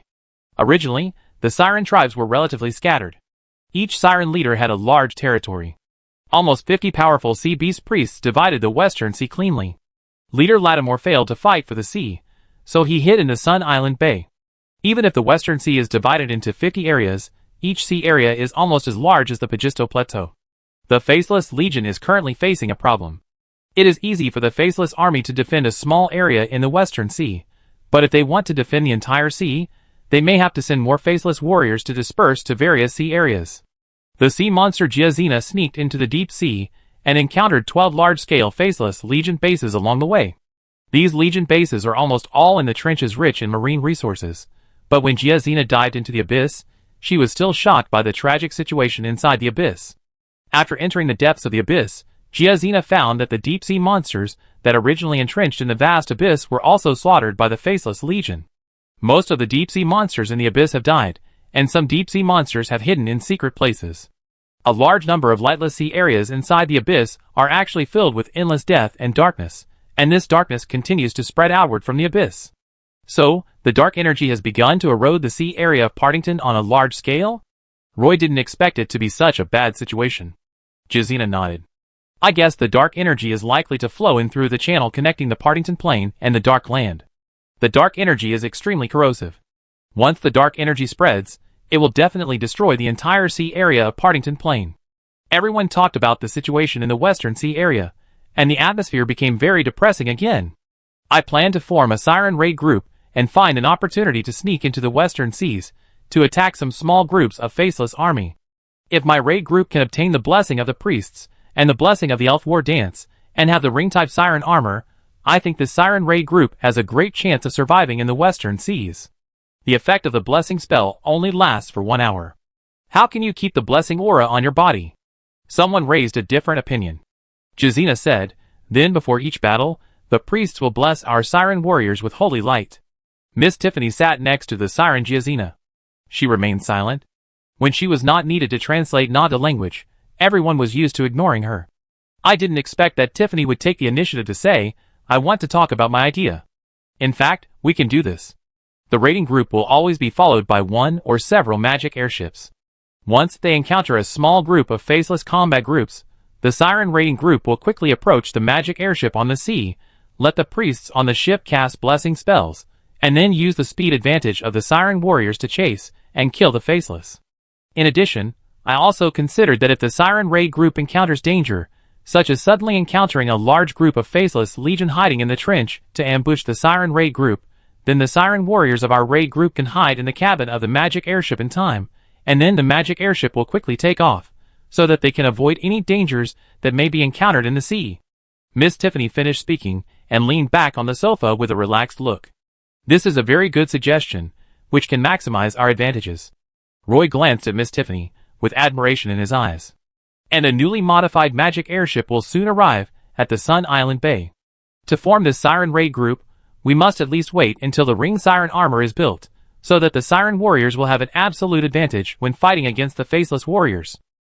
Jizina said immediately, then this matter is settled. When I return to Sun Island, I will immediately start to establish the Siren raid group and conduct some targeted training. A month passed quickly, and the outer wall of Sun Island Bay looked quite good. During this period, the Elven continent seemed very peaceful. At least there was no annoying investigation team in the Partington Plain. The Faceless Legion in the Western Sea never set their battle target on the Sun Island Bay, so the outer sea of Sun Island Bay was very peaceful. Only when you leave the Sun Island Bay and enter the Western Sea can you see a small group of Faceless army. After several reconnaissances by the Siren Jizina and Miss Tiffany, they can determine the Faceless Legion's guarding mode for the Western Sea area. They sent a large number of Faceless teams to patrol the outer areas of the sea area. Once these Faceless reconnaissance teams discovered the situation, a Faceless squadron would arrive at the accident area within a quarter of an hour to search. These Faceless squadrons would not wander around the outer areas. They would always be around some faceless temporary camps. The Siren Giazina set her hunting target on these faceless squadrons. As the first batch of silver-plated ring-type Siren armor was delivered from the forging workshop to Sun Island, Siren Giazina soon equipped 1,200 Siren elite warriors with this unique armor. The only thing that made Giazina dissatisfied was that once the Siren warriors wore this ring-type Siren armor and floated in the sea, the silver-plated armor would make the Siren warriors look like silver-shining hairtail fish. In another month, 8 newly modified magic airships arrived at the Sun Island Bay one after another. These magic airships did not have whale-hunting crossbows installed, but according to Miss Tiffany's suggestion, the cargo hold on the 3rd floor of the deck was converted into a cabin filled with seawater. Captain Jarowin equipped each magic airship with 50 priests, who were responsible for blessing the Siren warriors. In addition, 10 Siren chanters were arranged on each magic airship. Once the battle began, they would stand on the bow and sing to bless the faceless warriors with various negative emotions. The half-blood elf sword dancers trained by Sabrina were almost all half-blood elves from the Griffin Cavalry Regiment. They usually patrolled the sky, and once the battle started, half-blood elves would come to the ship's deck and dance the Elven War dance for everyone. When all this was ready, the Siren Giazina couldn't wait to take 1,000 Siren warriors and 2 magic airships, and ride the wind and waves all the way out of the Sun Island Bay. The sea monster Giazina has been sneaking into the western seas frequently to investigate the situation there. Before she led the sea monster assault team into the western seas this time, she had made a very comprehensive combat plan. This time, she planned to wipe out a temporary camp of the faceless combat team. Giazina has found out that the number of warriors in this faceless combat team is less than 1,000, and there are no high-level faceless warriors in the camp. So she chose this place as the target for the first action with the assault team this time. The temporary camp of the faceless combat team was built at the bottom of a trench. Chapter 740. 2 magic airships sailed on the boundless sea. The wind and waves hit the ships. The 2 3-masted sailboats swayed slightly. Only when the bow hit the huge wave of more than 10 meters high, the hull would suddenly rise up, and then the cabin would shake violently. Roy did not stand in the captain's room, but on the deck at the stern, looking at the propulsion device hanging at the stern. When this magic airship sailed on the sea, the power source still depended on the sails on the 3 masts. Miss Tiffany was wearing a long dress with a mermaid pattern. She ran over from the front deck with one hand gently holding up the hem of her dress. She was barefoot, her smooth skin was dazzlingly white, and her seaweed-colored curly hair was scattered, flying in the wind. According to the news from below, the temporary camp of the Faceless War Group is in the trench 10 miles away. We can prepare in advance. Roy immediately ordered, "Captain Rodhart, you can lower the sails to slow down the ship." "Yes, boss." On the 2nd floor of the ship, Captain Rodhart leaned out of the railing with both hands and responded. Then he shouted and gave orders, and more than 20 half-elf crew members immediately ran to the deck, untied the ropes, and quickly lowered the sails. The speed of the 2 magic airships quickly slowed down, and finally floated on the sea. Captain Flint walked out of the cabin with 50 priests. Roy actually saw Alice among the priests at a glance. Obviously, she had successfully mixed into the group of priests, and talked freely with other priests in the crowd. It can be seen that the priests are very good to Alice. They seem to be discussing magic while walking. The crew used a crane to lower a lifeboat into the sea. When the boat floated beside the ship, 10 priests boarded the boat and followed it to the sea. The crew and other priests gathered around the boat, watching the 10 priests standing on the swaying boat and casting a blessing spell for the Siren warriors. Beams of light fell from the heads of the Siren warriors and condensed into circles of halos at their tails. The Siren Giazina's upper body floated out of the sea, staring at the Siren warriors being blessed by the spell.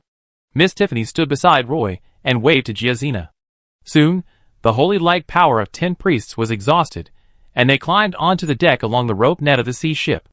Another 10 priests slid down the rope and continued to bless the sea monster warriors. Roy was a little itchy. He had not had the opportunity to fight against dark creatures recently. Although the holy light tree continued to absorb the holy light particles around, he had not been able to advance for a long time. Captain Flint arranged for the 3rd group of priests to slide down the rope to the small wooden boat. Roy walked over and took a place, and came to the small wooden boat with the other 9 priests. These priests have heard about Roy's situation from Captain Jarowin. Everyone knows that he is also a priest, but he does not believe in the Statue of Liberty. Unlike these priests who were forgotten by the Statue of Liberty, the holy light power in Roy's body is not absorbed by the holy light of the Statue of Liberty, so Roy's holy light recovery ability is much stronger than theirs. Although Captain Jarwin said this, there are still some priests who are dissatisfied with this. These priests can't understand, since Roy has no faith. How did he become a priest? When Roy stood on the bow of the constantly bumping wooden boat and chanted a sacred prayer, and a divine pattern appeared from his fingertips, several other priests began to secretly observe Roy. The siren warriors lined up in the sea waiting for divine blessings. Roy cast 20 divine spells in one breath, and a shadow of a holy light tree appeared behind him. The light flowers on the tree were all blooming, and the shadows of these light flowers actually dropped countless holy light particles. These holy light particles were like snowflakes, not only falling on Roy, but also on the bodies of other priests on the lifeboat. Those priests standing on the wooden boat only felt that the holy light was constantly merging into their bodies, allowing the holy light power that was originally on the verge of exhaustion in their bodies to grow again. This group of priests continued to stand on the lifeboat and bless the siren warriors with divine spells. Roy rarely used blessing spells. Although he knew all of them, he was not very skilled at them. He stood on the swaying wooden boat, constantly casting the blessing of protection, becoming more and more proficient, and even entering a state of ecstasy for a while. When the other priests on the wooden boat climbed back to the deck along the rope net, Roy was still standing at the stern of the wooden boat, continuously blessing the siren warriors. At this time, these human priests realized that Boss Roy was really just as Captain Jiroi said. He did not believe in the Statue of Liberty, but was a priest. How could this happen? This is totally inconsistent with the prerequisites for becoming a priest in theology.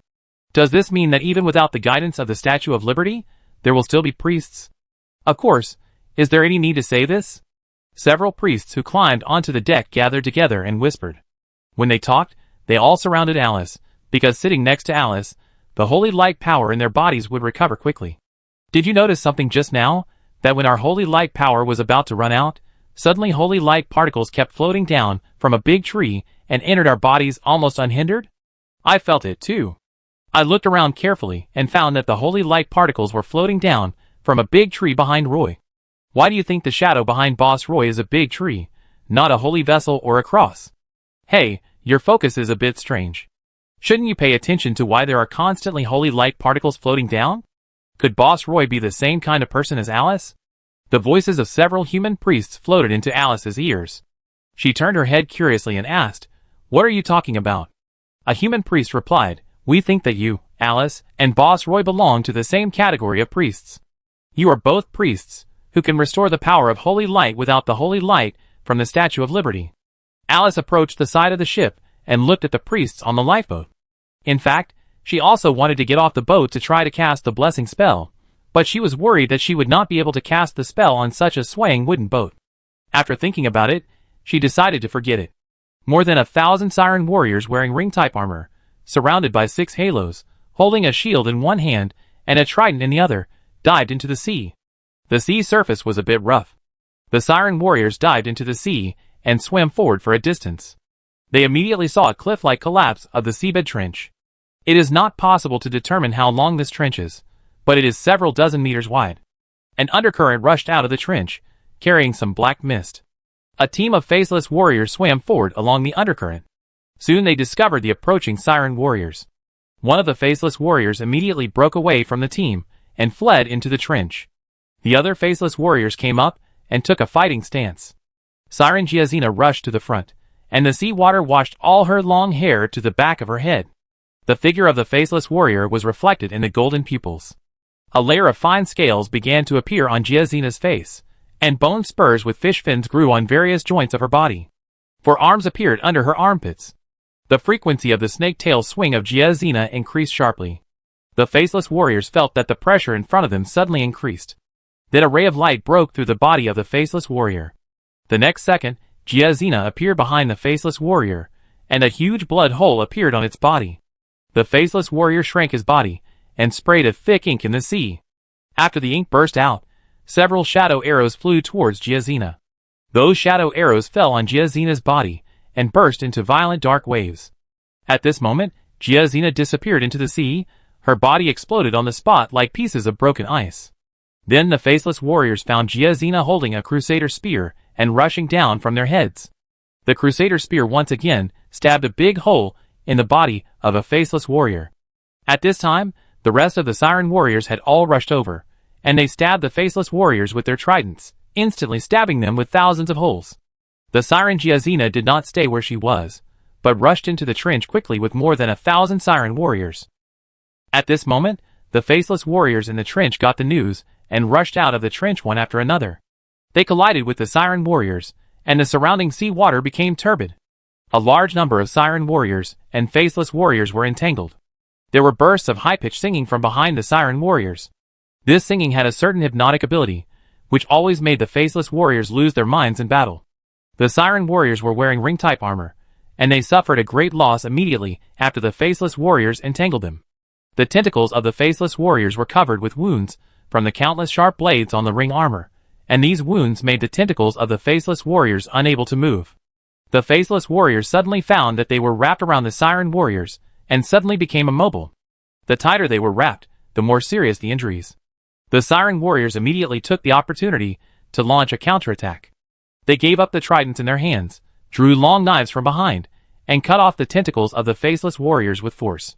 The siren Giazina saw the officer of the faceless regiment at a glance. She swung her snake tail vigorously, and soon caught up with the faceless officer. The faceless officer's body was more than 10 meters long, and the thick tentacles stretched out like a spear stabbing at Giazina. After Giazina dodged sideways, an undercurrent of sea water hit her body and pushed her dozens of meters away. Giazina tried very hard to steady herself. The faceless officer stretched out his body, and its tentacles with sharp bone spikes stabbed at Giazina from all directions. Chapter 741. Ice crystals began to appear around Giazina's body, and layers of ice crystals sealed Giazina in them, and these ice crystals quickly condensed in the sea. Several tentacles surrounded Giazina, and a bone spur grew at the tip of the tentacle and suddenly pierced into the ice crystals. Ice crystals exploded around Giazina, and the sea water suddenly became very turbid. Pieces of ice crystals flew out and embedded in the body of the faceless officer. The speed of the sea monster Giazina's body in the sea increased to the extreme. She swam around the faceless officer at the fastest speed, and the crusader stab in her hand left wounds on the faceless officer. Although the faceless officer has very strong power, the siren Giazina is a second-level strongman. The level of suppression makes the faceless officer have no ability to fight back. The siren Giazina keeps cutting long wounds on it, and a large amount of blood oozes out of its body, and quickly dissolves in the sea water. Until Giazina appears on the top of the faceless officer's head, Giazina squats on the head of the faceless officer. Its head is about 2 meters in diameter, but its two small eyes are on the left and right sides of the head. Giazina puts one hand on the wrinkled and rough scalp on the top of the faceless officer's head. As a string of spells sound, a sharp blue ice blade grows out from the palm of Giazina's hand. The moment this blue ice blade appeared, the sharp blade grew in the body of the faceless officer. When the blue ice blade was fully formed, a huge blue ice blade emerged from the body of the faceless officer. The faceless officer's soft tentacles twitched violently in the sea, and finally even the twitching gradually stopped. In the melodious singing of the siren singer, the siren warriors faced nearly 1,000 faceless warriors above the trench, and won the battle with an overwhelming advantage. Roy and others were waiting for news on the magic airship. It was dark under the sea, and they could not see the battle situation at all. The floating devices of the two magic airships were all kept in standby mode. Although they had made sufficient preparations for the surprise attack, Roy was still restless at this time. He was worried that the siren warriors would not have such a big advantage in a large-scale group battle. Soon, a large number of bubbles began to appear in the sea water, and then the bodies of the faceless warriors, which were rapidly melting, floated to the surface. Roy's heart fell to the ground in an instant. He asked Captain Rodhart to take the crew and take out the most valuable black magic cores from the faceless warriors before they were completely melted. Captain Rodhart immediately asked the crew to take out long poles with hooks and put them against the side of the ship. It took several crew members to turn over the corpse of a faceless warrior that was about to melt. In this naval battle, the whale-hunting crossbows on the magic airship and the Griffin cavalry wandering in the sky were completely useless. The battle lasted from noon to dusk. There were no escapees among the faceless warriors. After all the faceless warriors were killed, the battle was completely settled. This afternoon, the half-blood elf crew members on the magic airship took turns on the lifeboat, shuttled among the floating corpses of the faceless warriors, and collected the black magic cores on the faceless warriors with long pole iron hooks and short knives. Until the night, the black sea water continued to surge upwards, and a large number of corpses drifted away with the ocean currents, melting into a grease-like liquid in the sea. After the battle, a group of siren warriors quickly evacuated. The trench returned to calm. 2 magic airships followed the group of siren warriors and sailed to a deserted island before anchoring in the sea. The siren warriors lay on the shallow sea beach to rest. Some injured siren warriors received treatment from human priests overnight, and the dark aura on their bodies was dispelled immediately.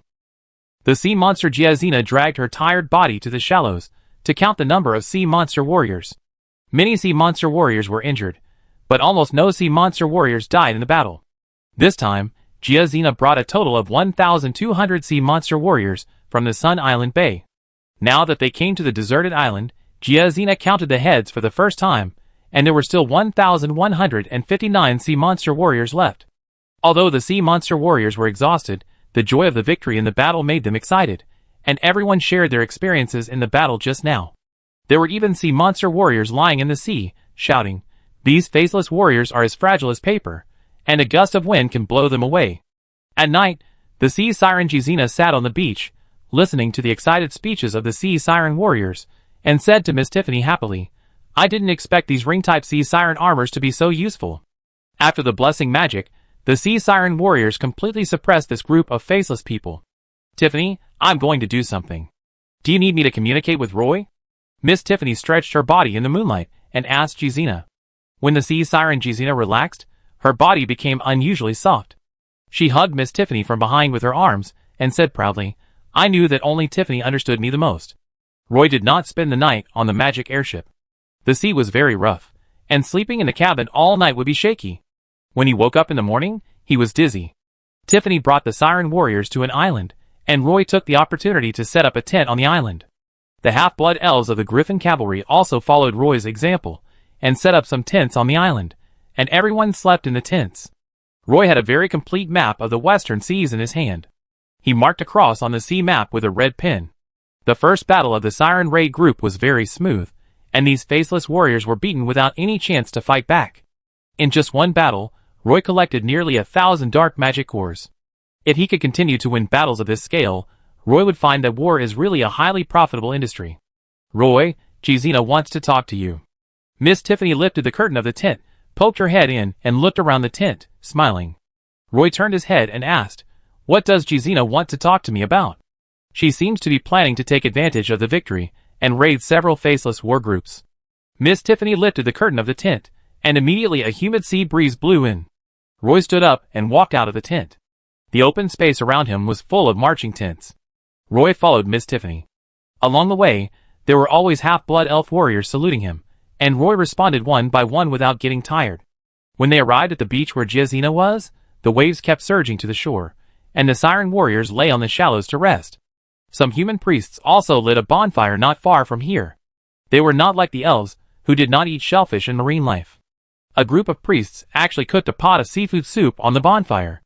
Roy smelled a very fresh smell, definitely not stewed fish. From a distance, he saw Captain Flint standing up and greeting him, and Roy responded politely. The sea siren, Giazina, leaned against a black reef. Her fair skin was even more dazzling in the night, and Roy couldn't help but stare at her chest. Giazina glanced at Roy with some disdain and complained to him, "Whether it is humans or elves, they can never forget the bad habit of staring at women's breasts." Roy was choked by Giazina's straightforward words, and his face turned red. He did look at her just now, and he also secretly guessed her breast shape. Now that he was teased by Giazina, there was nothing to defend. "Giazina, you called me here so late. You can't be here to test a young half-elf for bad habits, right?" Roy stopped and asked. "Today's raid went very smoothly, and the soldiers suffered almost no casualties, so I want to organize another raid, and this kind of operation must have your support." Giazina stared at Roy and said, her golden pupils looked very sharp. "I don't have any opinions here. I go and communicate with Captain Flint. After all, the priests of the Knights Templar are also an indispensable part of the raid." After saying that, Roy turned around and walked towards the campfire where the human priests were huddled. The priests were eating mussels from the pot. Captain Flint saw Roy coming over and hurriedly called out to him, "Captain Roy, would you like to try the mussels on the island?" Roy shook his head slightly and whispered, "If there is a little lemon juice dripped on it at this time, it will taste better." He paused for a moment, then said seriously, "Captain Flint, I came here to find out, if we have to continue fighting tomorrow, can the priests continue to bless the siren warriors with divine arts?" Captain Flint thought for a moment before saying, "If the holy light power needs to be fully restored, it will take at least 3 days. If we are just preparing for a naval battle, our priests can bless the Siren warriors tomorrow afternoon. If we can reach the second raid point tomorrow, we will sweep another faceless warband tomorrow afternoon," Roy said to Captain Flint. "The priests will adjust their status and bless the Siren warriors at any time." The next day, Giazina led the Siren warriors, who had recovered their strength, and continued to move towards the depths of the Western Sea. Roy discovered that the route Giazina chose was actually a straight line. This time, the Siren warriors did not encounter the faceless warriors for a whole day. The 2 faceless camps that Giazina had originally scouted were almost empty-handed. There were no faceless warriors in that area. The color of the seawater in the nearby sea area was gradually recovering. It seemed that these faceless warriors should have received other tasks and left the sea area. It was not until the morning of the 3rd day that Giazina found the 2nd Faceless Regiment. They had just won a complete victory the day before, and the morale of the Siren warriors was high. After finding this Faceless Regiment, they almost did not have any rest. They immediately asked the priests for blessings, and then started a big battle. This time, not only did the Siren Giazina participate in the battle, but Miss Tiffany also went into the sea to participate in the battle. She was a magician of the Naga tribe, and mastered very powerful water magic. After the victory of the battle, the Siren warriors actually planned to continue to launch a fierce attack on the Faceless Regiment. They were like a sharp knife, piercing into the hinterland of the Western Sea area with extremely rapid momentum. Chapter 742. The Siren Giazina led more than 1,000 Siren warriors to raid 5 faceless warbands in a short period of 7 days. These 5 fierce battles almost wiped out the faceless warbands. These faceless warriors were very determined to fight. They almost fought to the death on the battlefield until the last moment. When the faceless army reacted, a sharp knife raiding group was raiding their small army everywhere in the Western Sea area, and a large number of faceless warbands were mobilized from other sea areas to encircle and suppress the Siren raiding group from all directions. The Siren Giazina took more than 1,000 Siren warriors on the magic airship and returned to the Sun Island Bay across thousands of miles from the air. This raid was very successful. Only more than 100 Siren warriors were lost, and 5 regiments were destroyed in succession. When the Siren warriors boarded the magic airship exhausted, the half-elf crew and human priests on the magic airship stood on the deck and applauded them warmly. This was also the time when the Siren Giazina smiled the most in recent times. The floating device flashed with a magical halo, rose straight into the sky, and flew all the way to the northeast in the wind layer. A large number of faceless war groups surrounded from all directions, searching everywhere in this sea area, and even plowed the seabed of the entire sea area, but still failed to find this elusive Siren raiding group. A large number of dissolved corpses of faceless warriors floated on the sea, and the sea water appeared light black. The Siren raid group was like foam in the sea, disappearing without a trace in the sea breeze. Roy's biggest gain this time was that he picked up more than 5,000 black magic cores. Almost every black magic core could be polished into a black magic crystal, which was another considerable income. The joy in the Siren Giazina's letter came from finding the hope of victory. The Sirens were finally no longer at a disadvantage when facing the Dark Faceless Legion on the battlefield. As long as the Sirens were armed, they could completely defeat the Dark Faceless. Giazina transformed into a human, wearing Miss Tiffany's long dress, looking at the blue sea under the clouds, with a strong aura in her golden pupils. The joy of victory infected every crew member on the magic airship. Just as Roy was counting the black magic cores in the treasure chest, the Sea Siren Giazina and Miss Tiffany came to his side. "Roy, thank you," said the Sea Siren Giazina. "Why should I thank you? Helping you is also helping myself," Roy said casually. He sat on a chair and wiped the stains on the black magic core with a rough linen cloth. "This thing still needs to be polished to reveal the black magic crystal inside." Giazina looked at Roy's profile. He was looking at the magic cores very attentively. Such an ordinary young half-elf actually mastered various resources. These resources were integrated together to form a fist that could face the Dark Army head-on. In fact, the sea monster Giazina has always felt that the most capable person in Roy's adventure group is Miss Tiffany, who is a Naga Sea tribe. She saw the potential of Miss Tiffany to be promoted to a second-level strongman. Now she thinks Roy also has such strength. However, what she can't figure out the most is Roy's fearless spirit. No matter what kind of danger he faces, it is difficult to see any waves in his eyes.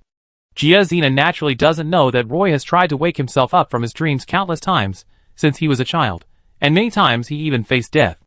Although Roy's bravery was not innate, he was really not afraid of death. Giazina approached Roy, and she suddenly felt that Roy's gaze on her didn't seem so annoying. Thank you for letting me see the hope of victory. I was about to give up. If it weren't for you, I really couldn't find a way to defeat the Dark Faceless. Roy smiled slightly and told his next plan. Next, we will try to contact other Siren Corps. My forging workshop will continue to forge ring-type Siren armor and strive to arm every Siren warrior with the will to fight in the Western Seas. Roy hadn't expected that the ring-type Siren armor would be so effective against the Faceless warriors. Not only could it help the Sirens resist the death coils of the Faceless warriors, but once the Faceless warriors used too much force, they would even cut off their own tentacles. Roy glanced in the direction of the ship's tower. The human priests were recovering the power of holy light in the cabin. Roy was a little confused. Why did these priests always gather together to pray? Did they find it more interesting when they did the same thing? Roy continued.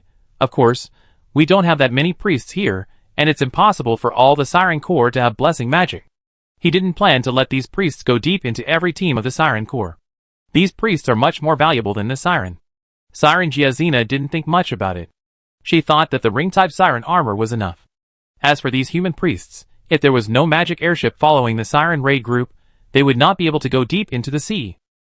At the portal of the Partington Plain, Moira was among a group of half-blood elves, queuing up to walk out of the portal. She was wearing a set of thorn-tailed crystal lion leather armor, a delicate lizard poison blade on her waist, and long leather boots on her feet. Standing among a group of half-blood elves, this expensive magic pattern structure made her particularly conspicuous. Moira even had the urge to cover her face with a scarf. This time she finally graduated from the Elf Academy successfully, but she couldn't wait for Roy to attend her graduation ceremony. In fact, Moira was a little resentful in her heart. But she also learned about the war in Sunny Island Bay from Sabrina's letter. Roy, Sabrina, Miss Tiffany and others were fighting against the Dark Faceless in Sunny Island Bay. After graduation, Moira had a long vacation. Roy said he would come back to pick her up and build a cabin for her in Sunny Island Bay. Moira waited at home for nearly a week and finally couldn't hold back her longing. She told Ms. Jillian that she wanted to go to the Partington Plain to see Roy.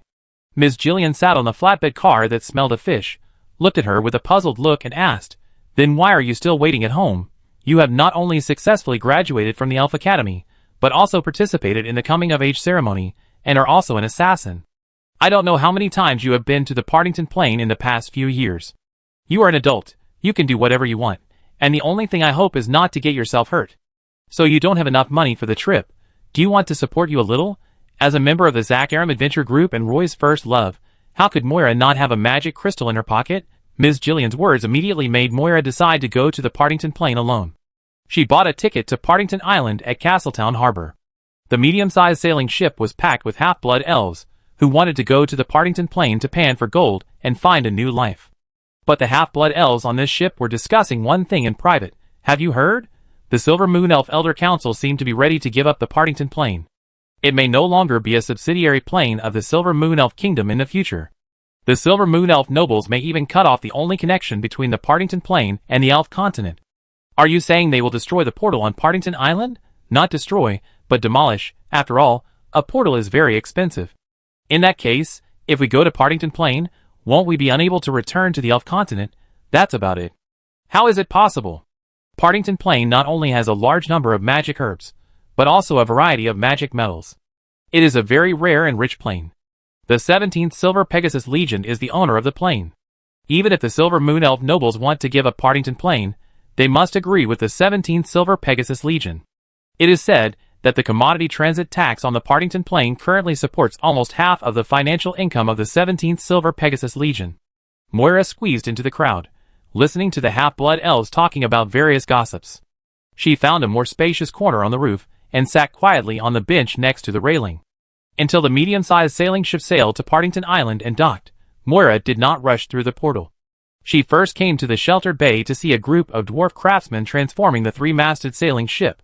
There were many large ships anchored in the sea, and three-masted sailing ships with floating devices were parked on the wooden racks on the shore. Although these three-masted sailing ships were slightly smaller than the Black Pearl, Moira still looked very small standing beside the ship.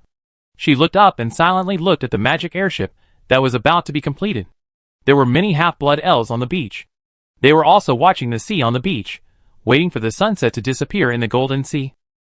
There were even some young half-blood elves who ran to Moira to chat with her, asking her name and whether she had an adventure group. Some Moira always responded to those young half-blood elves who came to ask rashly in this way. Before the beach lost the last ray of golden sunlight, Moira saw a familiar figure on a sand dune by the sea. It was Miss Silver Moon Elf wearing aristocratic clothes. She sat gracefully and elegantly on the beach, looking at the sea in the distance. Moira recognized her at a glance. Miss Christine. But Moira didn't think of going over to say hello. It was getting dark, and she walked into the town along the only passage on the island.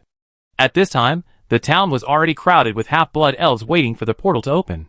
Flatbed trucks loaded with various heavy materials were constantly being pulled out of the town and heading to the port dock. Moira had already asked the crew at the dock that the town's portal would open at midnight, and she had to wait until then to enter the Partington Plain.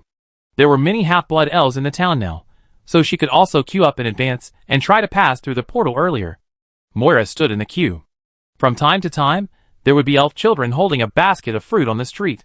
They sold the cheapest apples, which were not expensive. Their business was surprisingly good. There would always be people among the half-blood elves waiting in line to enter the Partington Plain who would buy 1 or 2 apples to kill time. Finally, it was midnight, and Moira followed the crowd into the Partington Plain. The square of the Partington Plain was crowded with half-blood elves. She was wearing a thorn-tail crystal lion leather armor, which attracted the attention of many elves. Chapter 743. Moira walked through the crowded central square and came to the street nearby, preparing to take a carriage to the airport terminal to buy a ticket to Sun Island Bay. She was not sure whether she could buy a ticket to Sun Island Bay from Padstow City. If not, she would have to fly to Plateau City and find a way.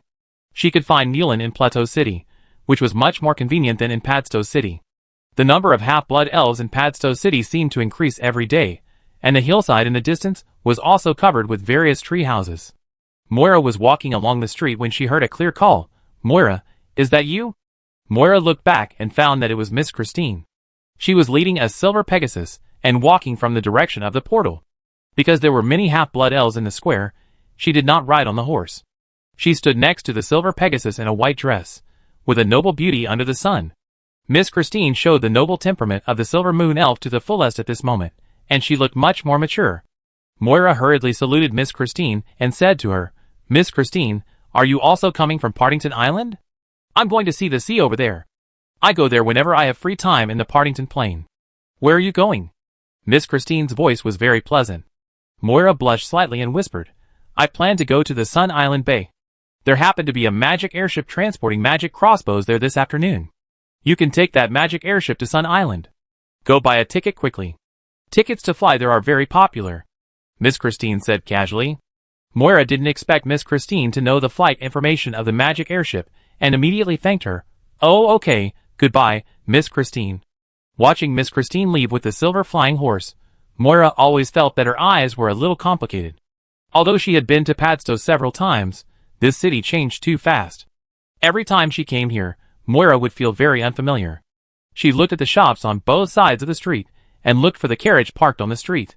The half-blood elves waiting beside the carriage saw Moira looking around and immediately came up to ask her where she was going. "I'm going to the airport terminal." The half-blood elf immediately stretched out his hand and followed Moira's side and shouted, 20 kohlers. I can take you to the door of the airport terminal, 20 kohlers." Moira followed the half-blood elf forward a few steps. The half-blood elf pointed to a carriage and asked Moira to get in. At this moment, there were already 2 half-blood elf passengers in the carriage. Moira got into the carriage, and they nodded politely to Moira. Soon after, the shrewd coachman gathered 6 passengers and immediately jumped onto the driver's seat. The carriage quickly rushed into the forest road and drove quickly towards the airport terminal. Moira looked out through the window. There were still many magic herb shops on the street, but there were also many other shops. Unlike before, when there were only magic herb trading houses on the street, there were now more fruit shops, taverns and hotels, as well as some other messy shops, and more of them were cooperatives of magic herb collectors. This was a unique society in Padstow City. They were small groups independent of the Herb Collectors Union. The cooperative would gather some herb collectors and then go to the depths of the Blackwater Swamp to collect high-level magic herbs. The wooden houses in the woods were full of life, and many half-blood elf children could be seen on the streets. Moira's eyes were attracted by an orange shop. She wanted to buy something to eat. She hadn't eaten anything since she boarded the ship at Castletown Port. The excitement of the trip seemed to make her forget her hunger. It was not until she saw the orange shop full of various fruits that she noticed that her stomach was growling with hunger. Moira sat in the carriage awkwardly. Fortunately, the carriage was moving very fast. The other passengers in the carriage were attracted by the scenery on the street, and no one noticed her. "Did you just come from the Elven continent as well?" a young voice asked Moira. Moira turned her head and looked at the young half-blood elf with her big black eyes. He seemed very interested in Moira, but very shy. It was very interesting to see him muster up the courage to speak. Moira nodded and answered casually, "Yeah." Seeing that Moira was unwilling to say more, and seeing that she was dressed very extraordinary, with the magic glow flowing through her leather armor, the young half-blood elf did not dare to say anything else.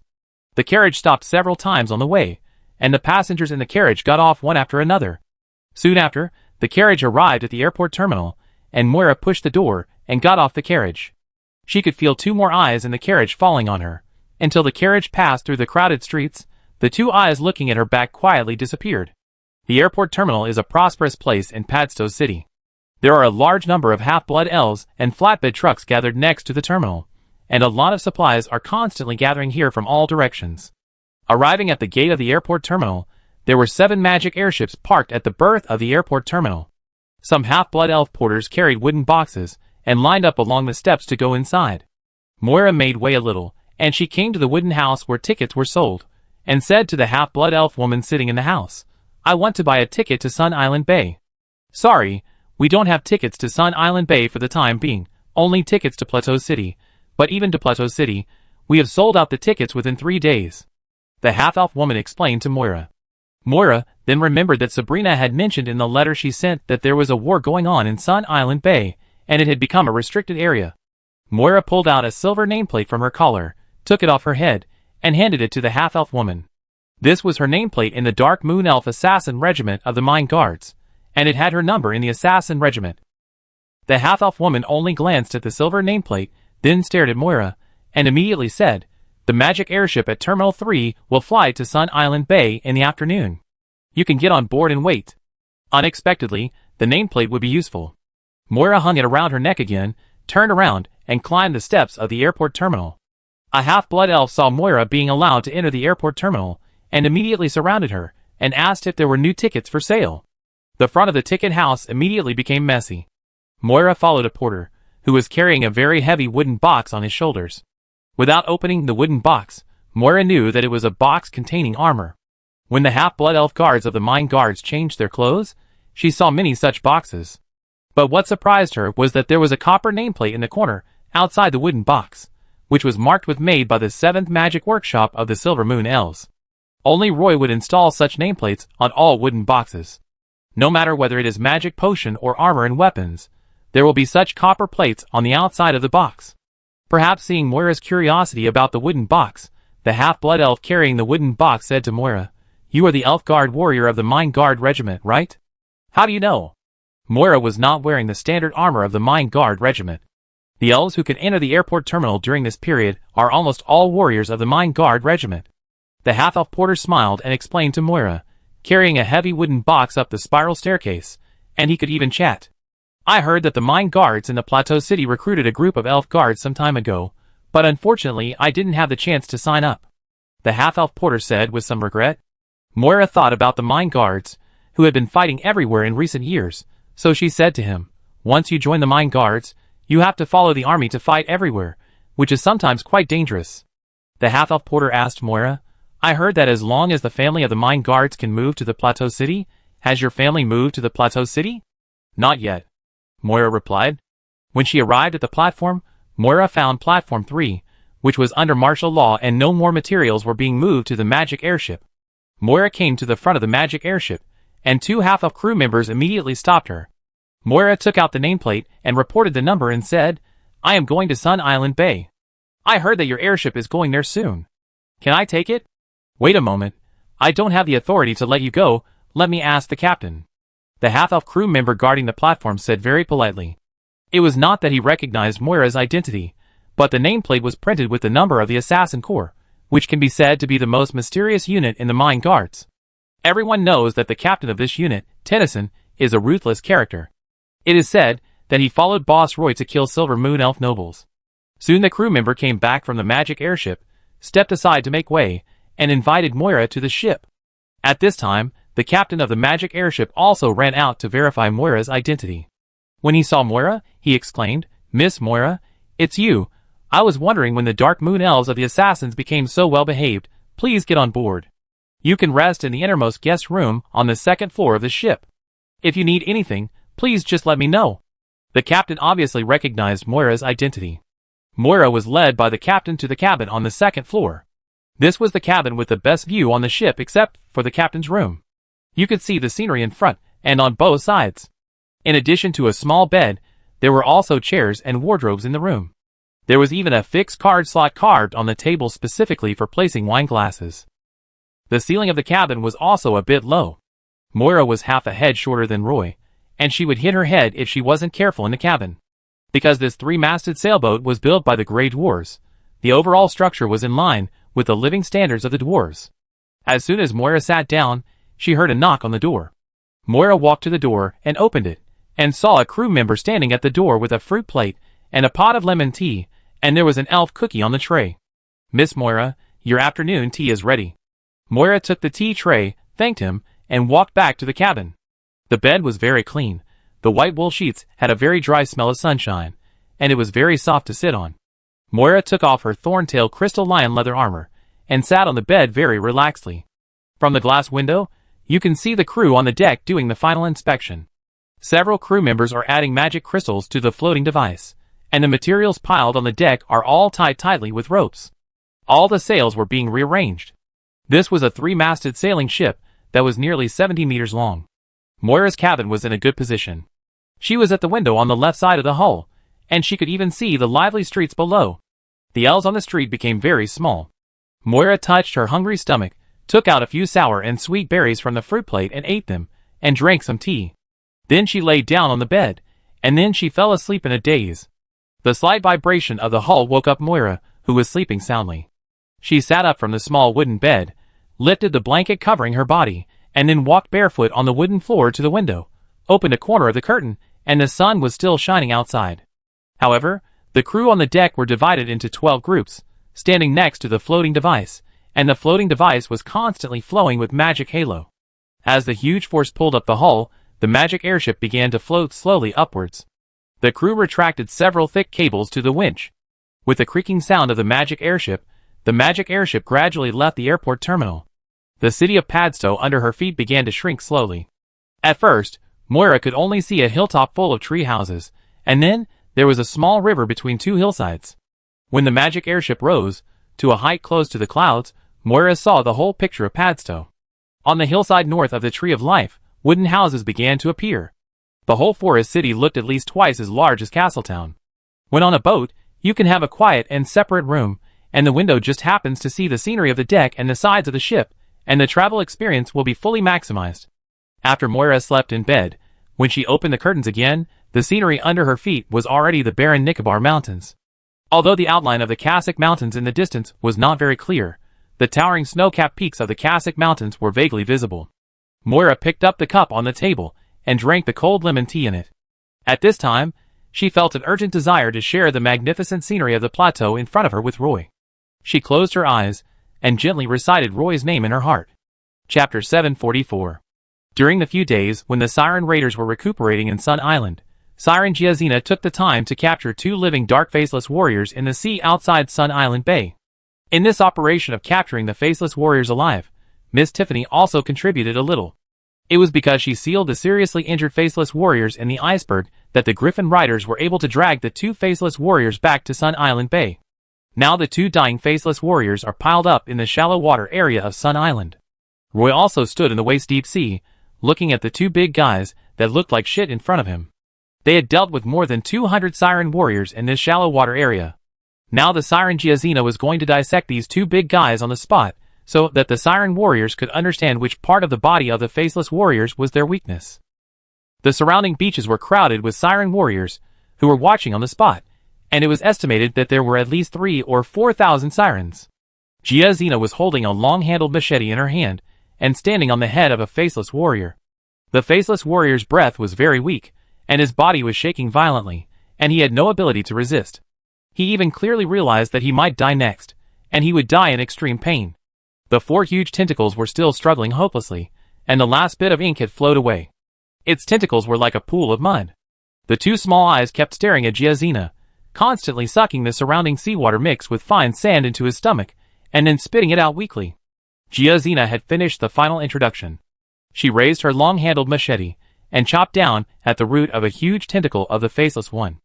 According to Giazina, the siren, when the Faceless One warriors used all their strength to entangle a siren warrior, the siren could not hurt these tentacles with their blades, unless they wrapped their tentacles around the sharp blade of the ring siren armor and injured their own tentacles with their own strength. At this time, the siren warriors had to look for the weaknesses of the dark Faceless One. The eyes are the biggest weakness of the Faceless warriors, but it is usually difficult for the siren warriors to touch the eyes of the Faceless warriors. At this time, the siren warriors will use a sharp blade to cut the base of the tentacles, where the skin is a little thin. When Jiaze cut it with a knife, a thick tentacle immediately separated from the body of the Faceless warrior. The Faceless warrior howled and his body shook more violently, but he was unable to escape. Dozens of smaller tentacles around his head stretched out one after another, trying to wrap around Jiaze Na's body. Jiaze Na swept the long knife in her hand and immediately cut off all the small tentacles.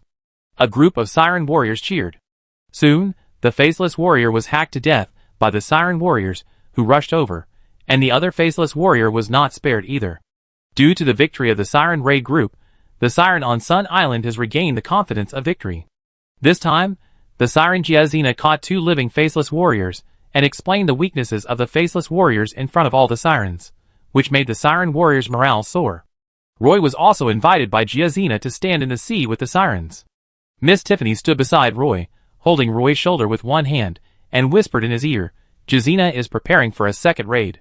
She estimates that the Faceless Legion suffered such a big loss last time, so this time, they will definitely be on guard. So she plans to increase the number of Siren warriors in the raid to 3,000.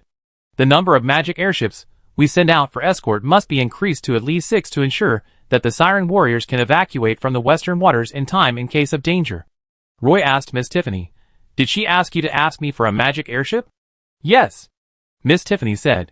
Giazina saw 3 magic airships moored at the dock on the north coast, and was worried that there were only 3 magic airships in the subsequent raid, and it might not be able to provide logistical support for the 3,000 Siren warriors.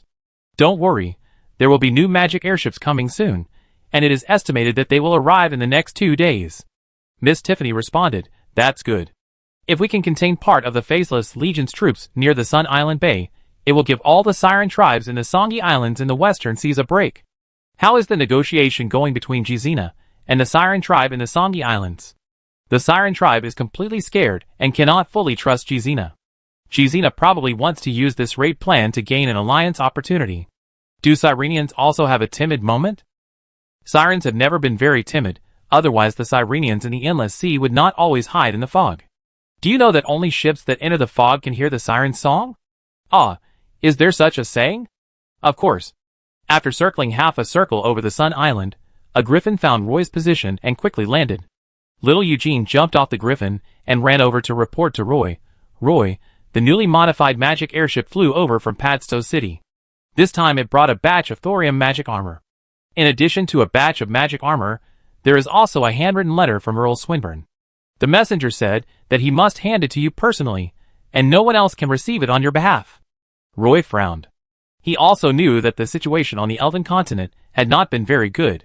The Silver Moon Elven nobles were worried that the Dark Army would infiltrate the Elven continent from the Partington Plain, and had been asking Earl Swinburne to close the portal to the Partington Plain. Earl Swinburne did not agree. If it was an ordinary matter, Earl Swinburne would never send a special messenger. "Where is the messenger?" Roy asked. "He's waiting for you at the dock now," little Eugene answered innocently. Roy ran to the shore eagerly and shouted to Kaka, who was waiting on the shore.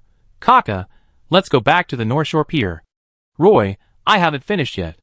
Little Eugene chased after him and shouted to Roy, "Moira is here, waiting for you at the pier." Roy paused for a moment and immediately quickened his pace. Soon, the 2 griffins flew into the sky at the same time and flew directly north. The Siren warriors were still surrounding the body of the Faceless warrior, waiting for it to rot bit by bit. Giazina came over, and Miss Tiffany said to her, "Roy asked me to tell you that he has something to do and will leave first. The number of magic airships that will depart with the raiding group will increase to 6. A new magic airship has arrived at the North Shore Pier, and he has to go back to prepare. Giazina frowned, obviously dissatisfied with Roy's leaving without saying goodbye. But since Roy promised to send 6 magic airships to cooperate with the Siren raiding group, she didn't say anything.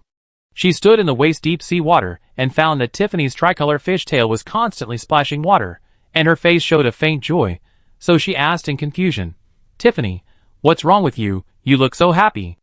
"Moira is here." Miss Tiffany smiled brightly. "I'm going back to the North Shore Pier later. I haven't seen her for several months."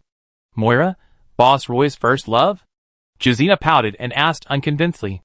"Well, she's a very talented half-blood elf," Miss Tiffany said. Roy sat behind Kaka, and the griffin fell from the sky, gliding low along the woods along the coast, and soon landed on the beach. Moira was still squatting quietly on the dock, watching the small fish under the blue water. Her petite figure was reflected in the sea. Her figure was twisting and turning in the sea, only her clear eyes were still bright. She heard the cry of the griffin, turned her head, and saw 2 more griffins, and 3 figures on the beach. Standing in the front was Roy wearing a magic pattern armor. His ice blue leather armor made him look mighty. Roy waved to her, and ran over quickly. Moira stood up suddenly. She was obviously running faster than Roy. She was like a shadow in the gray fog. In the blink of an eye, she ran to Roy and threw herself into his arms. She closed her eyes, and leaned forward. It took a long time for the two to separate. Roy held Moira's head and asked happily, "Why are you here, Moira?"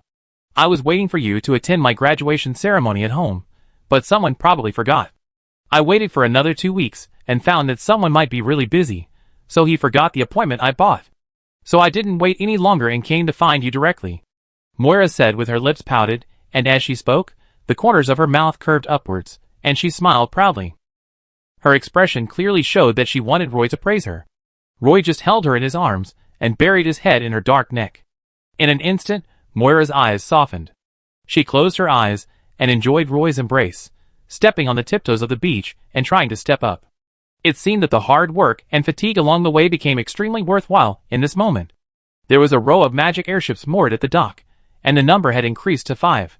A group of crew members were taking advantage of the good weather to start repairing the sails on the beach.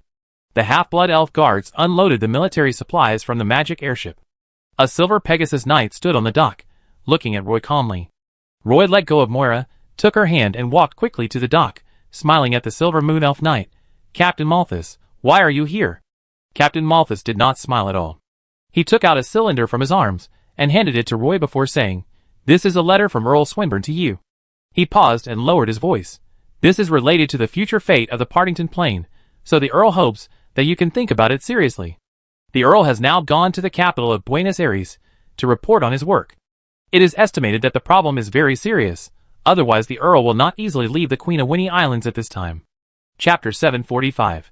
Roy held the letter tube tightly and looked at Captain Malthus.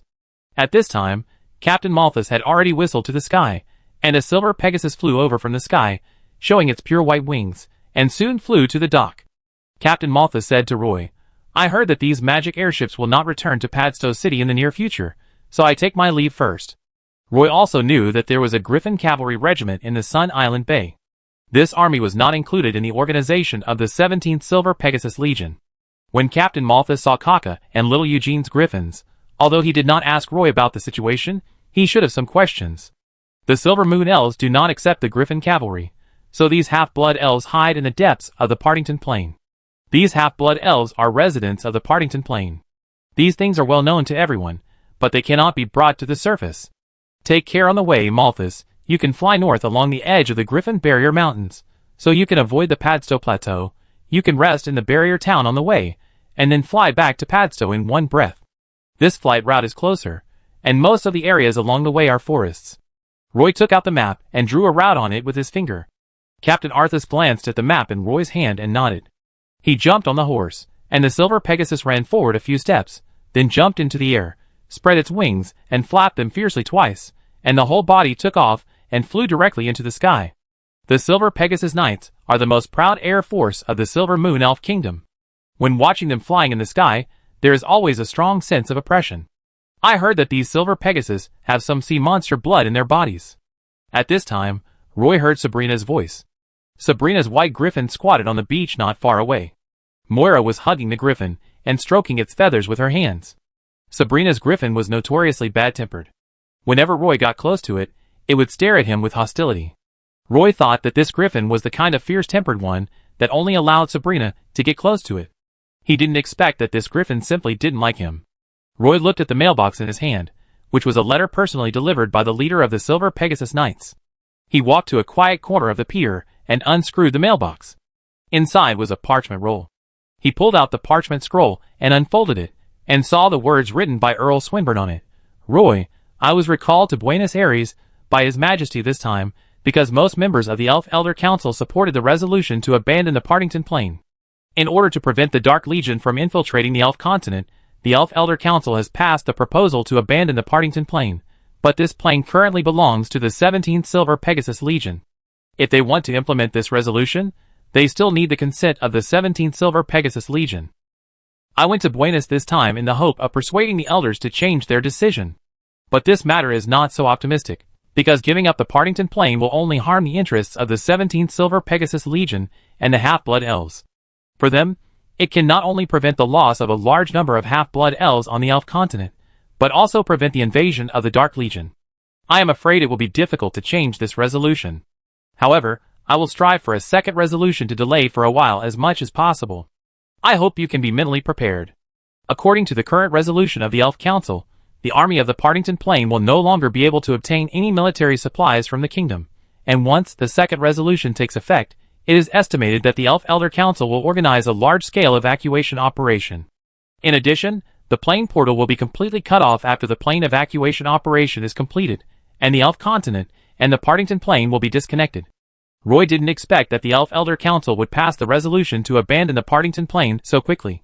He held the parchment tightly, thinking of the Empire merchant Darwin saying that a plain war had also broken out in the Green Empire, but the entire Empire was resisting the invasion of the Dark Legion. The plains in the Green Empire were controlled by the dukes, who owned territories. As long as these dukes were unwilling to give up the plains, even the Green Empire's Emperor Charles had no right to interfere. Slightly different from the Green Empire, although the plains in the Silver Moon Elf Kingdom were also controlled by some elves, the Silver Moon Elf Elder Council was the one who really decided whether the plains would stay or go. The Partington Plain is just beginning to show signs of improvement. These half-blood elves have just given up everything and moved to the Partington Plain to start a new life. But suddenly they are asked to return to the Elf continent. It is estimated that most of the half-blood elves will become penniless. The Dark Army on the Partington Plain is just the Dark Faceless Army. This group of Dark Faceless Army is fighting with the Siren Army in the Western Sea area, and has not affected the elves living in the forest. Roy took the initiative to join the war and provide help to the Siren on the Partington Plain, hoping that this plain war can end as soon as possible. He scratched his head, put the letter in his arms, and walked towards Sabrina and Moira on the beach. The cabin that Roy prepared for Moira was very close to the beach, and the terrace faced the sea. Walking down from the terrace and running forward for a few dozen steps, you will reach the coastline. The silver sand beach perfectly encircles the Sun Island Bay, and waves surge onto the beach. Moira liked this exquisite cabin very much, and took her sister Sabrina to look at the layout inside the cabin. In the evening, the three of them sat on the terrace, just in time to see the sunset over the sea, with red clouds all over the sky. Another magic airship landed at the port dock, and on board was still military supplies from the Elf continent. It seemed that Earl Swinburne was preparing to provide a batch of military supplies to the Partington Plain as much as possible before the ban was issued. The half-blood elves on the dock were busy until the evening before they were ready to rest. The dock became deserted, with only 6 magic airships lighting up, and teams of Griffin cavalry returning to the camp one after another. Moira had already changed into her swimsuit and wrapped herself in a towel, and was trying to persuade her sister Sabrina to swim with her in the sea. When Moira was in Castletown, she would often go swimming in the sea, and most of the time Miss Tiffany would swim with her. When the elves swim, they usually wear gauze shorts. Moira's figure is petite and well-proportioned, with round and longer legs. Just looking at her slender waist and thighs, it's hard to believe that her legs have strong explosive power. She was like a mermaid, with her head suddenly out of the water, wiping the seawater off her face with both hands. Then she stepped out of the waist-deep seawater, and Sabrina, who was sitting on the beach, quickly threw her a towel. She wiped her wet black hair with a towel, shook her head constantly, fluttered her pointed ears, and her big black eyes reflected light like obsidian in the dark night. Her white feet left a line of footprints on the warm beach, which were quickly wiped out by the waves chasing from behind. She ran to Roy with light steps, then sat down, picked up the coconut on the tray, raised her head and took a big sip.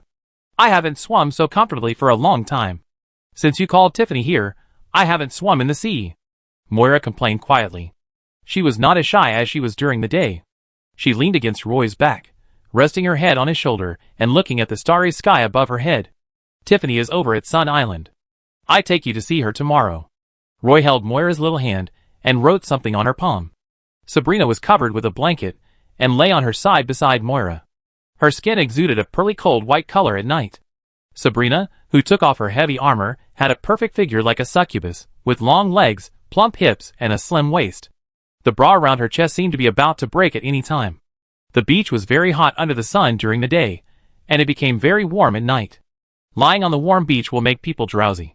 The dark cat suddenly jumped out of the bushes, rushed to Roy's feet, and squatted down, looking at Moira with green pupils. Moira was startled and saw the black shadow clearly. She immediately hugged the head of the night-blade leopard with her arms, and threw herself on the night-blade leopard. You scared me. The night-blade leopard obviously didn't want to succumb to Moira. It rolled on the beach, trying to press Moira under its fleshy claws, and showing her its half-foot-long sharp teeth. Moira's body became more flexible. She put her arms around the night-blade leopard's neck, clamped her legs around its waist, and lay on its back without getting down. Sister, come and help me. Moira asked Sabrina, who was lying beside her, for help. Sabrina sat up, and the snow-white griffin, which was originally lying on the beach not far away, also pulled its head out from under its wings and looked over here in confusion. Sabrina stood up and walked towards the night-blade leopard barefoot. Her snow-white long legs were a little dazzling. There was a very strong sense of oppression on her body. At this moment, even Roy could clearly feel it, as if a long sword was flying around Sabrina's body in the darkness. Sister, you. Moira didn't expect Sabrina to reveal such a powerful aura in an instant. The night-blade leopard was also frightened and whimpered. It suddenly stood up and dragged Moira, and hid behind Roy with force. Sabrina also realized that the powerful aura she exuded scared the night-blade leopard. She stopped, but did not stop emitting the sharp aura in her body. The sharp sword surrounding her body gradually showed its outline, and it looked like an ordinary elf long sword phantom. Roy and Moira both knew that Sabrina was an elven sword woman with golden light all over her body. Sabrina stood on the beach, under the starry sky, and her powerful aura kept growing. At this time, Roy finally realized why Sabrina couldn't control the powerful aura in her body. She actually broke through the shackles of the 19th level of the first level sword dancer tonight, and successfully promoted to a second level strongman. Chapter 746. Sabrina could not control the sharp aura bursting out of her body. A tall shadow of an elven female swordsman appeared behind her. The shadow of the female swordsman also spread out a sharp aura. The strong sword energy made the surrounding air fluctuate. The shadow of another elven sword continued to solidify, drawing arc-shaped trajectories around her body. Sabrina closed her eyes, and tried her best to control her body, trying to stabilize this state. The air waves generated by the strong sword energy cut the beach into pieces. The night-blade leopard had already run away without a trace, and Roy and Moira were also forced back dozens of meters by the sharp sword energy. In the darkness, the attributeless elements gathered into countless torrents, sucked into the body of the elf swordswoman's phantom, and transformed into a strong force under the transformation of the elf swordswoman's phantom, washing Sabrina's body. Sabrina stood in the center of the vortex. Countless sword energies left vague traces in the sky. These strange scenes immediately attracted many griffin cavalrymen, and these half-blood elves did not dare to approach, and could only watch from afar. Captain Jeroen and Captain Flint came from the Templar's base. When they saw Sabrina's appearance, they knew that she was breaking through the shackles of level 20. They were both second-level strongmen. Captain Jeroen was a second-level combat priest, and Captain Flint was a temple priest. When the elf sword dancer broke through the second level, it turned out to be like this. Captain Jeroen came to Roy and said to Sabrina, who was emitting a sharp aura not far away. Captain Flint followed behind and asked curiously, "What is the title of a sword dancer after breaking through the second level?" Moira answered without hesitation, "Sword poet. We should try not to disturb her. She has just touched the level that a second-level strongman can touch. She is now feeling the power of the law," Captain Jeroen said to Roy. Roy nodded. He waved to Kaka in the distance, and Kaka and little Eugene ran over immediately. "Kaka, little Eugene, take your people and put this area under martial law. No one is allowed to approach Sabrina," Roy ordered. "Okay, "We'd do it right away." After receiving the order, Kaka and little Eugene immediately ran back to gather people. Sabrina stood on the beach for more than half an hour. As the sharp sword energy emanating from her body weakened, the shadow of the female swordsman behind her could no longer be maintained. When the shadow of the female swordsman dissipated, Sabrina finally opened her eyes again. The illusory elf sword also disappeared in front of her. Sabrina stood there in a daze for a long time, and then the sharp aura emanating from her body was restrained again. The surrounding Griffin cavalry left one after another, and even Captain Jarowin and Captain Flint returned to the base with a group of priests, who were watching the excitement. The beach became deserted. Moira and Roy walked up to Sabrina.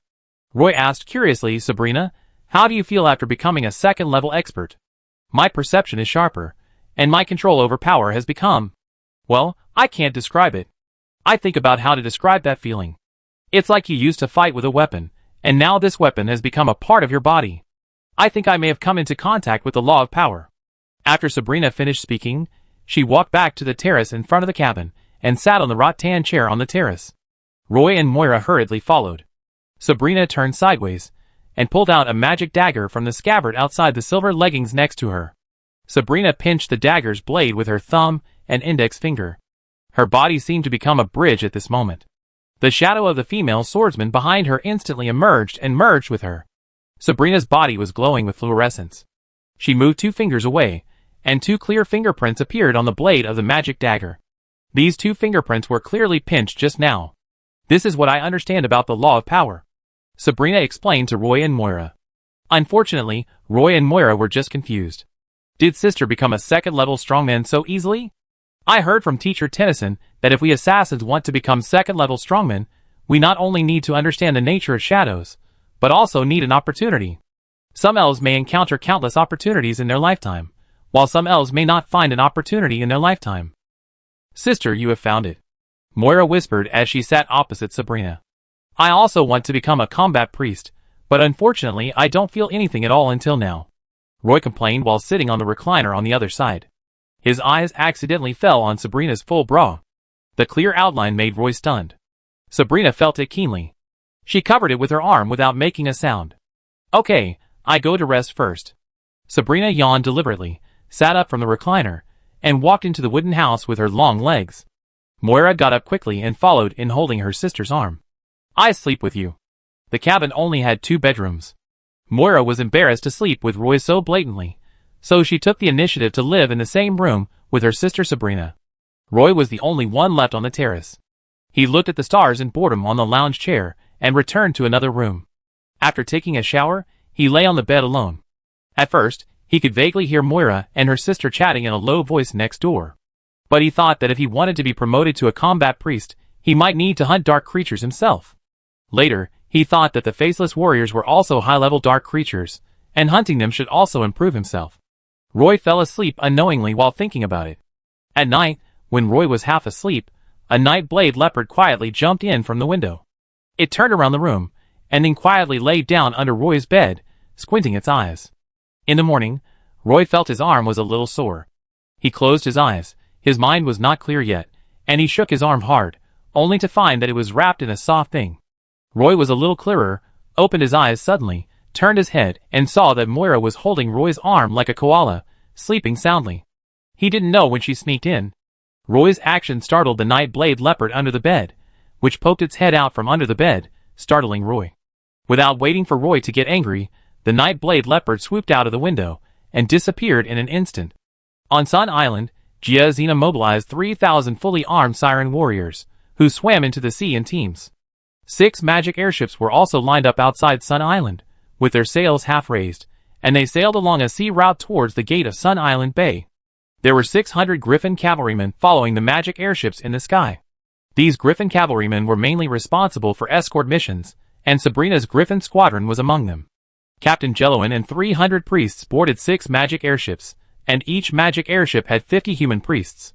Captain Jelowin, Roy, Moira, and Miss Tiffany were on the magic airship number 3. This expedition was considered to have assembled the strongest combat power of Sun Island Bay.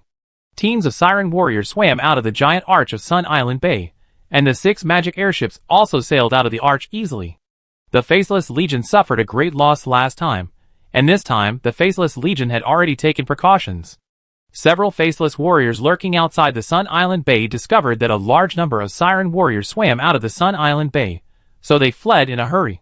Giazina found those faceless warriors fleeing in a hurry, watching them hide their bodies in the thick ink on the seabed, and immediately gave up the idea of chasing them. The Siren Raid group headed towards the western seas. At noon the next day, the Griffin cavalry in the sky found traces of faceless warriors in the surrounding seas. In the afternoon, the Griffin cavalry responsible for scouting the surrounding situation reported to Roy that a large number of faceless warriors were found in the surrounding seas. At the same time, Giazina led the Siren warriors to swim in the sea, and found abnormal conditions around them. Faceless warriors appeared in all directions. The Siren Giazina swam to the sea surface quickly with the Siren warriors without any hesitation. The crews of the 6 magic airships quickly lowered the grid ladders from both sides of the ship. These Siren warriors also climbed onto the magic airships in an orderly manner according to the numbers assigned before departure. Half an hour later, 3,000 Siren warriors disappeared quietly in the sea. The 6 magic airships slowly rose into the air under the push of the floating device, and soon flew into the wind flow layer. According to the plan, the magic airship will quickly fly back to the Sun Island Bay, mainly to prevent the Siren warriors from being surrounded by the main force of the Faceless. But Giazina, who boarded the magic airship, refused to return to the Sun Island immediately. She hoped that the magic airship could quickly cross the sea area through the wind layer, and put the Siren Raid group into other sea areas. The western sea area is so large that the Faceless Legion deployed a large number of faceless warriors outside the Sun Island Bay. Correspondingly, the faceless war groups in other sea areas will become fewer. Roy stood in front of the sea chart, looking at the sea area of the North Fjord, touched his nose and said, "Then we might as well go here. There are narrow passages here. No one can use numbers to gain an advantage. The mountains on both sides are also convenient for the Half-Blood Elf guards to join the battle." Chapter 747. The magic airship carrying 3,000 Siren warriors sailed into the North Fjord. Almost all of the Siren warriors on board were from the Alcisa tribe. The leader of Alcisa died in the North Fjord. These Siren warriors fled to the Sun Island Bay under the leadership of Aetius. Now that they have returned to the North Fjord, all the Siren warriors are in a very heavy mood. Looking down from the sky at the entire North Fjord, it is like a huge maze composed of countless mountains and waterways. The narrow waterways between the mountains are 1 kilometer wide, and 200 or 300 meters narrow. There are steep mountains on both sides of the waterway, most of which are covered by some trees. These mountains are very steep. Under the influence of the tide, these waterways corroded the rocks at the foot of the mountain into some inward concave stone eaves, and there were also some shallows in some places. 6 magic airships lined up in a row and continued to fall from the clouds. The Griffin cavalry swooped down from the sky and explored the surroundings of the North Fjord. Standing at the bow, Roy could see some faceless warriors swimming slowly in the clear sea water. They discovered the magic airships in the sky, and their swimming speed increased significantly, and a large number of faceless warriors began to gather at the entrance of the North Fjord. The Siren warriors appeared on the deck one after another, and the priests of the Knights Templar stood on the top of the ship, blessing the Siren warriors with divine spells. Holy beams of light fell from the heads of the Siren warriors, and blessing halos continued to appear on the Siren warriors. As the magic airship continued to descend, hundreds of faceless warriors appeared on the sea. These faceless warriors were surrounded by a dark aura, and shadow arrows were thrown into the sky from the tips of their tentacles. When several half-blood elf captains saw the faceless warriors throwing shadow arrows, they immediately controlled the floating device to stop the magic airship from descending. At this moment, the magic airship was about 300 meters away from the sea level. A large amount of black light exploded from the bottom of the magic airship like fireworks. The magic airship continued to climb upwards and successfully avoided these shadow arrows. However, the shock wave after the shadow arrows exploded in the air caused the magic airship to tilt severely in the air. The sea monster Giazina stood on the head of the bronze Argali at the bow. She took advantage of the pause of this round of shadow arrows, and suddenly opened her arms, and jumped down from the bow, her body falling rapidly to the sea surface. Other sea monster warriors also jumped down from both sides of the ship. These sea monster warriors fell very quickly. When Roy counted to the 8th number in his mind, Giazina had already hit a faceless warrior who floated out of the sea like a cannonball.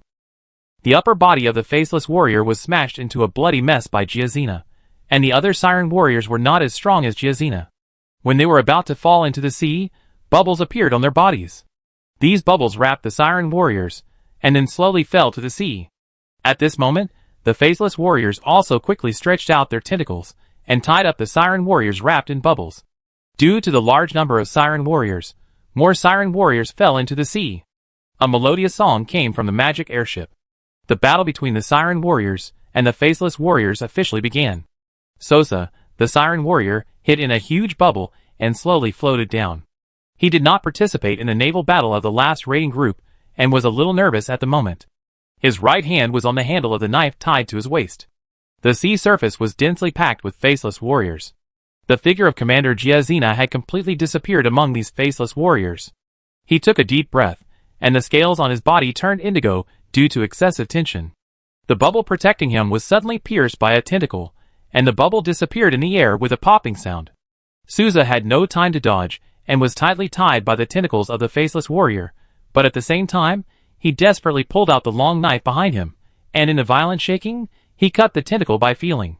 He felt a little suffocated in his chest, but not very strongly. The ring armor supported a protective shell on his chest and abdomen. The sticky and wet tentacles were wrapped around the siren armor, and the suction cups were cut by the sharp blade outside the armor.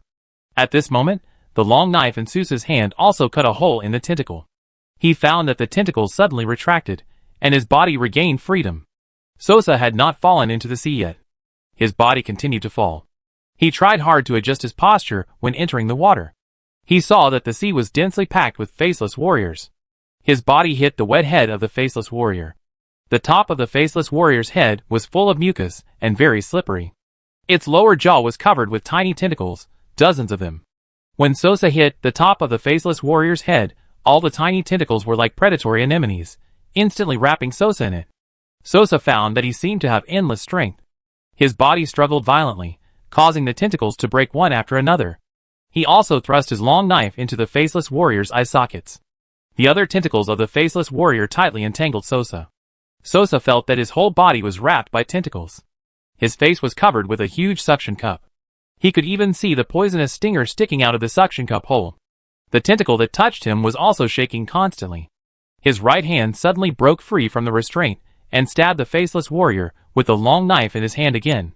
He remembered the scene of Giazina killing the faceless warrior on the Sun Island that day, and the long knife in his hand also chopped at the root of the tentacle. The faceless warrior's body shook more severely, and the suction cup covering Sosa's face suddenly loosened. Sosa found himself falling into the sea, and there was another siren warrior lying on top of the faceless warrior's head. The long knife in his hand had already cut open the faceless warrior's head, and the three hearts under the thick skin were chopped into a bloody mess. The faceless warrior curled up and fell to the bottom of the sea. The siren warrior swam to Sosa's side, patted his shoulder, pointed at the other siren warriors, who were still fighting, and swung his snake tail violently, shooting out like a sharp arrow. A shadow arrow flew past Sosa's shoulder, leaving a dent on the thick shoulder armor. Shadow arrows flew everywhere in the sea, and the siren warriors dodged flexibly. Occasionally, siren warriors were hit by shadow arrows, and they would be blown to pieces. Sosa also wiped off the mucus on his hands, holding the long knife tightly, and rushed towards the faceless warriors beside him. The warriors of the siren assault group jumped into the sea, and quickly strangled the faceless warriors on the sea. There were only more than 700 faceless warriors at the entrance of the North Fjord, and the number of siren warriors falling from the sky was as many as 3,000. The siren warriors quickly eliminated the faceless warriors at the entrance of the North Fjord with an absolute advantage. The bodies of the faceless warriors floating in the sea melted, dyeing a large area of the sea water at the entrance of the North Fjord black. It took only half an hour for the siren raid group to quickly occupy the entrance of the North Fjord. 6 magic airships slowly landed on the sea. As expected by Giazina, once the siren raid group broke through the encirclement set by the Faceless Legion, the Faceless Warriors and other seas would not be so dense. After the siren raid group occupied the entrance of the North Fjord, Giazina left a small team of siren warriors to clean up the battlefield, and led the remaining siren warriors to advance into the interior of the North Fjord along the waterway. Due to the narrow waterway of the North Fjord, the raiding group encountered mostly small groups of faceless warriors in the waterway. They swept all the way in and killed hundreds of faceless warriors. After the magic airship entered the fjord waterway, it could no longer use the sails to sail. Fortunately, the magic airship also had a propulsion device at the tail. As long as they were willing to burn magic crystals, although the speed was a bit slow, they could at least keep up with the advancement of the siren warriors. This time, the Siren raiding group was able to take advantage of the narrow waterway. Giazina planned to lead the Siren warriors to the end of the waterway, where Commander El Caesar would be buried. However, the Siren warriors who were rushing in front suddenly stopped, and everyone looked at the waterway ahead, only to see a huge wave rising on the water surface. The surging sea water was like a herd of wild unicorns running wildly on the grassland, rushing towards the Siren warriors. The huge momentum made the cliffs on both sides shake violently. Stones kept falling from the peaks on both sides of the waterway, hitting the water and splashing huge waves. Giazina was also at the front of the raiding team. She immediately noticed that something was wrong in the front. There was a terrifying aura lurking in the waterway ahead. She originally wanted the raiding team to stop, and she would go ahead to investigate, but before she could take action, the huge waves had already rolled over. The crew on the magic airship following behind also noticed the huge waves in front of the waterway, and rocks kept falling into the water. The half-elf captain immediately ordered the crew to turn on the floating device. Roy also ran to the bow and observed the movement in front. A huge tentacle rushed towards this side along the waterway, and its dark back appeared on the sea surface. At this time, the Griffin cavalry responsible for vigilance in the sky flew back one after another. Roy knew that the situation was not good, and immediately asked the crew to ring the alarm bell on the ship and put down the mesh rope ladder from both sides of the hull, trying to call the Siren warriors in the waterway back to the ship. It's too late. It's the faceless commander. Miss Tiffany pushed open the cabin door and ran out from inside, holding a staff in her hand, and rushed to the bow. The sea monster Giazina appeared at the front of the waterway, and behind her emerged a giant sea monster phantom with 3 heads and 6 arms, and at this moment, Giazina also had 4 more arms out of thin air. The giant sea monster phantom became extremely solid behind Giazina, and as Giazina rushed towards the huge waves, the giant sea monster phantom also turned into a sea tide and crashed into the huge waves. The sea monster warriors heard the alarm, and did not gather on the magic airship, but swam to the stone walls on both sides of the waterway. The captain saw that the sea monster warriors did not intend to board the ship, and immediately ordered the magic airship to take off. At the same time, Miss Tiffany also stood at the bow of the magic airship and took out a magic scroll with a simple texture from her arms. When she unfolded this magic scroll, a strong wind blew around Miss Tiffany, and snowflakes condensed in the sky. Chapter 748. Roy was standing not far from Miss Tiffany.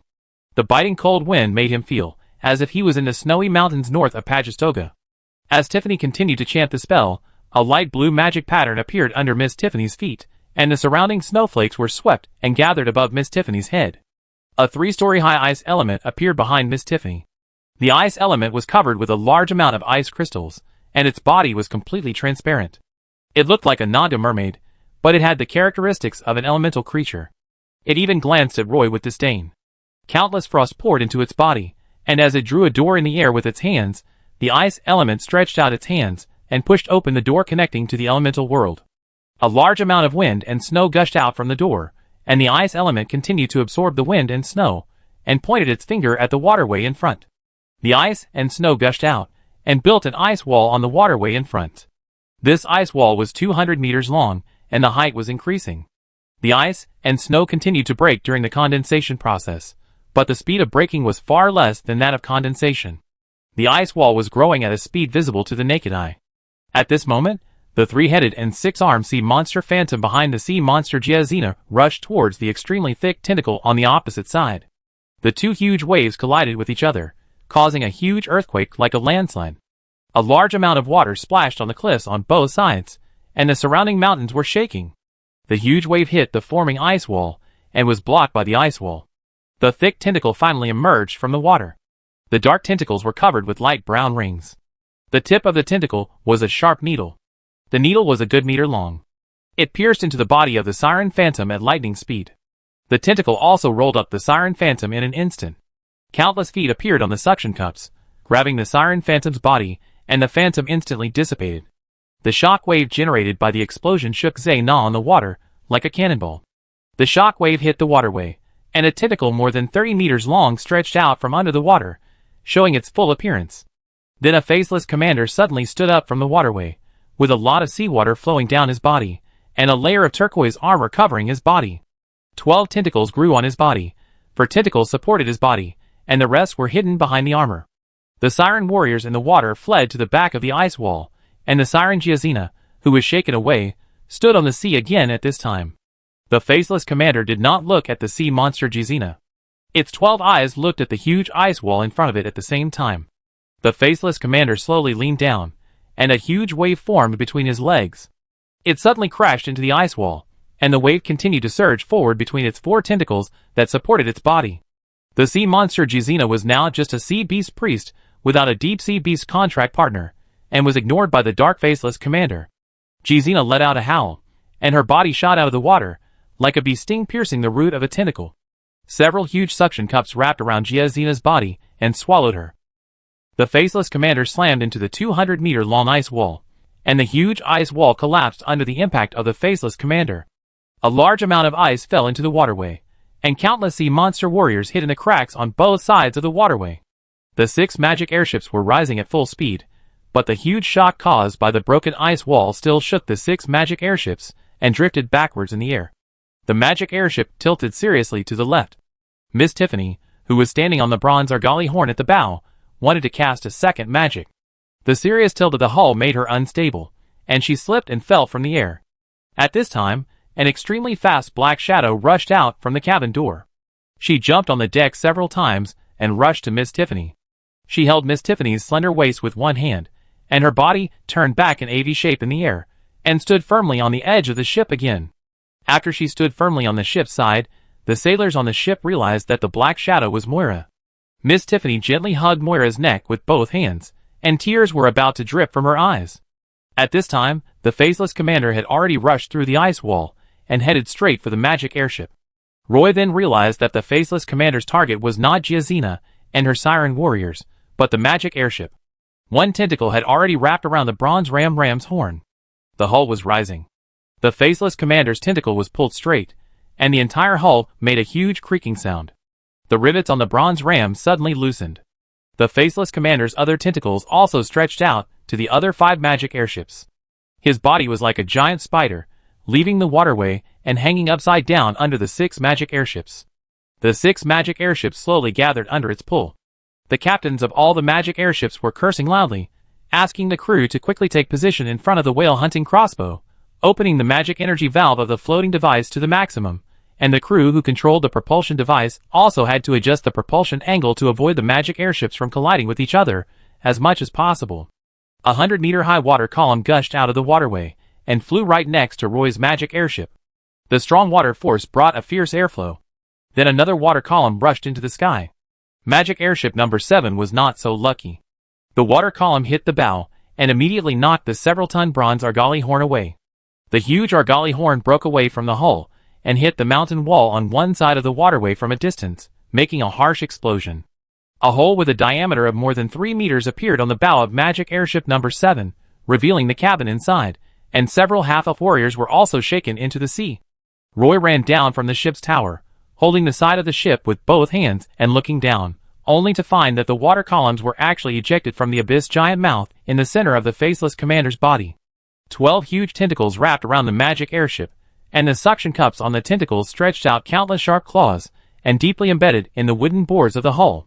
Roy walked forward with difficulty on the magic airship that was shaking violently. Soon he rushed to the edge of the giant tentacle. The flail in Roy's hand exuded a strong sacred breath, and the tentacles wrapped around the hull seemed to be able to see Roy. The huge tentacles actually flipped over, revealing the suction cups underneath. A tiny black claw extended from the suction cup, and a large amount of dark air was spewed out. Roy shouted to the crew not far behind him, "Dark air, you guys retreat quickly." He opened the Book of Judgment, and a small silver hammer suddenly appeared in front of him. The dark air that was gushing out was immediately purified by the holy breath in front of Roy. Under Roy's control, the small silver hammer directly hit the tentacles of the faceless commander. The hammer of judgment, which contained a large amount of holy breath, immediately smashed a huge blood hole in the tentacles, and a large amount of blue blood splashed onto the deck. Thick tentacles kept surging, and the bloody holes that had just been smashed by the hammer of judgment were healing at a speed visible to the naked eye. A large number of black claws stretched out towards Roy. Roy waved the flail in his hand, and the connection full of holy light touched these black claws, which immediately turned into wisps of black air and dissipated. Roy was wearing Grace Walt's magic pattern structure. When the magic pattern structure was fully activated, he would not feel tired no matter how he waved the flail in his hand. Even the frequency of breathing dropped significantly, and the holy light around his body surged. The black claws dissipated before they touched the magic pattern structure, so Roy was in the front. He found that the Hammer of Judgment could not do much good to the faceless commander, so he immediately gave up the judgment spell in the Book of Judgment. At this time, the priests of the Knights Templar also ran out from the ship's tower. Some of these priests held knight swords, and some held sacred scepters. They rushed towards the tentacles of the faceless commander on the violently shaking deck. Captain Jelloin recited a prayer. God, please purify all evil, arrogance, pain, destruction, resentment, and hatred. The priests on the deck also prayed with Captain Jelloin. A beam of holy light descended from the sky. As it descended, it continued to gather into the holy light column in front of it. The holy light column became increasingly dazzling and glaring. The light column fell on the bow, almost covering the tentacles that were wrapped around the ship. The holy light rose into the sky amid the prayers of 50 priests. Roy also began to try to recite this prayer for exorcism. Although he had some experience in exorcism, he had never studied it seriously. The thick tentacle actually emitted a lot of black smoke in the light column. Countless souls tried to get out from under the skin of this tentacle, and let out sharp howls. The tentacles began to shrink at a speed visible to the naked eye. The faceless commander let out a fierce roar, and a column of water shot up into the sky, hitting the bottom of Magic Airship number 13. The water column passed through the deck, and knocked the main mast into the sky. The main mast was tied with more than a dozen thick ropes. At the moment the main mast shot up into the sky, these ropes were pulled straight, and then the magic airship was pulled into the sky by the main mast. The faceless commander's tentacles wrapped around the hull pulled the stern of the magic airship apart. The priests on other magic airships were also using exorcism to fight against this faceless commander. The bold crew members took the opportunity to adjust the direction of the whale hunting crossbow and fired explosive arrows. The giant magic crossbow arrows exploded on the thick tentacles, causing the tentacles of the faceless commander to burn violently. The air was filled with the smell of burning protein. Captain Rodhart punched the glass window of the captain's room and yelled at the crew on the deck, "Idiots, hurry up and call the magic crystal arrows." Roy had calmed down from the panic at this moment, and Moira also pulled Miss Tiffany to the top of the ship. Roy kept chanting the prayer of exorcism. The shadow of the sacred tree even appeared behind him. The flowers of light on the tree bloomed above Roy's head, and the sacred light drifted down like snowflakes. The priests on the deck looked at the sacred light drifting down from the sky. At this moment, a more powerful sacred aura erupted from the magic airship. The light column covering the tentacles dropped balls of sacred fire. The little flames fell on the tentacles, and the tentacles of the faceless warlord melted like bubbles. Chapter 749. The magic airship, whose main mast was pushed high into the sky by the water column, only had a big hole in the belly of the ship. The hull did not fall apart, and the floating devices on the brackets on both sides of the ship were not damaged. Therefore, it not only did not crash, but even broke free from the restraints of the faceless commander. The number 13 magic airship turned around at high altitude, pointing the left side of the ship towards the faceless commander, and all 4 whale-hunting heavy crossbows were aimed at the faceless commander.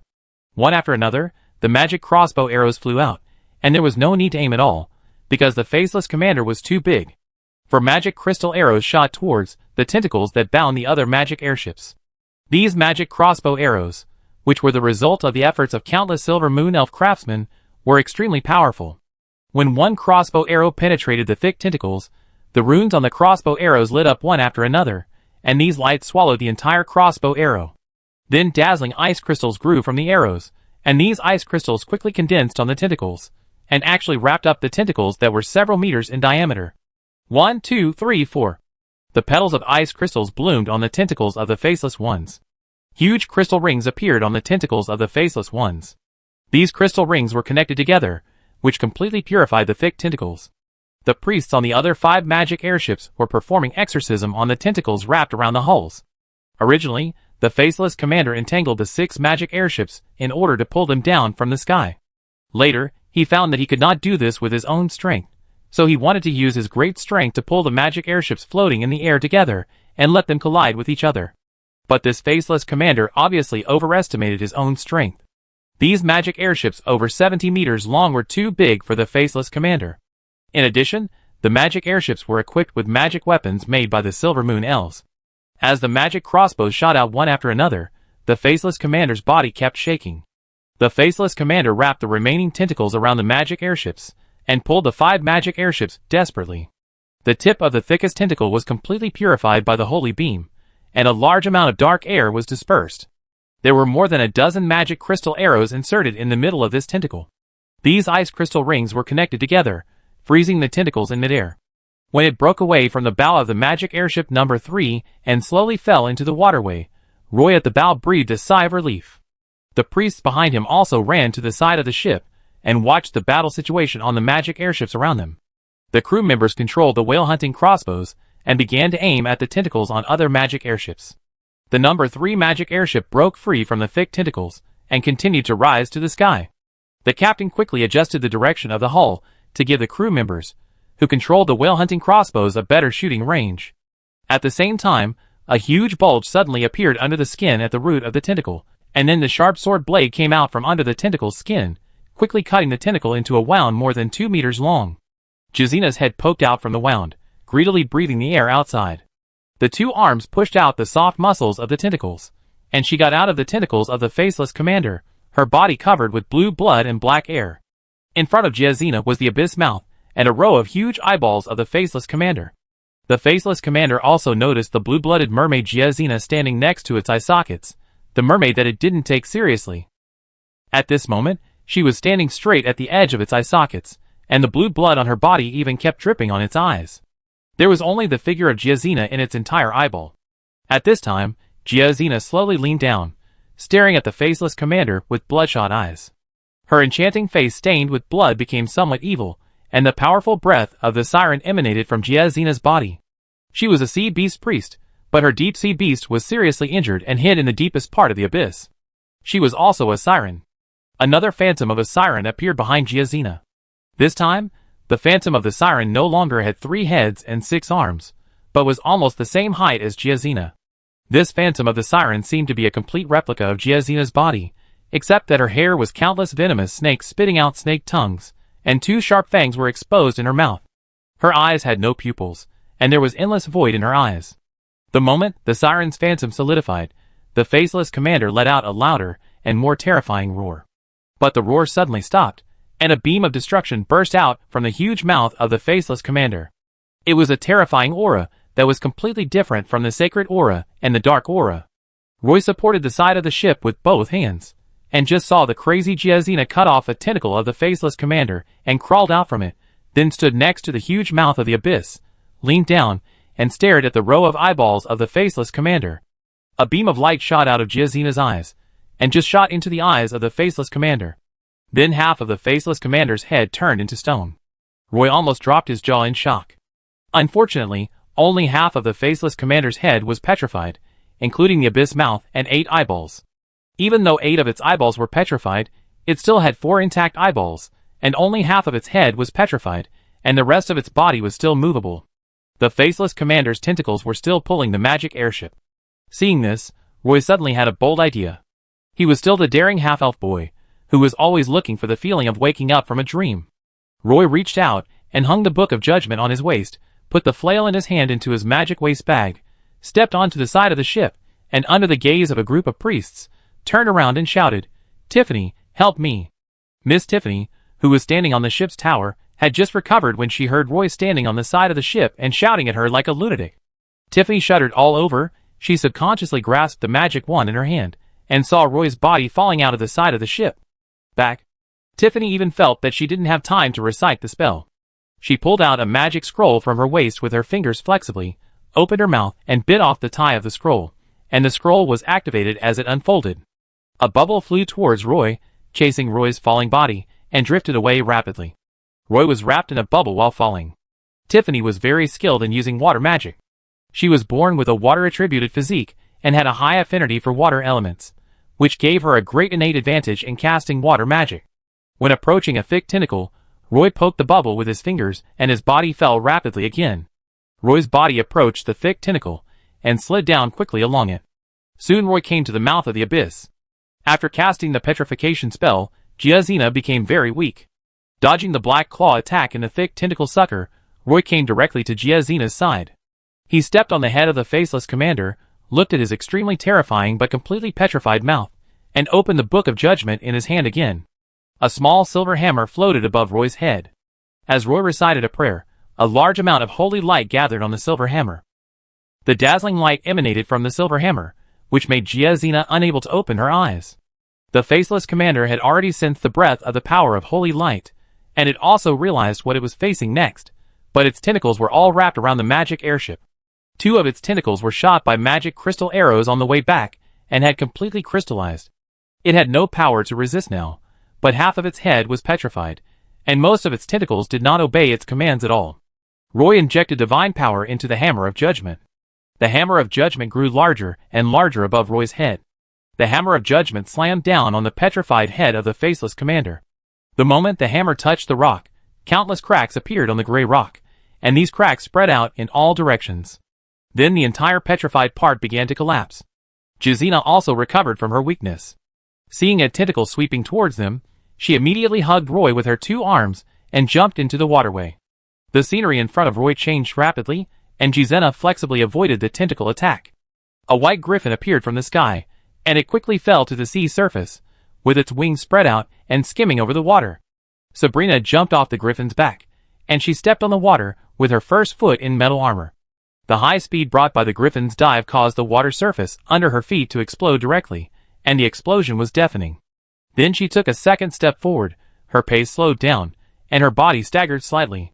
When she took a third step forward, the turbulent water surface under her feet only had a slight ripple. The sword poet's control of rhythm and rhyme is sublimated in her. Sabrina stood on the water, holding the Sirluki sword in both hands. Everything seemed to be still in her world. She even closed her eyes, and her long golden hair fluttered in the wind. Sabrina raised the sword above her head. Opposite her was the faceless warlord, whose half head had been completely petrified. 2 of his tentacles were constantly burning with flames, and the other 3 tentacles were condensed into ice crystals. A 20-meter-tall elven swordswoman appeared behind Sabrina, with golden light emanating from her body. The shadow of the swordswoman gradually solidified, and Sabrina's body on the sea surface instantly disappeared. The next second, the swordswoman's face turned into Sabrina's, and her originally empty eyes also appeared bright. She raised the golden sword in her hand high. The more than 40-meter-long sword blade was originally just a shadow, but when it fell down, a sharp sound of breaking through the air was heard. A strong wind blew on the sea surface. The remaining 4 eyeballs of the faceless commander that were still able to move showed a look of horror, and its body shook violently, but half of its head was petrified, and 3 tentacles had also been crystallized. It couldn't dodge this sword. Chapter 750. The faceless commander watched in horror as the elf swordswoman slashed down with her sword. The blade passed through the gap between the 5 magic airships and slashed the half of the faceless commander's head, instantly splitting the head in 2. Then the tall figure of the elf swordswoman quickly dissipated and turned into a scattered sword energy. Sabrina stepped onto the water, her legs slightly bent, and lightly tapped the water surface. A white griffin flew towards her. The moment it passed over the water, Sabrina landed on the griffin's back. Giazina pulled him up from the water, and Roy saw the huge body of the faceless commander split in half, and those tentacles that were dozens of meters long fell into the waterway. The faceless commander seemed to have no breath, but at this moment, a large amount of dark breath emerged from his body, as if forming a thick fog that could not be blown away. Giazina's eyes showed infinite joy, and the siren warriors hiding around also emerged from the water and began to cheer. The half-blood elf crew members and human priests on the magic airship also cheered. But when Roy saw that the dark energy had not been transformed into holy light, he felt that something was wrong. He pulled Zaina beside him with his hand, and then swam towards the faceless commander. The holy aura around his body pushed back the thick dark energy. Roy began to recite the prayer of purification, and a holy beam of light fell from the sky. Although it was only a very thin beam of light, it broke through the thick dark energy in an instant. A shadow demon was slowly crawling out of the body of the faceless commander. It had no skin on its body, and its muscles and fascia were all exposed to the air, and its body was stained with blue blood. After being illuminated by the holy beam, the shadow demon's body suddenly began to burn. The golden pupils of Xena behind Roy immediately widened, and she rushed towards the shadow demon that emerged from the body of the faceless commander. The 6 magic airships in the sky gradually turned their bows, and human priests stood on both sides of the ship. These human priests put their hands on their chests in a praying posture, and chanted the prayers at the loudest voices, and their prayers almost completely covered the sharp singing of the siren chanter. Beams of holy light fell from the magic airship, and these holy light beams fell into the black fog like falling stars. Wherever the holy light fell, a lot of black fog was purified. Captain Jarwin jumped down from the bow, and a shadow of a cardinal appeared behind him. This cardinal held the holy cross in one hand, and exuded a holy aura. The cross in his hand fell into the black fog, and a pure holy glow fell with the cross, hitting the shadow demon, who had just revealed his upper body from the body of the dark faceless warlord, and a large piece of holy flame burned in the black fog. The shadow demon that did not escape from the body of the faceless commander let out a silent wail, and its body quickly melted in the holy fire. At this time, Roy found that the holy tree appeared behind him again, and a large amount of dark energy actually rotated with the magic vortex around the holy tree. These scattered dark energy were absorbed by the roots of the holy light tree, and the entire holy light tree began to grow infinitely. When the shadow of the holy light tree reached 60 or 70 meters high, the crown of the holy light tree was like a giant umbrella, covering everyone's head. 6 magic airships were suspended above the holy light tree, and there were 600 griffin cavalrymen wandering around. The holy light tree was in full bloom, and a large number of light flowers formed extremely gorgeous colors. The rich holy light power fell from the top of the tree. Roy was bathed in the sacred breath, and a large amount of holy light power poured into Roy's body. Roy only felt that the spiritual sea of consciousness in his body was infinitely expanding, and the field formed by the spiritual power rushed out of his body. Originally, he could only sense the situation inside his body. As the holy light power continued to be injected into his body, the spiritual sea of consciousness expanded outward. At the beginning, he felt Zaina standing on the body of the faceless commander, and then he sensed the body of the faceless commander that was dissipating. Countless dark energy was absorbed by the holy light tree, and then quickly transformed into holy light power. Roy remembered what Sabrina said a few days ago when she was promoted to a sword poet. It was an indescribable feeling. Sabrina said that she mastered the law of power. Now Roy deeply felt the meaning of Sabrina's words, because he also felt the law of holy light. He felt the law of transformation from dark energy to holy light power, and the holy light tree was the holy light law he understood. Thinking of this, Roy, who was floating in the water, raised his head and looked at the holy light tree full of flowers. He raised his hands, and all the flowers of light on the treetop suddenly left the treetop and began to float high into the sky. These flowers of light were like groups of fireflies in the summer night, constantly drifting into the air. They flew around the magic airship and turned into tiny dots of holy light. The priests on the magic airship were immediately bathed in the rich holy light. On the deck of the magic airship, Moira stood beside Miss Tiffany and asked in confusion, "Tiffany, what happened to Roy?" Tiffany said unwillingly, "He has been promoted to a combat priest. I didn't expect that he would be promoted to a second-level strongman one step ahead of me." Moira held the railing with both hands and tried to look at the water surface. At this moment, the black fog had completely dissipated, and the body of the faceless commander also fell into the waterway. The tentacles that were condensed into ice crystals by the magic crystal arrows were still sticking out of the water, but the tentacles wrapped in ice crystals began to melt slowly. Siren warriors continued to appear on the surrounding water surface, and several siren warriors lifted Roy from the water with their shoulders.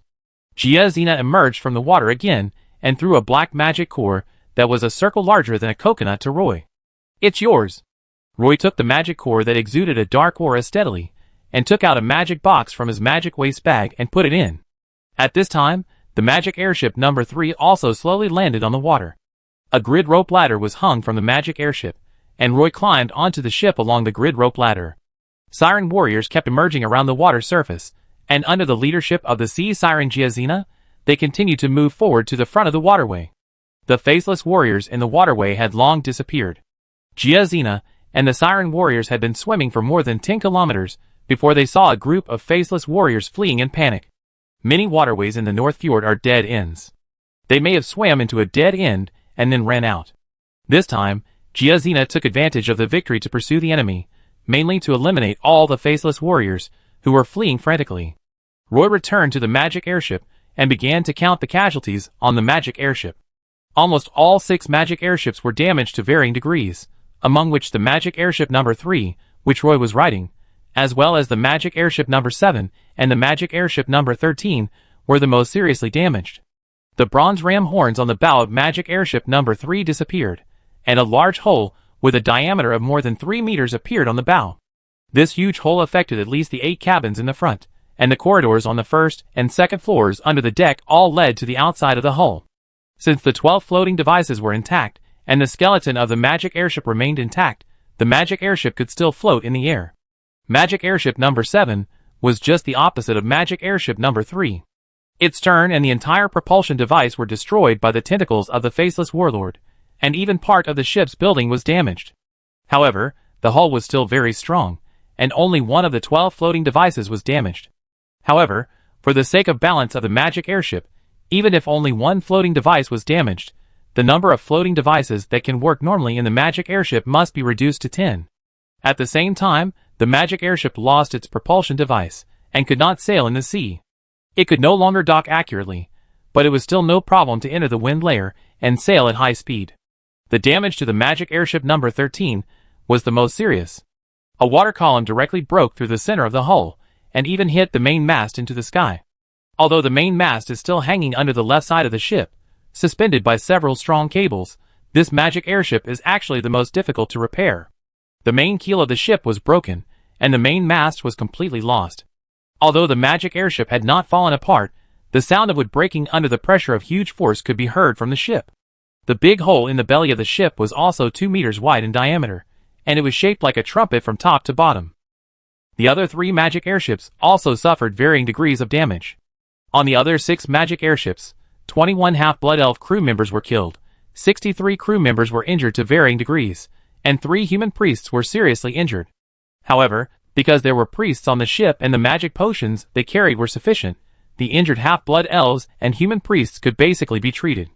At present, magic airship number 13 is doomed to be unable to fly back to Sun Island Bay. Roy needs to choose a shallow beach to run aground. Among the remaining magic airships, Magic Airship number 3 and Magic Airship number 7 need to return to the modification plant on Partington Island for repair. Roy needs to requisition 3 magic airships from the north coast pier of Sun Island Bay to rush to the North Fjord. Magic Airship number 3 and Magic Airship number 7 only made some emergency treatments, then quickly rose to high altitude and returned directly to the north coast of Sun Island Bay. As for the priests on the magic airship, they were transferred to the other 3 magic airships. Magic airship number 13 slowly descended in front of the ruins of the Alcisa tribe.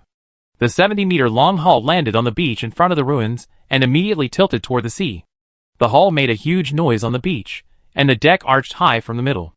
The entire deck was in an arc shape, and many riveted positions on the hull were broken. The Half-Blood Elf crew members boarded the magic airship again after it stabilized, and removed all the floating devices and propulsion devices from the hull. Unexpectedly, the battle with the Faceless Commander directly resulted in the loss of 3 magic airships. Fortunately, even the most valuable floating devices on the magic airships were not damaged. The Siren Warriors responsible for cleaning the battlefield not only brought back more than 1,000 black magic cores, but also picked up a huge magic skin that was 3 meters long and 2 meters wide from the Faceless Commander. This magic skin did not rot with the Faceless Commander, but floated on the water.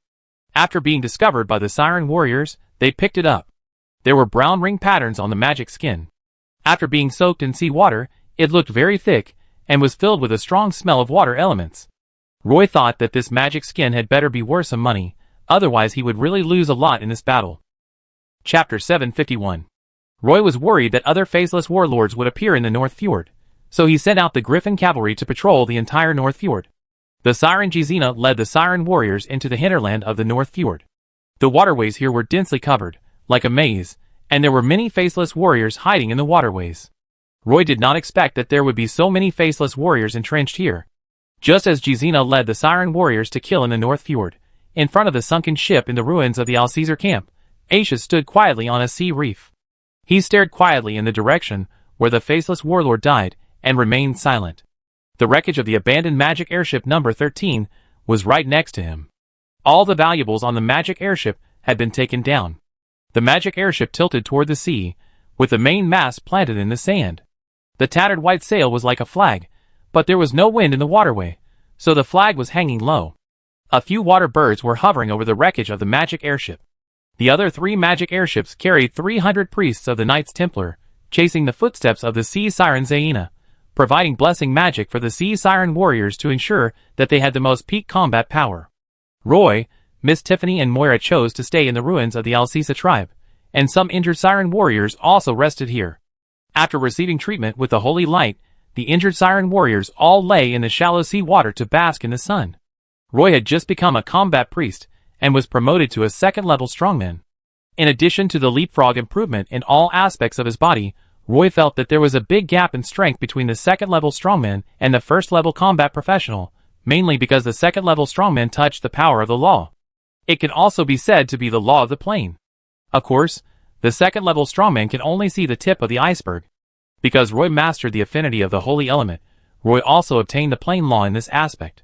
And because of the unique properties of the holy light tree in Roy's body, the law power that Roy touched was dark transformation. He can now transform the dark energy into the power of holy light. If it is the dark energy that is on the verge of dissipation after the death of a dark creature, he can transform it into the power of holy light 100%. If the dark energy is released by the dark creatures themselves, or if the dark energy originally exists in the living space, Roy's conversion rate is only 50%. When he was in the Dark Land, he was just getting a glimpse of the way. Now, after he became a combat priest, dark transformation is the power of the law he has mastered. In other words, when Roy fights against dark creatures, with dark transformation, the holy light power in his body will never be exhausted. He can even share this holy light power with the priests around him through the light flowers on the holy light tree. After becoming a combat priest, Roy had a deeper understanding of the holy light tree in his body. If the tree was infused with sacred aura, it could be transformed into an ancient war tree to help in the battle in a short period of time. It must be said that once you step into the ranks of a second-level warrior, you will always look down on those first-level warriors. Roy also needed to calm down and settle his feelings after being promoted to a second-level warrior before he would stay in the ruins of the Alcisa camp for a while. Roy stayed here, and Moira naturally refused to leave. Miss Tiffany stayed with Moira, and the two of them were sorting out the spoils of the war on the beach, mainly some black magic cores. Roy saw Aishas standing next to the ruins of the magic airship, so he came behind Aishas. Aishas was very strong, with the unique blue scales of the Alcesar tribe on his face. His face was a little ferocious, but there was a trace of sadness in his eyes. After we were driven out of the Western Sea by the Faceless Legion, we have been hiding in this canyon. When my father fought with a faceless warlord in the Western Sea, he was slightly injured. He took us here to recover, but we didn't expect the Faceless army to catch up with us soon. They blocked the exit of the North Fjord. Every day, some Faceless warriors entered the North Fjord to look for us. It was this Faceless warlord who led the Faceless war band into the North Fjord. He found our camp here and fought with my father again. Although my father was injured and fled, he was also seriously injured and died. After my father died, he asked me to take my people to seek refuge with Lord Commander Giazina. When we were in the Sun Island Bay, we had to fight with the Faceless warriors every day. At that time, I was a little desperate and thought that I might not be able to avenge him in this lifetime. I didn't expect that day to come so soon. I didn't expect that my first stop at sea would be the North Fjord. I didn't expect that the Faceless warlord was still entrenched here and didn't leave. I didn't expect that you would gather everyone's strength to kill it. When you killed it, it was just like the day it suppressed my father with its absolute strength. It died without any chance to fight back. Roy coughed and corrected. In fact, our losses were very heavy. I lost 3 magic airships this time. Each magic airship is worth at least thousands of magic crystals. The damaged floating devices are also very expensive. In addition, so many half-blood elf warriors died. The life of each half-blood elf warrior is extremely precious. Aishas was relieved from his sadness when he saw Roy was talking so seriously. I feel better after talking to you so much. Although I can't help you much, I am definitely a good person to talk to. In addition, you speak Elvish very well. You have a talent for languages. You learned Elvish so quickly. Roy praised. In fact, Naga and Elvish have many similarities. I am familiar with Naga, so it is also very easy for me to learn Elvish. Aishas explained to Roy. Aishas, can you still contact other Siren tribes? I think since the Siren raiders can retake the North Fjord, we can share these combat experiences and let more Siren warriors join the ranks against the Dark Faceless Legion. Yes, Lord Roy, I will go to find my father's allies and let them see how the Faceless warriors here were killed by us. Aishas said confidently. He turned around suddenly, and Roy was forced to take a step back. Aishas jumped directly into the water. He turned over from the water, exposing his upper body, stretched out his fist and bumped Roy, then turned over and sank into the sea, then drew a very thin water line in the waterway and swam quickly to the sea outside the North Fjord. In the next few days, the sea monster Giazina searched for Faceless warriors everywhere in the North Fjord, and killed them immediately if she found them.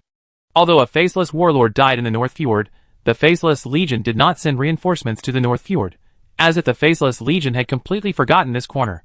According to the information brought back by the Griffin Cavalry, the Faceless Legion is currently mainly storing its forces on the west side of the Western Sea. There are many islands over there, and most of the Sirens evacuated from the Western Sea are hiding in the islands over there. The Griffin Cavalry led the Sirens to try to contact those Sirens' tribes, but they were very wary and unwilling to believe the words of the contact messenger. Roy felt that Ashes might be heading to that area. For new magic airships loaded with supplies arrived at the North Fjord at the same time, and Roy's magic airship fleet increased to 7 again.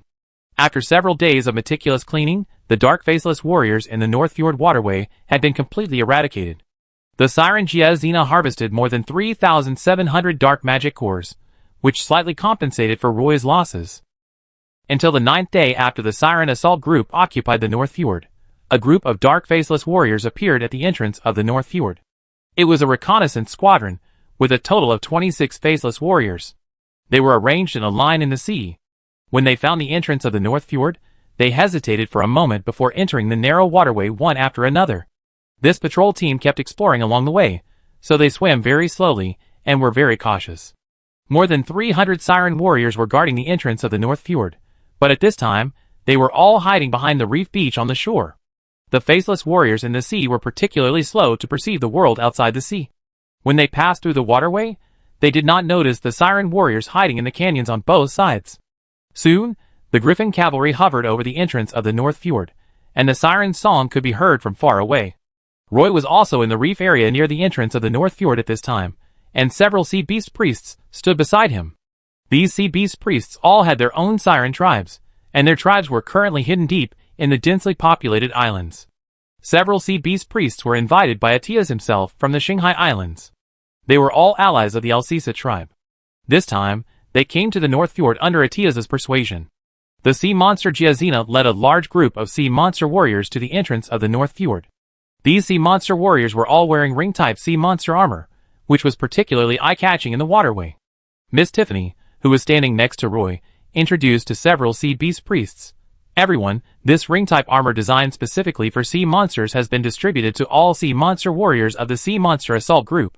Miss Tiffany didn't say much. After all, this group of Siren warriors wearing ring armor was right in front of her.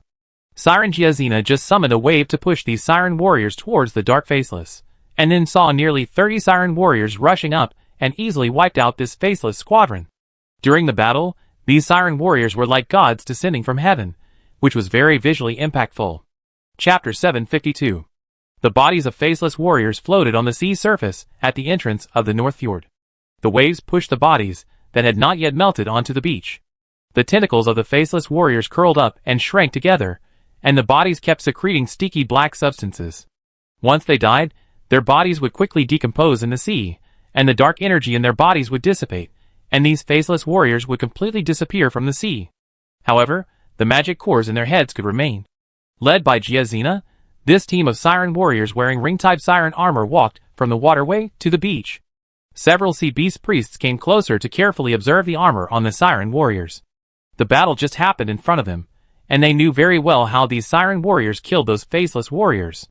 When facing Siren warriors, the biggest advantage of faceless warriors is that they are much stronger than Siren warriors in terms of strength. Once their tentacles are wrapped around Siren warriors, it is extremely deadly to Siren warriors, even more deadly than shadow arrows. The Siren warriors wore armor covered with sharp blades. Once the faceless warriors' tentacles wrapped around them, they would be cut open by the sharp blades on the armor. At this time, the Siren warriors drew out a sharp long knife from their waists, and cut along the roots of the faceless warriors' tentacles. As long as the two thickest tentacles were cut off, the faceless warriors would lose their combat effectiveness. The sea beast priests stood on the beach and carefully looked at the Siren Giazina. To them, Giazina was a very unfamiliar Siren leader. Giazina naturally knew the concerns of the sea beast priests, but since they were willing to follow Ashes to the North Fjord, it showed that they were very sincere. Giazina did not hesitate and took the initiative to say, "I am Giazina from Sun Island Bay, all the commanders, welcome to the North Fjord." A sea beast priest took the initiative to step forward. He squinted his eyes and looked at Giazina, and said in a low voice, "Giazina, I seem to have seen you, but I can't remember where I saw you. I don't know much about Sun Island Bay. Have you lived in the Western Seas?" This sea beast priest was wrapped in a layer of sea beast leather armor. Although the workmanship was very crude, he exuded a strong murderous aura. He also gave Giazina the strongest sense of oppression. Giazina glanced at Roy standing next to her and said honestly, "I used to follow Commander Lattimore." Later, Commander Lattimore lost his territory in the Western Sea area and brought us to Sun Island Bay. So you are Commander Lattimore's follower. Speaking of which, Commander Lattimore is also our old friend. I remember that he was seriously injured at the time. I didn't expect that he had been hiding in Sun Island Bay for so many years. How is his injury recovering now? The sea beast priest took a breath and asked Giazina. The other sea beast priests also looked at each other in bewilderment. Everyone thought that it was Commander Lattimore who summoned them to the North Fjord. Speaking of which, these sea beast priests and Commander Lattimore have more or less some grudges. Commander Lattimore died a few years ago. Giazina turned and pointed at Roy, introducing him to several sea beast priests. This is Boss Roy, the leader of the half-blood elf mine guard.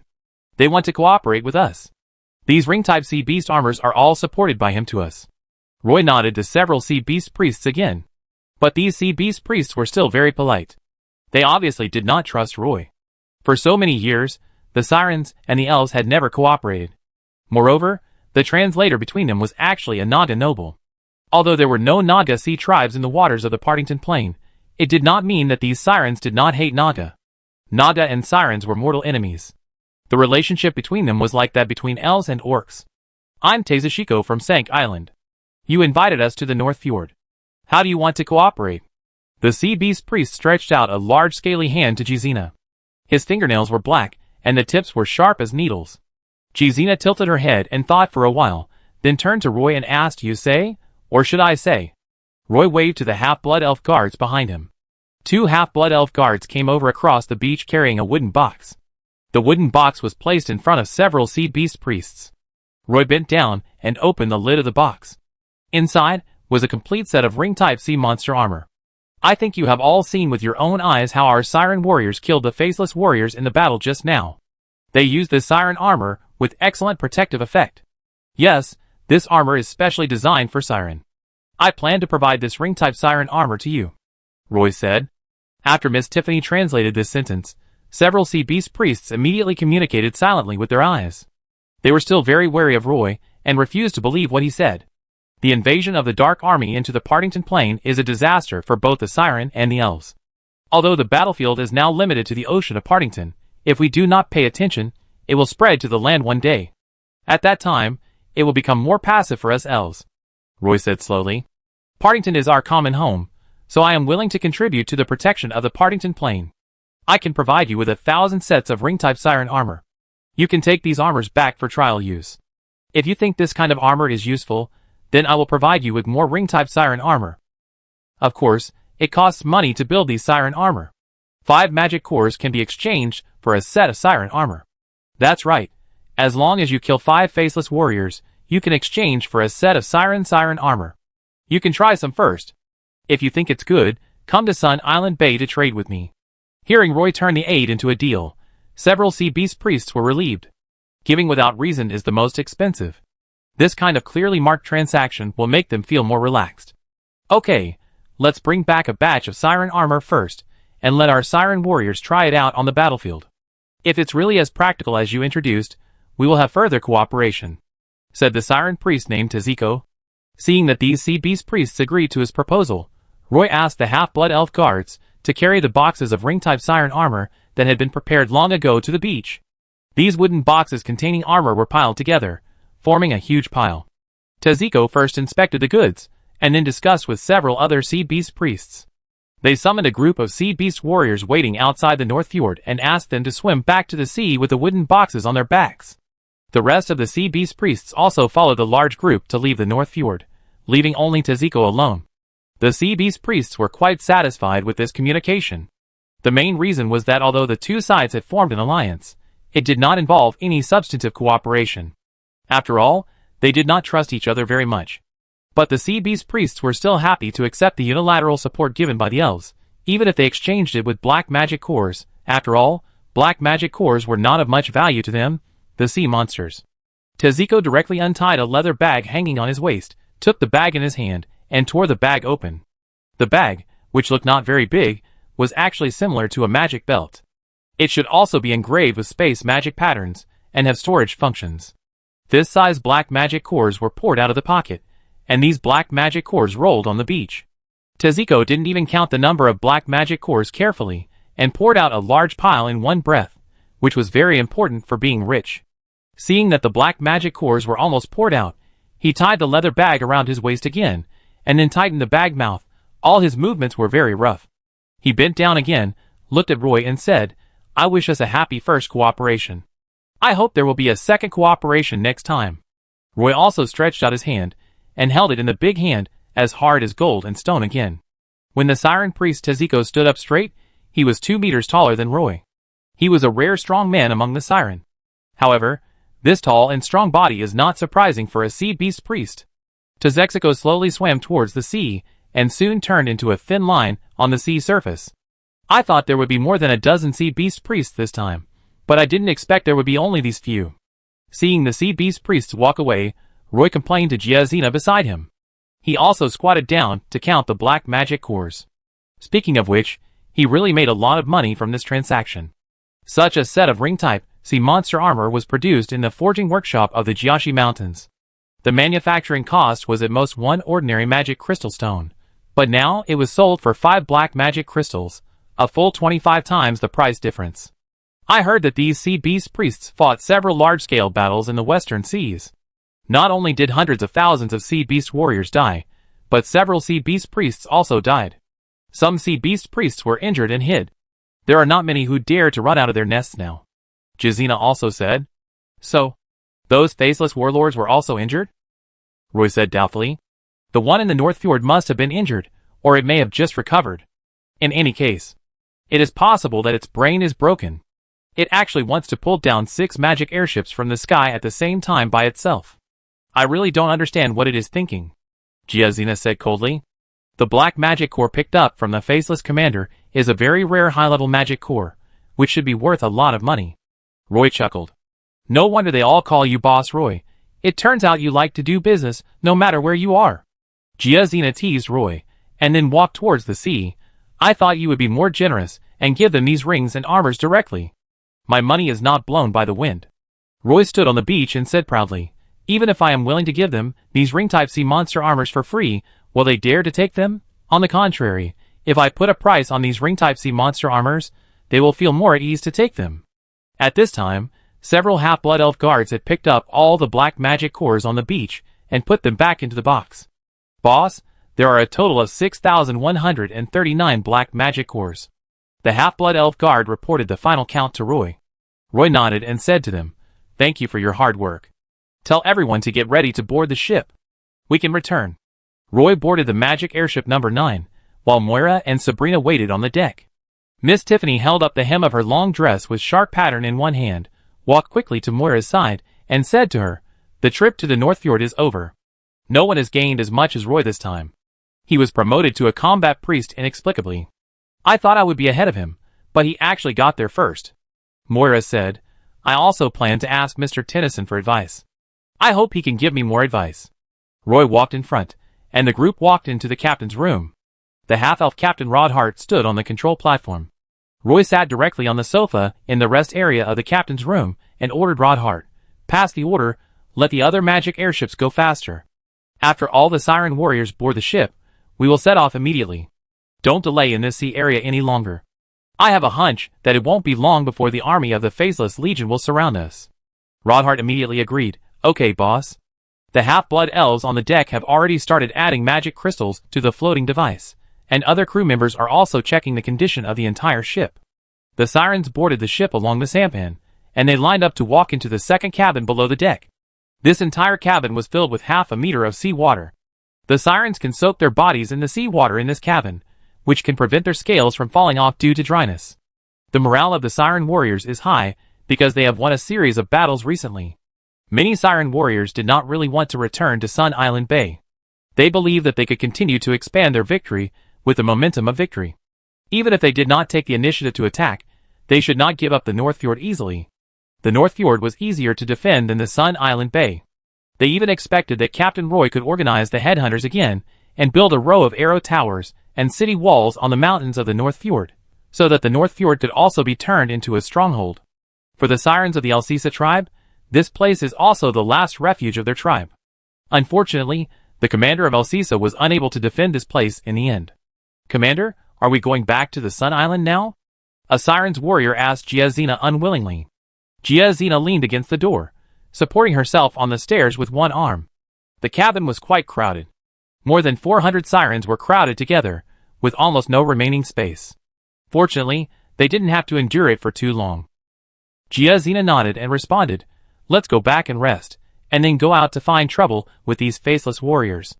7 magic airships rose into the wind flow layer, and it only took most of the day to return to the Sun Island. Chapter 753. It has been 2 days since the fleet returned to the North Coast dock. The Siren Raid group is currently resting on Sun Island.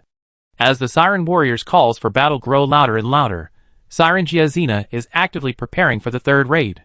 The number of magic airships on the North Coast dock has increased to 20. Most of the magic airships cannot dock and can only be anchored in the sea.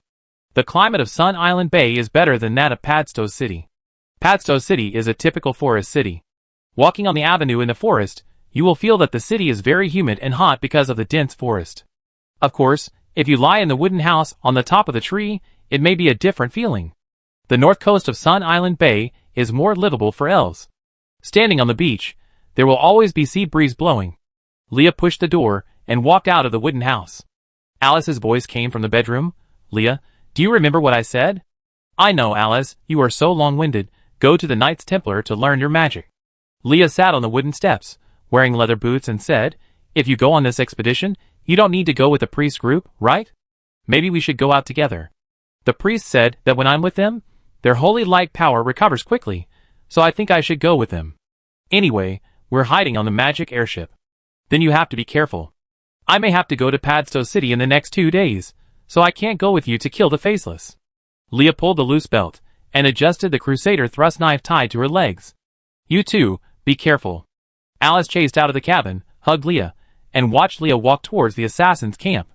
These days, Leah has been following Roy almost all the time. As a member of the assassin's team responsible for secretly protecting Roy, Leah seems to have gotten used to this kind of life of always hiding in the dark. Back in the camp, Captain Tennyson is conducting special training for a group of Dark Moon Elves. On the training ground, the Dark Moon Elves are practicing weighted running.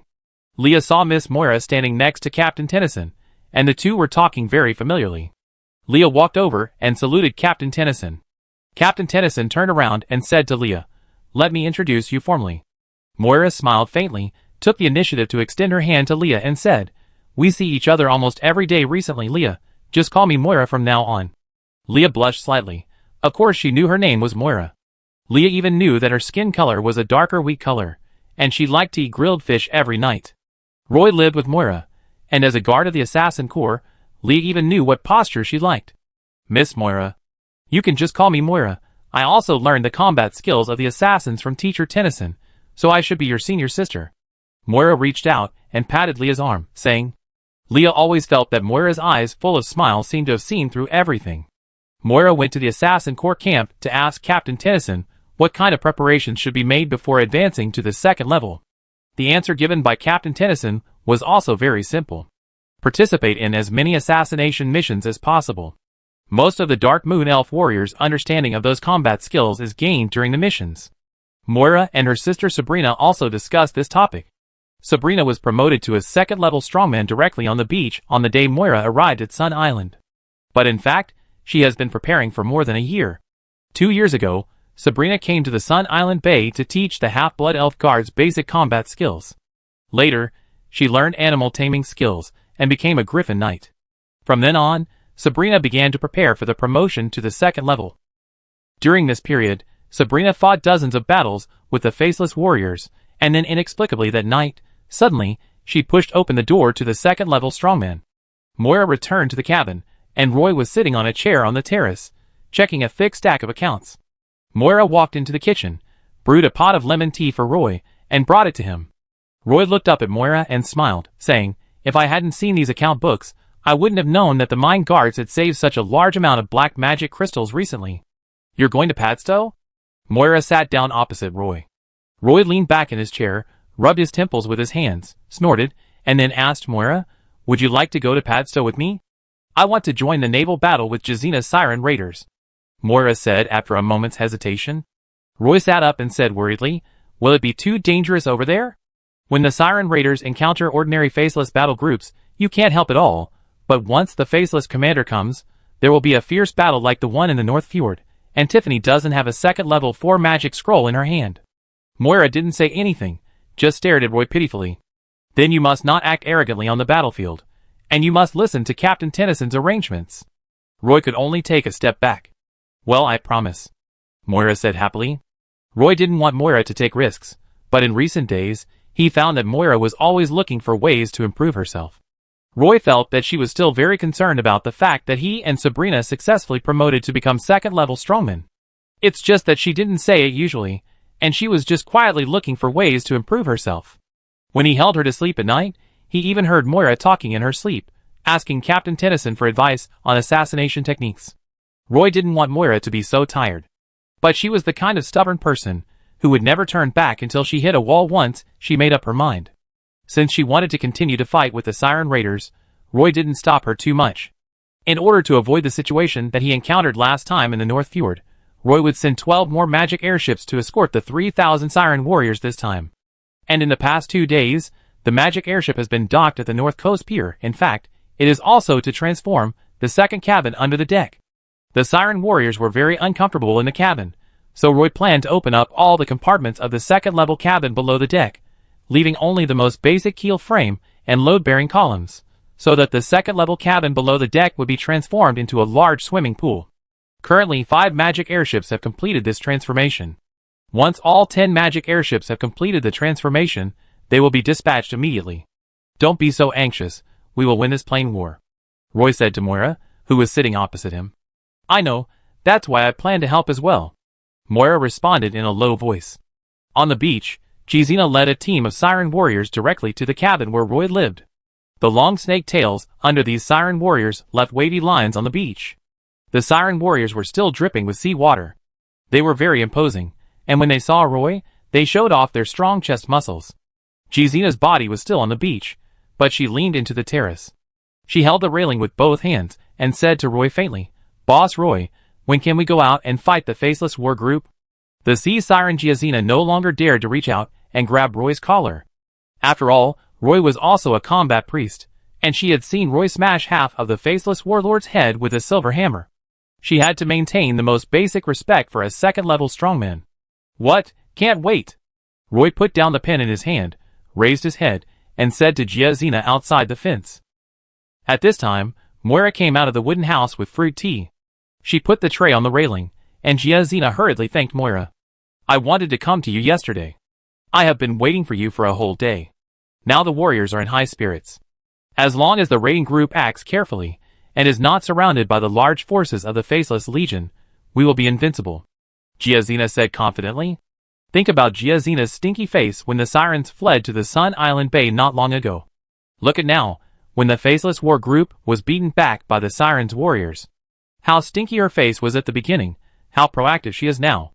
Roy pushed the account book on the table aside, spread a sea map of the Western Sea area on the table, pointed to the Sun Island, and said, "Tomorrow at noon, 12 magic airships will arrive at the Sun Island, and all the Sirens' warriors will set off on the magic airships this time."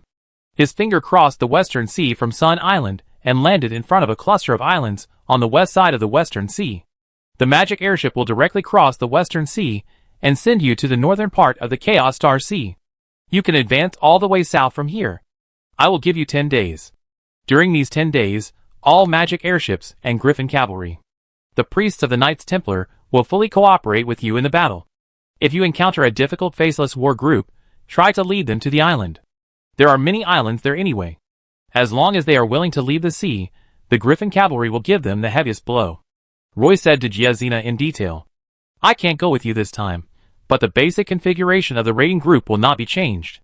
Before the expedition, I have only one request for you, that is, these Siren warriors are the most precious combat power of the raiding group. They have experienced so many battles, and have the richest combat experience. You must not try to fight those battles that you are not sure of. When you encounter danger, hide back on the ship as soon as possible." "Oh, you are so long-winded," Giazina said impatiently, but her eyes became softer. Chapter 754.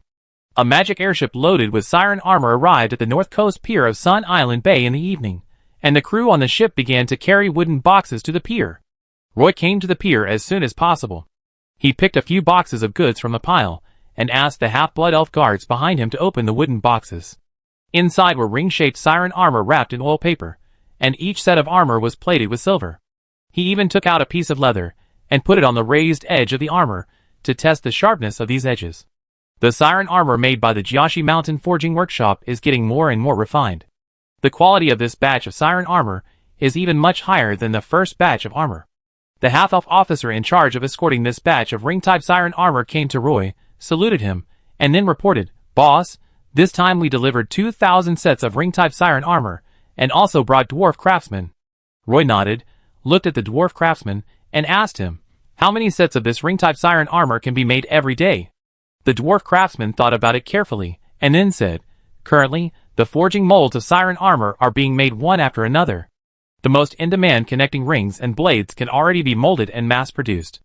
Only 27 types of bridges with more complex structures need to be handmade by craftsmen. It is estimated that mold production will be completed in a short time. If the forging workshop is fully operational, it can probably make 300 sets of ring-type siren armor every day. That means the forging workshop can produce 10,000 sets of ring-type siren armor in a month. This month, the workshop will suspend other forging tasks, and go all out to build the ring-type siren armor." Roy instructed the half-elf officer. "Yes, boss." The half-elf crew placed the wooden boxes in the warehouse by the sea. The next morning, 12 magic airships carrying 600 priests flew to Sun Island, accompanied by 600 Griffin cavalry. Roy also took a magic airship from the North Coast Pier. This time, the magic airship will detour from the west side of the Griffin Barrier Mountains, all the way north through the Padstow Forest, and directly arrive at Padstow City. The magic airship flew in the wind layer for 2 days and 1 night, and finally arrived at the airport pier in Padstow before dark. Roy walked out of the pier. Although the streets outside the airport pier were crowded with half-blood elves, it was far less lively than a month ago. Roy came to a carriage. The coachman saw a team of half-blood elves guarding behind Roy, and immediately jumped off the carriage quickly, opened the door, and said to Roy very attentively, "Boss Roy, I am very happy to serve you. Where are you going?" Roy looked around the street, and asked the coachman, "Are there fewer porters waiting for work here?" "Indeed, there are fewer, mainly because there are basically no supplies to be transported to the Plateau City in recent days. I heard that a group of Silver Moon Elf law enforcement officers came to Partington Island. They are guarding in front of the portal, and refusing all supplies to be transported to Partington Island." The coachman answered casually, "Boss Roy, you came back to deal with this matter, right?" The coachman asked again very eagerly. Roy nodded slightly, and then said, "I need to understand the situation." After that, Roy sat in the carriage, and several half-elf guards followed Roy to get on the carriage. The carriage went along the dim forest road directly to the front of the material warehouse. At present, this material warehouse has been expanded to both sides of the river, with more than 40 rows of warehouses. When Lation learned that Roy had arrived in Padstow, he immediately came out to greet him. Roy first checked the storage of materials in the warehouse. Berkeley probably had a premonition long ago, so he applied for a large amount of military supplies from the Elf continent some time ago. At present, the warehouse in Padstow is almost full of various military supplies. Now we have to send primary magic herbs to Partington Island almost every day. We haven't received any military supplies from Partington Island in the past few days. I heard that Partington Island has been under martial law and no materials can be sent in." Lysander hunched over and said behind Roy. Roy rushed over as soon as he received the news, but he didn't expect the situation to be so serious. "Has there been any news from General Berkeley?" Lysander shook his head and said to Roy, "The Silver Moon Elves in the city have been saying that the Elf Elder Council of Buenos has asked the 17th Silver Pegasus Legion to withdraw from the Partington Plain in the near future, and the Elder Council has called on the elves to leave the Partington Plain immediately. At present, the Silver Moon Elves in Padstow City have begun to evacuate in large numbers. Although the Silver Pegasus army has not withdrawn from Padstow, the Silver Moon Elves have left Padstow one after another, causing panic among the people. The public security in Padstow has become very poor. Currently, almost all the half-blood elf warriors of the city's security corps have been dispatched to maintain public security in the city." Lashanda told Roy the news he had learned one by one. Roy frowned. "It seems that Earl Swinburne went to Buenos Aires, and failed to change the resolution of the Elven Elders Council. This means that the Silver Moon Elves are ready to give up the Partington Plain. He knocked his head in annoyance, and did not stay at the warehouse any longer. Instead, he left the warehouse with a small team of half-blood elf guards, and took a carriage to the Silver Pegasus military headquarters. When the carriage drove to the small square in front of the Tree of Life, Roy found that there were actually Silver Moon Elf officers from the Silver Pegasus military headquarters waiting in the square with their luggage. When Roy got off the carriage, some Silver Moon Elves immediately surrounded the carriage. They were actually going to the central square. When they arrived at the Silver Pegasus military headquarters, the first floor hall was actually empty. There were only 2 half-blood elf female receptionists at the front desk. They saw Roy walking in from the outside of the gate and recognized him at a glance. Roy asked them, "Is General Berkeley still upstairs?"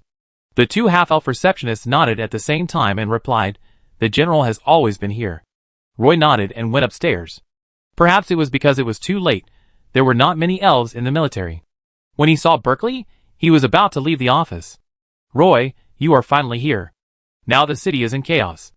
A large number of Silver Moon Elf merchants have left Padstow. The half-elves have become a little anxious. They want a clear answer from the Silver Pegasus military. It just so happens that you are here too. Let's go together." Chief Berkeley pulled Roy's wrist and complained to him. "Is the situation bad?" Roy asked. "This city has developed too fast, and it hasn't been able to settle down yet. Now this has happened. Silver Moon Elf merchants have left one after another, and the half-blood elves also want to leave, but they don't want to give up the wealth accumulated here, so these half-blood elves have become a little impatient, and some elves are planning to fish in troubled waters," Chief Berkeley said as he walked, and there were even echoes in the empty corridor. Chief Berkeley took Roy on a carriage, and the carriage drove towards the central square of Padstow. When they arrived at the central square, Roy found that the central square was crowded with elves. The Silver Moon Elves lined up in a long line, and were passing through the portal one after another. There were also some half-blood elves around the square. They just watched the Silver Moon Elves leave stupidly, and talked about it privately. Chief Berkeley and Roy got off the carriage, and were immediately recognized by the elves. Chapter 755. A group of half-blood elves quickly surrounded them. They rarely do this at ordinary times, but now is an extraordinary period. Everyone wants to know the situation of the Partington Plain. "It's Boss Roy is here, oh," and Chief Berkeley. The half-blood elves seemed particularly excited. Seeing Boss Roy appear in the central square, they all wanted to come over. A half-blood elf shouted, "Boss Roy, I heard that the Dark Legion invaded the Partington Plain. The 17th Silver Pegasus Legion is going to abandon this place, and the Silver Moon Elves have evacuated from Padstow City in large numbers. Is this true?" The half-blood elves at the back kept pushing forward, and the square suddenly became very chaotic. "Boss Roy, what should we do? I just moved here from Manaska half a year ago, and the house there was sold at a low price. If I leave Padstow, I will really be homeless." A half-blood elf stood in the crowd and shouted hysterically. Some half-blood elves even said, "Oh my God, are we going back to the life we had before?" Roy climbed onto the roof of the carriage and shouted to the chaotic crowd, "Please be quiet, please be quiet." Berkeley thought about it, and climbed onto the roof. The two stood on the roof of the car. A large number of half-blood elves gathered here in the square. Roy did not expect that there would be so many half-blood elves in the central square. In front of the portal in the center of the square, the Silver Moon Elves lined up to walk into the portal. Everyone noticed the commotion on the roadside of the central square. Some Silver Moon Elves waiting in line to enter the portal stopped and looked at Roy. Roy spoke, and the half-blood elves around him immediately quieted down. "I'm Roy. I know everyone wants to know what the situation is like in the Partington Plain now." The half-blood elf looked up and looked at Roy on the roof of the car. "I think it's necessary to explain to you here." The surroundings suddenly became silent, and the scene was even a little depressing. Everyone was waiting for Roy to continue. The name of Sun Island Bay may have been heard by some elves, but not by others. It is just south of the Griffin Barrier Mountains. There is a very vast sea over there. Almost all the dried fish sold in our market are salvaged from there. There is also a group of half-blood elves living there. A few years ago, when I recaptured the Pagisto Plateau, they came to me and asked me to help them drive away the fishmen on Sun Island. Then I took the mine guards there and helped them drive away a group of sirens and fishmen. That's why we have a coastline and a bay in the Partington Plain. A few months ago, I learned from the sirens that the Dark Faceless Army appeared in the waters of the Partington Plain. As the announcement said, the Dark Faceless army has now begun to invade the Partington Plain. The Faceless Warriors are a group of dark creatures living in the ocean, and their connecting channels are also built in the deepest part of the trench. Currently, the Siren tribe in the Partington Plain is putting all its strength into resisting the Dark Faceless Legion. During this period, I have been trying to establish contact with the Siren over there. Because they are facing the attack of the Dark Faceless Legion, I want to provide them with some material assistance. Although the Faceless Legion has currently occupied the Western Sea area, the Siren Legion is also regrouping and has achieved some phased victories. In fact, the overall situation in the Partington Plain is not as bad as rumored. The Dark Faceless Legion cannot even fight on land. This legion is not even much of a threat to us elves. What we are worried about is the connecting channel to the Dark Land. If other Dark Legions run out from there, it may be a threat to us. The Buenos Aires Council of Elders is worried about this, and they plan to close the Partington Plain to cut off this potential danger. But in my opinion, the Orc tribes in the north, the Nada Sea tribe in the Endless Sea, and the Grey Dwarf bandits, who are rampant in the waters of the Elf continent, are more dangerous than the Dark Faceless Legion in the Partington Plain, but I don't see them giving up the Elf continent. The reason is that giving up the Partington Plain does not cost the nobles of the Elf Elders Council any price. They only need to vote to avoid potential dangers, and force a group of half-blood elves to return to the Elf continent for them to continue to exploit. Why do we always have to do the hardest work and get the lowest pay? I don't want to leave Partington, and I won't leave here. Partington is more important to me. Life here is freer, and I don't have to look at the faces of those Silver Moon Elf nobles. So I won't leave, I choose to stay. Roy stopped talking here. The mixed-blood elves around him learned the truth of the matter, and immediately responded, if the Silver Moon elves want to leave, let them go, and I want to stay too. We won't leave either. We want to stay too. Some half-elf merchants also asked worriedly, Boss Roy, but once the portal is closed, how are we going to live? Roy said, I will discuss this with the 17th Silver Pegasus Legion. If the portal is really closed, I will notify you in advance. In that case, you will have to choose whether to return to the Elf continent or continue to live in the Partington Plain. Roy's words failed to suppress the half-blood elves' discussion. Roy raised his hand again, signaling everyone to be quiet. The surroundings were quiet again. Roy shouted at the top of his voice, but before that, I don't want anyone to create chaos in Padstow at this time, such as taking the opportunity to drive up prices, take the opportunity to cause trouble, take the opportunity to steal and rob. He paused, and continued, perhaps some criminals may think that I can't be caught even if I do it. Even if I am caught, what can I do? The worst that can happen is that I will be tried in court, and then escorted back to the Parim Island prison in the Elf continent to serve my sentence. Anyway, there is no death penalty in the Elf kingdom. I hope those elves who are lucky enough not to try to touch the bottom line of those laws. When you are planning to do these things, you'd better recite my name in your heart and think about whether I will give you the opportunity to go to jail. No one can guarantee that you will not encounter some unexpected incidents in the process of arresting. Roy said this with a threatening tone. In short, I hope that Padstow City is still an orderly city at this time. I will stand in front of all the elves and face the Dark Faceless from the abyss of the Western Sea. So the Partington Plain is still very safe at the moment. Please feel free to live in Padstow City. Of course, if anyone wants to leave Partington, I will not interfere. Stay or leave, please make your own choice. Roy finished speaking in one breath, and applause came from all around. The half-blood elves learned about the situation of the Partington Plain from Roy, and everyone became less anxious. In the past few days, seeing the Silver Moon Elf merchants evacuating the Partington Plain one after another, the half-blood elves were very panicked. They even thought that the Dark Army was about to attack Padstow City, and everyone needed to escape to a safe place as soon as possible. Now, they learned from Roy that the Dark Army was still far away from them, and even the Dark Faceless Army could not leave the sea, so what was there to worry about? Some Silver Moon Elf merchants even sneaked out of the team after hearing Roy's speech. The magic herb business here is so good, there is no reason to run back when it is the most profitable. Roy jumped off the carriage, and the half-blood elves around him retreated. Berkeley looked at Roy with envy. He didn't expect that Roy's speech on the roof of the carriage shed would immediately calm the riot in the central square. The half-blood elves left the central square one after another, and everyone began to pass on what Roy had just said. But Roy walked towards the portal at this time. He was going to Queen Awini Islands to meet Earl Swinburne. The Silver Moon elves waiting in front of the portal included noble officials, merchants, and members of the adventure group. Currently, the Silver Moon elves nobles passed through the portal, and the ordinary Silver Moon elves waited behind.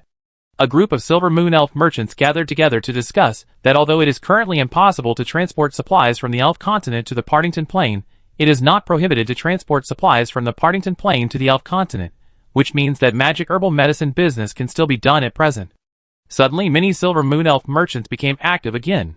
Roy walked to the back of the Silver Moon Elf noble team and slowly moved towards the portal. Several Silver Moon Elf merchants came up to him in a flattering manner and chatted with him casually. Outside the portal of Partington Town, Miss Christine stood in front of two Silver Moon Elf officials and protested, "Why don't you let us pass?" The two Silver Moon Elf officials were from the Buenos High Elf Elder Council. They said to Miss Christine politely, "Sorry, this is the resolution of the Supreme Elf Elder Council.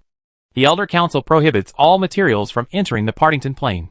In addition, the Supreme Elf Elder Council has issued a notice to the Partington Plain, hoping that the elves in the Partington Plain will evacuate in an orderly manner and avoid danger as much as possible."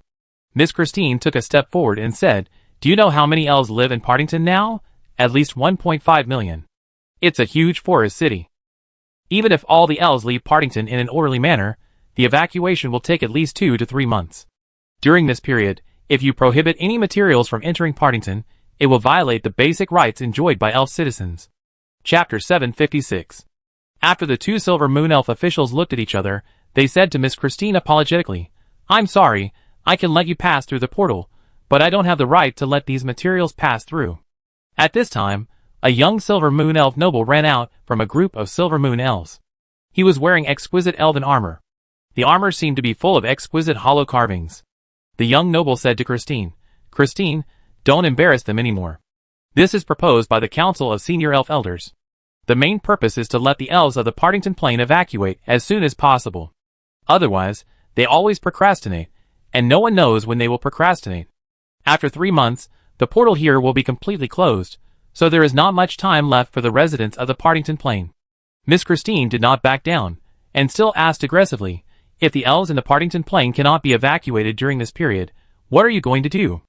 The two Silver Moon Elf officials looked at each other and refused to answer. The young noble hesitated for a moment and said the answer, "Then stay there forever. There are already more than 100,000 elves settled in the Partington Plain." Miss Christine widened her eyes and looked at the two Silver Moon Elf officials and the young Silver Moon Elf noble. "Santos, you actually think so?" The young noble looked around and found that the portal was full of Silver Moon Elves. At this moment, Silver Moon Elves continued to walk out of the portal, so he said bluntly, "The conflict between Half-Blood Elves and Silver Moon Elves has always been the main conflict in the Silver Moon Elf Society. The Silver Moon Elf Kingdom does not need so many Half-Blood Elves. It won't be so bad if some of the Half-Blood Elves can be left in the Partington Plain. Didn't they choose to leave on their own?"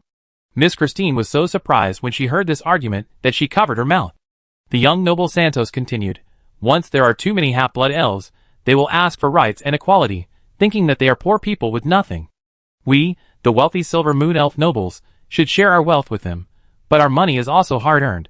Why should we share it with these Half-Blood Elves who got it for nothing?" Miss Christine widened her eyes. "You are prejudiced. No one asked you to share your money. They just hope not to be second-class citizens in the kingdom." Miss Christine was furious. Her voice was a little sharp, and she glared at the young Silver Moon Elf noble in front of her. At this time, Roy just followed the Silver Moon Elf out of the portal. He heard the argument between Christine and the young Silver Moon Elf noble, but at this moment Miss Christine happened to have her back to him, and did not notice Roy coming out of the portal. The Half-Blood Elf guard following behind Roy whispered to Roy, "Boss, Miss Christine is over there."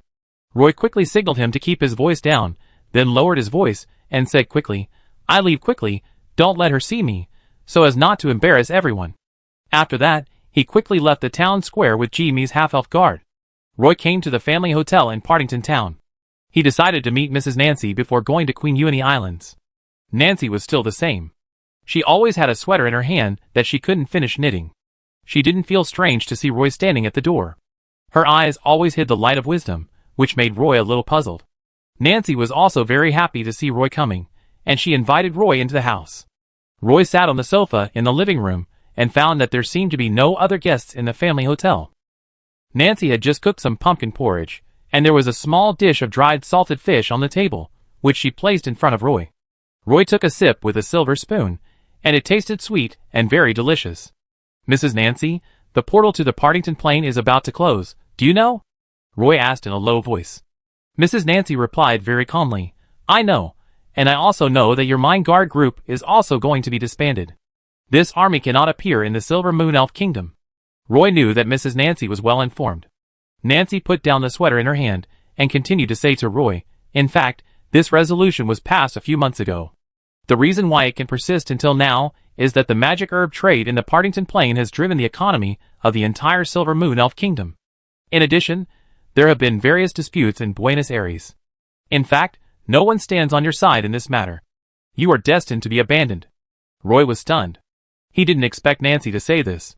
Do you think Swinburne stands on your side and has been running around for the Partington Plain? Ha ha. Nancy laughed happily, as if she saw a child being fooled. She stopped laughing after a while, looked at Roy and asked, Roy, have you ever thought that maybe he is the real planner? Roy was completely dumbfounded. He always thought that Earl Swinburne was a rare enlightened person among the Silver Moon Elves. He did not discriminate against half-blood elves, and even made many contributions to half-blood elves. How could this be? Roy lost his voice. Mrs. Nancy looked at her nephew and said softly, Silly boy, there is no real black and white in this world. When it comes to interests, all elves are selfish. The resolution of the Elven Elders Council represents the opinions of all Silver Moon Elves. All Silver Moon Elves hope to close the portal to the Partington Plain. Roy asked, Is there really no room for easing? Nancy shook her head and said, The portal here is destined to be closed. They gave up the Partington Plain, and indirectly abandoned a large number of half-blood elves. Only in this way can the Silver Moon Elf Kingdom of the Elf Continent keep the proportion of the Silver Moon Elf population in the kingdom at a high level. Is it a bit difficult to understand what I said? She saw that Roy's eyes were a little confused, so she said, Let's talk about this from another angle, maybe it will be easier to understand. The pride of the Silver Moon Elves makes them need to maintain the purity of their bloodline. The half-blood elf population in the Silver Moon Elf Kingdom has been increasing rapidly in recent decades. The children born to half-blood elves and half-blood elves are half-blood elves, and the children born to Silver Moon Elves and half-blood elves are also half-blood elves. Only the children born to Silver Moon Elves and Silver Moon Elves are Silver Moon Elves. Silver Moon Elves have low fertility. In order to maintain the purity of their bloodline, the kingdom must deliberately reduce the number of half-blood elves in the kingdom. Do you understand my explanation? Partington Plain is the most suitable plain they chose. At least this plain is very rich, isn't it? But they didn't expect that a plain war would break out in Partington Plain. If there is no plain war, the time to close Partington Plain may be delayed for a while.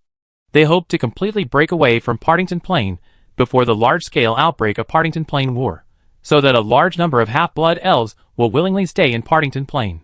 Do you understand my explanation? Nance's words completely exposed the Silver Moon Elves' carefully covered fig leaf, and also made Roy a little confused. Roy said with some distress, I thought they were going to give up the Partington Plain for safety reasons. Mrs. Nancy asked Roy, You know that the Partington Plain is unlikely to be captured by the Dark Faceless Legion in the short term. Wouldn't the group of Silver Moon Elves who have lived for hundreds of years not know? Roy covered his face, leaned back in his chair, and said with some distress, They are going to close the portal, but I don't want to lose contact with this place completely. Do you have any good way to keep the portal? Roy was reluctant to leave the Elven continent. He hadn't even said goodbye to Ms. Belinda yet. Nancy blinked and smiled and said to Roy, Roy, you are a smart kid. I told you so much just to get you to use your brain and think of a way. This portal was closed because it is located in the territory of the Silver Moon Elf Kingdom.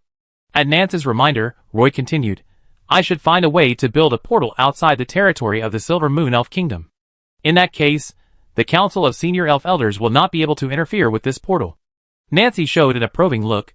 At least before the Partington Plain faces real danger, the Silver Moon Elves have no right to close this door. Roy was a little distressed again, but where can I find such a piece of land? Nancy took out a parchment scroll from the wooden barrel in the corner, and threw it into Roy's arms. When I was young, I also liked to go on adventures everywhere. I have almost traveled all over the seas nearby.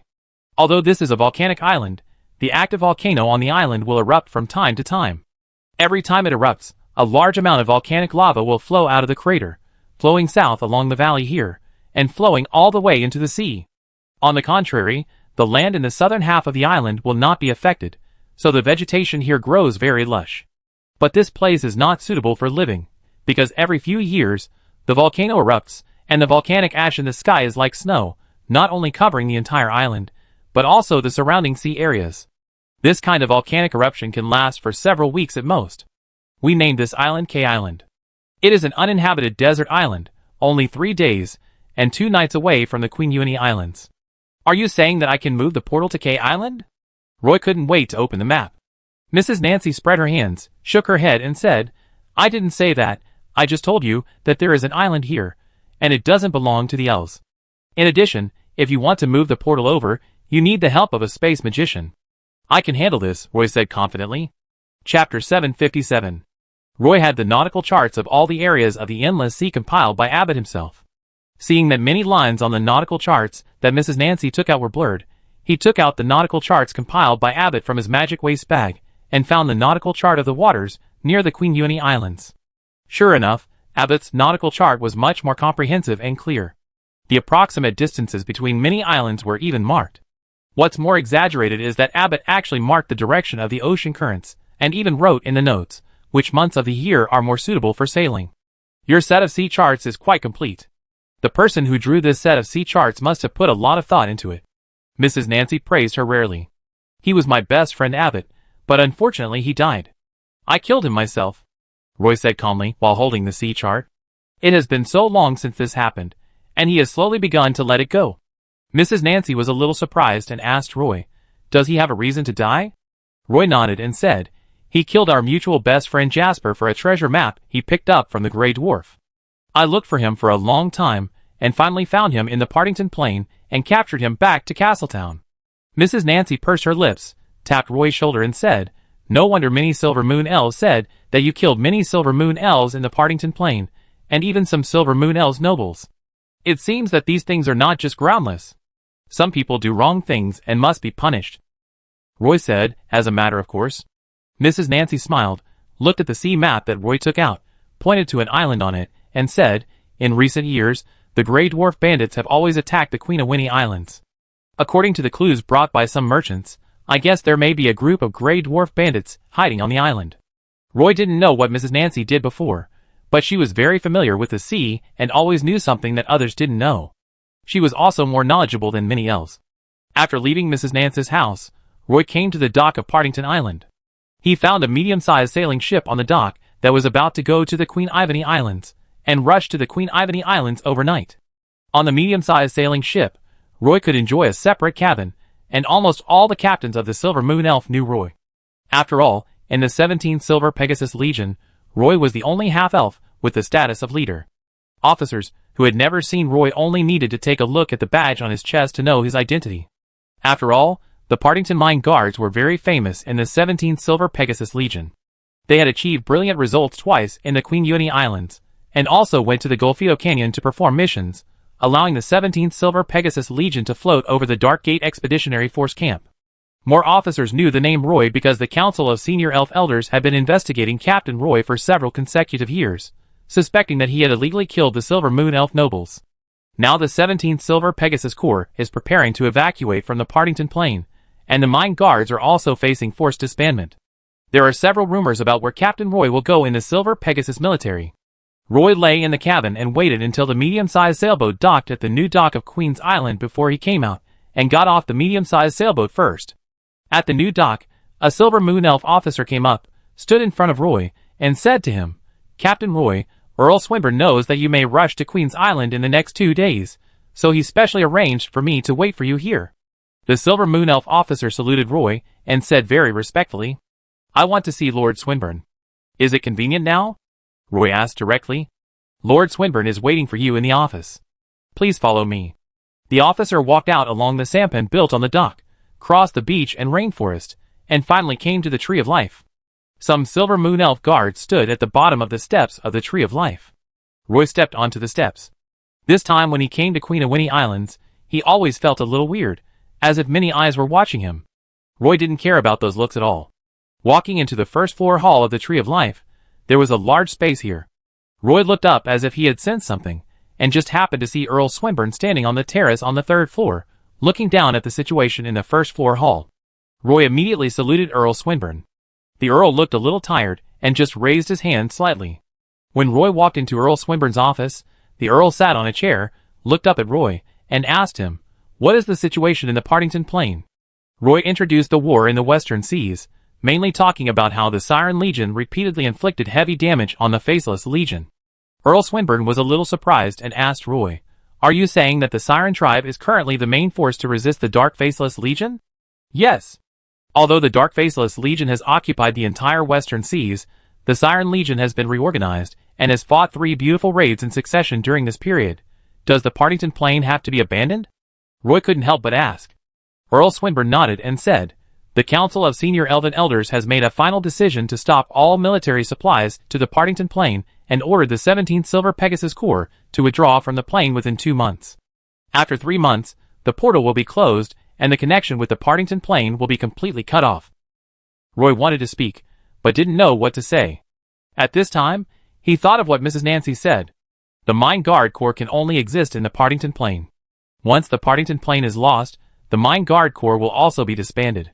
Even if these half-blood elves take off their standard armor, they may not be able to return to the elf continent. Roy asked Earl Swinburne, "What about the Mine Guard Corps? Will the Corps completely abandon the mines on the Pagisto Plateau? The military has almost no constraints on the Partington Plain Mine Guard Corps. Your military expenses also come from the mines on the Pagisto Plateau. If the mines on the Pagisto Plateau still need the protection of the Guard Corps, it is not a bad idea to stay. However, after closing the portal, the Mine Guard Corps will cut off contact with the 17th Silver Pegasus Corps," Earl Swinburne said directly. He stared at Roy, trying to find something hidden in Roy's eyes. He even predicted that the half-blood elves would not leave the Partington Plain, or that only a small number of half-blood elves would return to the elf continent. Roy saw a lot of things in the Earl's eyes. Roy always thought that Earl Swinburne was very friendly to the half-blood elves, and was one of the few friendly people in the Silver Moon Elf Kingdom. Now it seems that it is not the case at all. Roy lowered his head and thought for a while, then suddenly said to Earl Swinburne, "I will transport the magic metal ingots in the mines to Partington Island. This may be the last thing I can do. The mine guards will not withdraw from the Partington Plain. Even if the portal to the Partington Plain is closed, I will stay there." Hearing Roy say this, Earl Swinburne nodded with satisfaction. "Tell me, is there anything else I can help with? I want to fight the Grey Dwarf bandits again before the portal is closed, and capture a group of Grey Dwarf prisoners to the Partington Plain. In the future, the miners in the mines of Pagisto Plateau will become these Grey Dwarfs. My magic airship fleet needs to return to Partington Island through the portal. Give me 2 weeks." Earl Swinburne thought about it seriously and agreed. "Okay, I will find a way to apply for a teleportation pass. It's only 2 weeks. Don't stay at sea for too long. When the time comes, I will dispatch 2 Silver Pegasus Knights to assist you." Roy came to see Earl Swinburne this time just to test it out one last time. He already knew the answer from Lady Nancy. Earl Swinburne's tone was still extremely gentle. But Roy knew that the 2 Silver Pegasus Knights were sent here to monitor the mine guards, not to assist in the battle. "Thank you, Lord Swinburne." Sometimes, he had to say something against his will, which made Roy feel very annoyed. The Plain War broke out in the Green Empire, and the human lords were actively resisting the Dark Army of the Abyss Hell Force. Why can't the elves? Roy finally couldn't help but question Lord Swinburne. Because elves can't reproduce in large numbers like humans, war will only cause the elves to quickly reduce their population, which is what we least want to see. So the Council of Senior Elf Elders hopes to cut off contact with that side when the Plain War is in its infancy. Earl Swinburne replied calmly. "Then I will make some preparations first.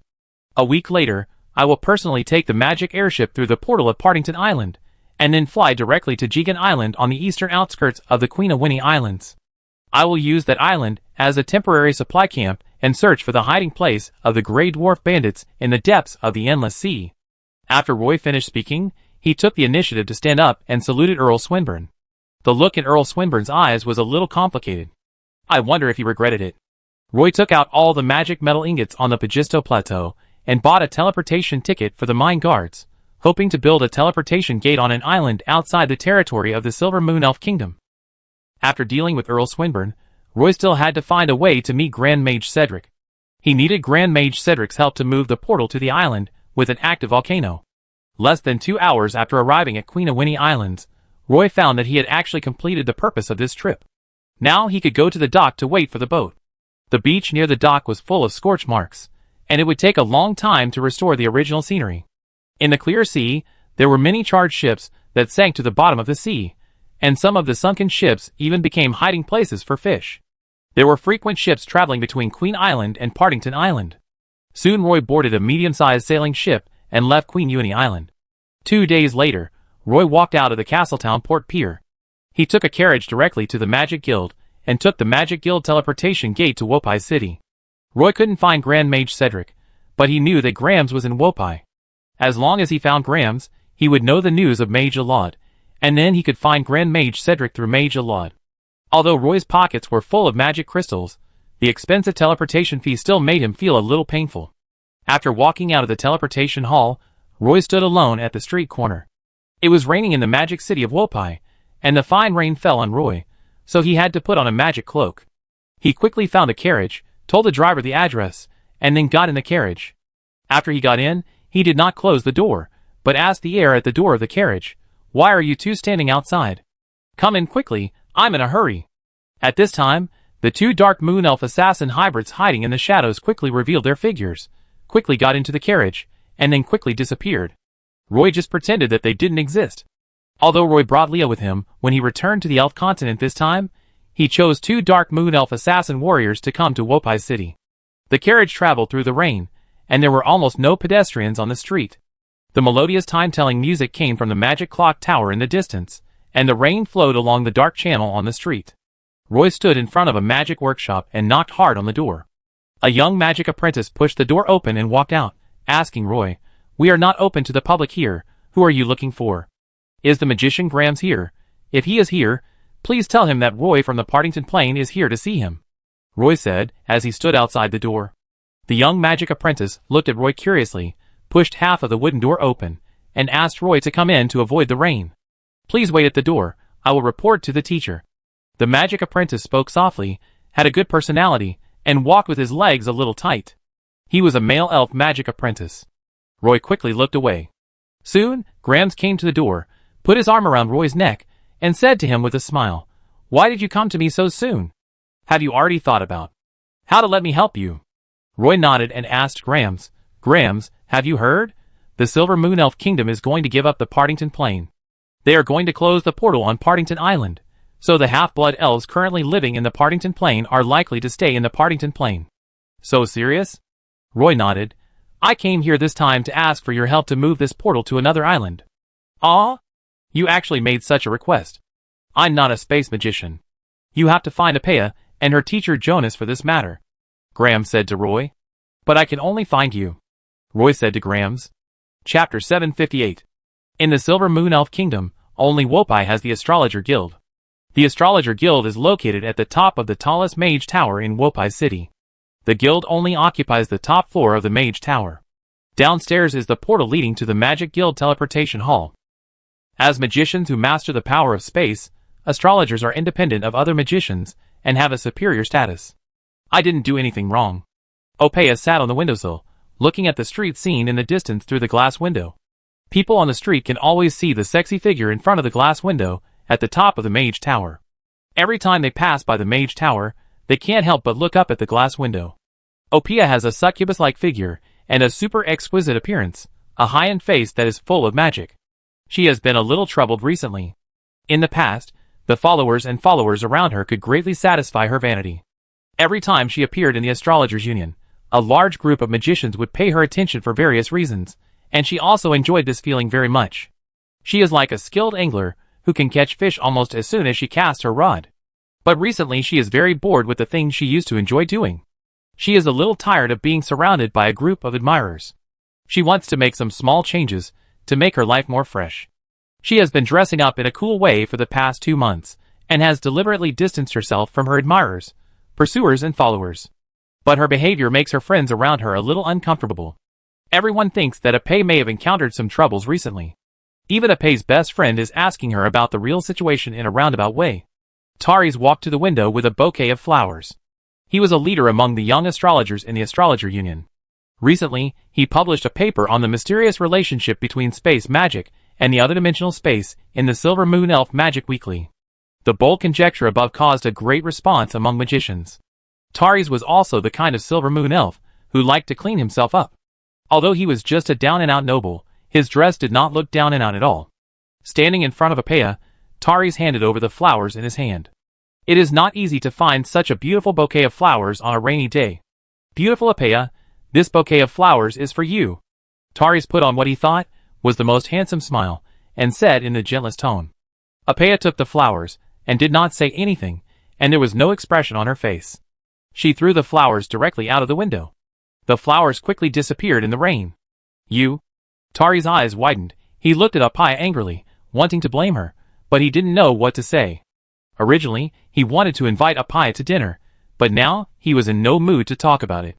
Opea turned her head with a cold face and asked Taris, how can we build a magic space in the subdimensional space, and this space must be very stable, and even be able to build a temporary camp in this space.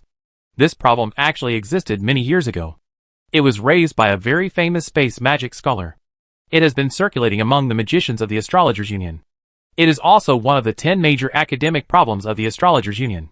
For the astrologers, the other party's words were a clear rejection. Taris was a little angry. He had been rejected by Opea many times recently. Opea, I found that you seem to have changed after returning from Golfito. What happened to you there? Was it because of the influence of the fear demon? You should drink more juice of the concentration flower. After saying that, he left angrily. Grams the great magician and Roy were sitting in a carriage. The carriage drove quickly through the street. The wheels rolled over the puddles on the road, and the splashed sewage quickly mixed with the falling rain. A curtain of water appeared on the car window.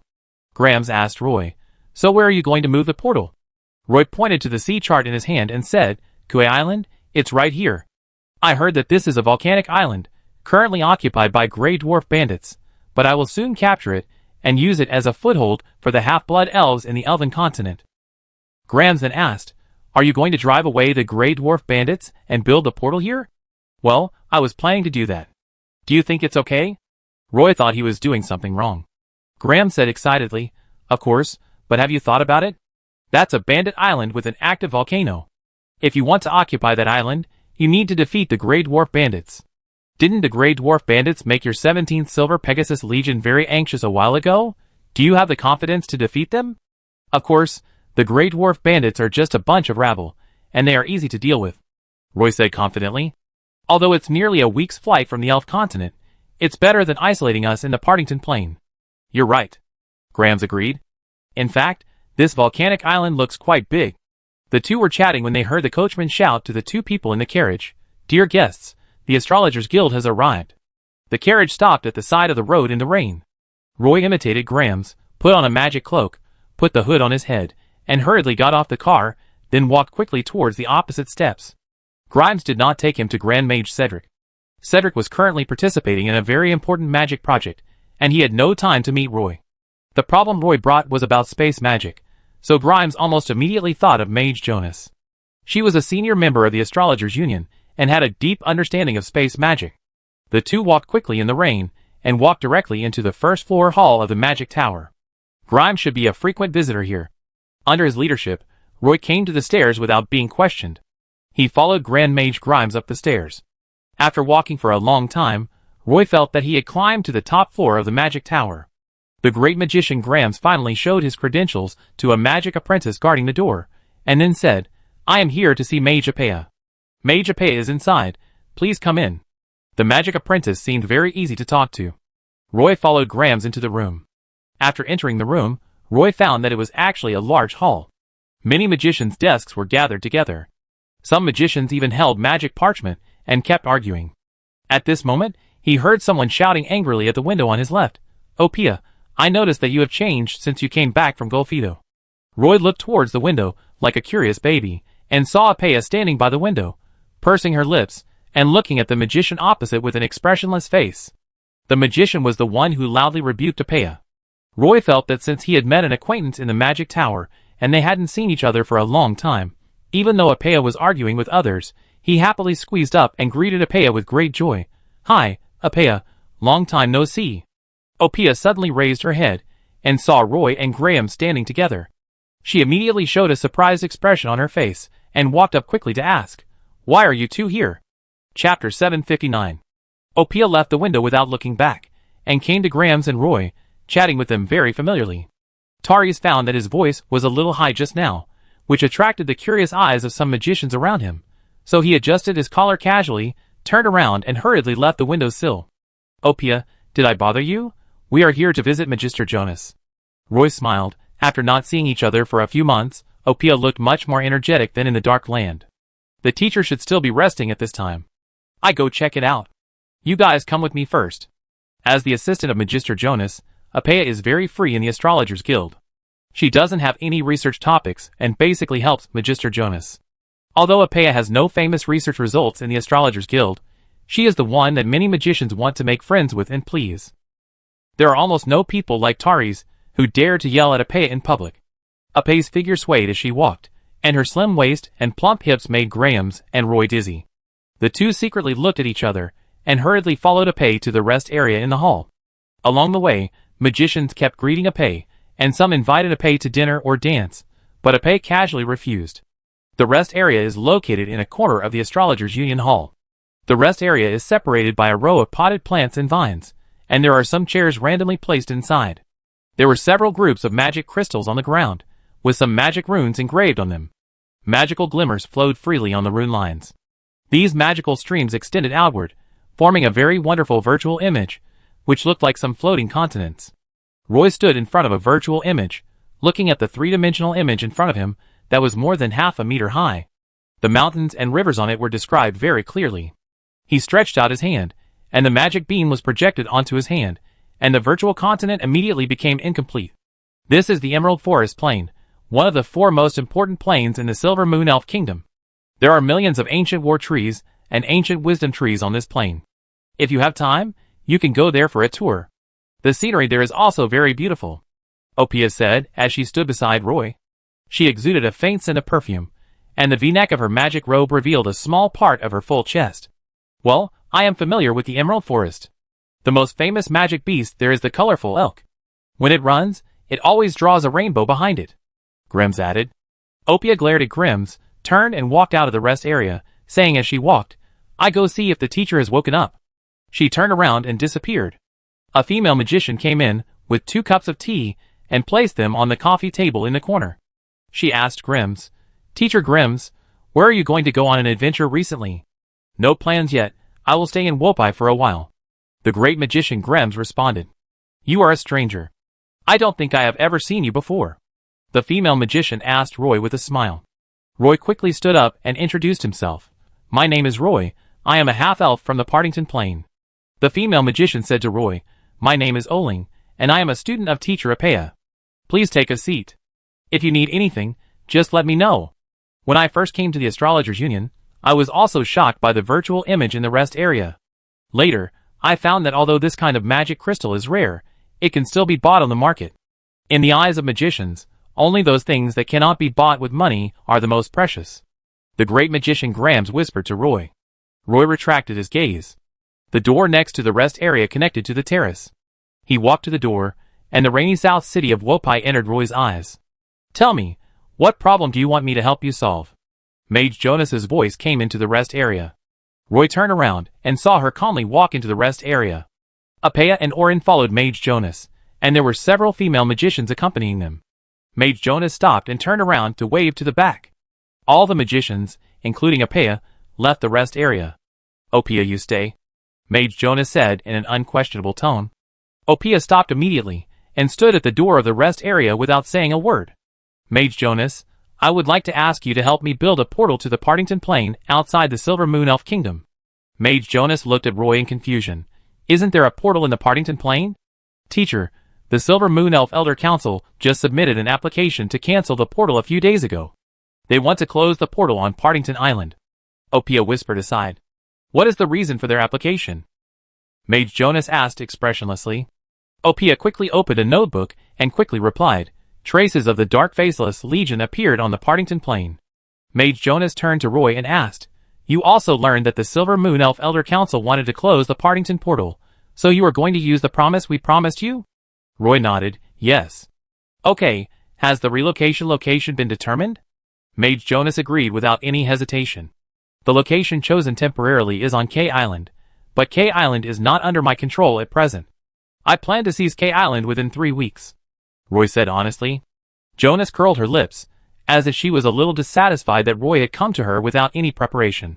She gracefully tapped her forehead with her finger, and then ordered, Opia, Grams, you two go to help Roy solve this matter. Opia, You also need to measure the star field coordinates of K Island. When everything is ready, I will take people to move the portal on Partington Island. Yes, Mr. Jonas. Grems and Apea responded immediately. At this time, Jonas walked to the bookshelf nearby, searched for a while, took out a six-sided magic crystal, and casually inserted it into a magic base on the ground. As the magic glow on the base flowed into the magic crystal, the crystal emitted a light blue fan-shaped light upward. In this fan-shaped light, a blue sea appeared. Roy actually saw countless small islands in this sea area, among which Kue Island was the largest one among these small islands. As Magister Jonas casually drew twice, the island of K was magnified continuously until the whole island appeared clearly in front of everyone.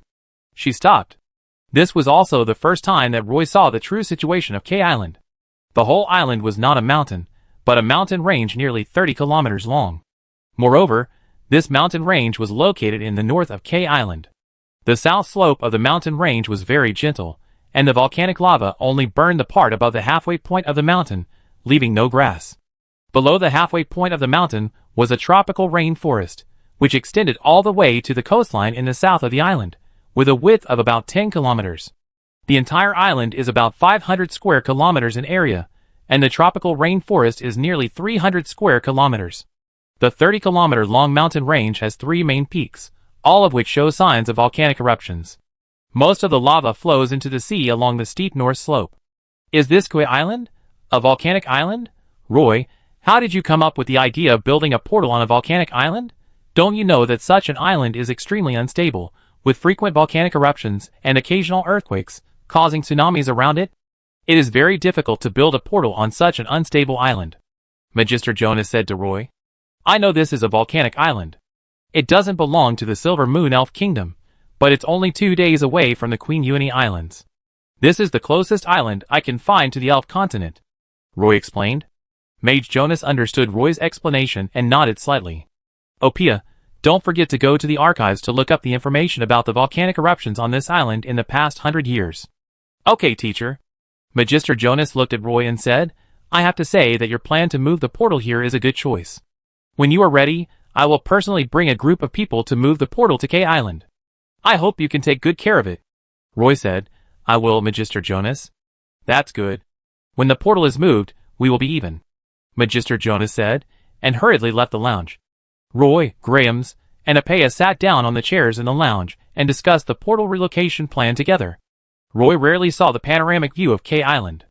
This island was much larger than Roy had imagined.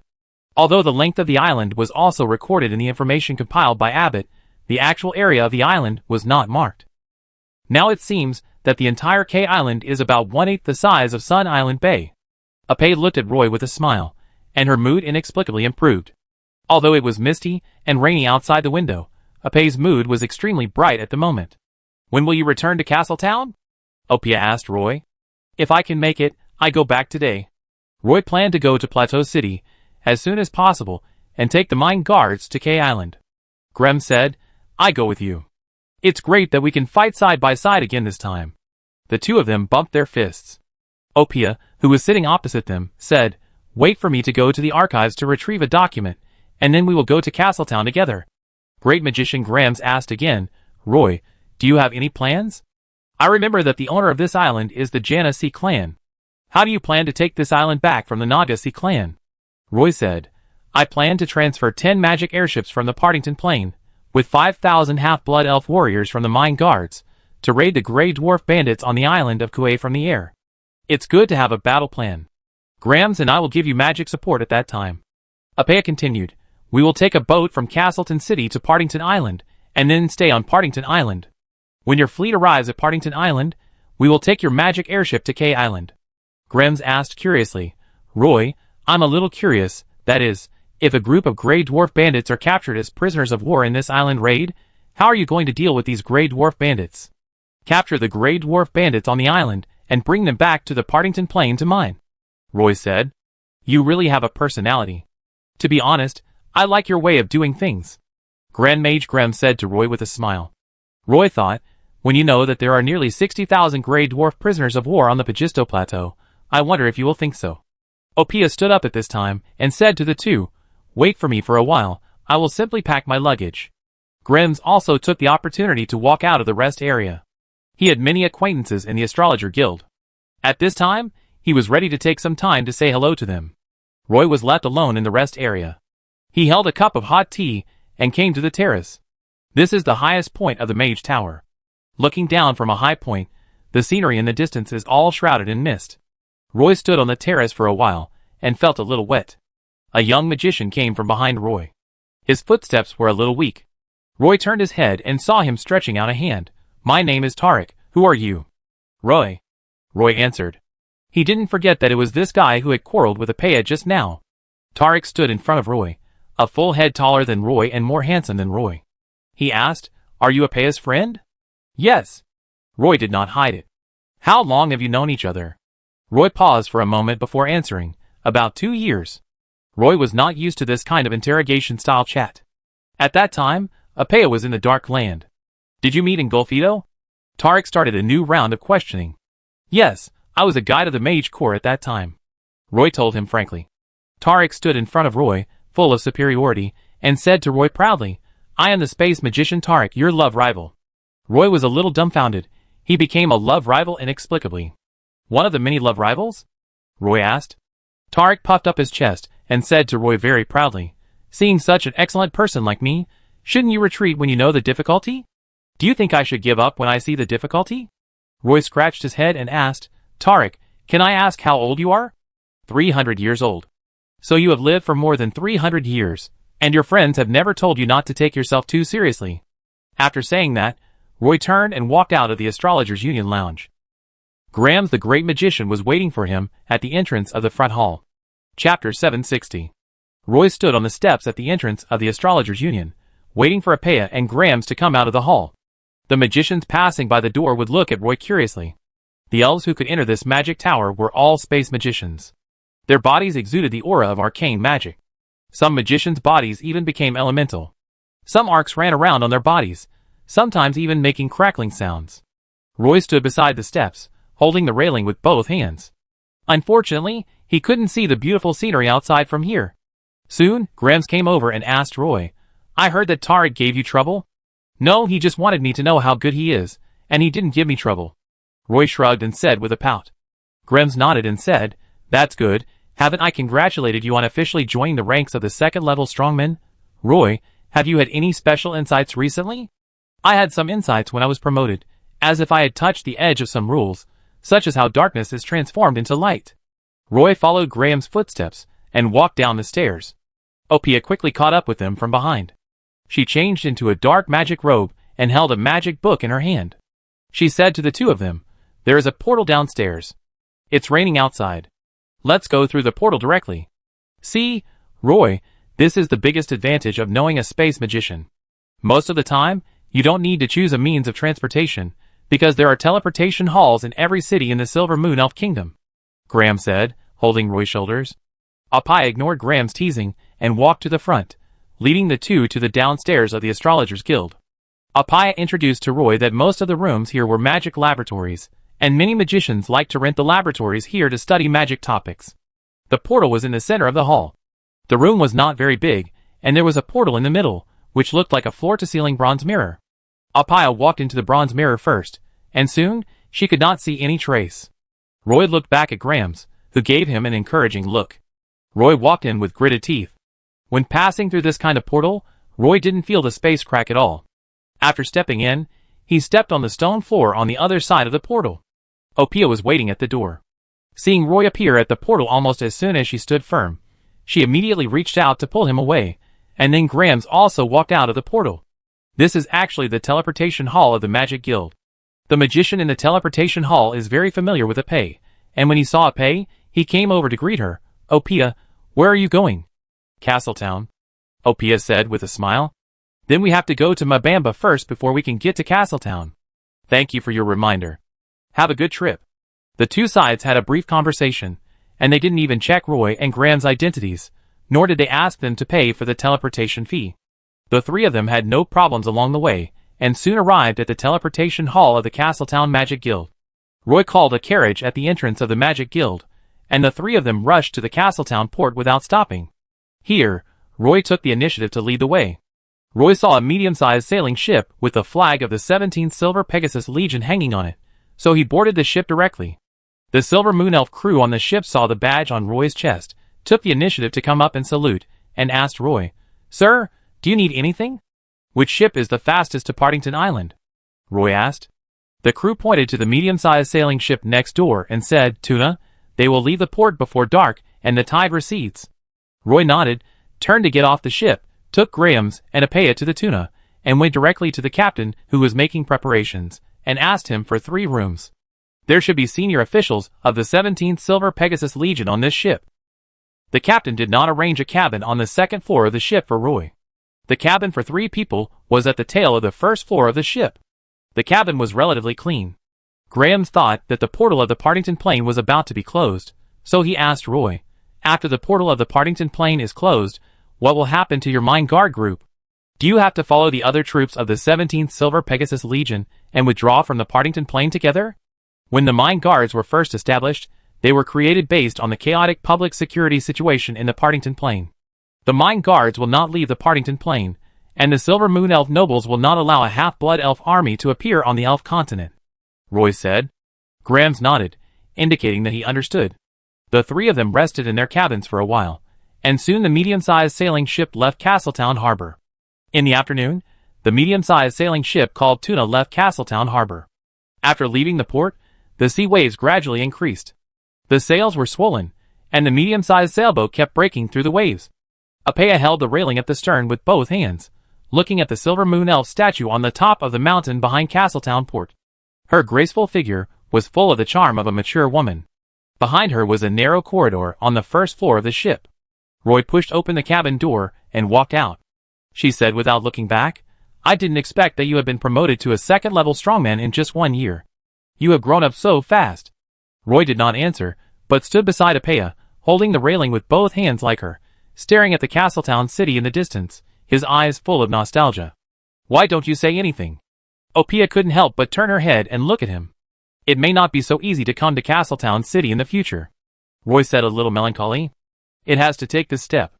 Half-blood elves have long become the biggest social problem of the Silver Moon Elf Kingdom. How can the Silver Moon Elves allow half-blood elves to continue to encroach on the Silver Moon Kingdom? It's just that the separation process was a bit tortuous this time, and there was also a plain war, which made them speed up suddenly, and everything became very hasty." Apea squinted her eyes, and looked at the clouds in the western sky, and said casually, "You also know. This will happen sooner or later." Roy felt as if he was the only fool who knew nothing. Since a large number of half-blood elves have poured into the Partington Plain, the Astrologer Union has been closely watching the portal here. "Do you know how many magic crystals are needed to maintain the operation of the portal every day? From now on, this amount of magic crystals will need to be shared by 1.5 million half-blood elves." Apea whispered to Roy. "Think about it. Without the Silver Moon Elves pushing behind them, how could the half-blood elves migrate to the Partington Plain in such a short time?" Apea added. "You are just a ball sail that happened to appear at the wind outlet. When the wind blows, it flies to the highest place, and it also generates a strong attraction, pulling the half-blood elf ship forward continuously." Apea looked at Roy, her mouth corners raised, staring at Roy, her straight nose almost touching Roy's nose. "You are now a young half-elf navigator, and your performance during this period is perfect. Teacher Olaud said that you and Grams are the same kind of elves. No matter what the situation is, you can see the essence of war, and the key to victory at a glance." Apea kissed Roy on the cheek. Before Roy could react, her body moved lightly. She took only 1 step forward, but she crossed the entire corridor in 1 step, came directly to her room, opened the door, and walked in without looking back. Roy was the only one left in front of the stern fence. Roy didn't expect to hear another interpretation of the Partington Plain from Apea. That night, Roy tossed and turned in bed, and basically didn't sleep much. In addition to the naval battle in the western waters of Partington Island, he occasionally saw the scene of Queen Uni Island burning nearly 100 three-masted sailing ships of the Grey Dwarf robbers. When Roy woke up, it was already dawn. Roy simply washed up, walked out of the cabin, and came to the narrow restaurant on the ship, only to find that Apea and Grams were sitting in the restaurant, tasting the breakfast prepared in the restaurant. The medium-sized sailboat was docked at the dock of Partington Island. Roy took Grams and Apea out of the small harbor dock. He first brought the 2 to the safe harbor, and checked the progress of the magic airship transformation. Currently, There were only more than 10 magic airships anchored in the sea. Roy looked at the sides of the ship and found that there were no changes. Even the mounting brackets of the floating device were not ready. Currently, there are nearly 30 magic airships that have been transformed. Roy found that a large number of half-blood elves were stranded on the beach. These half-blood elves were almost all families, and they built simple tents on the beach of Partington Island. When passing by the beach, you can see some half-blood elf children squatting on the beach playing. The adult half-blood elves, however, are full of sorrow. "Where are you from?" Roy and the other two walked up to a few half-blood elves and asked them. "We are all from Manaska City and are preparing to go to the Partington Plain. Unfortunately, the portal here was closed 10 days ago. Currently, the portal to the Partington Plain can only be used to exit, not enter. However, we no longer have the ability to return to Manaska City, so we can only stay on the beach here," a middle-aged half-elf man said with embarrassment. "Don't worry, it won't take long. Once all the Silver Moon elves leave the Partington Plain, the portal will probably reopen for a while, but you must seize the opportunity and don't miss it," Roy reminded several half-elves. "Thank you for your kind reminder." The three walked across the beach that looked like a refugee camp and visited Roy's renovated shipyard. Grahams was very interested in the magic airship. Because of the Silver Moon elves' no-fly order, no magic airships can be seen on the Elven continent. Grahams usually cannot touch the floating device. This time he wants to stay on the ship for a while. It seems that he is preparing to study the magic pattern array on the floating device. This is almost a major feature of magicians. No matter where they go, their first focus is always the magic runes on various buildings. Opia did not want to learn about the floating device. She followed Roy into the town of Partington. The town square was empty. Although the portal was running, no elves came out of the portal. 2 Silver Moon elf officials were standing at the portal, chatting idly. A large group of half-blood elves were waiting in the town square, but they could not enter the portal. "Please stay. The portal is currently leading from the Partington Plain to Partington Island. If you rashly enter the portal, it will cause time and space confusion, and you will easily get lost in the space rift." A Silver Moon elf official signaled Roy and Apea to stop and not get close. Roy wanted to go up and argue with the 2 Silver Moon elf officials, but was pulled back by Gu. "At this time, I guess all the Silver Moon elves are hoping to find some fault with you. Be quiet, I will handle the matters related to the portal." Opia walked up directly, pointed to the magic badge on her chest, and said to the 2 Silver Moon elf officials, "The Astrologers Union routinely inspected the working status of the number 152 portal on Partington Island." As she spoke, she took over the control of the portal and changed the transmission direction of the portal in front of the stunned 2 Silver Moon elf officials. Apea even checked the coordinates of the portal before waving to Roy, signaling him to go through first. As Roy passed through the portal, Apea turned to the 2 Silver Moon elf officials and said, "Let's go to the other side to check the status of the portal first. You'd better not use the portal for the time being. I suspect that you two have not obtained the authorization letter issued by the Astrologers Union for operating the portal.